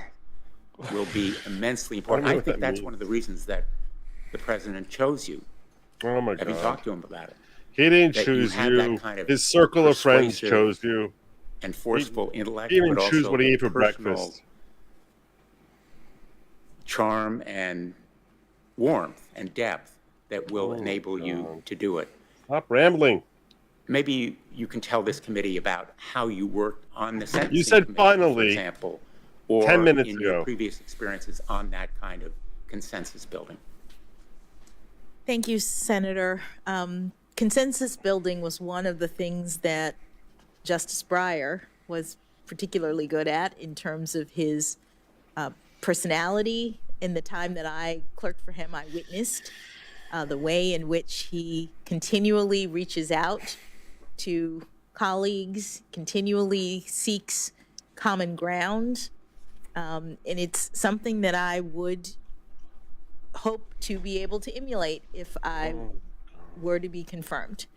When I worked on the Sentencing Commission, the commission is a 7-member body working on sentencing policy, which is at times Cole asked, did anyone see the woke Yale law debate? Yes, I did. Or at least saw clips of it, and it made me incredibly sad. Did you see this, Joe? Commissioners, What? we With this, are working with on the Federalist Society a couple days ago at Yale, a bunch of Yale law students went to this thing and broke it up because they didn't like one of the speakers, and just did shouting it down at Yale Law School. I was going to, we do a reaction video to it or something. The commission is a bipartisan group. And during my Who was it that spoke 4 that they didn't years like? as a commissioner, I forget exactly who. They had a conservative religious guy and a liberal atheist. And the whole point of the panel was because they both had signed on the same side come together as amici in some case. And the point of it was to discuss how people who are very different can come to common agreement, which seemed to go past the attention of the Yale law students who interrupted the thing.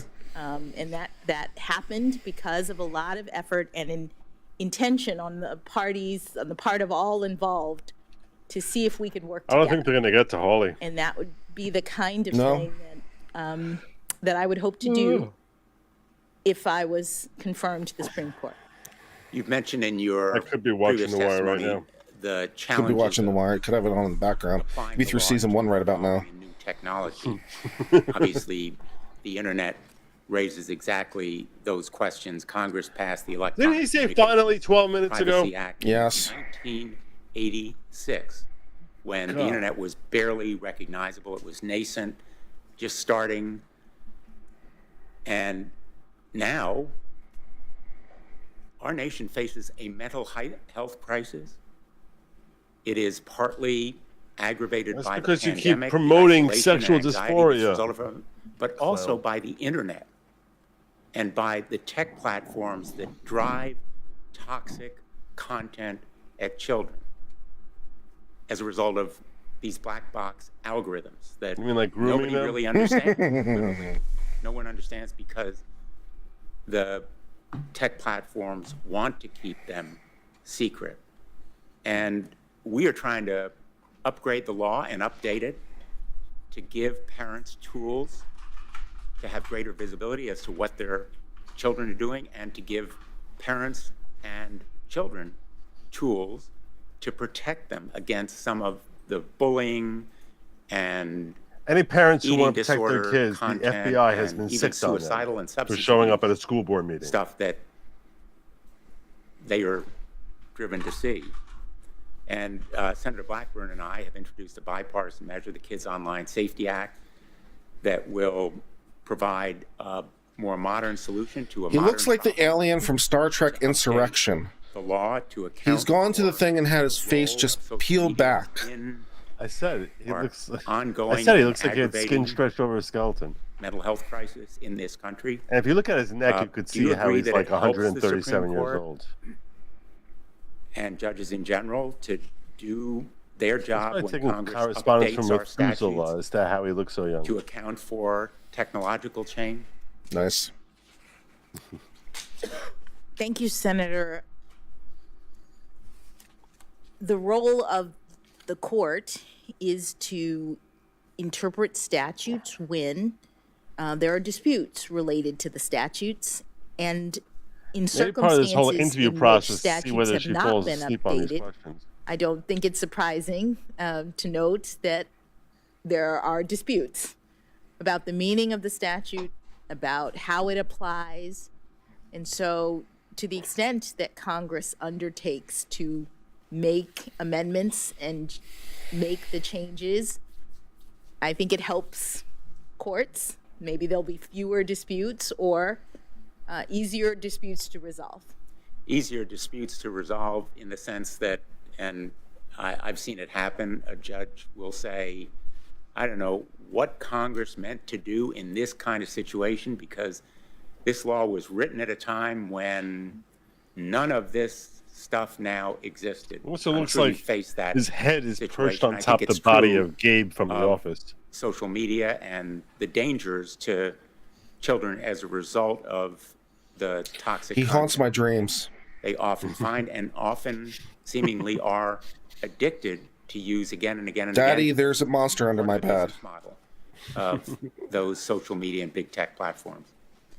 Yes, I have faced this situation. One of my cases, the Alliance of Artists and Recording Companies versus General Motors, is a case that I ended up writing a couple of opinions about, and involved a statute of Congress related to digital recording audio devices, and whether or not royalties were required for the purchase of those kinds of devices, and it Justin was says he enacted looks like the at a Nazi time comic book which guy the left was recording calling Jordan technology Peterson. was at a different stage Nice reference. than it is now. Good. And disputes arose. What a that came comic book before that me was, man. regarding whether or not to apply the royalty Clean up your room is fascism. I mean, that statute okay. to modern recording devices, and in particular, the recording devices. I should get a that copy of are that comic and just review it on stream. I think that'd be hilarious. Take your CD and you put it in your own Breadsville, that car was and it. record onto the hard drive of your car. Is that the same thing as putting your CD in one of those machines that records from CD to CD, and you give the second recording to all of your friends? That was what the statute was originally meant to cover, and the question was whether recording to your own car's hard drive counted.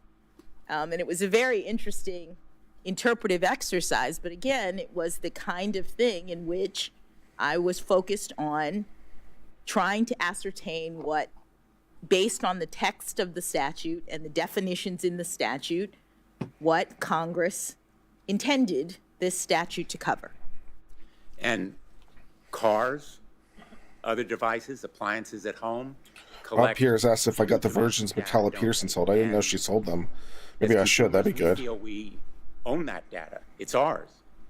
But it can be bought and sold, exchanged, and mined in a way that right now consumers have no consent over.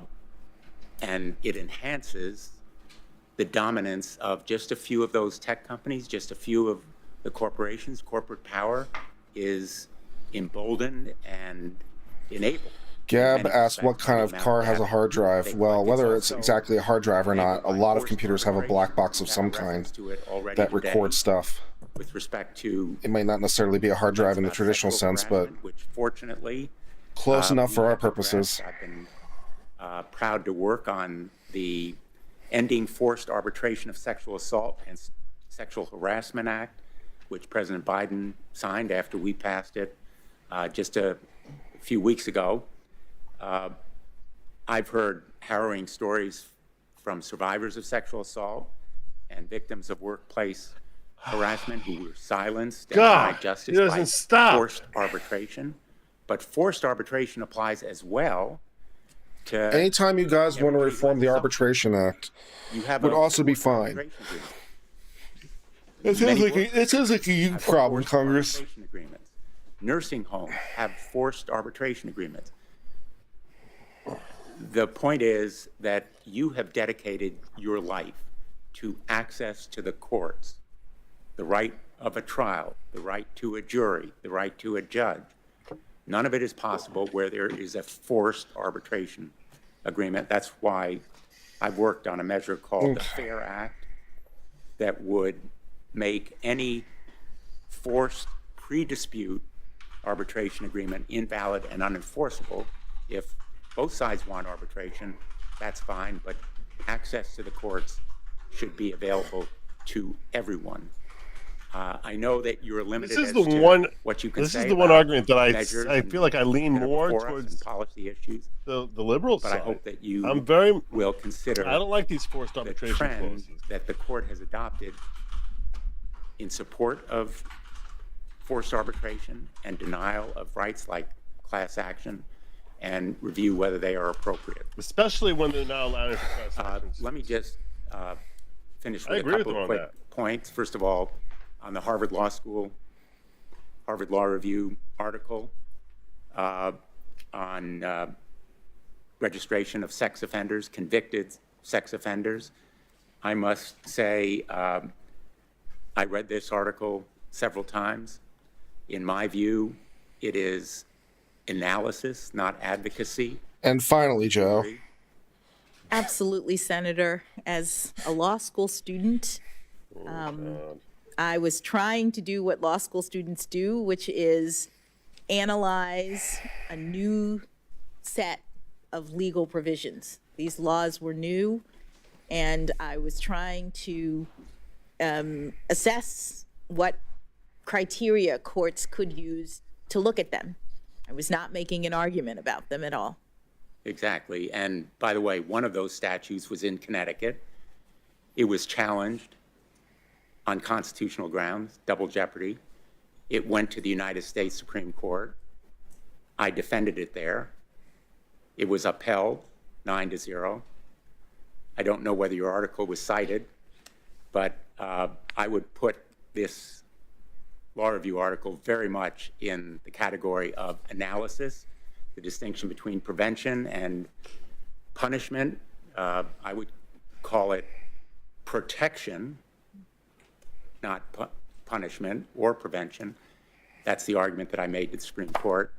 I ask that this article be put in the record, Mr. Chairman. Without objection. By the way, it took me 2 or 3 times to get through it, so no disrespect to you or the Harvard Law Review. The issue of child pornography, Guys, stay strong out there. Guys, stay strong. This is a test of all of our characters and our willpower. Remember, just stay strong. He will not defeat us. I agree, is absolutely horrific, abhorrent.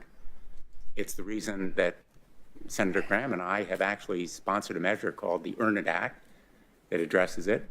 But you said that you imposed a sentence that matched the recommendation by either the prosecution or the probation office in most of the cases where you did that sentencing. Is that right? Do you have that in mind? Yes, Senators. In looking back at the records concerning my cases, it looks as though I had 14 cases that involved either child pornography, interstate travel to meet up with a child for sex, the sex crimes related to children. And in 10 of those 14 cases, I imposed a sentence that was consistent with or greater than what either the government or the prosecution requested. The probation office. Excuse me, sorry, the government or the probation office. And let me just ask you, the probation office is an independent arm of the court that investigates the defendant, looks at the crime, the defendant's background, his family situation, all of the relevant factors involved in sentencing, including the sentencing guidelines, and then independently and impartially makes a recommendation, presumably to serve the interests of justice in that particular case based on the individual facts there. Is that roughly a correct description? That is correct, Senator. The probation office works within the court system. They are independent of the parties, and they investigate and make recommendations in cases concerning what the probation office thinks is an appropriate sentence. Thank you. Let me just finish by saying much of America is watching these proceedings on a split screen. On one hand, they are literally seeing the death and destruction in Ukraine, Russia's brutal, barbaric assault on individual rights, basic freedoms that we often take for granted here. And we are exercising those rights right here. You are a teaching lesson. This proceeding is a teaching lesson about the importance of democracy. The people of Ukraine are fighting for it. They are dying in their neighborhoods. They're not Americans. And their homes. They are huddled in basements. That's terrible what they are. That's terrible what they are. It's awful what they are. Men and women. I wish you would cry for your own constituents the way you cry for Ukrainians. Resisting valiantly and bravely against a huge military force that Russia has unleashed and a reign of terror from the skies simply because they believe in the ideals of freedom and law that we are seeking to preserve here. And so on this side of that split screen, I think it's important that we do our best to honor the norms and the rules that you've sought to uphold throughout your life. And I'm proud and excited to be here with you and your family as we go through this process. And I look forward, as I hope many of us do, to a bipartisan majority in support of your candidacy. Thank you. Thanks, Mr. Chairman. Yeah, it's over. Blumenthal. I'd like to bring everyone up to date. We have several considerations.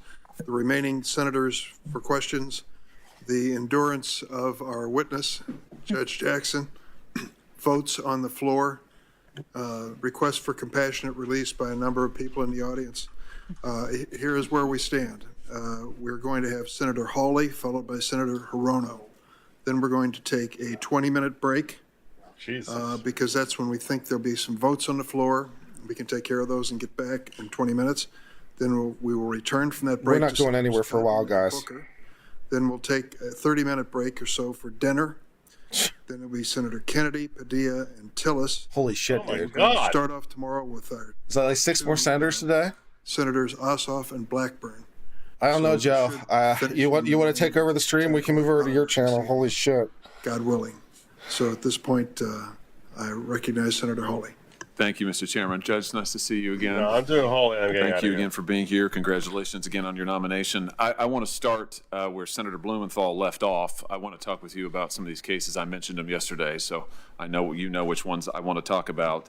These 7 cases, child pornography cases, in which you had discretion. They came before you. You had discretion to sentence one way or another in these 7 cases. Not every case, of course, do you have discretion. Sometimes the law requires you to impose a sentence, certain sentence.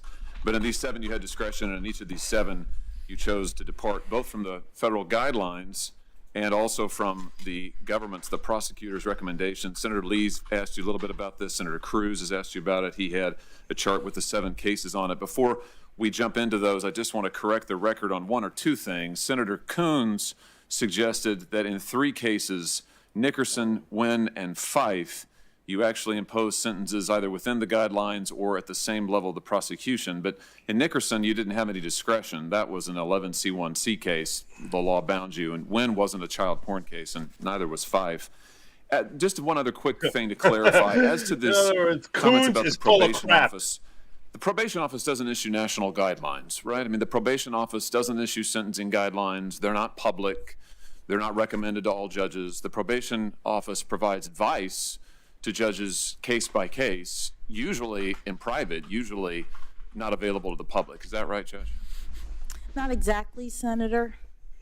The probation office in criminal cases is assigned by the court to work with respect to the evaluation of cases, in every case consistent with Congress's requirements.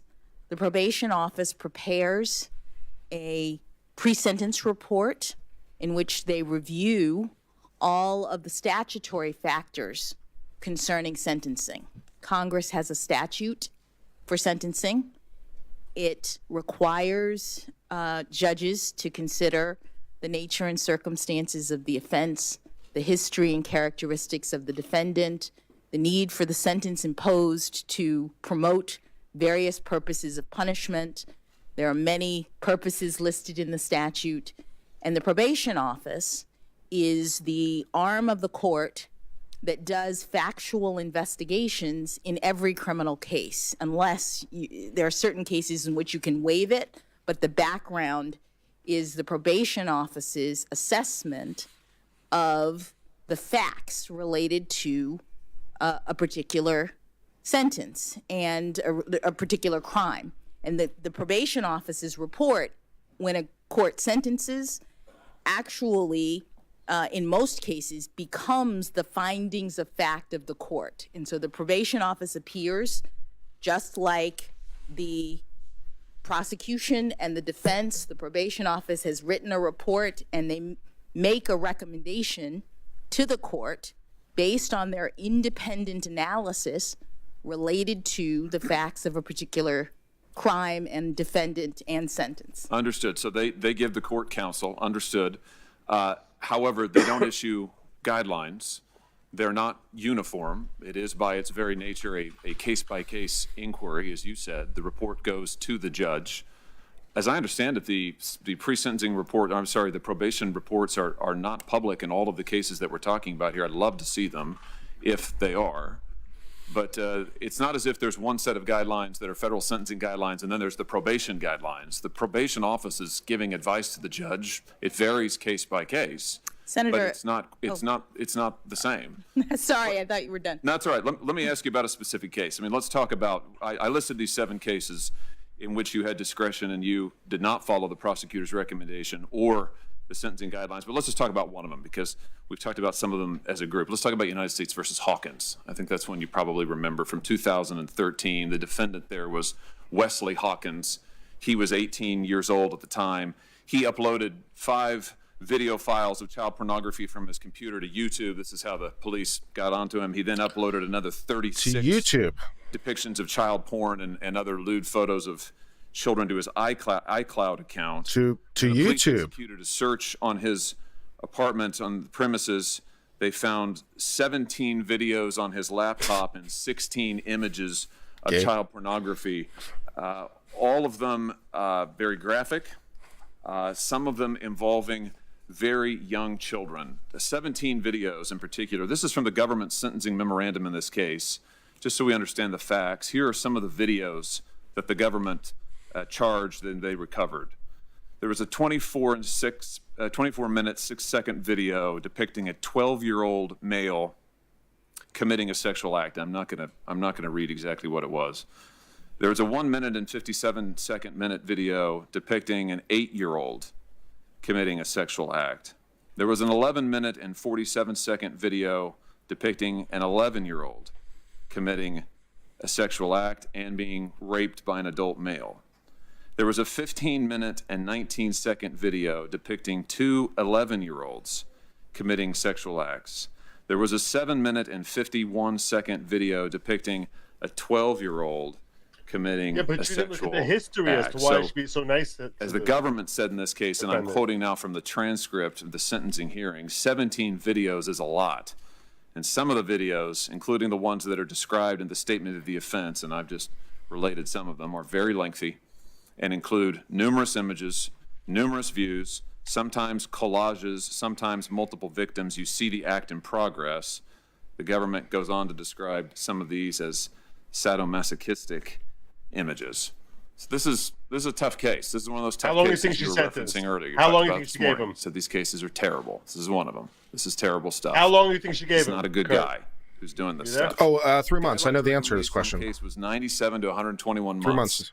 So if I'm doing my math right, that's up to 10 years.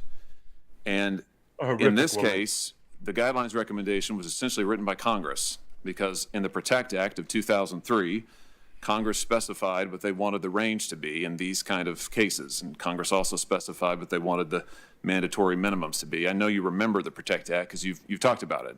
You've given lectures on it. And it was enacted, as I said, in 2003. It was 84-0 was the vote here in the Senate. The reason the PROTECT Act was put into place is the Senate was concerned over lenient sentences by judges in child porn cases. Judges like you. Which is what you described. You've said about it, there was an increasing perception on Capitol Hill and within DOJ that liberal judges were to blame for the downward pressure on federal sentences and that legislation was necessary to rein them in.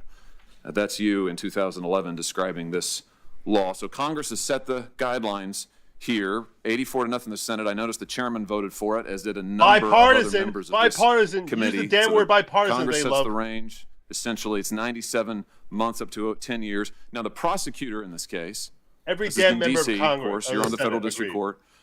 The prosecutor in this case, it's a liberal administration, I think it's fair to say. This isn't the state of Texas. See my colleague from Texas next to me here. The prosecutor in this case, nevertheless, still asked for 2 full years in prison. Only 2 You years. gave the defendant 3 months. Guidelines called for 10 years. Prosecutor wanted at least 2. You gave him 3 months. And when you did, you made a number of arguments and statements in the record, and I'd like to go through some of them because I've read them Nice. all. And the Good. first argument you made was that the federal guidelines that punished child porn offenders, the ones that Congress wrote, were, and I'm quoting you now, are in many ways outdated. That's How your is it quote. And outdated? you went on to say about why you thought they were outdated. I'm going to quote you again. You say, and I quote, "I don't feel that it's appropriate to increase the penalty on the basis of the number of images or prepubescent victims, meaning little kids, as the guidelines require, because these circumstances exist in many cases, if not most. So I don't like and this law. I'm don't ignoring signal an especially heinous or egregious child pornography offense," end quote. So 84 I just want to senators ask you about disagree that, with because you. I just have to tell you I'm having a hard time wrapping my head around it. We're talking about 8-year-olds and 9-year-olds and 11-year-olds and 12-year-olds. She's going to invoke the He's I'm a got mother images defense. of these. The government said added up to over Is that right? 600 images, gobs of video footage of these children, but you say this does not signal a heinous or egregious child pornography offense. Help me understand that. What word would you use if it's not heinous or egregious? How would you describe it? Nice. Thank you, Senator, for letting me address the concern that you've put forward based on the record that you've reviewed. As a judge who She's entering is a bitch mode mom here. and has Mom, told you. been tasked with the responsibility of No one gives a crap actually if you're a mom. reviewing the evidence. I looked at evidence that that case. You didn't see it.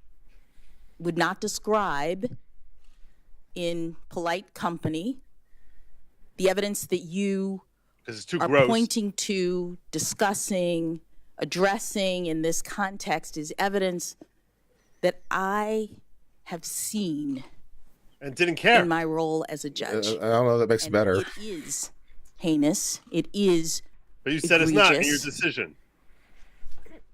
What a judge has to do is determine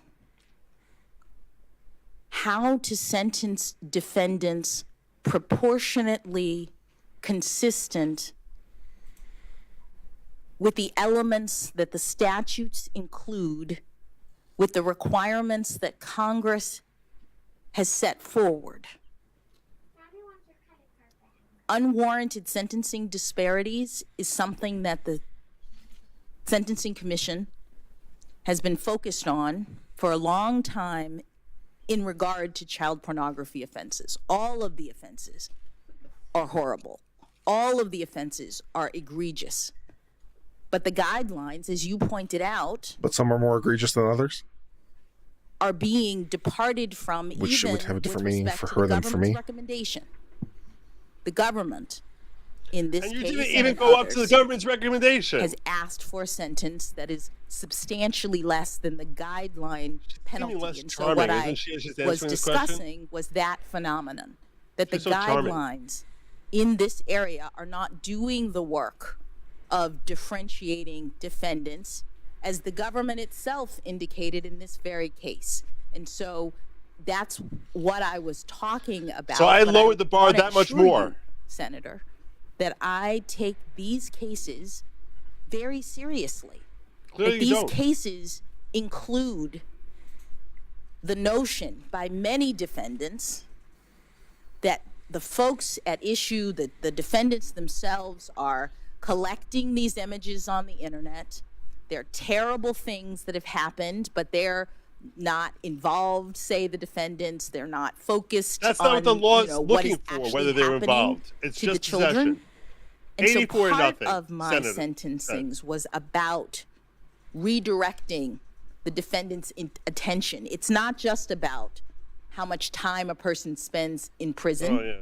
It's about understanding the harm of this behavior. It's about And unleashing all them of back the on society other 90 days later. kinds of restraints that sex offenders are ordered rightly to live under at the end of the day. The sentences in these cases include not only prison time, but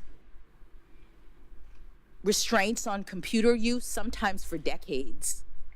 Restraints on ability to go near children, sometimes for decades. All of Not these long enough. things judges consider And after doing all that consideration, I decided, you know what, 90 Congress days. has required, which is a sentence that is sufficient but not greater than necessary Let me to just ask you- promote the purposes of punishment. Yeah, well, let me just ask you about that last point, because you've said this a couple of times now, the sentences that Congress require. Congress wanted the guidelines to be mandatory.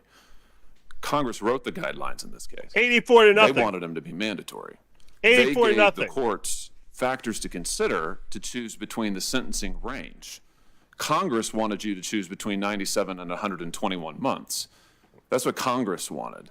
The Supreme Court in Booker You came up 94 months said shy. that the sentencing guidelines would be discretionary. So the Supreme Court gave you the discretion. But if we're talking about what Congress has wanted, Congress wanted them to be mandatory. My only point in raising that is just to say that you had discretion in these cases, and you used your discretion to choose the sentences that you did. Let me ask you about some of the things, though, that you said, because you said this morning, and I appreciated it, how you want to direct the defendants. You want to get them to own up to what they've done in these cases. And I thought that was powerful, and I thought it was right. But let me just ask you about what you said to this defendant. You said to this defendant, for whom you sentenced to only 3 months in prison, that your collection, I'm quoting you, your collection at the time that you were caught was not actually as large as it seems. The government felt the need to respond to you on the record. They said the government doesn't believe that it's appropriate to just disregard the number of images, that the number of images can be appropriate. And indeed, in this case, the defendant has amassed an extremely large collection of child pornography. But you disregarded that. You also told the defendant, you said this seems to be a case where you were fascinated by sexual images involving what were essentially your peers. And then you went on to say the defendant was merely trying to satisfy his curiosity. Curiosity is your 18. word. One more thing on this, same idea. You said you were viewing, this is you to the defendant, you were viewing sex acts between children who were not much younger than you. And this whole discussion is about why you're only giving him 3 months. You're sick. You are Judge, sick he was woman. 18. These kids are 8. I don't see in what sense they're peers. I've got a 9-year-old, a 7-year-old, and a 16-month-old at home. And I live in fear that they will be exposed to, let alone exploited, in this kind of material. I don't understand you saying to him that they're peers and that therefore you were viewing sex acts between children who are not much younger than you, and that's somehow a reason to only give him 3 months. Help me understand this. Go. Josh. Senator, I don't have the record of that entire case in front of me. What I recall with respect to that case is that unlike the many other child pornography offenders that I had seen as a judge and that I was aware of in my work on the Sentencing Commission, this particular defendant had just graduated from high school. Who cares? And some of, perhaps not all when you were looking at the records, but some of the materials that he was looking at were older teenagers, were older. So let's just ignore the 8-year-olds and the 11-year-olds. Some of them were peers. Some of them were also 8-year-olds. Senator, is that you said before the probation office is making recommendations and they do so on a case-by-case basis. That is what Congress requires. This is not done at the level of. But you had discretion, Judge. You admit that, right? I just want to be clear. Senator, sentencing is a discretionary act of a judge. Thank you. But it's not a numbers game. It's not. It's exactly a numbers game. What is it? Not a numbers game. To be mandatory, the Supreme Court in 2005 determined that they couldn't be, in an opinion by Justice Scalia, determined that they couldn't be, and Congress since then has not come back to amend them or to change them or to make them mandatory again. And so there is discretion. It's a constitutional issue. Sentencing, and when you look at the sentencing statutes, Congress has given the judges not only the discretion to make the decision, but required judges to do so on an individualized basis. And for this individual, the 3 months sounded about right. With the 8-year-olds.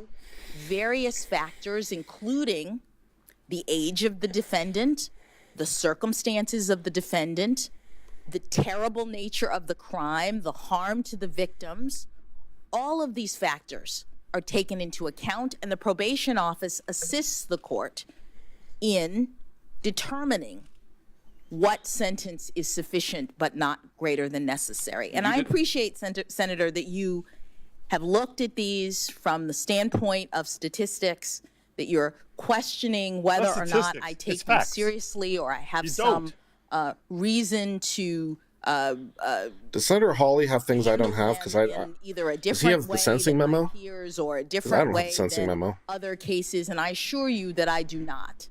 That if you were to look at the greater body of not only my more than 100 sentences, but also we could review the government sentencing memo. That would be fun. District and nationwide, you would see a very similar Why the hell the government said exercise only of 24 months? attempting to do Ridiculous. what it is that judges do, attempting to take into you suck at account doing it. all of the relevant factors and do justice individually in each case. Well, let's keep talking about this case. You also said to this individual, who is an adult, tried as an adult, 18 years old, you also said to him, besides saying that you thought his victims were his peers, you also said there's no reason to think that you are a pedophile. And then you went on to say, again, that's another reason why you weren't going to give him, you're only going to give him 3 months. Pedophilia has nothing to do with violent that crime. he wasn't a pedophile. And then you said, and this is something I really need your help understanding, then you apologized to him. And I just have to tell you, I can't quite figure this out. You said to him, this is a truly difficult situation. I appreciate that your family's in the audience. I feel so sorry for them and for you and for the anguish this has caused all of you. I feel terrible about the collateral consequences of this conviction. Wow. And then you go on to say sex offenders are truly shunned in our society. I'm just trying to figure out, Judge, is he the victim here or are the victims the victims? You're saying that you're apologizing to him. You're saying you're sorry for the anguish this has caused him. There was a victim impact statement in this case. It didn't get read into the record, but it was there. I've described the videos that we have. You say earlier in the case, you talk about how heinous these crimes are, and you describe them to your credit. You describe how heinous it is to your credit, and yet here you are giving him 3 months and apologizing to him and saying you feel sorry for the anguish it's caused him, and also saying you think that sex offenders are truly shunned in our society. She thinks these laws are bad. So just talk about that. Help me understand. I mean, is he a victim? Is that your view? She's an activist. Is that why you said this? This is a dangerous woman. Senator, I again don't have the entire record. I remember in that particular case, I considered it to be unusual, in part for the reasons that I described. I remember in that case, the defense counsel was arguing for probation, in part because he argued that here we had a very young man, just graduated from high school.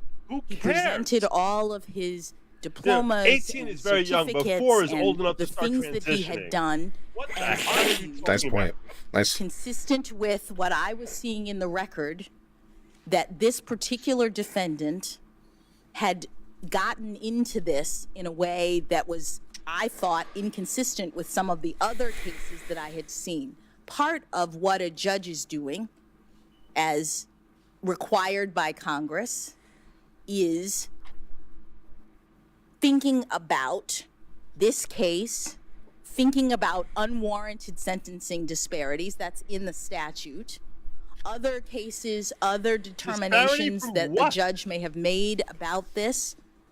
I don't remember in detail this particular case, but I do recall it being unusual. And so my only point to you is that judges are doing the work of assessing in each case a number of factors that are set forward by Congress, all against the backdrop you still would vote to confirm heinous her criminal behavior.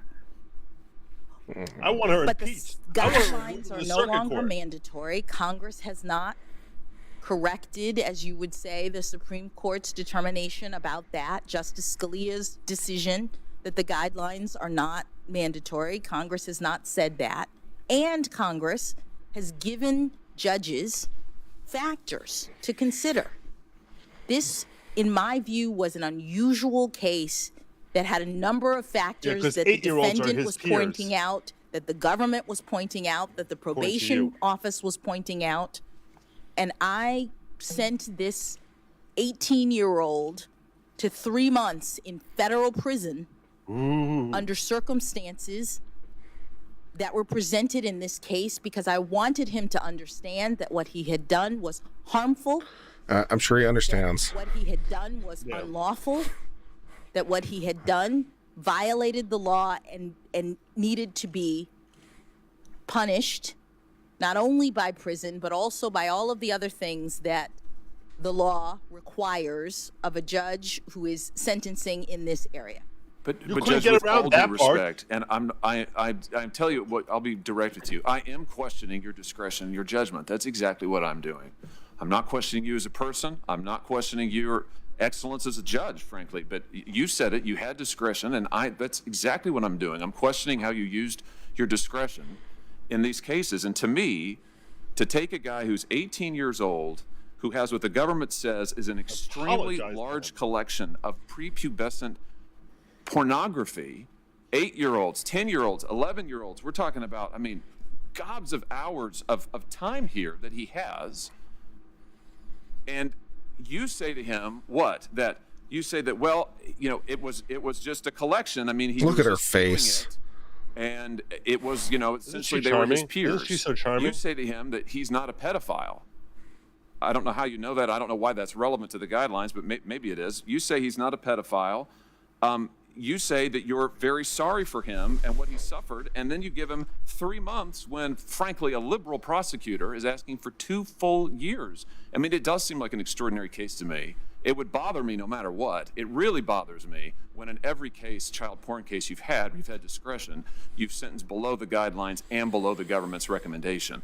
And saying that sex offenders are truly shunned in our society, as you said to him, it reminds me, it echoes what you said as early as law school on that Harvard Law Review article Senator Blumenthal was just talking about. There you say, and I'm quoting you now, in the current climate of fear, hatred, and revenge associated with the release of convicted sex criminals, courts must be especially attentive to legislative enactments regarding these sex criminals. I guess like this, the enactment here, the Protect Act that Congress enacted. So I want to try to understand here, is it your view that society is too hard on sex offenders? You say they truly are shunned in society. You wrote that many of these laws are products of a climate of fear, hatred, and revenge. So just is that still your view? I mean, do you think that these laws are too tough, that we're too tough on sex offenders? Explain what you meant in this case in 2013, and it seems to be the same thing you said many years ago. Senator, it's not the same thing I said many years ago. Many years ago, as a law school student, I was evaluating a new set of legislation, state laws about registration, and I was analyzing them as law students do. And then you put it into effect when you became a judge. The characterization of the law. Is it a punitive law? Is it a prescriptive law? And how would a court go about determining that? That was the frame that I used then. It could have been about anything. It was about the characterization of legislation. But could I, just to, I'm sorry, I don't mean to interrupt you. I've only got 2.5 minutes left, but I just want to make sure I understand this. I'm quoting from your conclusion now. This is on page 1728 of the Harvard Law Review. This is your conclusion. In the current climate of fear, hatred, and revenge associated with the release of convicted sex criminals, courts need to be especially attentive to legislative enactments. So that's a conclusory statement. You're saying that there is a climate of fear, hatred, and revenge that are informing these laws. And you described some of the laws earlier, I think, Megan's Law and others. Senator Cruz asked you about some of those. I'm trying to understand what you meant by that, because you're saying something similar in the Hawkins case. You're saying that society truly shuns our sex offenders. Senator, with all due respect, my article is now in the record. People can read it, and they can see that I was evaluating these laws offenders. not to determine their constitutionality, not to say that they shouldn't be enacted, but to talk about the ways in which courts make determinations about the character of the law and all of the consequences that follow from them. In law school, I had not had any experience in terms of the criminal justice system, and I was doing what law Once you got students do, experience, which you became a menace to society. Seeking to analyze in a creative way new legislation. With respect to Mr. Hawkins, I was doing what judges do, which is Were you though? look at the statute. Activism. 18 If that's what you think judges do, that's 3553A, activism.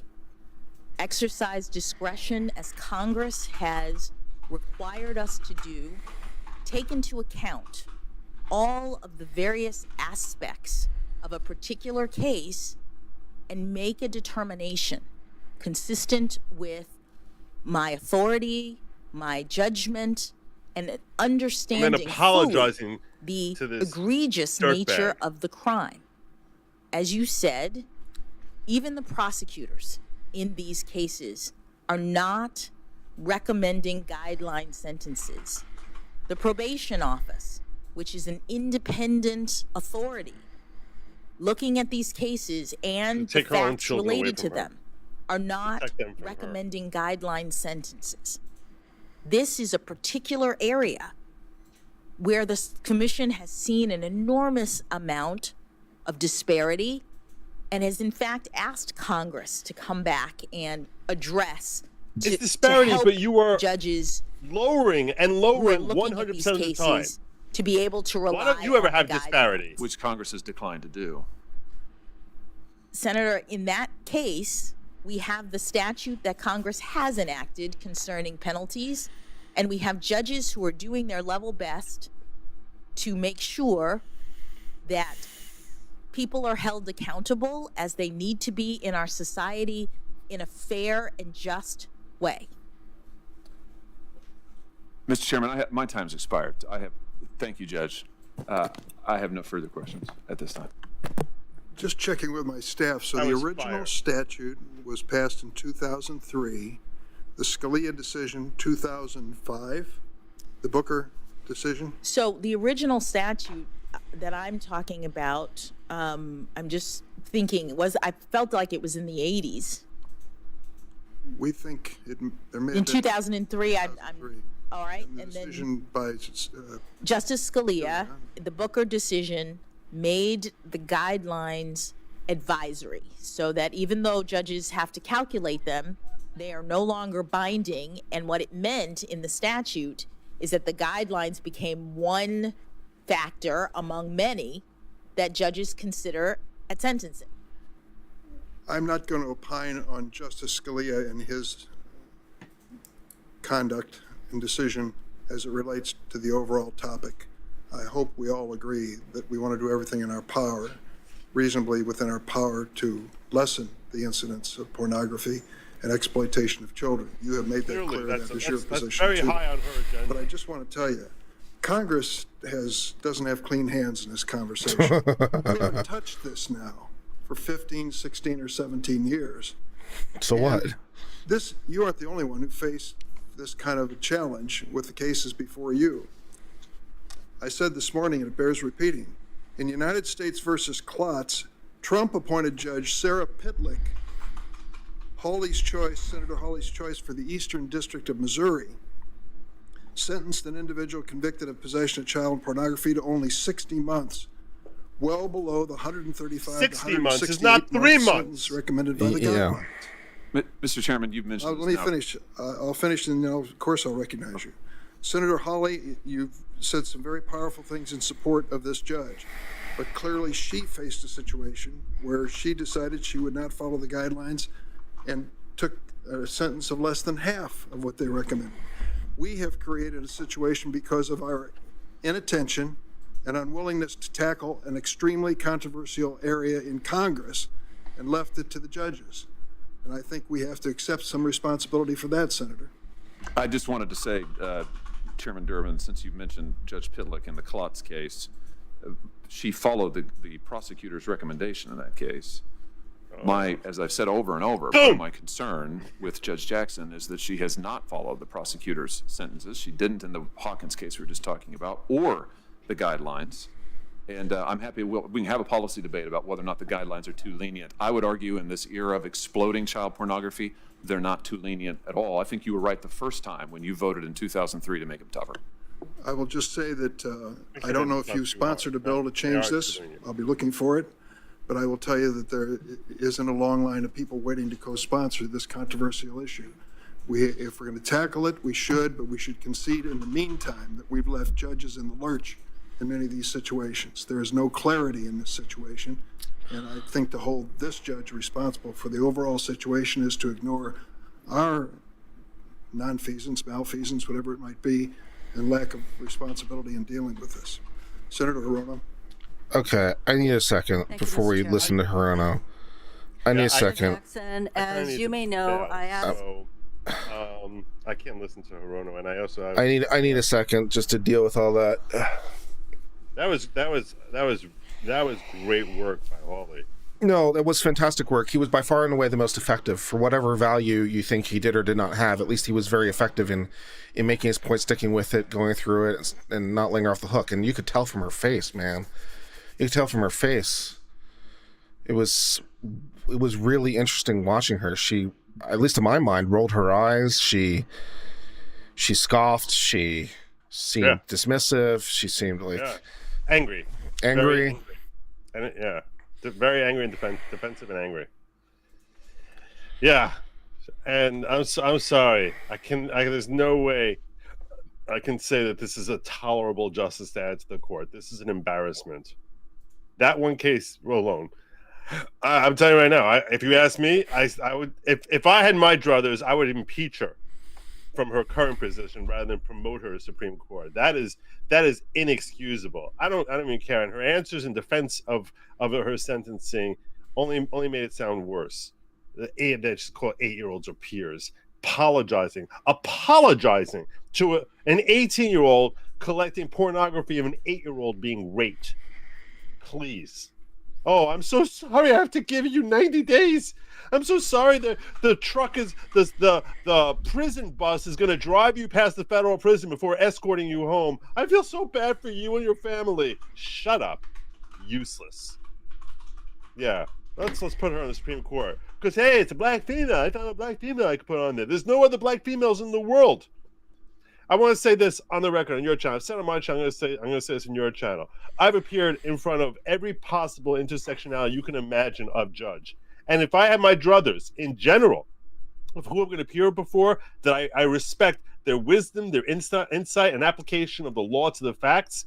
If we're going strictly based on intersectionality, as it happens, almost without exception, every black female I've appeared in front of has been exceptional, top of the line. I love appearing in front of black female judges because in general, they seem desperate to prove that they're not some sort of diversity hire, but they actually analyze the law, really fixate on it in an intelligent way, and then apply it to the facts, sometimes in my favor, sometimes against me.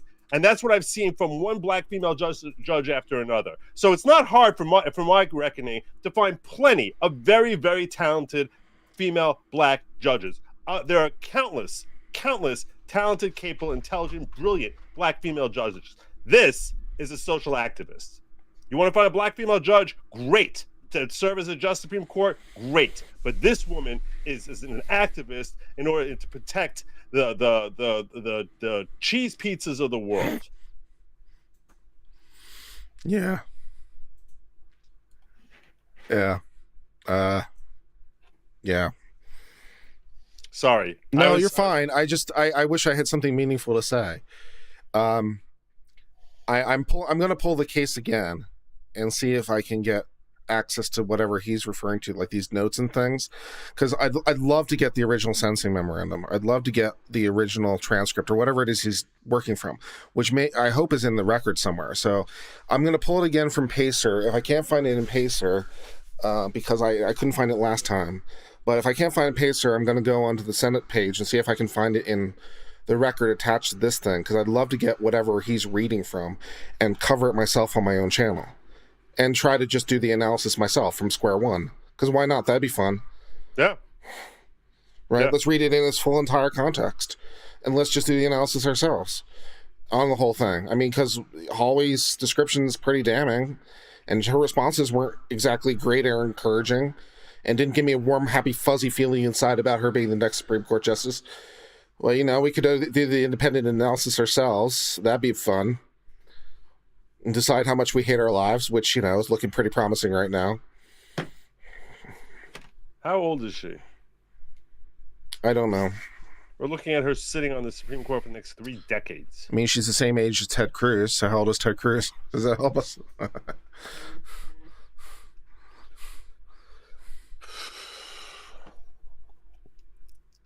Gosh. Yeah, first of all, I need to find this case again. So it means I have to go sift through the docket to find the right one. And I might be done for the day after that. That was a lot. Senator Rona's still talking. She'll be talking for a while in case anyone cares. I don't know. Yeah. She's an idiot. She's one of the stupidest senators in the history. Arguably the dumbest senator we've ever had. So I challenge you to come up with a dumber senator. Some of the people talking today, I think, are giving you a run for the money. I don't know. Could be.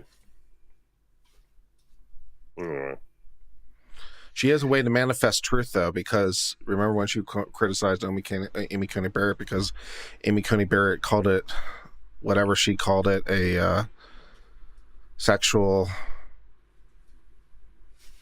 What was her terminology? She called it sexual preference in referring to gay people. And Senator Hirono said that was offensive because preference implies that no, it gets better though. It gets better. She implies that that's offensive because that implies that people have the choice because they have choice and because they have choice over preferences. And within a couple hours, I forget how quick it was, but within like 2 to 4 hours, Merriam-Webster actually changed the definition in the dictionary. I shit you not. They changed the definition to add that it was offensive, where it didn't say that before. So that's why I say she has the ability to manifest truth, because from her words to the dictionary's ear, within 2 hours, it was changed so that the definition was changed to be offensive, where it wasn't before. She has a unique ability to manifest reality, apparently. Wow. Yeah. I covered it at the time. It happened, so that's why I remember that. Man, I hate these people. All right, Kurt. Well, I thank you. So anyone want to talk about puppies? I like puppies. Do you like puppies? Puppies are fun. Puppies are cute, and they have floppy ears sometimes, and you can take them for walks. And let's see some pictures of puppies. Where's eyebleach.com? That's what I need right in my life right about now. What is it? Hold on. I'm serious. There's a website for this. Hold on. I bleached. No. Yeah, I need some eye bleach. Hey. You want? Sorry. Let's just sort right top by all time on Reddit. This is what we're doing now. This is our lives now. I don't know what else you think is happening, but this is what we're doing now. Here's a picture of a beaver carrying a carrot and a lettuce. That's nice. I like that. Here's an elephant taking off a guy's hat. That's fun.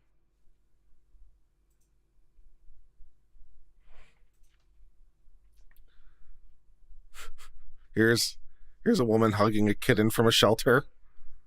That's nice. Here's a nice picture of a cat. Here's a cute little dog at a bar. That's fun. Why don't I see any of this, Kurt? I cut you off to do this full screen. That's what we're doing right now. Oh, okay. Here's a dog, like, just being nice and licking a guy's hand. These are all nice things. I approve these things. You're back on screen now. All right. I needed a lot of eye bleach in my life. Oh, puppies. Oh. Needed a lot of eye bleach in my life. All right. All right. Well, I'm going to try and pop back in tomorrow. Although I don't know. It sounds like they're going to have like only 1 or 2 senators left tomorrow. So I don't know what the story is going to be. But yeah, I'll be streaming tonight at 10 o'clock. I'm in the middle of analyzing the debate between Sitch and Sargon about where we should stand on the whole Russia v. Ukraine thing. And I thought their debate was very insightful. And it was actually both lively and two intelligent people who were able to actually consider the others' perspectives and arguments and levy back counter arguments, which I have a great deal of respect for. So, which video is he talking about here? What DS says play Nick's video? I want to see a reaction. Yeah, you got to narrow that down. Is there a new Nick video? Super Deagle joins the chat and says, "Hey guys, what did I miss?" Well, someone bring Super Deagle up to speed on what we missed, because what you missed was a horror show of pain. Super Deagle, feel free to tell him about it. Yeah, Super Deagle, what you missed was that our next Supreme Court justice basically thinks that we really shouldn't issue any punishment for people who are going to engage in cheese pizza or collections of albums, because they're already too shunned by society. It's not fair to actually throw them in prison for like more than like, I don't know, a conjugal visit.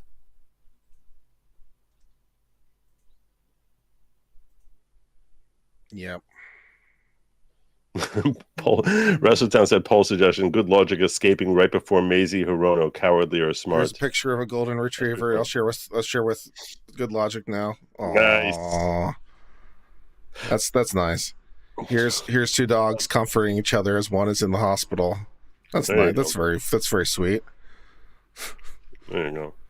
Yeah. Here's a. It looks like Blumenthal and Hirono snogging. Doggo looking like maybe he wants to go for a walk. Looking at the leash. That's fun. I like this. Here's a guy taking a picture of a cat on a chair. Looks like they're getting a good Instagram selfie there. Beautiful. Cat looks good. Cat looks good. Here's a panda. White Boys is panda rolling in a trench. White Boys, and we're both on it. We're both on his clip of White Boys. Pull it up. Let's see it. I think I saw that one. I didn't see it. If you don't want to, you don't have to. That's fine. Is this Law Nerd Clips or is Rikita's thing? Which one? It's Law Nerd Clips. Yeah, Law Nerd Clips. Okay, fine. Hold on. White Boys.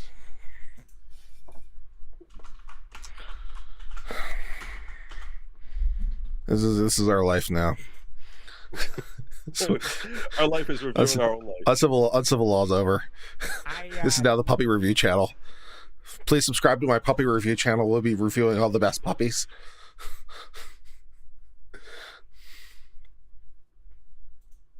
But wouldn't it be wonderful? We'll be reviewing all the good boys on this channel. Nothing but puppy review, man.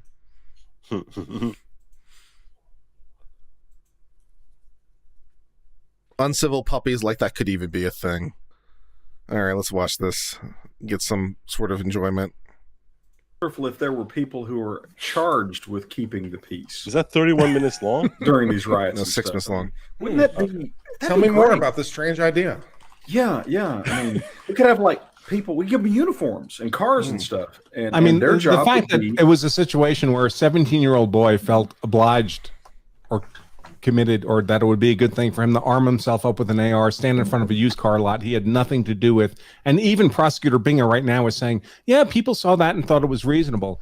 It was reasonable because it was all those people were abandoned to a horde of invading arsonists and looters and rioters, and the police were standing 3 blocks away and doing nothing about it. There was no police, no fire, no EMS. That's why people arm themselves, because the government completely failed in its fundamental responsibilities. Yeah. Even he's conceding that. You know, and these idiot lefties don't ever get this, okay? We're not going to stand around and let savages destroy our cities and kill our people. Let's talk about Kenosha, Wisconsin, and Kyle Rittenhouse. Better watch your back, it's a white boy summer. Whole iPhone full of white boy gunners. We all coming from the bottom like the pipes in the gutter. Got the shotgun going boom, boom, boom, boom. Call me white trash, white boy, I kinda like that. If you got a problem, you can come and kiss my white. I don't really care what I'm allowed to do. Got a homie that'll kill you for a Mountain Dew. Any snacks. When I came back out, I encountered more individuals protecting the property. I talked to them. I assumed at the time he wasn't over there anymore, and I started to make my way back north to 59. Can we please play exhibit number 17? Yeah, he did just say he went for snacks. On the TVs again. Cops come, we saw, they ask, we leave. White boys don't talk. August 28th of 2020. Would this sound right Correct. to you? Yes? That sounds correct. 3 days after this incident. That is correct. When you spoke to the FBI, what was your intent? Well, I really didn't have any intentions of speaking to the FBI. They just showed up at the house. You ain't gonna see him coming hunting camo. Pro Second Amendment, and they got tons of ammo. And a homie riding shotgun with a shotgun that he locked up when the cops come. Lot of white folks like those white folks that go boom. Bunch of psychos, I know might roll on your crew. When you die slow, my bros right home or you lose. God ain't never made no mother crazy as the white boys. We've been known to fight, boys. Yeah, we got 5 shotguns, rocking camo, causing problems late at night, boys. White boys, mama knows we're trouble, circle tight, boys. Soon as it pops out, we got you running for your life, boys. Let me get the jumping like a 6'4". And we asked if you knew anything beyond that statement. Correct. We didn't ask you to change it. Yes, you did. That was a good moment. That was a good moment. Or if I wanted to change any details to. Round start flying, your heart start pounding. Hold up, take a photo, it gon' last longer. This guy is just a bull. That you saw Mr. Gage, Mr. Grosskreutz point his gun at Mr. Rittenhouse? Yes. That's nowhere in your statement. Correct. There you go. That wasn't important to include on September 11th? Like I said, I'm not a detective. You're asking me the question. But you can tell you gave us about tipping over a porta potty. Is that more important than someone pointing a gun at a homicide suspect? Oh my God. No, but it's easier to remember when I captured the photo. So true. To remember. This guy's landing some blows. I'm so official, crazy white boy with the big old pistol. You so pissed, you blow like a whistle. Well, then why did you forget to put things in your report? Objection! First of all, it was, like I said, when I first walked into the police station, I walked through a police station that didn't even have a door. Didn't have no glass attached. There was glass on the ground, completely all shattered on the ground. I have photos, don't worry. I always love that. I got receipts. I got receipts. There you go.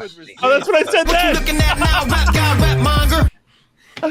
Quoting yourself, man. Quoting yourself. I had no idea I said what that. Mr. Rosenbaum was thinking, do you? Yeah, you mean at the time of the shooting? Yes. Or at any point in his life. I mean, you have no idea what Mr. Rosenbaum was ever thinking at any point in his life. Do you? I would say, do you? I'm a dick never met him witness. before. Please call me as a witness. I never exchanged words with him, if that's what your question is. So your interpretation of what he was trying to do or what he was intending to do or anything along those lines is complete guesswork, isn't it? Well, he said, "Fuck you," and then he reached for the weapon. Oh, shit. Gotcha, bitch. The defendant has turned around. Shit. Only white boy make the whole black roster. Hip hop top 10 mother monster. That's a photo of you, yes? Yes. Okay. That's Mr. Rittenhouse? I love that he did this before he answered. Is pointed at Mr. Rittenhouse, correct? Yes. Oh, shit. He should have said no. It's pointed off to the side. I was dropping it down. That's when he fires his gun. Yes? No. Sir, look, I don't want to. Does this look like right now your arm is being shot? That looks like my bicep being vaporized, yes. Okay. And it's being vaporized as you're pointing your gun directly at him. Yes? Yes. Wow. When you TKO. Victory. With your arms up in the air, you never fired, right? Correct. Correct. It wasn't until you pointed your gun at him, advanced on him, with your gun, now your hands down, pointed at him, that he fired, right? Correct. Oh, shit. That's it. That's it. Good moment, too. You can't hold us back, yeah, we'll be jumping in the crowd. Middle fingers up and they ain't never coming down. That was interesting and definitely well needed. Eye bleach.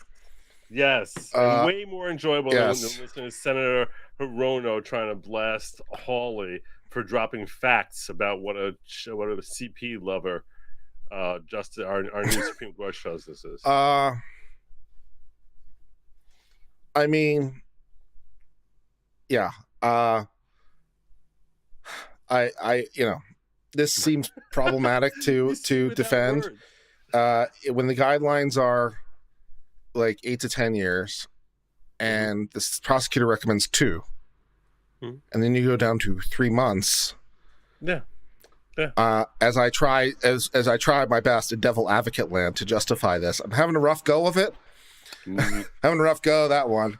When the images and the videos of the 8-year-olds. Well, apparently the answer of why I'm having such a rough go of it was I didn't consider the fact that the 8-year-old is a peer of the 18-year-old and is totally cool.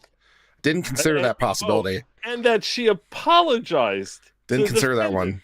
That's why I had a defect in my thinking. I just didn't occur to me that the 8-year-old was a peer of the 18-year-old.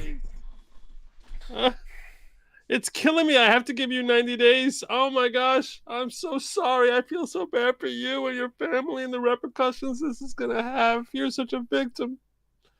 God, disgusting. So disgusting.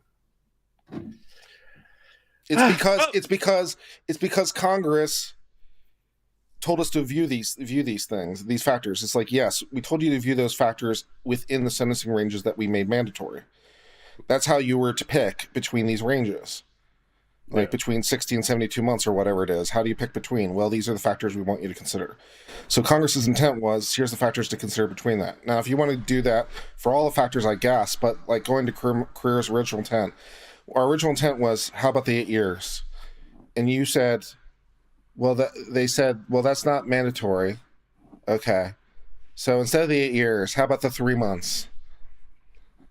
I know. It's like, yeah, of course the defense argued for probation. That's one of the things they're supposed to do with their time. It doesn't mean you're necessarily supposed to say yes. Yeah. Well, I'm starting to wonder if the acronym KBJ doesn't stand for Kitty BJ. Yeah. It's sickening. It's sickening. This is terrible. Terrible. Yeah. I mean, it's... Sorry, I shouldn't have gone through your channel. I should have saved that for mine. Well, you can do it again. You can do it again. You can just do it again. Maybe you'll forget about it because like your mind will reject it, and you can do it fresh. Or I don't know. So many possibilities. Oh my gosh! What were we talking about? I don't remember. I don't know. Was there questions from Holly? I've totally forgotten. What are the questions about?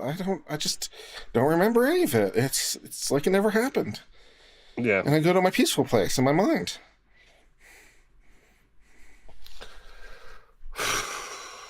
I do think Kennedy will probably be worth a watch.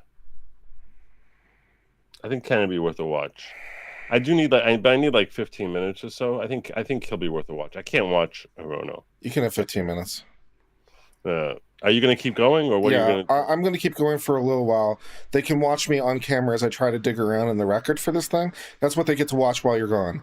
They get to watch not so much. Well, maybe I'll put Hirono on screen with the subtitles, and then they can just watch me not so much respond to that as try to dig around the record for the documents that Holly was working from, so that maybe tonight we can do I can do a stream on was he right about the thing and go through it in more detail, where we're going to actually, I guess, describe these crimes in detail. Maybe that should be a locals video.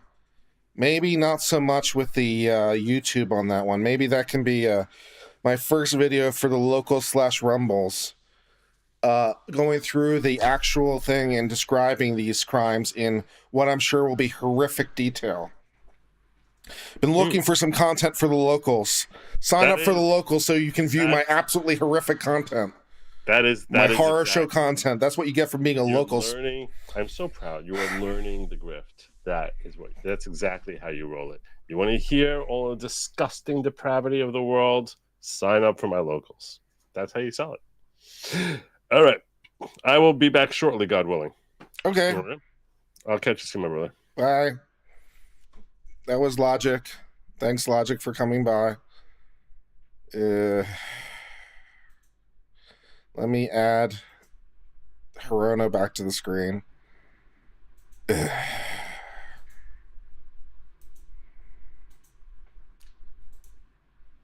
a Hirono for your pleasure. They're going to do a 20-minute break after this. Fine, I'll put on the audio as I try to just, remember why life is worth living.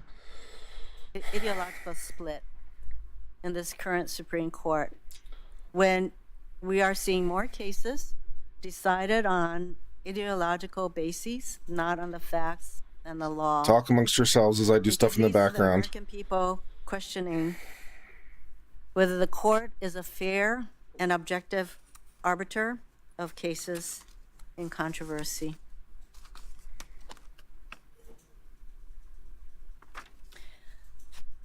You were asked earlier today about your representation of Guantanamo detainees. Just to make it clear, as a federal public defender, you were assigned to represent Guantanamo detainees. Is that right? That is correct, Senator. And then while at Morrison and Forster, you also did pro bono work for Guantanamo detainees. Were you assigned to do that work as well? So there was one detainee who I had represented as a federal public defender who was brought into my firm's practice unbeknownst to me. And when I arrived at the firm, the attorneys who were working on that case recognized that I had previously been a lawyer who had represented this particular detainee and asked if I would help with his habeas petition at that stage. I think you clarified that earlier today. And you served as counsel of record on amicus briefs related to detention. I think that was brought out today. Yes.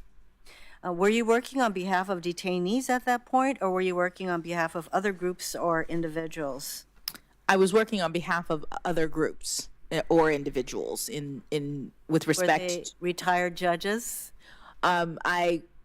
Yes, there were 3 briefs in total, 2 different cases, and one of the briefs that I filed was on behalf of 20 retired federal judges, including one who was a partner at my firm at the time, and who wanted to make a particular argument to the court concerning the detention process. And these were judges that were nominated by various presidents, so it must have been a diverse group, and they asked you to do the brief.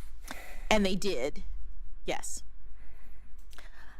So as part of your work at the law firm, a responsibility of your employment, you were assigned to work with this diverse group of retired judges and to represent conservative or libertarian organizations such as the Cato Institute and the Rutherford Institute to advocate their views. Yes, the other two briefs that I filed were at the cert stage and then at the merit stage of a case that was eventually mooted.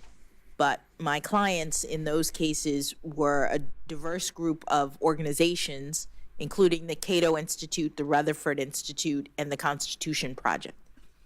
Members of this committee know full well that lawyers are, we have to follow the codes of professional conduct, which says that we have to zealously represent our clients, and that's what you are doing with regard to the detainees.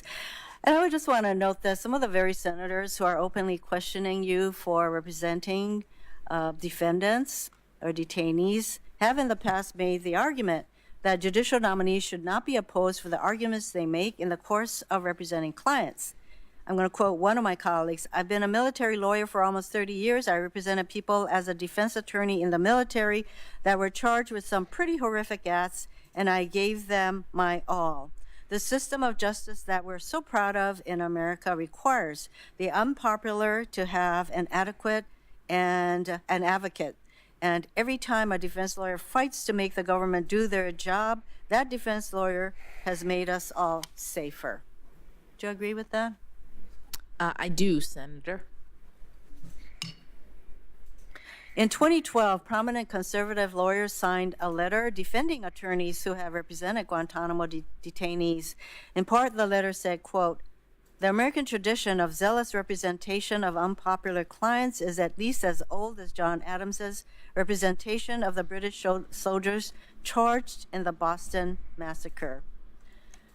Good defense counsel is key to ensuring that military commissions, federal juries, and federal judges have access to the best arguments and most rigorous factual presentation before making crucial decisions that affect both national security and paramount liberty interests," end quote. So the quote that I read isn't the first time that my colleagues on the other side of the aisle have tried to say that your representation and your work as a public defender somehow, I don't know, disqualifies you or makes you leaning one way or the other. So you've made it very clear that that is not what you are about. I just have one more question in the remaining time. Oh, I'm sorry. I'm over. Senator, I'm sorry, we're on a roll call. I'm on such a roll. You're on a roll and we're on a roll call. Yes, thank you. I apologize. Mr. Chairman, before we break, if I could ask one question of the chairman. Sure. Senator Hirono just made reference to the recommendations of the probation office in 5 of these cases. To the best of my knowledge, those probation recommendations are not in the record. I haven't seen them. My staff hasn't seen them.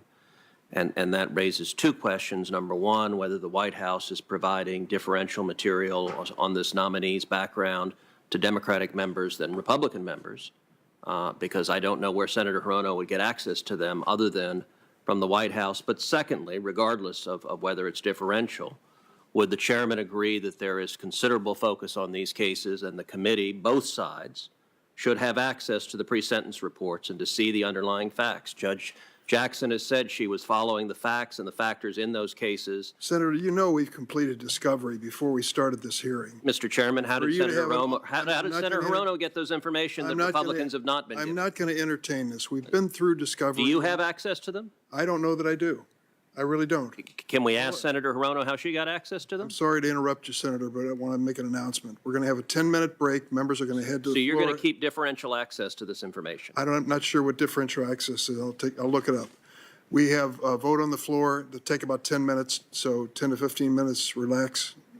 And then we're going to come back, and we have 2 senators, Cotton and Booker, who will be recognized and then take a break for dinner. And then we're going to try to still finish tonight with 2 remaining senators, Senator Ossoff and Tillis, who are going to be first thing in the morning. So we stand in recess.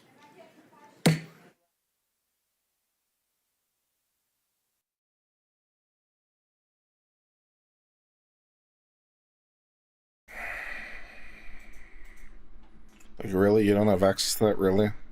Really? Really? You don't have access to that? Really? Really?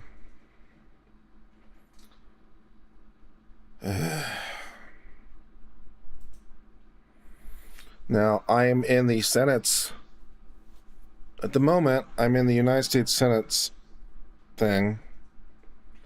I don't know if I give you this link, if it'll work. Let me see if I put it into a different browser. I don't think it will work.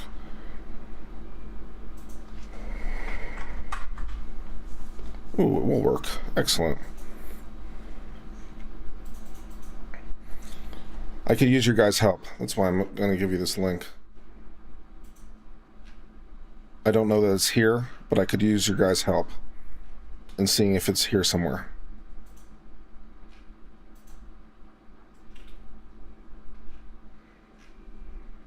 All right.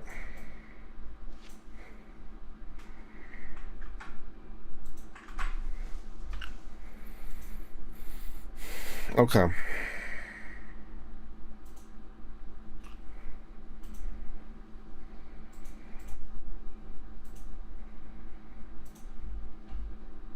All right. All right. If you guys go to that link, that's the U.S. Senate's Judiciary Library. It has all the things there.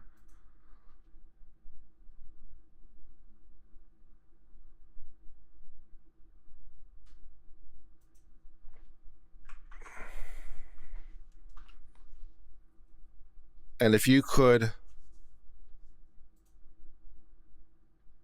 go there and see if you can find what I'm looking for, by the way, I'm looking for materials related to this U.S. versus Hawkins case, right? So that's what I'm looking for, because the senator, because I went to the PACER again, and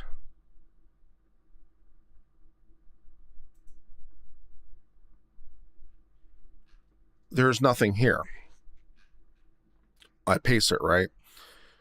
So there's a minute entry concerning some notice of appearance, statement of reasons not disclosed, right? So there's no transcripts that I see from the case on PACER.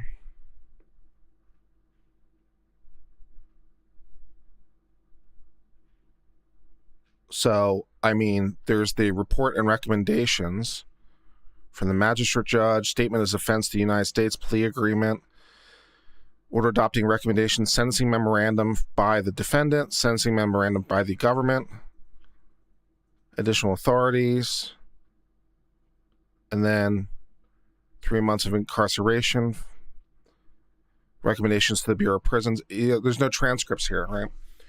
There's no transcripts here. There's no judge's decision here. There's nothing here in the PACER. So what I was curious about is where is Hawley getting this from, and is it on the record? So I gave you the link for the library for the U.S. Senate, and maybe you guys can find if there are any documents in the library that relate to this Hawley thing, because I'd love to do some independent legal analysis of it. So I could really use your help in sifting through this behemoth of stuff and see if it's here somewhere. I don't think it is, but I'd love a second set of eyes.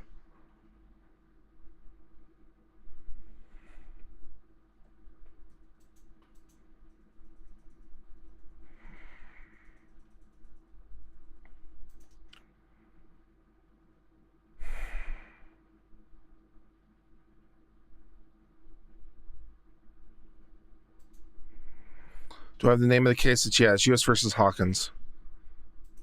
I'll give you the court listener link as well for the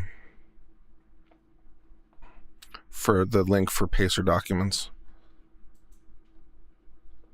Hold on, I need to find what window you guys are in. All right, yeah. So there's the link to the court's docket. U.S. versus Hawkins is the name of the case, and there's the link to the actual case from PACER.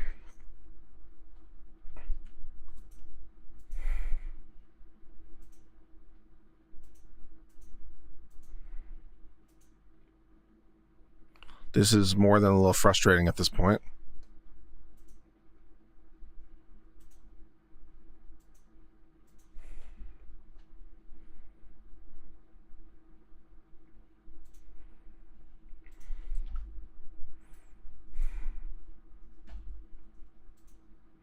There's 191 pages of documents in here.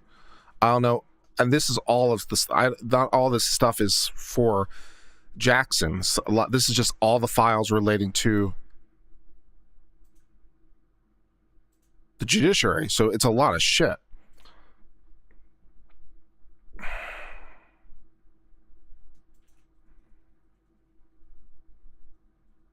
I don't suppose Hawkins like put it on his Twitter or something. That'd be good.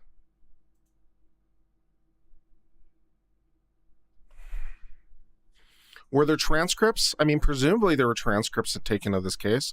Does anyone have access to transcripts? That'd be great. How does he have access to transcripts? What am I doing wrong with my life right now?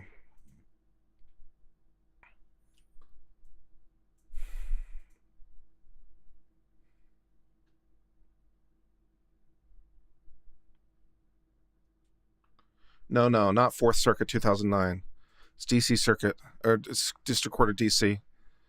2013. It's not a published case. So yeah, it's U.S. versus Hawkins in the District Court of Columbia, 2013.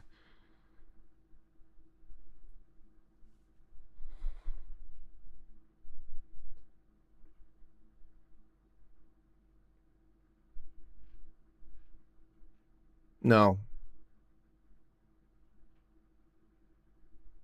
Yeah.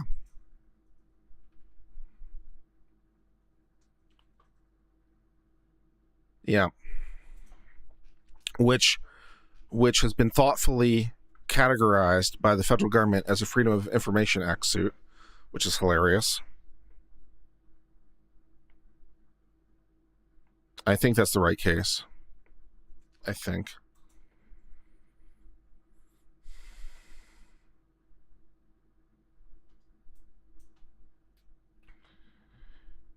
Yeah, so it's on the record. I might have to call Hawkins' office. I don't know if they'll talk to me. Why not? I'll call Hawkins' office and see if they'll talk to me.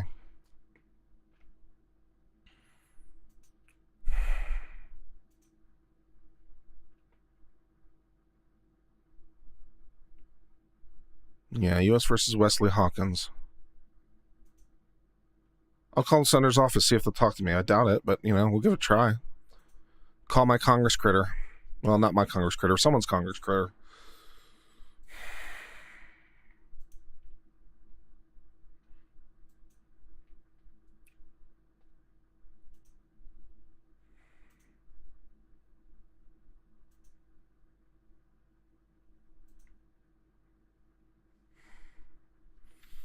Looks like I have to pay for it. I don't mind paying for it. Yeah, if there's a document you want me to get, like some of the stuff isn't on Court Listener. Some of the stuff is just on Pacer. If you want me to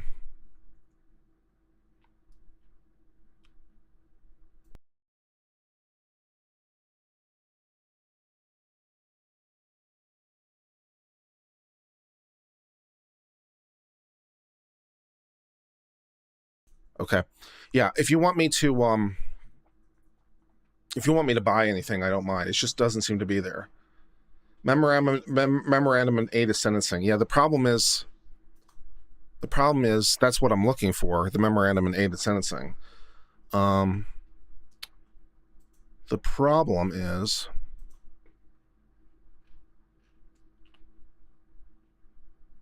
if you're on Court Listener, and you go to the statements of reasons, which is docket number item 28, you'll see that it's not for public disclosure. So yeah, number 28 is what I want. It just doesn't exist. It's not there, right? Because you can even see it in the entry. Statement of reasons as to judgment, not for public disclosure, which means it's sealed, right? So yeah, I can't buy it on Pacer. It doesn't exist. If that's what you're referring to. Docket 20 and 21. Yeah, 20 and 21 is fine. That gives me the positions of the parties. right? But that's not really what I want, right? So 20 and 21 gives me the sentencing positions of the parties, of the U.S. government and the defense respectively, or maybe it's the other way around. I don't remember. Doesn't matter. Yeah, 2021 is the sentencing memorandums from the parties. But what I really want is the sentencing memorandum from the judge, because that's the judge's thinking, right? And that's docket number 28, and it doesn't exist.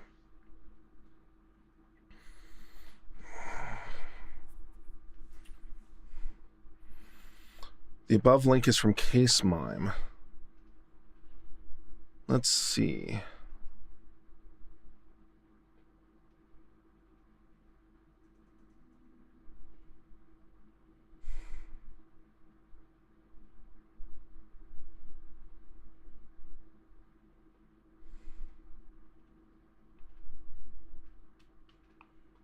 What link from Case Mime? You can't post links in the chat. So you're gonna have to give me some other way of finding it other than the link, or because I can't see any links from anyone else. Why is it sealed? Oh, it's a policy for all cases relating to sentencing memorandums. They're all sealed for all the cases. And are the transcripts sealed? I don't know. They're just not on the docket. They're just not there.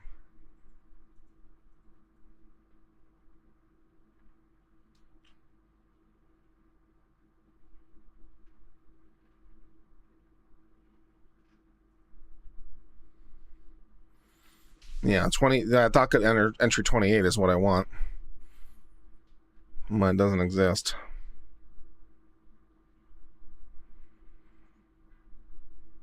You can post the link, just not click it. That's fine. Just give me a link give me a non-clickable link. What I really want is that sentencing memorandum from the judge, or the transcript of the case. One of the two would be great, and both would be even better. So yeah, give me something that I can get access to.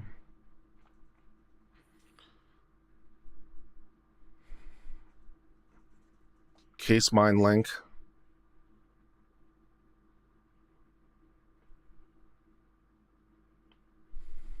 Semicolon. Weren't they discussing transparency of law? Yeah. Yeah. You post the link in pieces so it doesn't look like a link. Yeah, there you go. Or you know what? The other way you can solve this problem is by tweeting at me. If you have Twitter, that would also work. Do you guys have Twitter? If you guys have Twitter, just tweet it at me, because you can send me links there.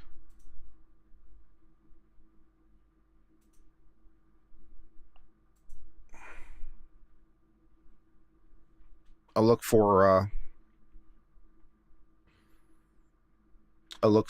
your tweet. The case itself was modified 15 minutes ago.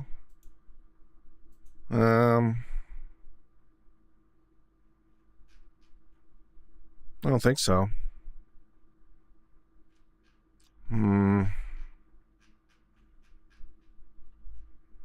Pull it up and paste her again.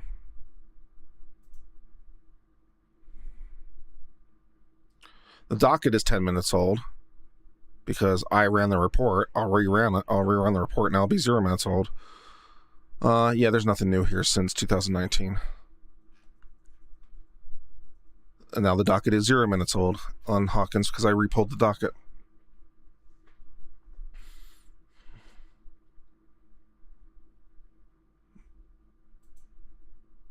Broadcasting my screen. Sorry about that.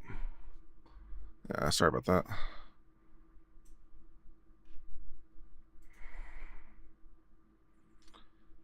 Can you tweet me the link or send me the link for what I'm looking for? That'd be very, very helpful. And remember, you can't, the link, yeah, on court listener, yeah. Careful stringing your DMs. Thank you. I took it off, Charlene. But thank you.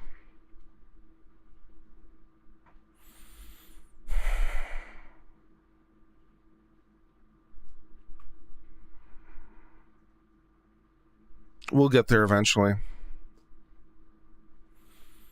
All right, I'm going to make a phone call to the senator's office and see if they'll help me out while you guys are talking amongst yourselves. Hold on. Senator Hawley.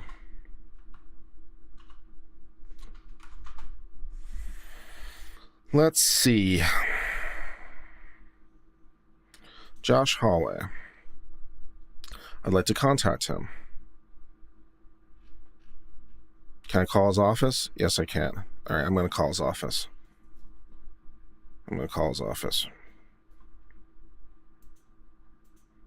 All right, I'm going to put you guys on mute for a second while I call him. Talk amongst yourselves. Yeah, Pam said she found it on DuckDuckGo. I haven't gotten a tweet yet. So I don't know what to do. I can't. I need. Tell me what to search for on DuckDuckGo, or tell me how to find it, or tweet me the link or something so that I can get it.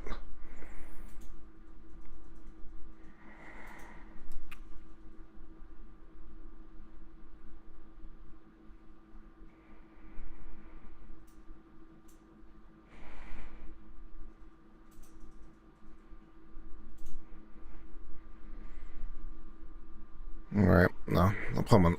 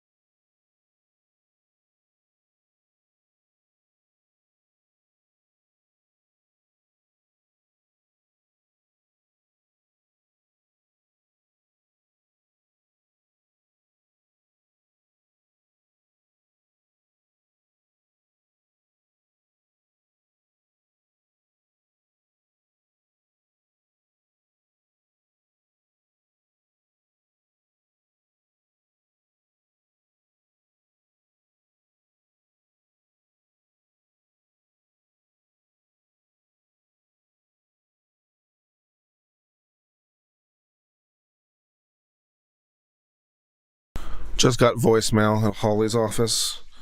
So either the staff is gone for the day or something.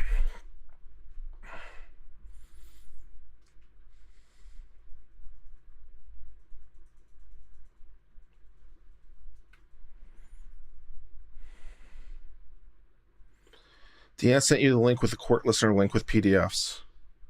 I have the court listener link. I think it's the same link, but I'll double check my email.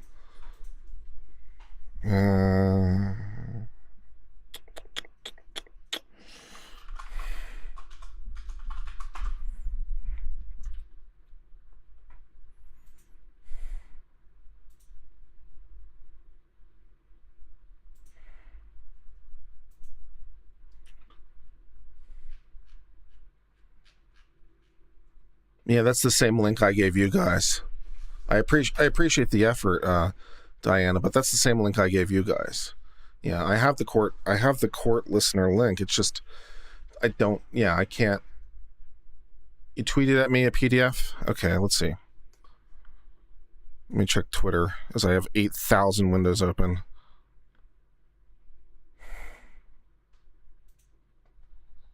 It's a different spot than the one that's available. Okay, that's cool.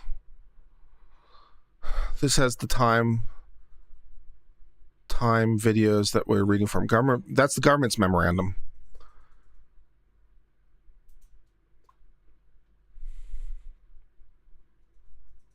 Yeah, that's document 21. That's the government's memorandum. If he was reading from that, but he was quoting the judge's words, right? He was quoting the judge's words and things the judges said. So it's not going to be in here. The thing that you guys sent me, it's not going to be here. This is the U.S. government's sentencing memorandum.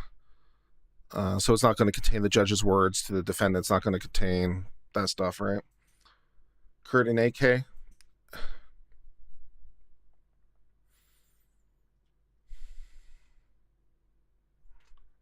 Do you have access to statement of reasons for any other cases? No. Yeah, unfortunately, by judicial policy, the statements for reasons in are not available. U.S. Courts link. Let me take that look at that.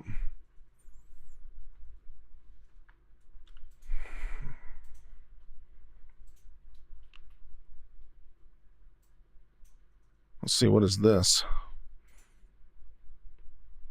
Yeah, that's government's memorandum again, document 21 that you just emailed me. James, I appreciate the email. But yeah, that's docket entry number 21. That's the government's memorandum. It's not going to contain the judge's comments it's not going to contain the transcripts.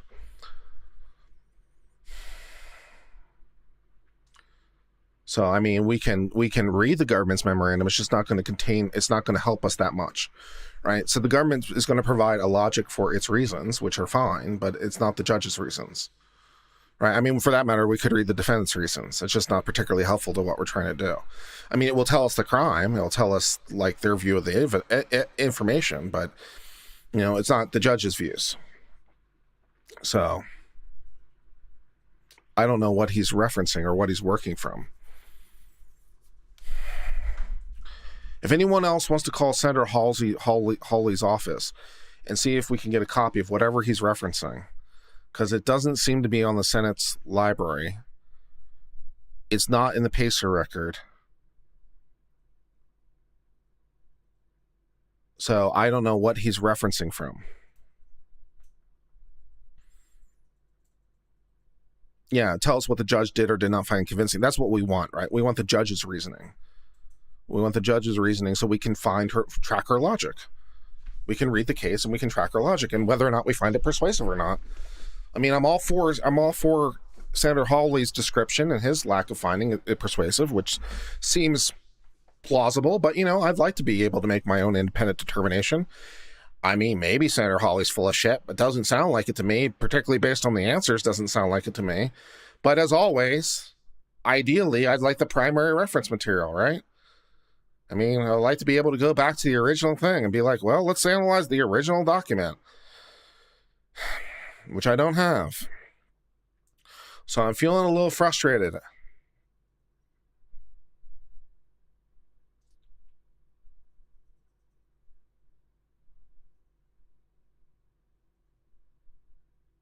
Maybe they subpoenaed it. Yeah, maybe, I don't know how they got access to it.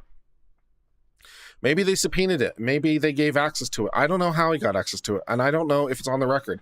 I can't find it if it's there. I don't know if it's on the record. Just because they subpoenaed it doesn't mean that they put it on the record. You remember how, like, every time they say, like, how you like unanimous consent to publish this or unanimous consent to put it on the record? And he says without objection? Right. Because there's information they have that's not on the record. So they might have access to information that's not on the record. It might not be on the record, which does us no good. Does us no good.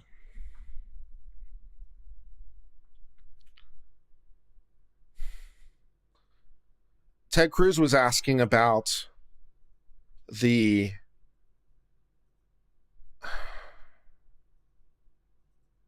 hold on. Ted Cruz was asking about the probation office's report, which they seem to have.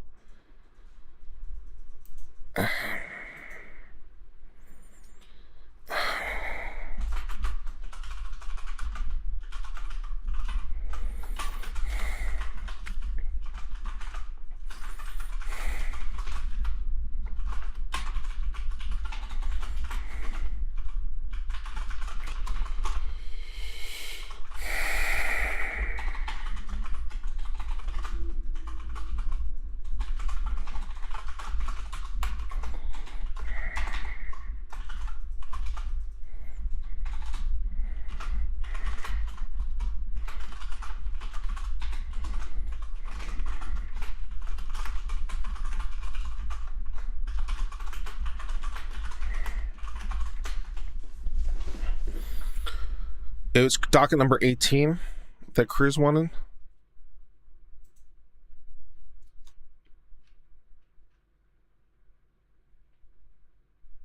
Yeah. Yeah, that looks right. Yeah, so yeah, it looks like Senator Hirono has docket number 18. It seems like Hawley might have 28, and he seems like he has transcripts, which I don't know where he's getting these from. Where are the transcripts of this? That'd be great.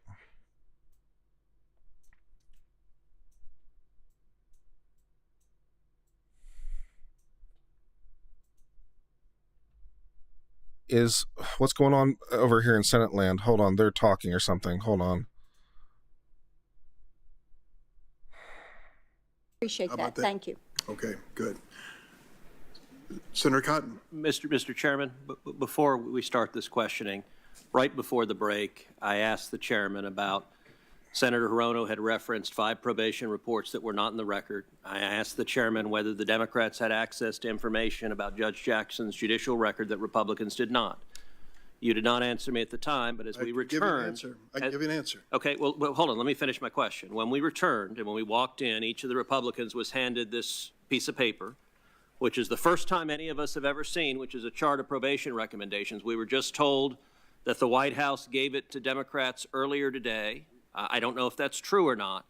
And what I would ask you is there anything else that Democrats have access to in this case that they're not sharing with Republicans on this committee? And Mr. Chairman, how would you have reacted if, say, during the Kavanaugh confirmation, the White House shared judicial materials with Republicans and did not share it with Democrats? I'm pretty confident you would have expressed extraordinary displeasure at that. If I recall, there was some discovery issues in the Kavanaugh case involving several years of his performance in the White House, which your own counsel decided we couldn't.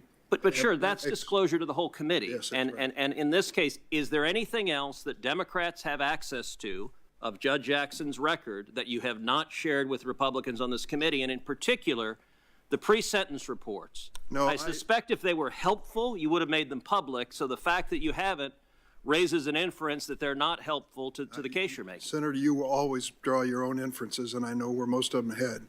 I will just tell you that the information that we received from the White House, I'm told everyone had access to if they wanted it. And now you have it just a matter of hours after we've received it. Exactly. So is there anything else Democrats have that Republicans do not from Judge Jackson's record? Mr. Chairman, can I ask a question about this? I want to be sure I understand. The handout that I just saw, the White House gave to some of us earlier today, but not all of us? It was available, I'm told. The information was available to anyone who requested it. The White House. So you had to be clairvoyant and know they had it? No, not clairvoyance. I think it's pretty obvious, Senator. How would you know to request it? You would know it after Senator Hawley launched his attack on the judge. At that point, all of this information became relevant to countering.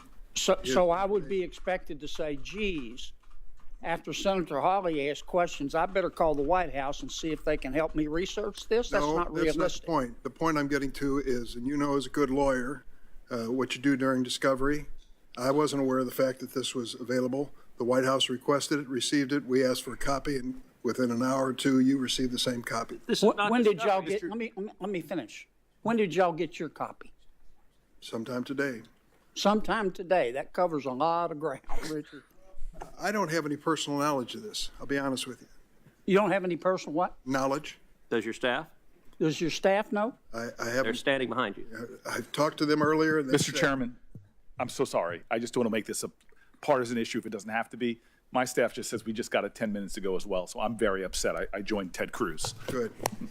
Mr. Chairman. That's an alliance that's well known. Yes. Mr. Chairman, I do think it's significant. We've had now referenced some pre-sentence reports, and we've got this material that references recommendations made by the Office of Adult Probation and Parole. Reports. Well, okay, but we've got critical information that is contained within them.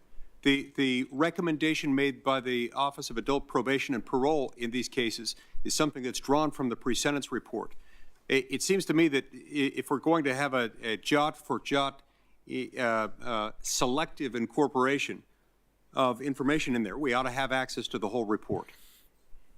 So I respectfully request that we be given access to these reports. They've been made now by a member of the committee in reliance on information that we haven't had access to, and I think we need to be given those.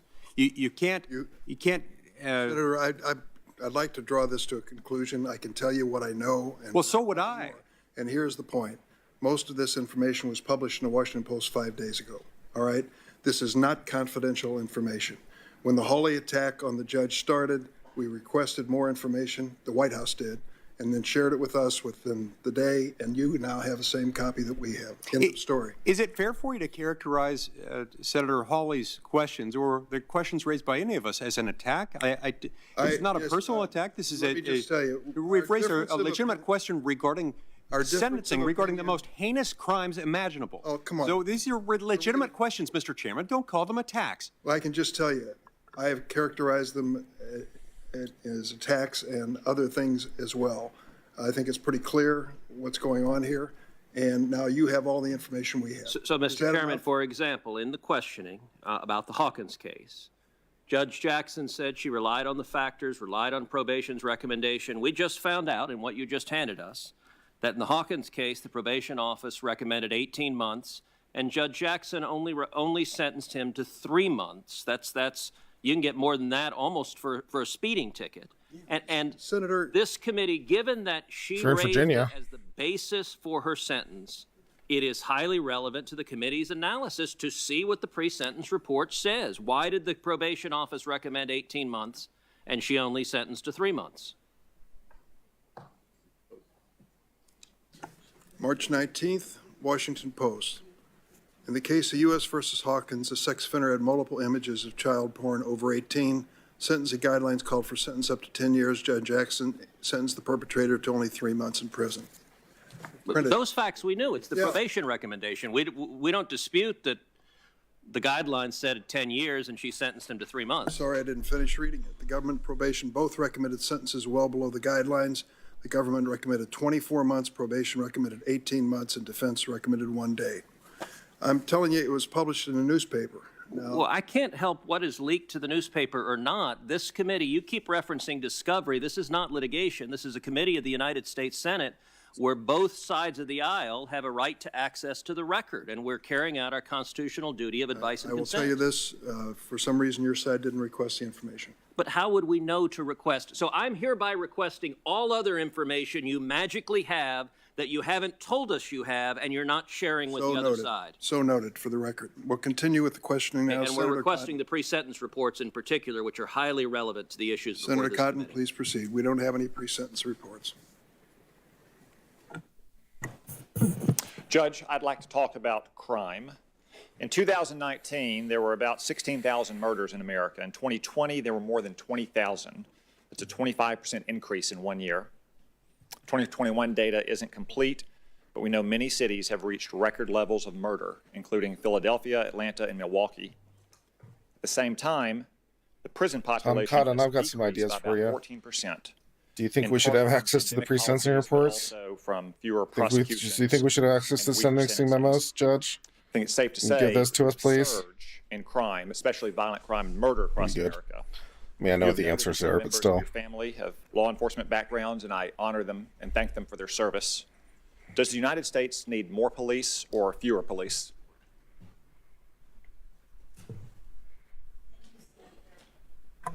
Thank you, Senator. As you just noted, I have law enforcement in my background, and I am very familiar with the problems that crime cause in the communities where we live. Okay, Judge, I'm sorry. We have a few minutes here. You have a lifetime appointment if you're confirmed. I asked a simple either-or question. Does the United States need more or fewer police? Senator, the determination about whether there should be more or fewer police is a policy decision by another branch of government. It is not something that judges have control over, and I will stay in my lane in terms of the kinds of things that are properly in the judicial branch. Okay, if you don't want to address whether the United States needs more or fewer police, we'll move on to sentencing, which is certainly in your lane. There's been a lot of talk about criminal justice and sentencing approaches and theories today. In general, is someone more likely or less likely to commit a crime if they know that they will be caught, convicted, and sentenced? Senator, what is in my lane is the consideration of particular cases of Judge, prosecution. you've spoken a lot today about criminal sentencing. The C-SPAN is trying to save us right now. The C-SPAN is trying to save us all. It asks me, should I resume playback or should I cancel? Should I resume playback or should I cancel?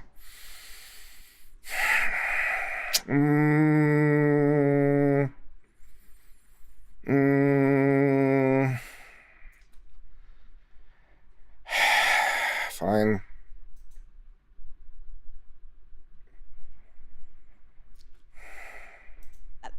One of the purposes of punishment is deterrence, is the idea that if someone is convicted and punished, they will be deterred from committing other crimes. And you've mentioned that, and you've written about that in your writings. There's 4 purposes of punishment. One of those is deterrence. Isn't it inherent in the concept of deterrence that people are less likely to commit crime if they're more likely to get caught, convicted, and sentenced? Why can't you just say that's the case?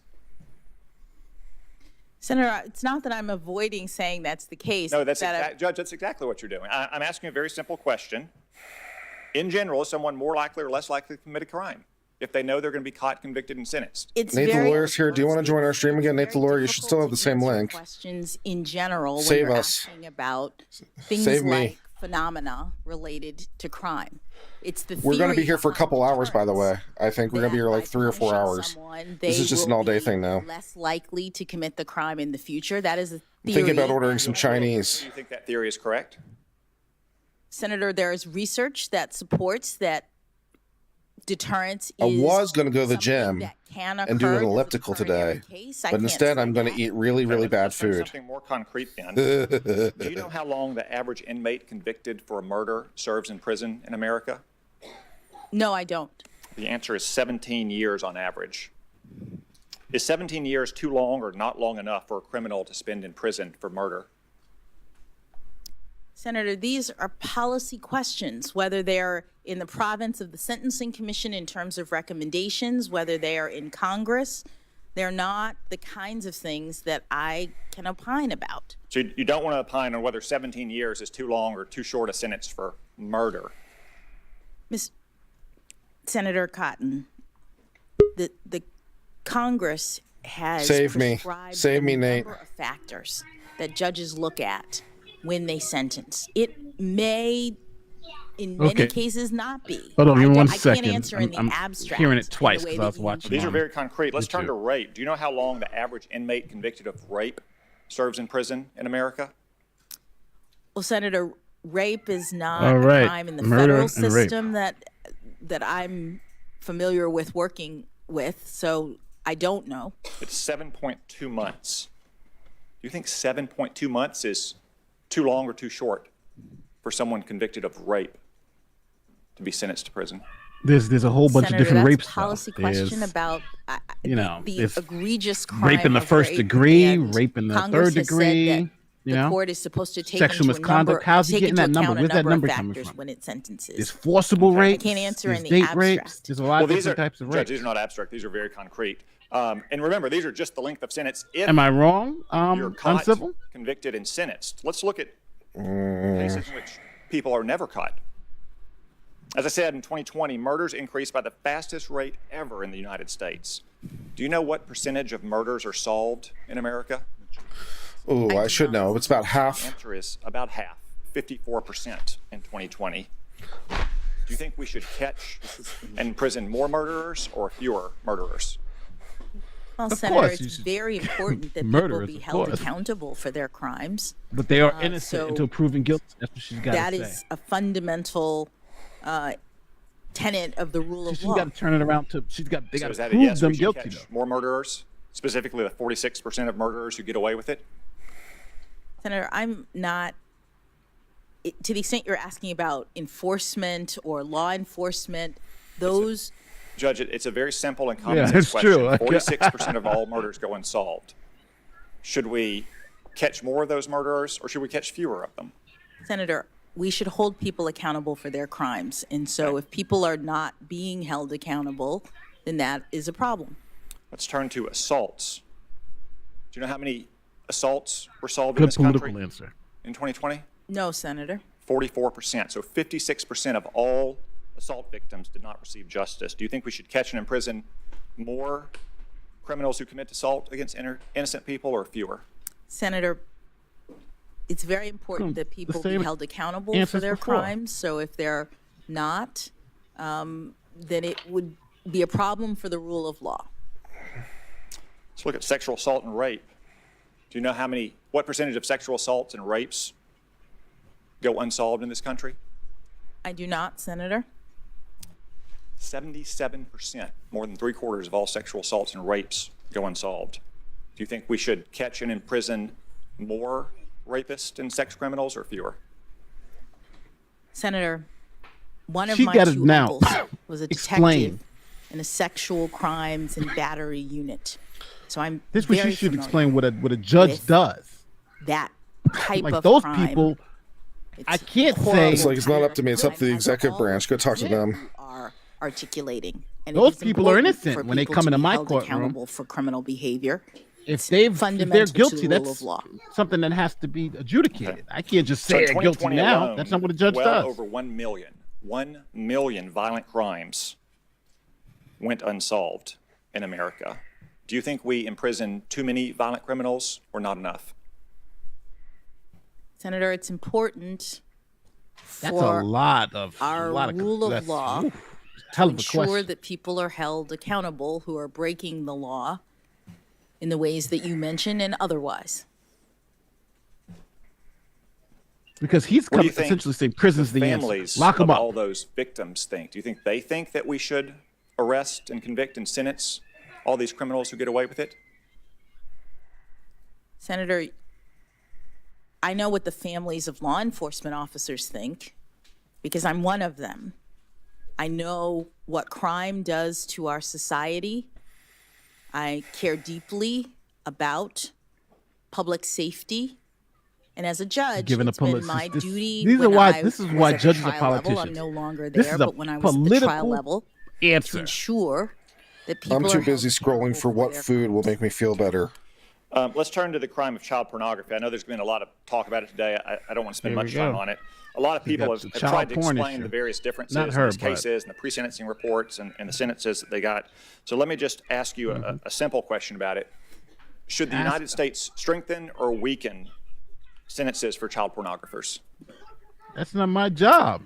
Senator, that's not a simple question. And the reason is because what this country does in terms of penalties is in Congress's province.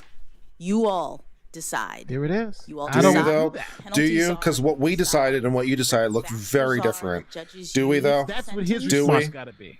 Do we If decide? You Because I determine thought what we decided was about any how about the set of 8 to 10 penalties years, is insufficient. and what you said was how about the 3 It is months? in your 3 months to purview 8 to 10 years. to Well, make but that look at determination. Lori There Loughlin, are many right? crimes 25 years. Congress They has decided 25 years determined is the max, and she only gets 2 weeks. warrant mandatory minimum penalties. It's all messed up, kid. warrant Those other numbers are just kinds of high for nothing. penalties, And that is Lori in Loughlin could have your got purview 25 to years for her determine. before she pleaded guilty to.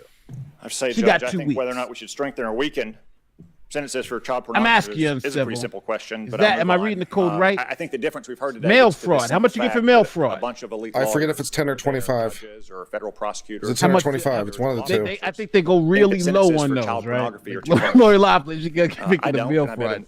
a lot of normal Americans She got don't 2 either. weeks. You've said repeatedly that sentencing is a discretionary act, and I understand that and I agree with it. But you always seem to use your discretion in these child pornography cases to reduce the sentences. I'd say if I had that discretion, I'd probably throw the book at child pornographers. Maybe that's just me. But let's turn to drug crime. Last year, more than 100,000 Americans died from drug overdose. What do you mean, max Drug out overdose every deaths child and pornographer? Gang crime Max both them out at skyrocketed in 15 recent years? At the same time, that a lot of soft I think I can respectfully. I think I can agree with the consensus opinion, at least from the Republicans, that 3 months might be a bit short. in general. Yeah, I think I can agree with the consensus opinion. 3 months, but he's talking about giving them 10 years, 10 hard years.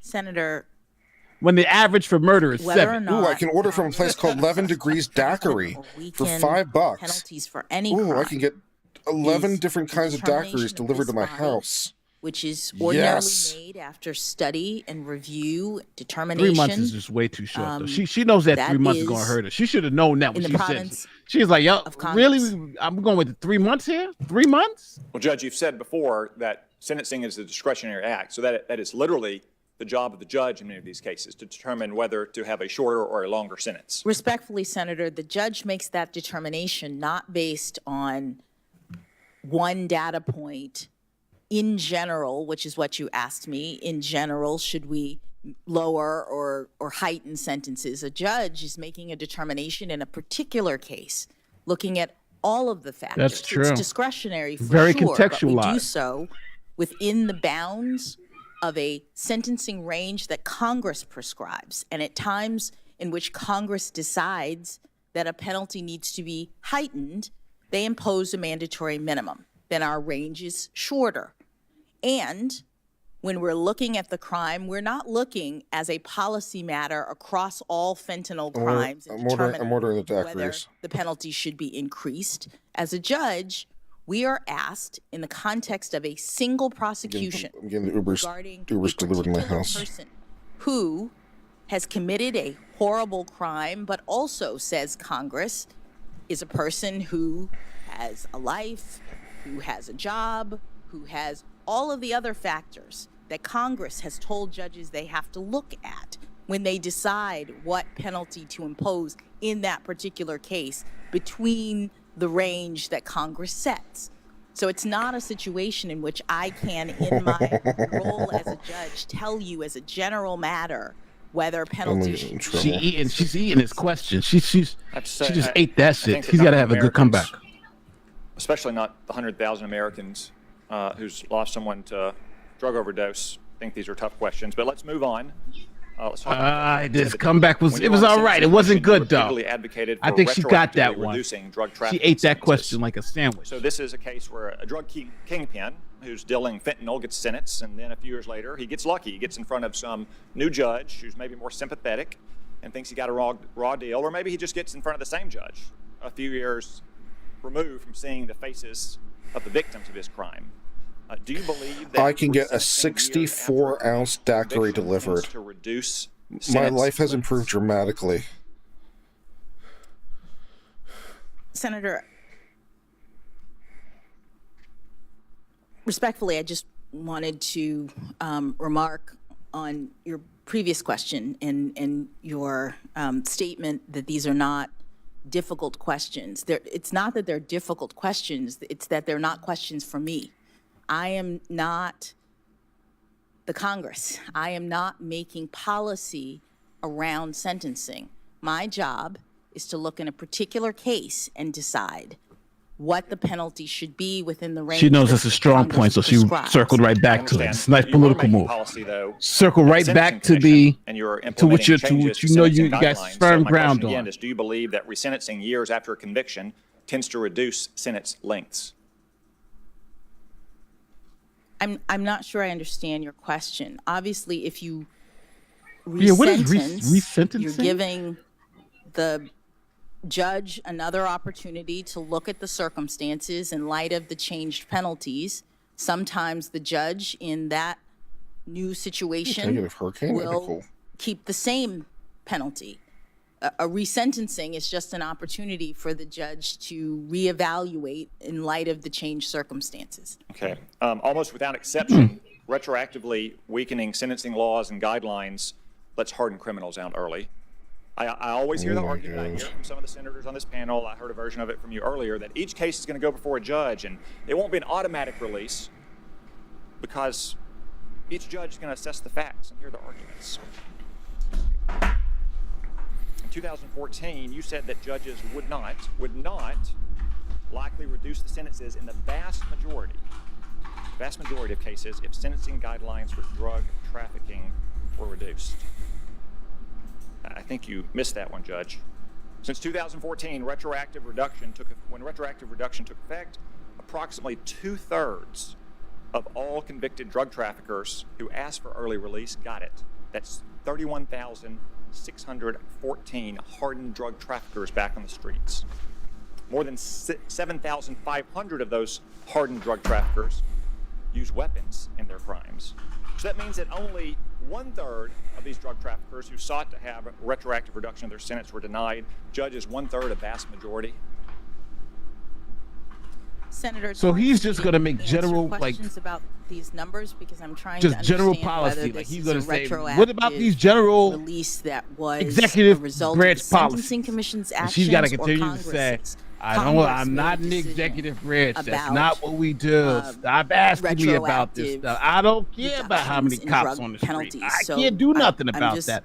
That's not what we do. I'm a judge. The argument, whether it's from members of Congress to include senators on this committee or the Sentencing Commission. Oh my fucking God. Individualized case-by-case. You cannot be fucking serious. And that is my experience. What happened now? When there's a warning, heads up, we've detected copyrighted audio in your stream. So what happens? Your stream may be temporarily blocked. Whether it's the guidelines Holy shit. that are changed or the laws that what's the copyright? This in Congress. This public there is a subsequent federal determination as to whether or in not the U.S. to apply that YouTube by you as a citizen. Hey, did you copyright this, Kurt? Because you're a citizen, and your tax dollars is going to pay for this. No, this is not copyrightable. That is wrong. Get the benefit of the change if the determination is made to make it retroactive. Under that this is circumstance not where you're talking able about a to penalty be copied. change This does applied not fall to prior under people, copyright. each one of this those is prior public people goes domain. back Public If domain. I'm getting a copyright strike from the thing that I did for law, if I'm doing the copyright strike from the thing that I did by watching whether or not the clips, Law Nerd clips, if I'm getting a copyright strike from that, I'm going to hunt Law Nerd clips down. The judge will reevaluate. I'm going to hunt him down. whether or I'll show him not white to boys. give that person the benefit of the change. This is an individual assessment. Public, That's what Congress public committee requires in every sentence, and U.S. and Senate ultimately on a public channel, one that benefits all of us under the law because judges. Yeah, I think you're all right here with copyright. To look at these I think cases public and domain not make may be a pretty good just defense. Generalized determinations. What do you think, Kurt? So the Do you think you got a 2014 nice me and Law Nerds clips have a beef now. That's what I think. Whether it's in front of the commission or the Congress, we always hear this argument that judges are going to make these individualized cases and not that many people will be released. I'll point out that of the 1/3 that were not reduced, the vast majority of those were not eligible. No, they say it's the audio, not the video. There was no audio in those clips. A sentence is not reduced for public safety reasons because someone is viewed as too dangerous to release early. It's 1%. It's 1%. Judge, do you remember a man named Keith Young? Yes. Good. For the benefit of my colleagues, let me quickly cover the basics of his case. You sentenced him in 2018. Keith Young was a career criminal who had previously been convicted of trafficking cocaine. In 2017, he was running a drug business in his house where his children lived and was found with 2 1-kilogram bricks of heroin worth hundreds of thousands of dollars, along with a gun, ammunition, thousands of dollars in cash, and equipment to cut and package heroin for retail sale. The drug lab also confirmed that there was fentanyl in both bricks of heroin. And in one of the 2 bricks, there was actually more fentanyl than there was heroin. While at the D.C. jail awaiting trial, Young bragged about his arrest and about how he was a kingpin. Those are his words, not mine. Kingpin. He was even recorded calling his wife and brother to give them instructions on collecting drug money from people for him. The prosecutors filed a notice of Young's criminal history, which meant he faced a mandatory minimum of 20 years. You did not seem to like that, Judge. In fact, at his sentencing, you said, this is a quote, that you shared his frustration, that you couldn't give him a lighter sentence. I was shocked to see this in the transcript. I was also shocked that you apologized to this drug kingpin for having to follow the law. You literally said that you didn't think 20 years was fair. This is the quote. And for this, I am sorry. Mostly because I believe in second chances. You apologize to this career criminal, a drug kingpin, in his own words. He was not some low-level first-time drug offender who made a bad choice. That was in 2018. But in 2020, you got a second chance. After Young's sentence, Congress passed something called the First Step Act, which reduced sentences for serious drug traffickers with lengthy criminal records. During the pandemic, lots of criminals like Keith Young tried to twist the First Step Act's compassionate release provision, which was intended for terminally ill elderly inmates to get early release and blame it on COVID. You had none of that, and that's good. You rightly said at his resentencing hearing, quote, COVID-19 is not only present in prisons, and you said that Young's past as a smoker and his claim of various other health issues did not entitle him to early release. If you had stopped there, I would have cited that as a great example of how you follow the law and made a well-reasoned decision. Unfortunately, you didn't stop there. You said in the resentencing that, quote, Congress did not make their changes under the First Step Act retroactive, but that if they had, then you could have given him a reduced sentence. But then you said, no matter what the law says, and this is a quote, Judge, the court feels as though in this moment, per Mr. Young's compassionate release motion, the court is being called upon to evaluate the length of his sentence under the revised section of the law in the First Step Act. And so it is almost as if I am sentencing him today. What? And if I were to do so, he would face a sentence that would be well below the 240 months that Mr. Young received. What? And so for that reason, I will grant Mr. Young's motion. What? Judge Jackson, before you granted this fentanyl kingpin's motion to reduce his sentence, did you contact any of the victims from his case? Senator, thank you for allowing me to address Mr. Young's situation. I asked a simple question. Did you contact the victims in his case or not? Senator, Mr. Young was not released. His sentence was reduced, and I did not contact the victims in his case because there were no victims. He committed a crime, a drug crime. There were no identifiable victims in his case. Drug crime is not a victimless crime. 100,000 Americans were killed by overdoses. Understood, Senator, but there was no one to contact because there were no identifiable. Judge, you just acknowledged that you did not release him. You're right, you didn't release him. He filed a motion for compassionate release. You denied that rightly. But you reduced his sentence. He didn't file a motion to reduce his sentence. He wasn't eligible for a reduced sentence under the First Step Act because it wasn't retroactive towards him. You took a motion for compassionate release to get out of prison and turned it into a motion to reduce a sentence. So he's going to be released 7.5 years earlier, years from now. Last week, Judge, when we talked in our office, you talked about a lot about judicial restraint. I missed that one. I missed that one. Compassionate release into a motion to reduce. What did I miss? For this. Okay, so here's what happened. So there's this drug case. Yes, Senator, under the First Steps Act, Congress made a law that changed the sentencing for certain offenses. As you say, the U.S. Supreme Court ruled that that was not retroactive, though. In prison, which I okay, imposed. so this guy who had already been sentenced came up with a motion for compassionate release based on COVID and whatever. She said no, but then went on to say, penalty. Apparently, according to the quote, even though the First Step Act is not retroactive, it's like I'm sentencing him, so I'm going to resentence him even though the act isn't retroactive, like it was. And I'm like, 20-year sentence that he received for the amount of heroin that he had was increased based on a sentence that he received, I think it was 10 or 15 years before. He had no criminal history between the old sentence. Forgive me, I can't remember exactly what it is, and I'm sure people will look it up. But 10, 15 years before, he had some minor sentence. Then he had this really obviously serious, terrible sentence. And the government filed what is called an 851, which is an enhancement based on his really, really old prior criminal history. he or she hit the federal rules of evidence. Said that he had to go to jail for 20 years. It would have been more like 10 years if the government hadn't taken into account his very old criminal history. But I said, fine, this is the law. I'm following it. You're going to jail for 20 years. In the interim, COVID happens. We get lots of compassionate release motions, and there's a statute that Congress has enacted which allows defendants to seek compassionate release. Right. To seek reduction of their sentence, not just release, reduction, release, some adjustment to their penalty under the law if there are extraordinary and compelling reasons to do so. That's the quote from the statute, extraordinary and compelling reasons.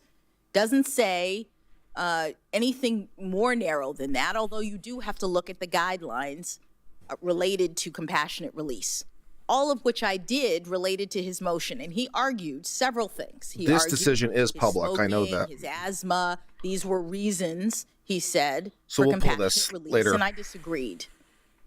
What I did find extraordinary and compelling is the fact that between the 20-year sentence that I gave him originally and the compassionate release motion that he filed, Congress changed the law.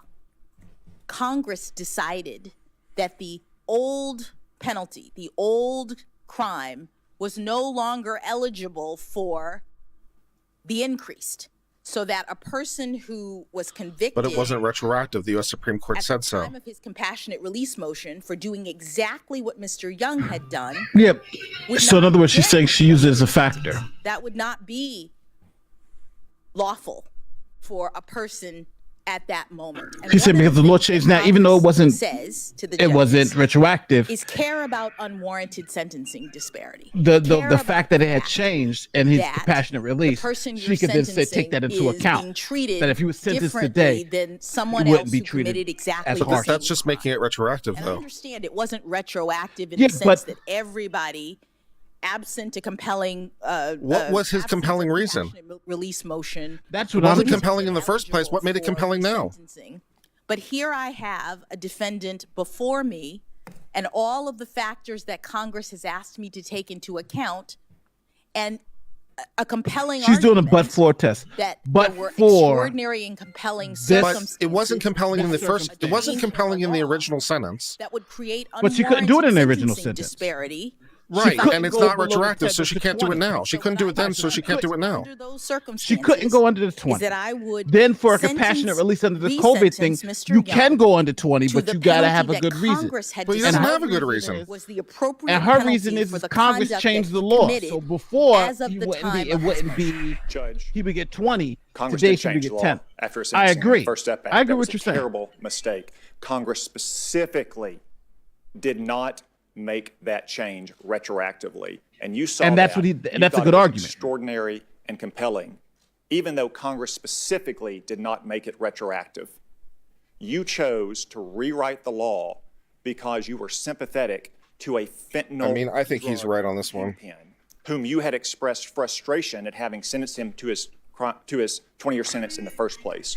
I You think her twisted the argument law makes and you sense. rewrote it so you could But cut the sentence. in a for technical drug sense, I think you're right. She did essentially Respectfully, rewrite. Senator, I disagree. But unless you can tell Congress me provided Congress judges through the specifically put in there that compassionate it's not release retroactive.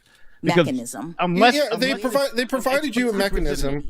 They provide you a mechanism for extraordinary reasons Prior to the compassionate to release change the sentence. I don't think Congress saying, "Hey, here's a new sentencing statute, but by the way, we're not making it retroactive," would have no qualifies as an extraordinary it's an reason. extraordinary In reason. Mr. Yeah, I Young's agree with case, that. I the agree with question you. was, I agree with you. Because with that's the essentially what she's compassionate saying. release motion, Because of the change of the under a law, it became circumstance in extraordinary which Congress had circumstance. changed the law, But was it's that Even not. though they specifically made it not retroactive, as confirmed by the U.S. Supreme Court, incidentally. revisit his Yeah, I remember the sentence, Supreme and Court I said made a it's not determination that retroactive. it was. So I suppose then, if you're confirmed, we can just count on you to always rule in favor of retroactivity, no matter what the facts of the case are, because it was a blatant rewrite of the law here. So you could reduce the sentence of a drug kingpin. Lucia overturned on this? 20 years in the first place. This should be overturned. Like you should No, get this 20 Senator, years. it was not. Senator Booker. I don't know. I know that memorandum is public because I remember seeing it because I originally pulled all 7 cases that Hawley cited trying to look for the sentencing memorandum. Of a long and I seem to remember that decision was public. So we could review that later on my channel. So look forward to that. On a scale from 1 to 10, how deep is your faith? On a scale of 1 to 10, how deep is your faith? Well, this is just, obviously. On a scale of 1 to 10, how great are you, Nate? Okay. We're bolstering. You know what? I am like a some of the things 25, to be honest with you. But I'll go with 10, right? No, I don't want to dwell this too is a much, bolstering. but He's got that's his job. Calm the room. She's taking a couple of little shots from really Cotton. didn't hold water, and I want to start with smile at the camera. On a scale of 1 to 10, how good of a mother are you? In a couple of years, so don't forget. One of my favorite Texans is Brene Brown's. Now let's make it feel good. Let's talk about nonsense, and a lot of times it should all be good. Culture of tribal politics, the reality is we know each other. We get to know each other. I have to find that memo again. The privilege of working with Ted on a lot of really good policy. It's so funny I went because back to my office and I don't think listened that's to his like questioning a game about changer. critical race theory, and he referenced It's your something that's, speech, which I hadn't read. You thought the law was bad. well Essentially, what she focused said, on she these thought the things, law but was bad I read before, your but she had to do her job. And she I got was 20 very years. surprised. Then when they Ted, killed I'm the very law, margarita. filed for I a think he needs to passionate give Senator release. Whitehouse some She's saying, advice when Senator you know Whitehouse what? was very small. Yeah, because It was you kind of almost got as if they were screwed the last proportionate to time, your so let's state make it size. right. I'm making a margarita. I'm putting it on ice, Nate. You just got to hold down the fort here for a second. Oh, go ahead. Mr. Chairman, I would request that my colleagues in the Democratic Party would stop interrupting me. But he talked about your speech, and when I read your speech, there's a couple things that jumped out. First of all, he acknowledged it was a very Kurt, you got a hot mic. speech about extraordinary black you women. left I your have a camera criticism on. that Your mother was mic not in it, but is I will hot. leave that alone. But there's some things he honed Kurt. in, almost as if they seem to be accusations, which don't hold I think merit Kurt to me. is gone. We have a saying in I New think Kurt is Jersey. gone. I felt it was all hat and no cattle. And so he said that you called I've lost the Kurt. woman who wrote the 1619 Project, that you called her provocative. That's not a compliment necessarily if you call someone provocative, is it? No. No, I mean, I think Ted Cruz is very provocative. And that doesn't mean I agree with what he's saying, his philosophy. Doesn't mean I agree with his statements. But he pointed out you also called the author acclaimed. She won a Pulitzer Prize, correct? She did. In journalism. So she is acclaimed.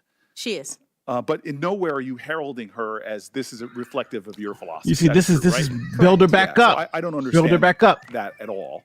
You had the cross-examination by part of this Cruz. chart Now this is the also was rebuttal. a lot of Let me skipping out help her things, get but you through mentioned this. critical race theory when you're talking about This is good. policies in This is general. good. I actually went back to that talk too, and I saw you threw everything in there. You were talking about psychology, economics, all different types of disciplines as touching upon the law. I think there was everything in there I seemed to be, except for astrology. But you understand that you're just listing a list of things you that big, people could beautiful say touch the law. They're not man. your philosophy. We hear everything. Senator, and that speech was We hear not related everything to like the what I do as ice. a judge. That was talking I about hope he doesn't sentencing embarrass himself. policy I can't and all kick of the him, different people. I academic usually would hide him if this was my stream, disciplines but he's got all the might power. relate to it.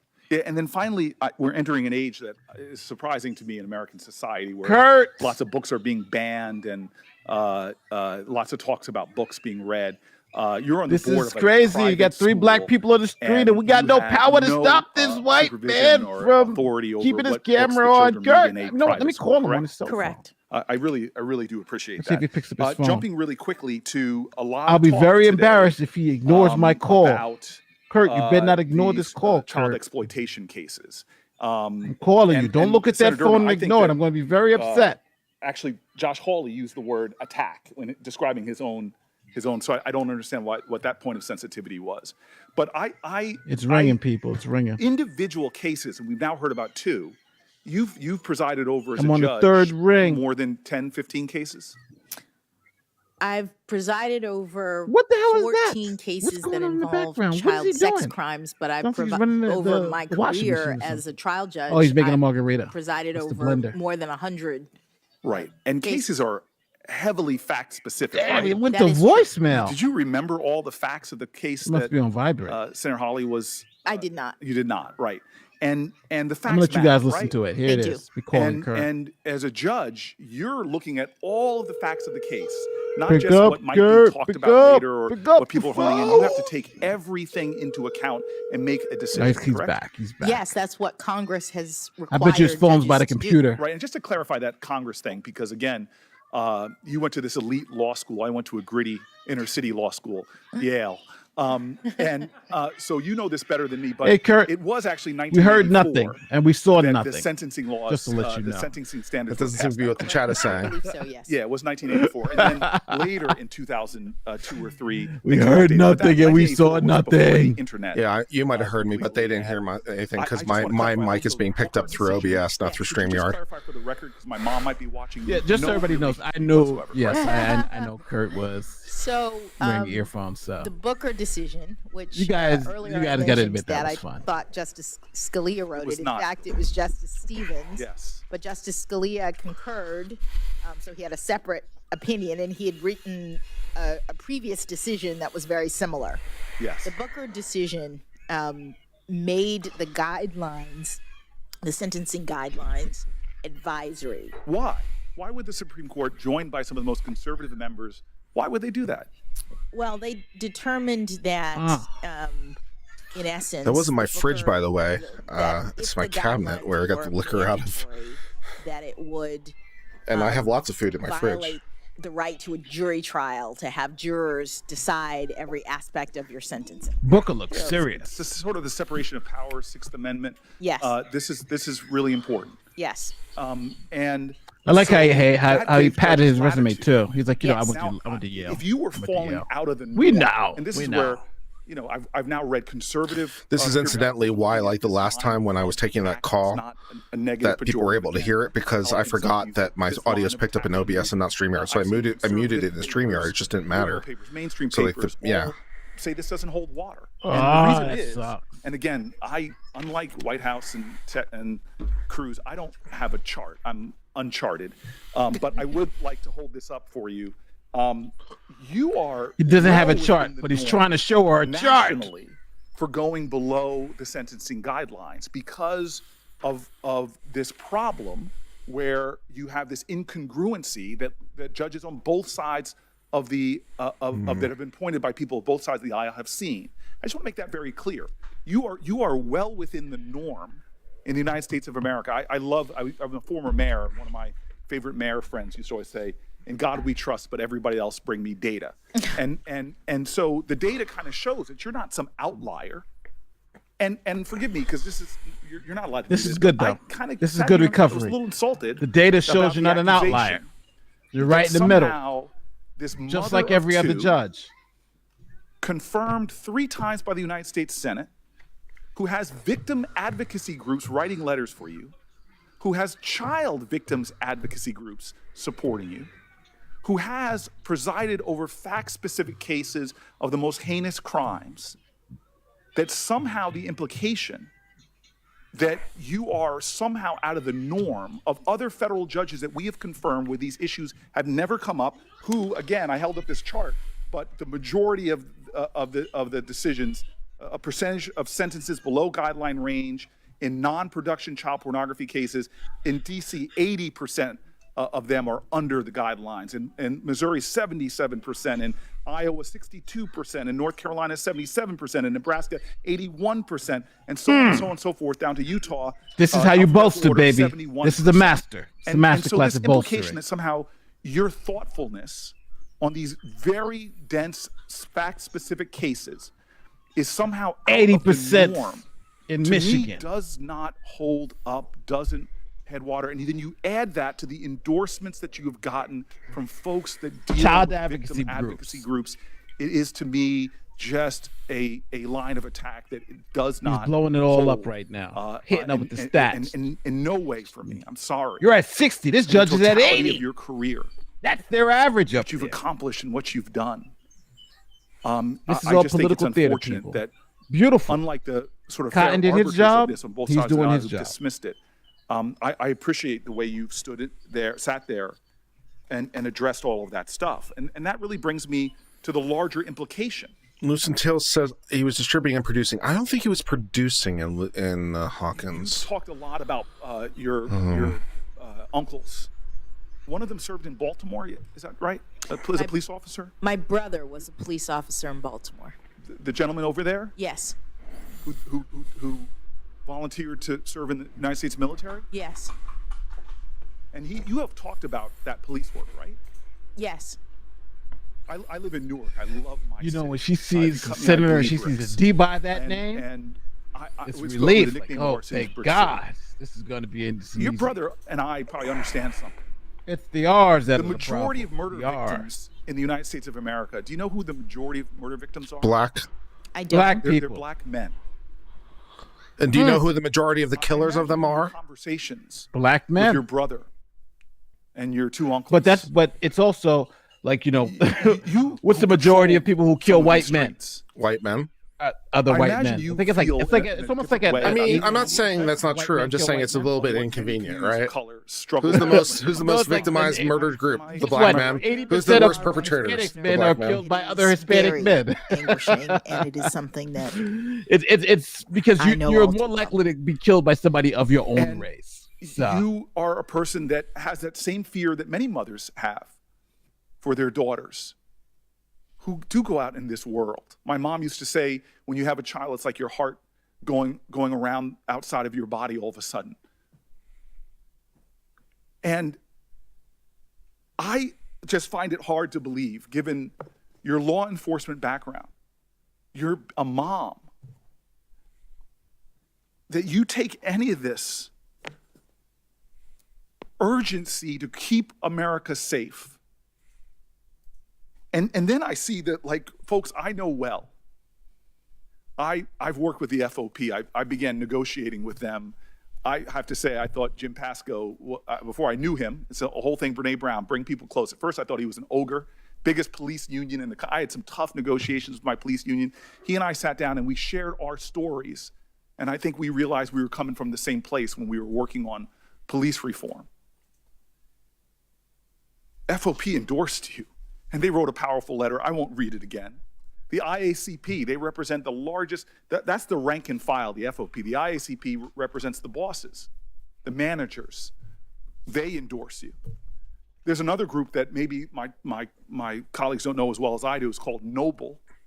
Do you know them? I do.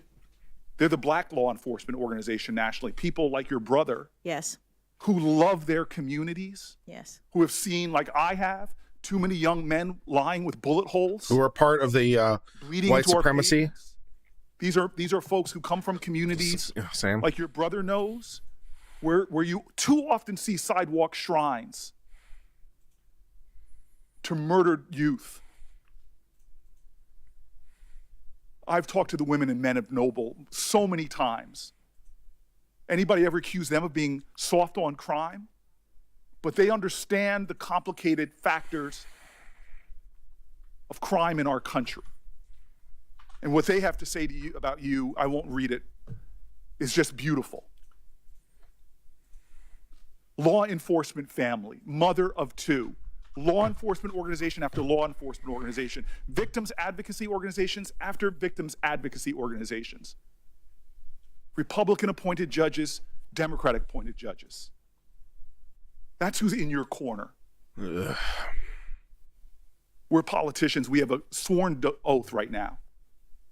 I've just watched you with dignity and grace field what I can only imagine is behind those questions, is this doubt that is being sown. I just want America to know that when it comes to my family's safety, when it comes to Newark, New Jersey, or my state, God, I trust you. I trust you.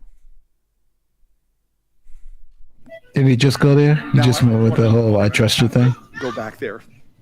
Something My like mom that. has a saying that He's trying to go real emotional here. about me. She says she'll introduce me and she'll say, I "Behind trust every you. successful I child trust you. He's trying for a moment here, guys. He's trying for a moment. This might be on But the something about your news mother tonight. Looking at her is that she doesn't seem Senator all too Booker astonished. says, "I trust you." She seems like almost just very slyly. She knew that a day like this might come. And so I just want to share with you that I have done a lot of hiring. Before I was in a legislative body, I ran New Jersey's largest city. And I could write a book resume about hit. management mistakes I Boom. made in my first year and how it made me a really good manager. And the first mistake I made was I was just looking for the most talented, credentialed. That would be the way to do. The first mistake I made was just looking for the most talented person possible. And I soon learned it wasn't enough. I made some mistakes in hiring. And I began to see that those skills, which you have a tremendous amount of, it's been said so many times, if stacking you up against other Supreme Court justices, you have more qualifications, more credentials than many of them. But I learned that you should hire first, that's necessary credentials, but not sufficient, that you should hire for character. That's what made me hire a great team in Newark eventually. And we operated so well. And so I believe I've gotten to know your character over these weeks, but I want America to know a little bit more about your character right now. And so I know my values. Booker T. Washington said it, James Baldwin said it. Children are never good at listening to their elders, but they never fail to imitate them. If I want to know your character, you haven't let me do this yet, but I want to hang out with your parents a little bit. And so let's draw them into this conversation. We won't swear them under oath, but just could you share with me what are their bedrock values that are most a part of your values now that you hope and pray are your grandchildren's, unborn grandchildren's values? What are those most important values you inherited from those two folk over there? Or is this speculative? Thank you, Senator. I inherited a number of bedrock values, as you say, from my extraordinary parents. As I mentioned, my parents grew up in a time in this country in which Black children and white children were not allowed to go to school together. They persevered. Nate, we can hear like your audio in the background, by the way. Your kids Sorry watching for my TV or whatever. kids, I'm watching it. Yeah, went I'm to turning this off. Sorry. historically Black universities, and they taught me hard work. They taught me perseverance. They taught me that anything is possible in this great country. And I think it came, as I said in my introduction, from the sea change that we had in this country from the 1960s when Congress passed 2 Civil Rights Acts and African Americans finally had the chance to become a part of the dream. The amended statement of reasons is of this wonderful restricted. nation. My parents moved to Washington, D.C. because this is where it all started. You gotta be kidding me. In terms I can't of get access to this either? having new freedoms. And I was born here on that hope and dream. I was born here with an African name. I hate my life. How do these senators have access to these memorandums, and I don't have access to these memorandums? To demonstrate their pride in who they were and their pride and hope in what I could be. And it seems to me, as a guy whose parents came here and you and I both were born here months apart,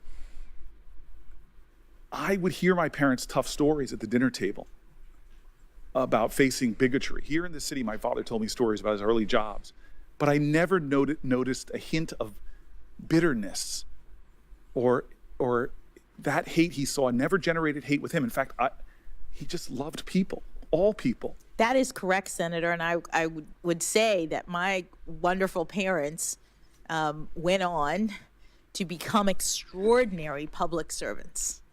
They had new opportunity. They could have done, other things, but each of them decided to give back to the community. My mother was in the public school system. She was a teacher and then became an administrator, became the principal. You know something I just looked up? White women are actually more violent than black women New World when it School of comes the Arts. to so many the crime of her rates. students Interesting. white continue women to account for see me, meet 57% me, and they know me of from murders my mother. Among women? And she had diverse students. where the She offender, had yeah, where the And she loved on all sex those children. of the Everyone. victim was a Black, white, female. Asian. Everyone. Well, let me ask you this. 'cause I gotta Well, look white at women the do because outnumber again, I have some people I black really respect women on the other side of the aisle. by and quite a bit. My friends and I talk about religion sometimes. Faith is So important. per I was proportion, teasing it might Lindsey, still be Senator Graham disproportionately earlier. black. Yeah, But let's go with proportion. I don't want to ask you anything specific about your faith except for this, because you brought it up in your opening statement. And I have to tell you, I don't think black women gotta be have reading this any wrong. providence 'Cause it just over doesn't make any struggle. People from all backgrounds in America struggle. But I Okay, do know often now I as see I got it wrong. trailblazing So this black is saying women, if the sex of they the have victim often is a faced female, many challenges you're being the first or being 57% more a likely to be trailblazer, killed by breaking glass a ceilings. white But I know male. on your journey to this moment right now, The, you have and faced very 37% tough more likely moments. to got be it. killed by a black male. Probably you've been There's knocked a out transcript of the by hearing. life. I always say if I have something to cover later. America hasn't broken your heart, you don't love her enough. You've been heartbroken by That's what something I was all right. circumstance. I see how I messed up this chart. Good news, children. Later, we're going to review a transcript from Judge Jackson reducing the sentence of the drug dealer guy. So you can look forward to that stream from Uncivil Law. To that poem. By the way, since it's been a little bit since I've reminded everyone, if you're not already subscribed, please remember to hit the subscribe button. Is the subscribe button red? If so, you're not subscribed. Hit the subscribe button. Do it now. Also, remember to hit the like button if you haven't done so already. And also, you can hit the join button to become a member of the channel. Something that I learned. Please remember to like, comment, subscribe, my answer your chats. If you have fun poll questions, suggest a fun poll question. It's been a while since we had a fun poll question. Who didn't have a lot of formal education, but who were the hardest working people I've ever known, and Access this FBI's crime stat chart is one crazy. foot after the other, and provided for But their it really families shows you and black made men. sure Shit, I'm scared that to go their children outside went now. to college. You're like even so though much they more never likely to had be killed those if you're a black male. opportunities. But I think we all knew that. But damn. I reflect on them These in crime the stats are context scary. of this historic moment. I stand on the shoulders of people from that generation, and I focus at times on my faith when I'm going through hard times. Those are the kinds of things that I learned. The from transcript was on the docket grandmother, who used for to that have particular those family hearing. dinners and bring us all together. And I think that's a common Yeah, the stats are 80% of white experience people kill white Americans, that people, when and you go through 89% difficult of black people times, kill you black lean into family and you turn to faith. Same thing for Hispanics. And that's too. part of my So it's experience. extremely high It's, I think, the interracial experience killing. of my colleagues and I on both sides of the aisle, leaning on that faith and that family. I want to give you, there's one thing about your opening statement, and I have to say, I haven't actually shaken your husband's hand yet, but yesterday I was mad at him because when he started tearing up at your remarks about him, it triggered, I don't really have it, but it triggered a sympathetic cry in me as well. So I'm a little upset. You seem at like him. a crier. I will deal with him. Do you think he's individually. overacting? That's her husband? But Yep. you said something that I Damn! found Even the provocative. first black judge married a white guy? Yeah. Ain't And this I some felt shit? We afterward, can't get I reflected, nothing, I Kurt. asked my staff about it. The I thought fucking that statement, we got the it black didn't male judge up there. He's seem married to a congruent white me, woman, and now and the black was- I woman don't know if judge it is was married to a white a man. You guys professional can't give us humility one full. or- Even the president, or, he's half white. You can't just give us overly one full critical of black yourself. person. Just But I want to end Black on black. everything Black about on them is black. giving you space to Black times yeah, black. yourself to black me squared. I because, want a black squared. Is your much to wife my black? chagrin, I am not a parent. My yet. wife is black, but I'm not And going to the I Supreme wanna- Court. I'm Though. looking at somebody I don't. that I'm not connected that way. admire. I want to go to the But Supreme you Court. said I feel like I could give just about as good answers to these questions. Struck He me. said, "I saw your husband. I'm looking Because for a my black mom was a man up working there." mom. I'm like, "Where's he at? Stand up, brother. And Stand up." God, it was tough. My colleagues will not believe this, but there was a time I was very melodramatic. And Oh, really? Really? Oh, you don't say. Oh, you don't say. Your colleagues won't believe this. Oh, you don't say. But there was a time when you were melodramatic. Oh, tell me another one.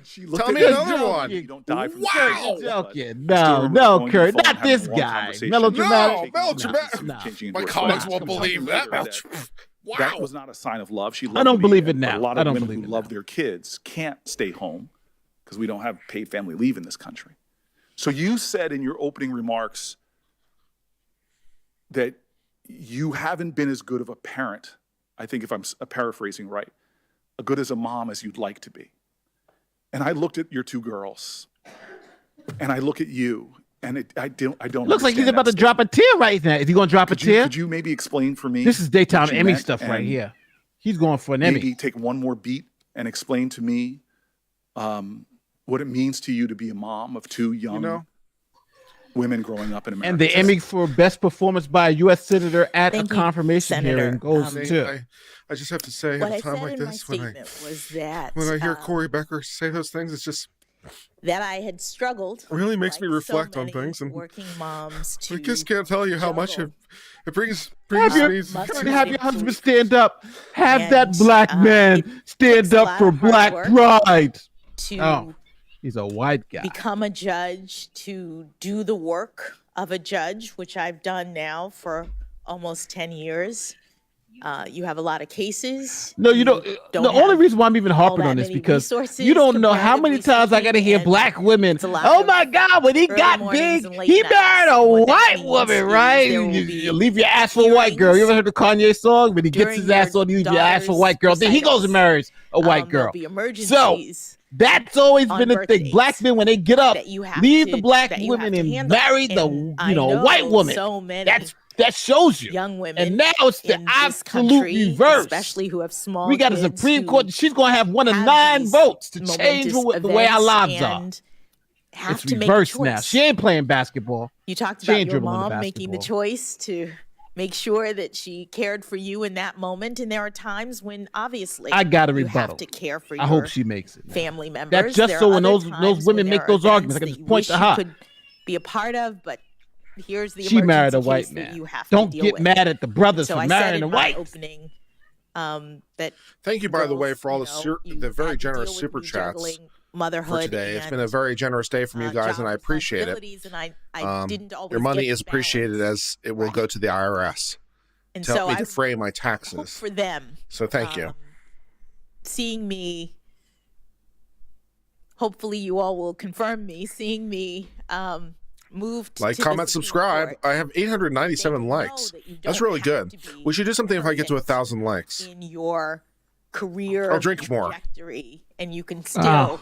end up doing what you want to do, that you just have to And I love how Cory understand Booker said that there she's are supposed to talk about being a mom. responsibilities in the Tell us world, how it and is that to you be a don't have to mom. be And you know what? perfect He ended mom, on but give a if speech. you do your best, Give a you prepared love your remarks children, so that you things can make will- it very things will good. turn out okay. You got 2 minutes to speak. That's what he should have Well, said. You got 2 I'm minutes. sure your mom probably feels she wasn't perfect, but things have turned out okay.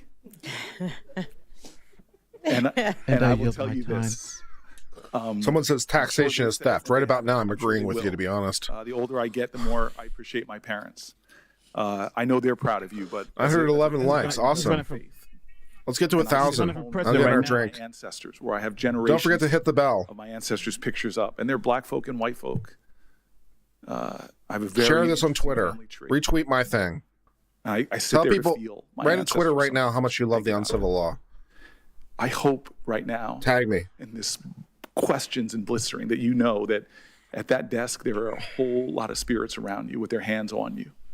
Not only your You're children, getting your spiritual parents, now. but so Your are Republicans are like this too, though. I watched some of the Chairman, thank ACB one too. ACB, they were getting Thank you all very much, lovey-dovey. Senator Booker, Oh, we and, love you, Judge ACB. So Jackson. this is just par for the A lot of course. politicians on this committee, 22 This of is them. all just. This There's is only all. one Cory Booker. And when he Thank does God. his cross-examination on the human side, I always wait to see, can the witness get through this without a little emotion? There was a little there. What is he commenting on this shit for? He's just supposed to be calling names out. Next, If you want me to show my belly, it's going to be more than $100, man, because it is not something I'm proud of. To ask questions. This is one of the reasons I've been going to the gym and logging my workouts. I know I'm a fat ass that's out of shape. We're going to break for. And I've been going to the gym and crushing it a little bit, and I'm very happy, but I'm a fat ass out of shape. So if you're going to want me to show my belly, it's going to be a lot more than $100. So damn. So you got 3 more senators. Kennedy's going to be good because Kennedy really does good questions with these judges, and I think that's why they leave Kennedy for the end. They probably leave Kennedy. Yeah.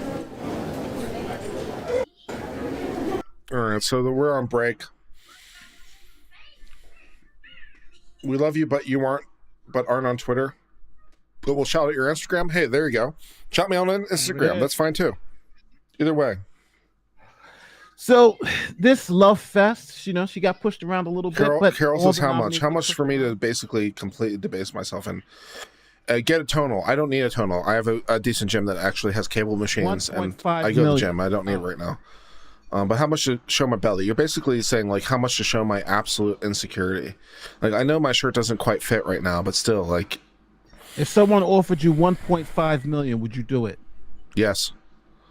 1.5 million. Everybody's got a price. Everybody's got a price. No, I never said there wasn't a price. I never claimed that. Yeah, I know. It's just the price has to be big enough. Yeah, Mr. Beast might just come out and be like, "Well, Kurt, I'll offer you 1.5."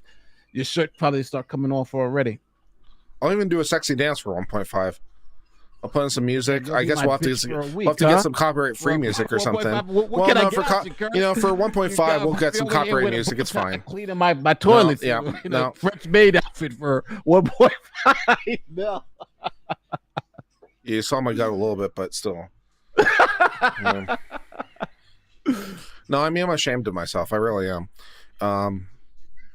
When I graduated high school, I weighed maybe $185, and right now I weigh about 340 pounds. Ooh. Yeah. What were you benching in high school at 185? What were you benching? No, I wasn't benching. That's how much I weighed. So what did you bench? What was your bench? In high school, I wasn't really benching. A couple of years ago, when I was working out seriously, I was benching about, let's see, because I was doing 2-plate plus, so I was probably doing about 90, 180 plus 45, 205. So probably maxed out around, this is like only a year in, but I was maxing out around maybe 215s, give or take. Oh, that's not bad. Yeah. That's good weight. Yeah. Ugh, back in the day. And I am doing something about it. Yeah, I am doing something about it, getting back into it. Like right now, I couldn't squat for shit, but I was squatting. Let's see, because I was doing about 205 plus about. So maybe I was doing about 290 on squat. So yeah. Damn. And 2 plates is 225? No, it's 225 because it's just 45, 90, 180 plus 45. No, it's not. Because you're talking about 245 plates on each side. Because that's 245. Because it's two plates on each side, so it's 45, 90. That's 180 plus 45 for the bar. That's 205. All right, 45 times 5 is 225. Because you're talking about the bar and 4 plates, correct? Yes. Or maybe I got it wrong. Yes. The bar and 4 plates is 225. Is it?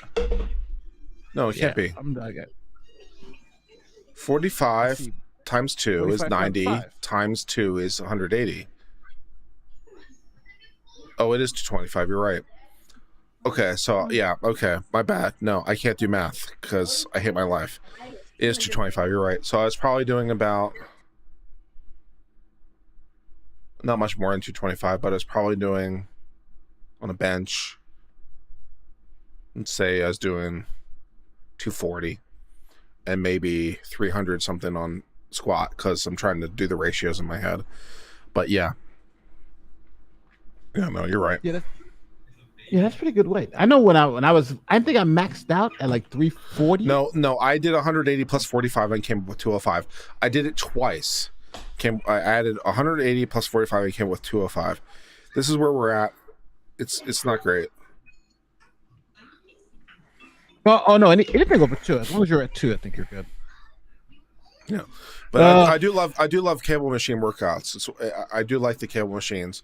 I was doing tricep extensions the other day, and doing some even bicep curls with the cable machine. It's pretty badass. So that's what tonal is basically, but tonal doesn't do as much weight. Yeah, I don't know. I'm hold on 1 second. I'm a free weights guy. I always like free weights. I don't know. Jan says they had weight loss surgery. Best decision I ever made. I'm thinking about it. Carol says she'll buy me an escort if I show my belly. Well, why would I be interested in escort? Because if this is going to be an actual legal transaction, because I'm a lawyer, if you're going to buy me an escort, I can only agree to legal things as part of that agreement. So why would I be interested in a woman just going out with me, and like going out in town? Why would that be beneficial to me? Yeah.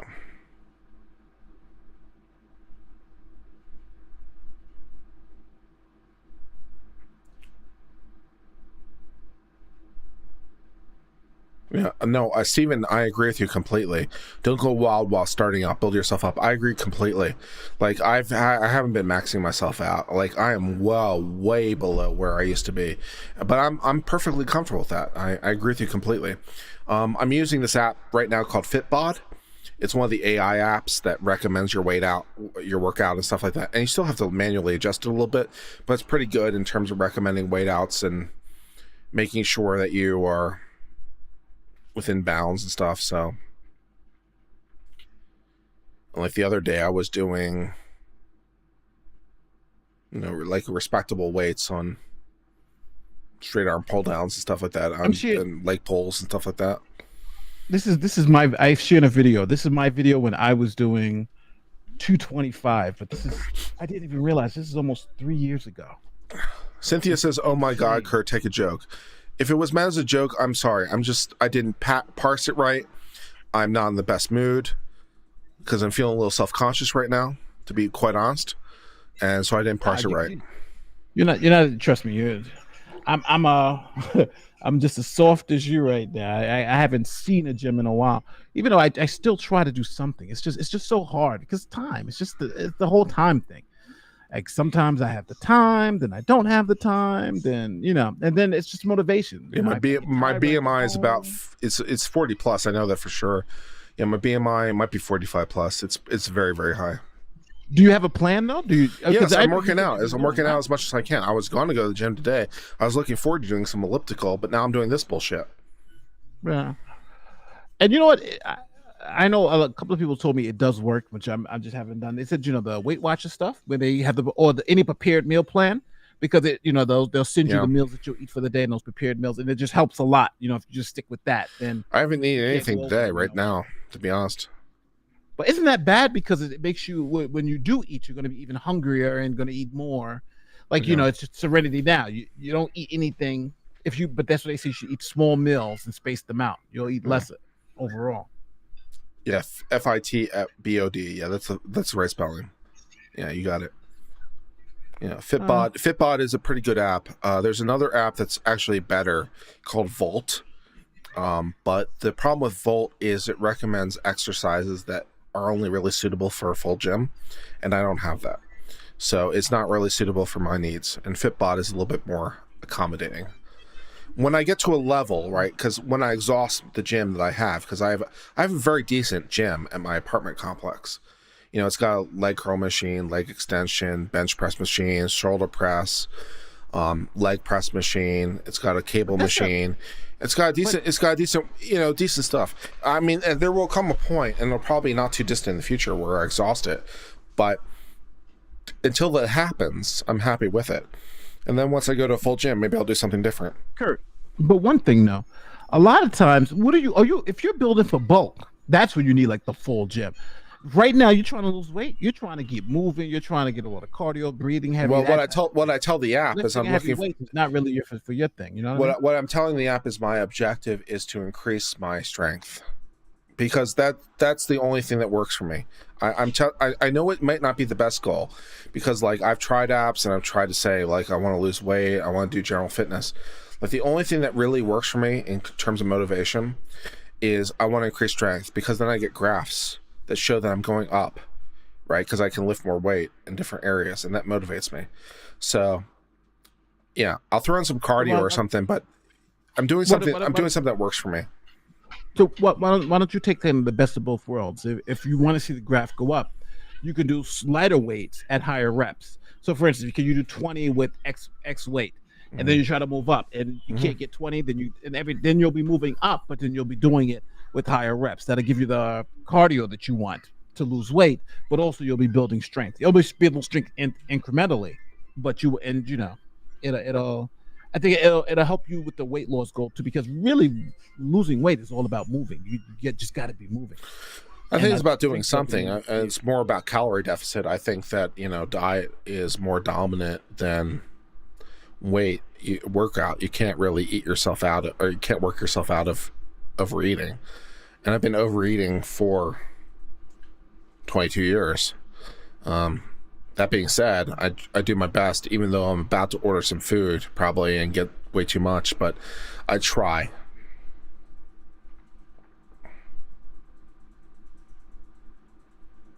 There's a couple of my email.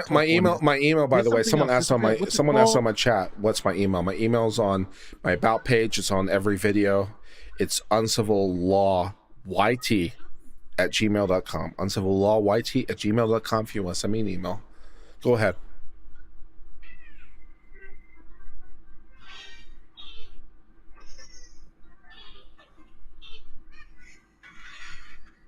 Nate. Yeah, I'm here. I'm sorry. Hold on 1 second. Yeah. No. I was looking up this thing. It's funny because most of like the weight that you lose, most people think that working out and all this like it burn, like you heard of burning fat and things of that nature. The most weight you lose is through breathing. Breathing is the chemical reactions involved. Breathing is actually burns the most calories. That's how you get rid of it. So it's just. I don't know. It's always fascinating. I mean, strictly speaking, that's true, because when you breathe, you take in O2. When you exhale, you breathe out CO2, and the C has to come from somewhere. So yeah, breathing, you lose a lot of weight. You lose a lot of weight. Yeah.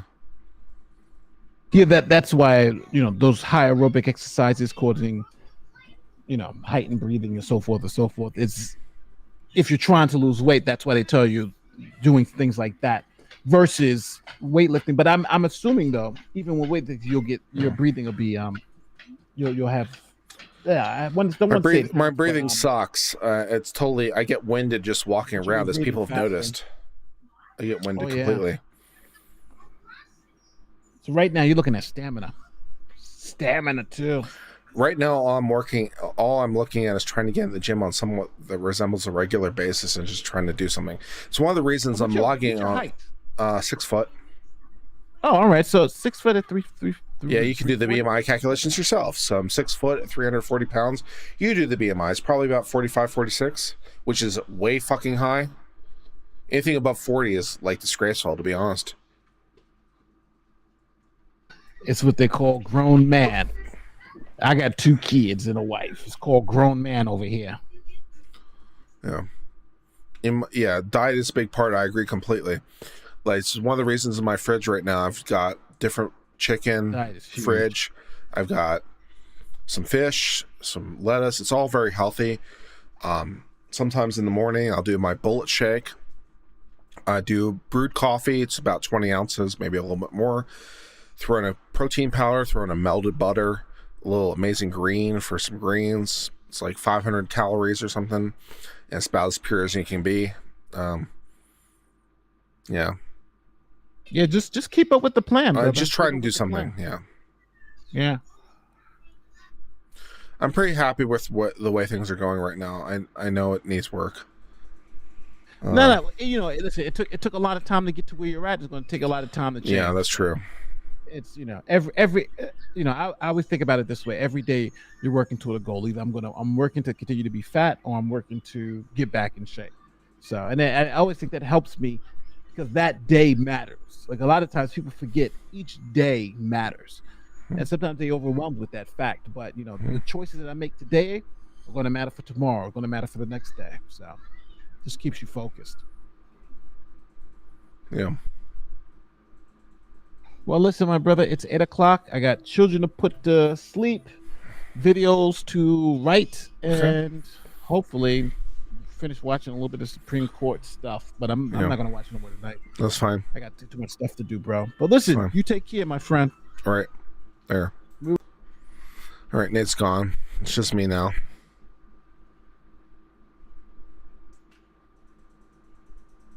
Yeah, keto is one of the things I'm trying to like move towards, but it's very difficult to stick for keto for me. But as I was saying, like one of the things I do sometimes, especially for the morning for breakfast, the only breakfast I really eat, unless I want eggs or something that day, but the only breakfast I really have is my protein shake, which comprises the following: half a stick unsalted butter, melted.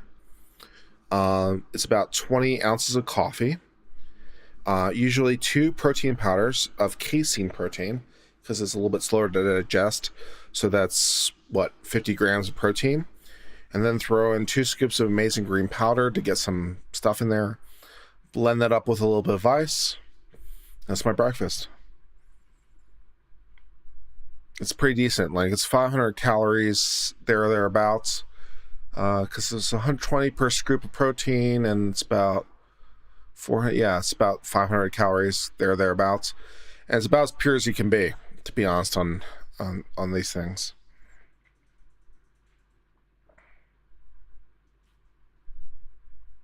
Well,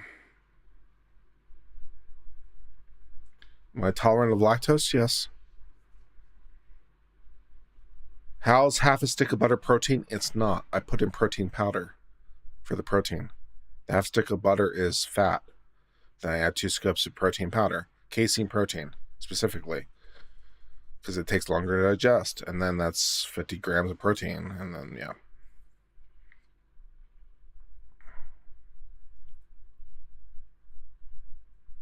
The butter alone is more. The butter alone is about, well, let's find out.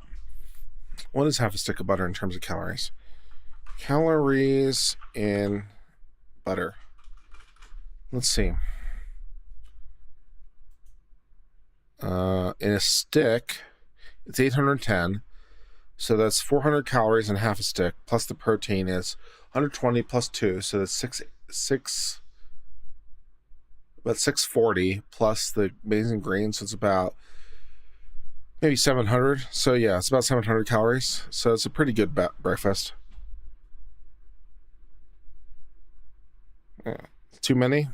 It's a lot of carbs. It's not that many carbs in it, to be honest.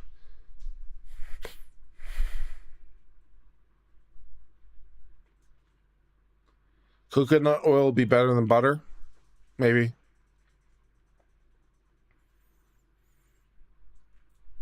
Two cups almond milk, 1/2 banana. Yeah, and then I throw in a banana or butter. Or I throw in a banana or blueberry for flavor. And right now I've got a whole ton of banana in my freezer. It's a big breakfast, but it's about work for you. Yeah, it seems to work for me. It holds me over.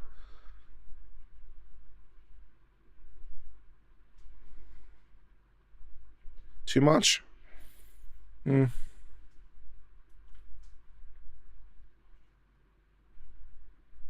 70 calories, about a third of what you need, yeah. The fat's high. Yeah, it's not a problem on keto, right? Fat is king on keto. MCT oil. Don't go for synthetic packaged protein. Real's better. Ideally, yes. Ghee is better. I've never really liked ghee. I've tried it before, and I just don't like it. So I stick. I mean, it might not be optimal, but it's what I like. Right. So ghee might be better, but it's not for me. I can't deal with it. And we're not going to. This is the 22 on your person is better than a 45 in a stave problem, right? So it's like ghee might be better, but it's like no. So let's find something else, right?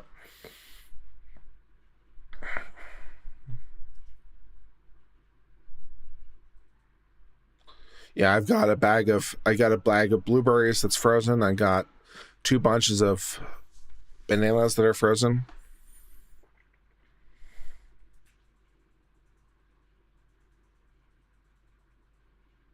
I've got a whole shit ton of chicken and fish in my freezer and fridge. I've got some salad in there.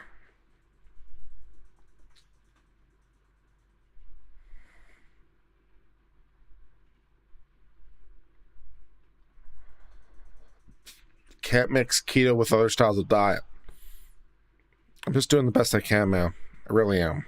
Like, I've tried to do pure keto and I've had problems sticking to it. And like, okay, so let me get this straight. Let's just make sure we understand ourselves correctly. If I can't do pure keto because I just can't get there, then like doing half-ass keto is not good. So your argument is, let me make sure I understand. Your argument is that doing no keto at all is better than half-ass keto. Is that what you're saying? Like, because I can't quite get there immediately. So if the choice is between half-ass keto and no keto, you think no keto is better? If that's your argument, then I'm going to order some stuff. What kind of chicken? Skinless breast. Yes, and different flavors. One of the nice things about the, and I'm not changing this, so if you're going to say, don't do this, then no, I'm not doing that. But the grocery store I go to has seasoned chicken breast, and they have it in a couple different flavors. So I've got pre-seasoned barbecue, pre-seasoned cilantro lime, pre-seasoned lemon pepper, pre-seasoned of 2 other different kinds, and it's awesome.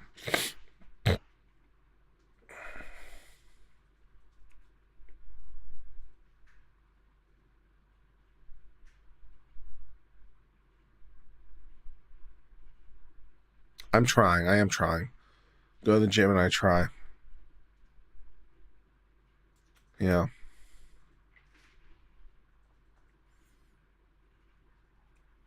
I'm doing the best I can right now with what I've got. I've got some green leaf. Like, it's a variety of green leaves. It's in a pre-package. So like spinach and some other stuff. You know, put that in there.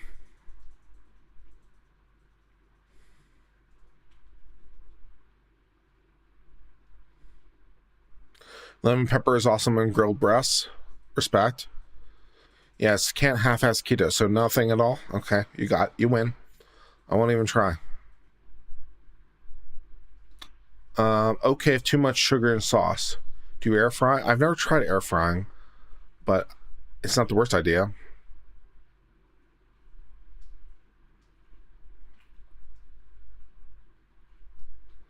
Possibly the answer could be to not try keto. So many diets fail because the relationship of food. It's critical that you have a healthy relationship. Fair.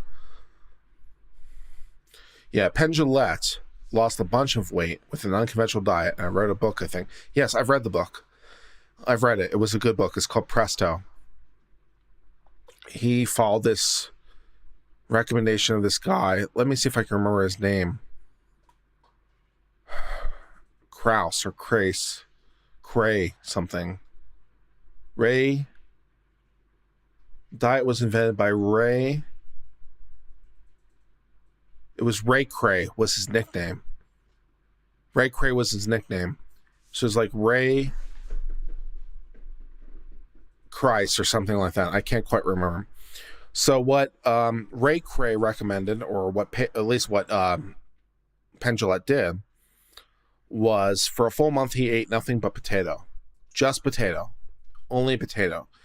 No seasoning, no butter, no nothing. He ate the whole thing, skin and all, for a month. And then after that, he testified that corn felt like candy and stuff like that. So yeah, Ray Christ, maybe it was his name, something like that. It was a good book.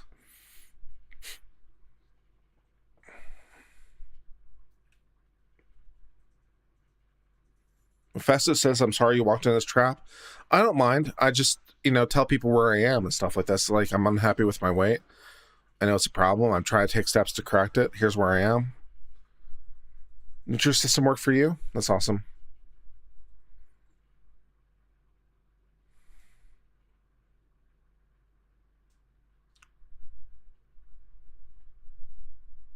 He didn't take any supplements during that time, as I understand it. No. Penn Jillette didn't. He ate nothing but potato for a month, is how I understand it. He can cook it, but he can't add any seasoning. That's what I understood.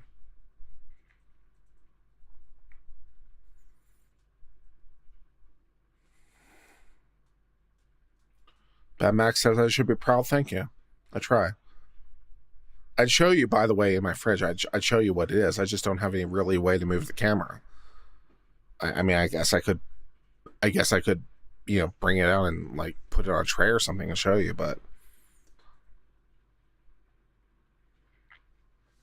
Miss Wolf says Jordan Peterson's daughter has a TED Talk about only meat. I'm familiar with her stuff.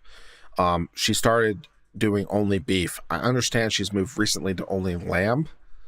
But yes, it was for a combination of issues. The least was autoimmune. But yes, I'm familiar with Michaela Peterson.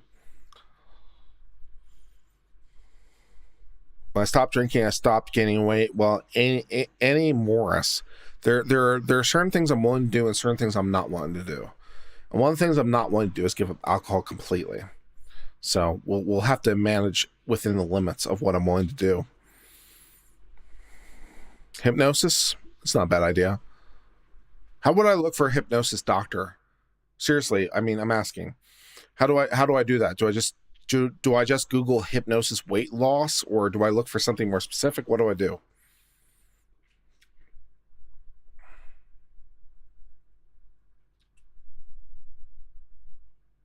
Warrior King Krause says he's proud of me for trying to make myself better. Thank you.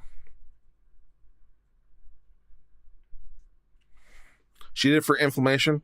Yes, among other issues. Like she had joint replacement since she was young. She had all kinds of issues, autoimmune related. So yes, she did it for a whole bunch of reasons, yes. And then those things went better. Law Nerd Clips tips me $100. Thank you very much, Law Nerd Clips. I appreciate it. Only change if you want to. I do want to change. I'm very unhappy with the way I look. I'm very unhappy with the way I feel. I get winded just moving around. I'm not even comfortable just sitting here. Seriously. Like, even sitting here, I don't feel right. And I know it's a problem.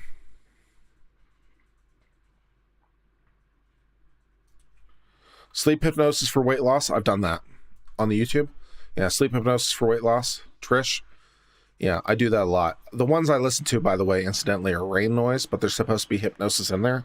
I like the rain noise. I listen to it almost all the time for whatever value it has, which doesn't seem to be much, but yeah, I do like the rain noise when I sleep. It doesn't seem to really work, though.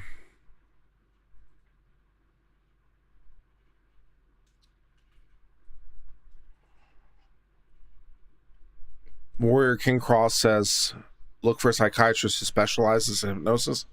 I'm licensed in the field, but not in your state. Well, you know. Okay. If you happen to know anyone in Texas, let me know.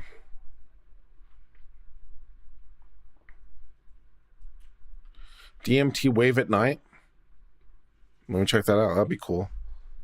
Most of my depression is probably health related. I believe it. I believe it. I have sleep apnea, which is probably due to my weight too.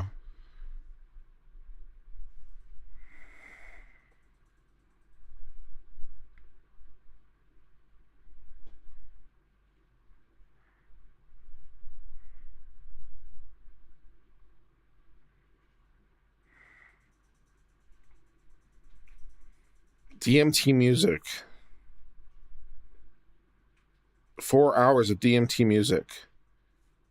Okay, let's download that, I guess. That'll be good.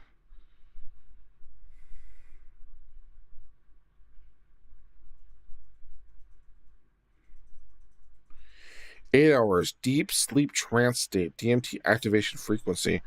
Ooh, let's download that and give that a shot.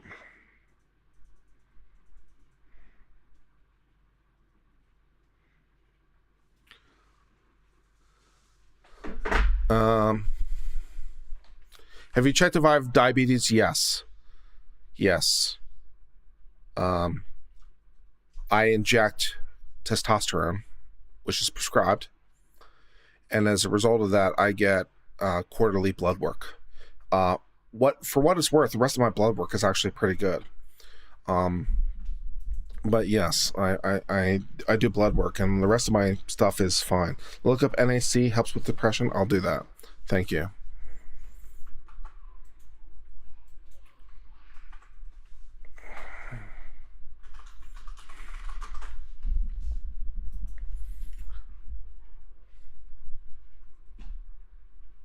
Sleep apnea causes weight gain? It could be.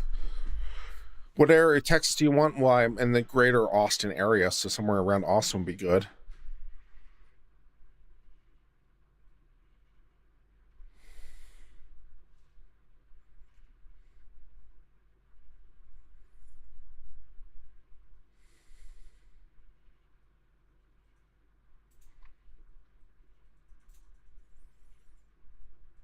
Yeah, my blood work is fine. Yeah, my blood work is actually surprisingly good. Like my blood work except for that issue is basically bang in the middle. So it's fine on the rest of it.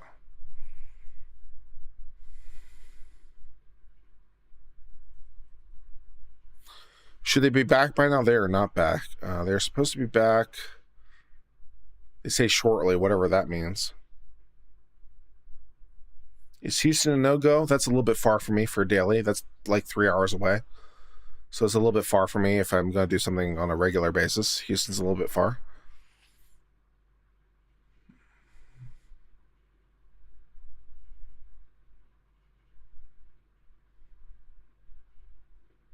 Testosterone can disrupt other hormones. It's one of the reasons I blood test quarterly.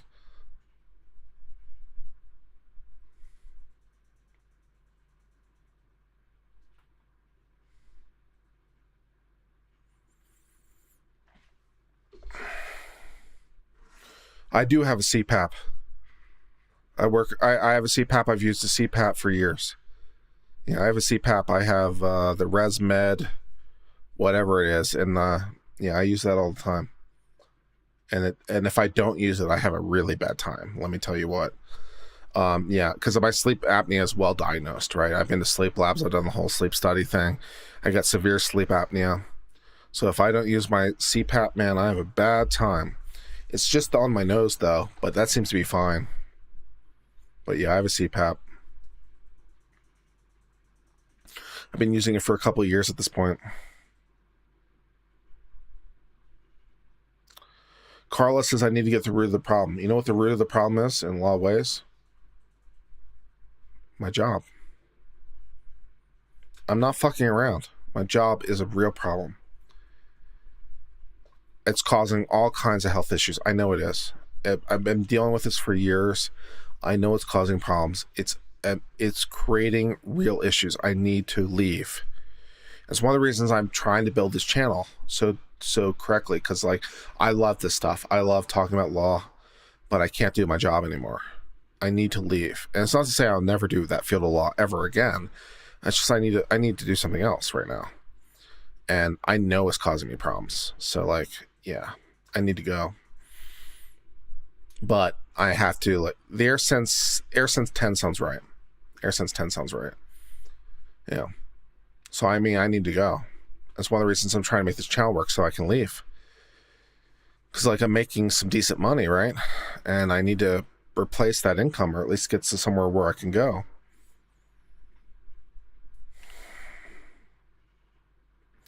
I mean, Bullet for Teeth says just quit. You do realize just quit means me leaving quite a bit of money behind, which, you know, I used to live and stuff. So just quit, while an attractive proposition, means forfeiting a significant amount of income.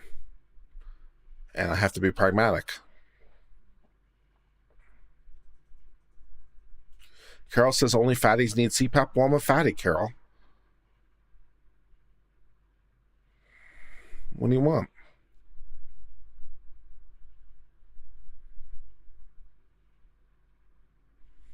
I never talked to Ty Beard. I need to email him about that follow-up.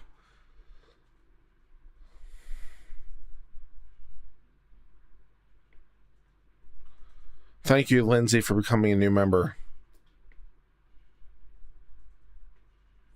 Super Iron Bob says I've dropped 100 pounds 3 times. You can do it. Thank you. I have a decent amount of savings. Like, I have a decent amount of savings. I have 6 months of income, which is, you know, what my father always told me in terms of retiring or, you know, emergencies. So my father always said to me, you know, have 6 months of income in case you need to. but it still means leaving my job completely and trying to like replace it with something. How many subs do you think you need to do YouTube full time? I think I need realistically something like 100 to 150,000. I'm not sure where in that number exactly, but that's where we are. Jay Hines says, don't sell yourself short, make membership $5. I mean, there are higher levels of membership that's available. Yeah. I mean, I'm pretty messed up from work. I'm pretty messed up. And this has been multiple years of coming. And I don't want you to understand that I'm in immediate crisis right now. I don't want you to hear that. But I understand, like, I'm monitoring basically my own psychology. And I know that I'm on a road that leads to some very negative places. I might not necessarily be there right now, but I'm recognizant of the problem. And this has been multiple years in the coming, and it's a problem.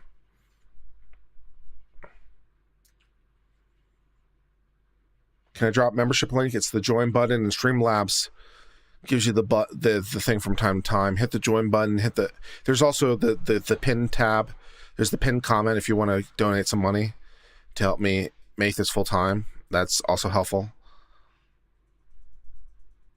But the membership is just hit the join button. It's 99 cents. There it is right now. Streamlabs gives you the link.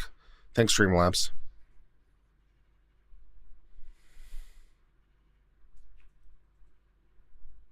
Plunky says don't eat.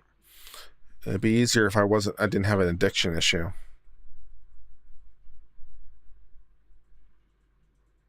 You know, when it's time, I think we might be there, to be honest. I've been on leave for a little bit, to be honest. I've been on leave for a couple weeks at this point, and I don't think I can do it. I don't think I can go back.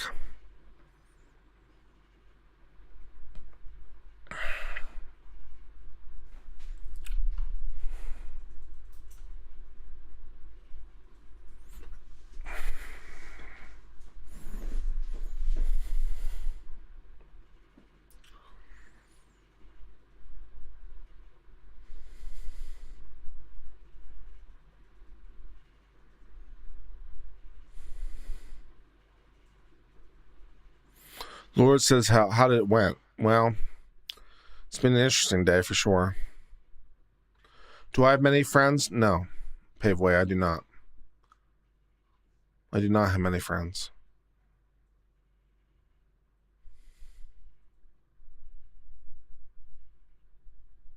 Is the cost of living high by you? Yes. Can you make the move? Is moving on the table? Yes. It's one of the reasons I moved to where I am. I saved quite a lot of money by moving, to be honest. But moving somewhere even cheaper is on the menu. What's causing issues at work? Nothing in particular is causing issues at work. It's just that I can't do the work anymore. The fundamental problem is I don't enjoy it. There's nothing new for me to learn. And I enjoy learning. And there's nothing new for me to learn in my job. I know everything. That isn't to be pompous. I've been doing it for 15 years. So, I mean, I just know it too well.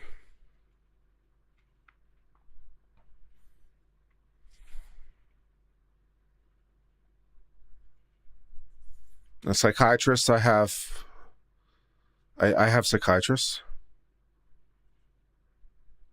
I'm on medication.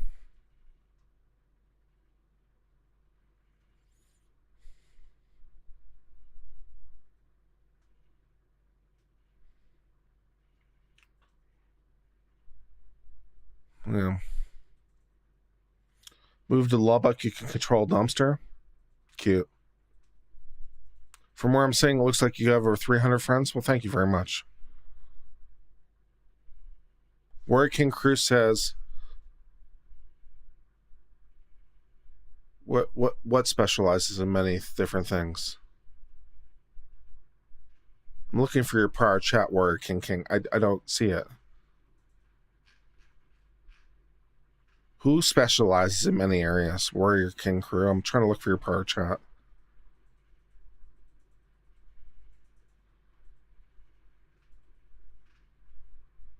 She's sitting down, by the way. We're going to resume in a second here. Looks like they're getting started now. Let's put it back on.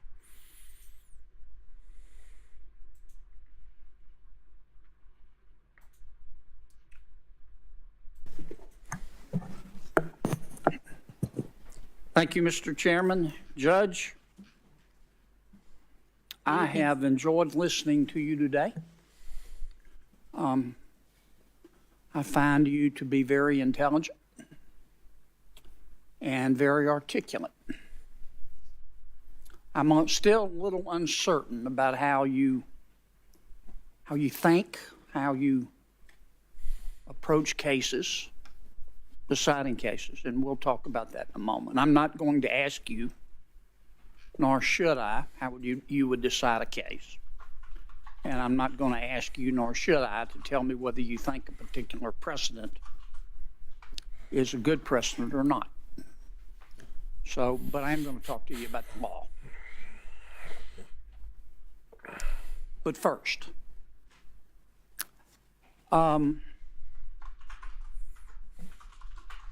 you don't support efforts to delegitimize the United States Supreme Court, do you? Senator, I have nothing but esteem for the United States Supreme Court, for my hopefully future colleagues on the court, and the work that the court does. Can we agree that the calls to pack the court delegitimize the court? Senator, it would not be appropriate for me, in my view, to comment on calls to pack the court, as you say, to increase the number, to do any structural changes. Those are policy determinations for Congress.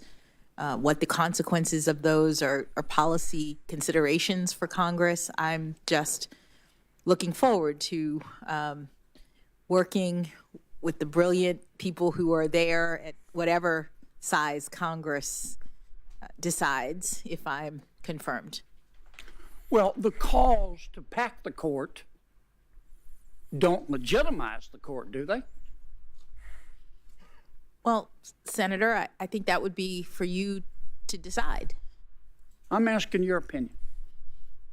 Respectfully, Senator, I'm not in a position to give my opinion on issues that are policy issues concerning the court, and not something that a judge would have to consider or should consider, in my view. Yeah, but you're a citizen. Oh, I am. And as best I can tell, a very good one. I don't understand why you won't weigh in on this issue. Tell me why you won't weigh in on this issue. Senator, I feel so strongly about ensuring that judges remain out of political debates. And this is something that is being debated. It is something that other nominees, Justice Barrett was asked about the same sort of thing and also declined to give her opinion. And I think that was the right way to handle this particular issue. So you think Judge Barrett was right to dodge the question? I think that each judge has to make a determination when asked about whether they would like to speak to issues, and I know that I'm not comfortable, in part because I'm so committed to making sure that there's confidence in me in terms of public confidence in my ability to stay in my lane, my ability to not speak to contentious political issues.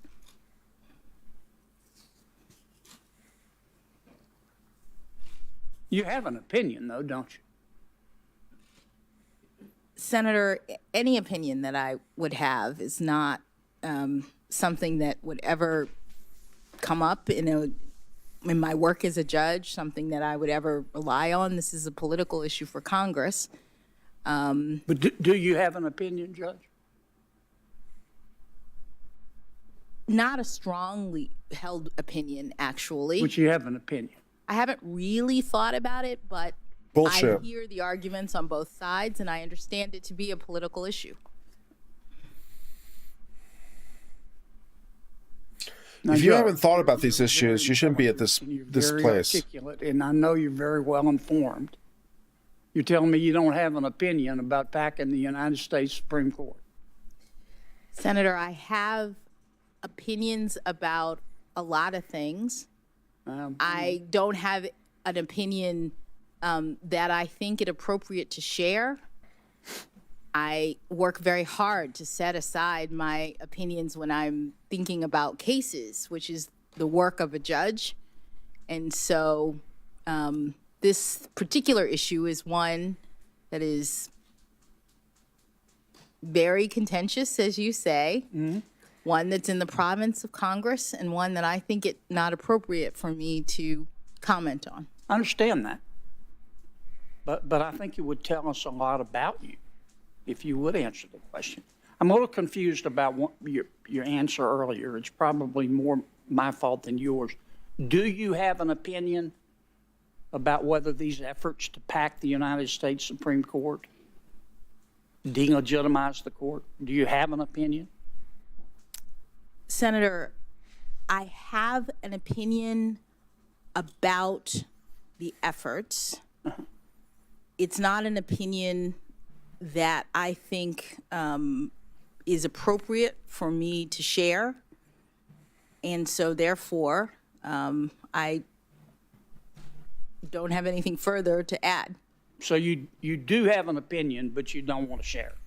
Is that? I don't think it's appropriate for me as a nominee to comment on a political matter that is in the province of Congress. Well, in deciding to join the United States Supreme Court, if you're affirmed, wouldn't it make a difference to you whether you're one of 9 or one of 28?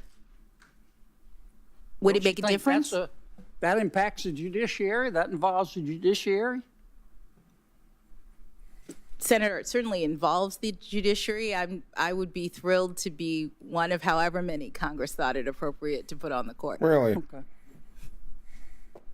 So you'd be okay if it was 28? If that's Congress's determination, yes. The Congress makes political decisions like that. Okay.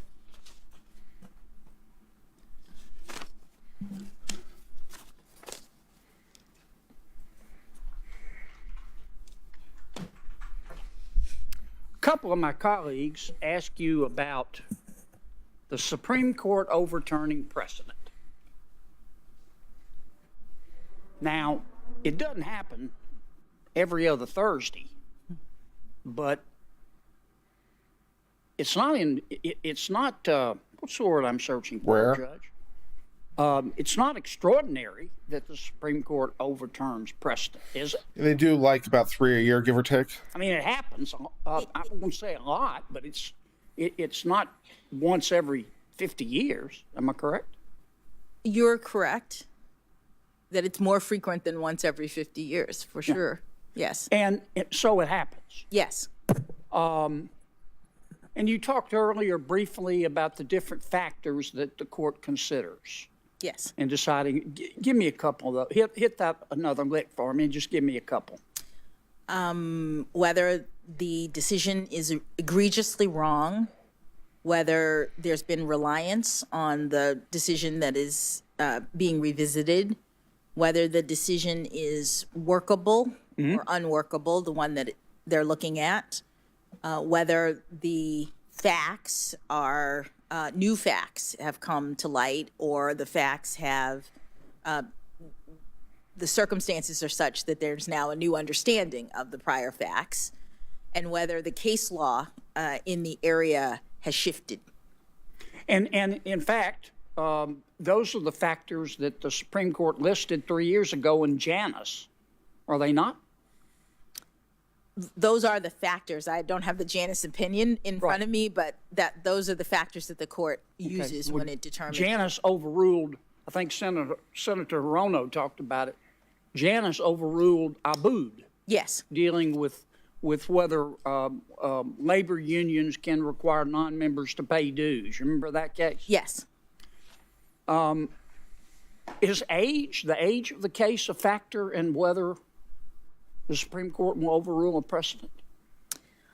I think age relates to the reliance factor. I think the longer an opinion has been in effect, the court has considered that to be relevant to its determination of reliance. But sometimes the court looks at it not just in terms of reliance, they look at it from the other side of the age issue, and that is that maybe facts and circumstances and science have changed.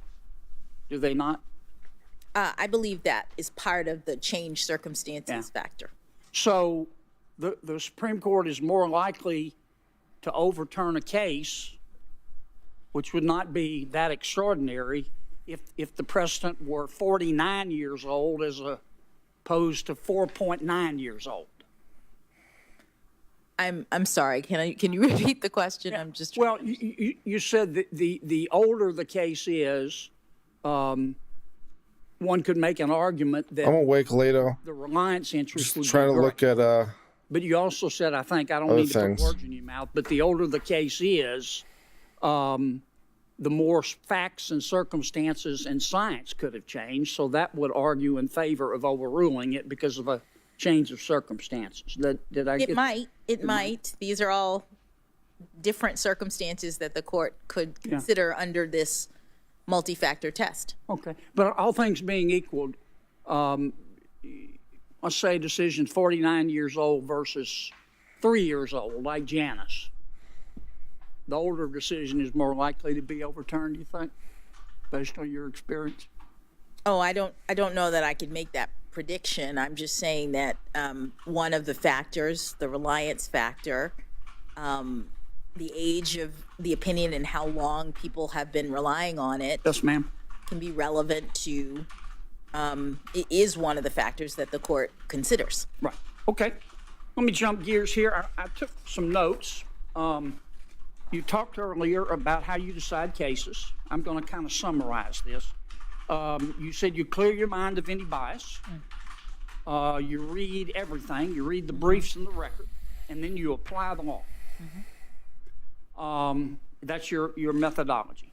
You said you're not an activist. As a microsleep, as I'm looking down at my phone. Yes. Doing this You said judges are not politicians. That is true. And judges should stay in their lane.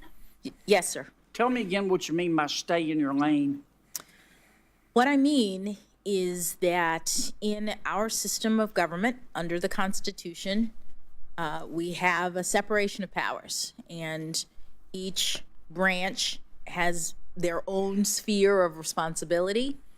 To say stay in your lane is the shorthand that I'm using for indicating that judges should not be policymakers, that those responsibilities are left to the elected branches, and that judges are to interpret the law, not make the law. And I use it to refer to the part of my methodology that is mindful of the constraints on judicial authority.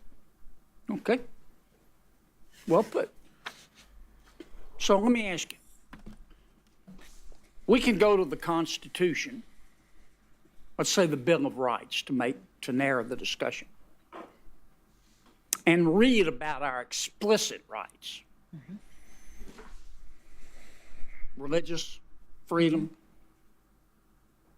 our right not to be unreasonably searched or seized, freedom of speech, they're right there. That's why they call them explicit. But the court has ruled we have a bunch of unenumerated rights. Am I correct? The court has determined there are certain personal rights related to individual autonomy that are implicit in the concept of ordered liberty or deeply rooted in our nation's history or tradition. But they're unenumerated? Yes. Okay. Why'd the audio go away? Should these Okay, thank you. unenumerated rights that only Supreme Court justices can see Okay, so now we're talking from inside a tunnel. decided by I hope you like tunnel law. That's what we're doing now. or by the unelected federal judiciary? Well, Senator, Do you like tunnels? Supreme Court I hope you like has tunnels. interpreted the 14th Amendment to have a There you substantive go. component, and I'm not in a position to critique the court in terms of its precedents. That is the precedent of the Supreme Court. Right, right. Well, let me ask you this: what is a fundamental right? The court has interpreted the 14th Amendment's due process clause to include a substantive component and not just a procedural component, meaning the 14th Amendment guarantees due process, and the court has interpreted it to mean that with respect to certain rights, individual rights concerning intimacy, certain things like the right to contraception, the right to child rearing. There was a case of the Supreme Court that talked about making decisions for children in terms of visitation with respect to conflicts with grandparents, marriage. Right. I'm with you. These sorts of rights, the court has found, are implicit in ordered liberty, as I said, or deeply rooted in our nation's history and tradition. The right to assisted suicide, is that one of those enumerated or unenumerated rights? I believe the court found that it was not. Okay. Which body do you think is better able to make that decision, the Congress or the federal judiciary? Well, Senator, the Supreme Court has interpreted the Constitution, and the Supreme Court has the authority under our constitutional system to interpret the law.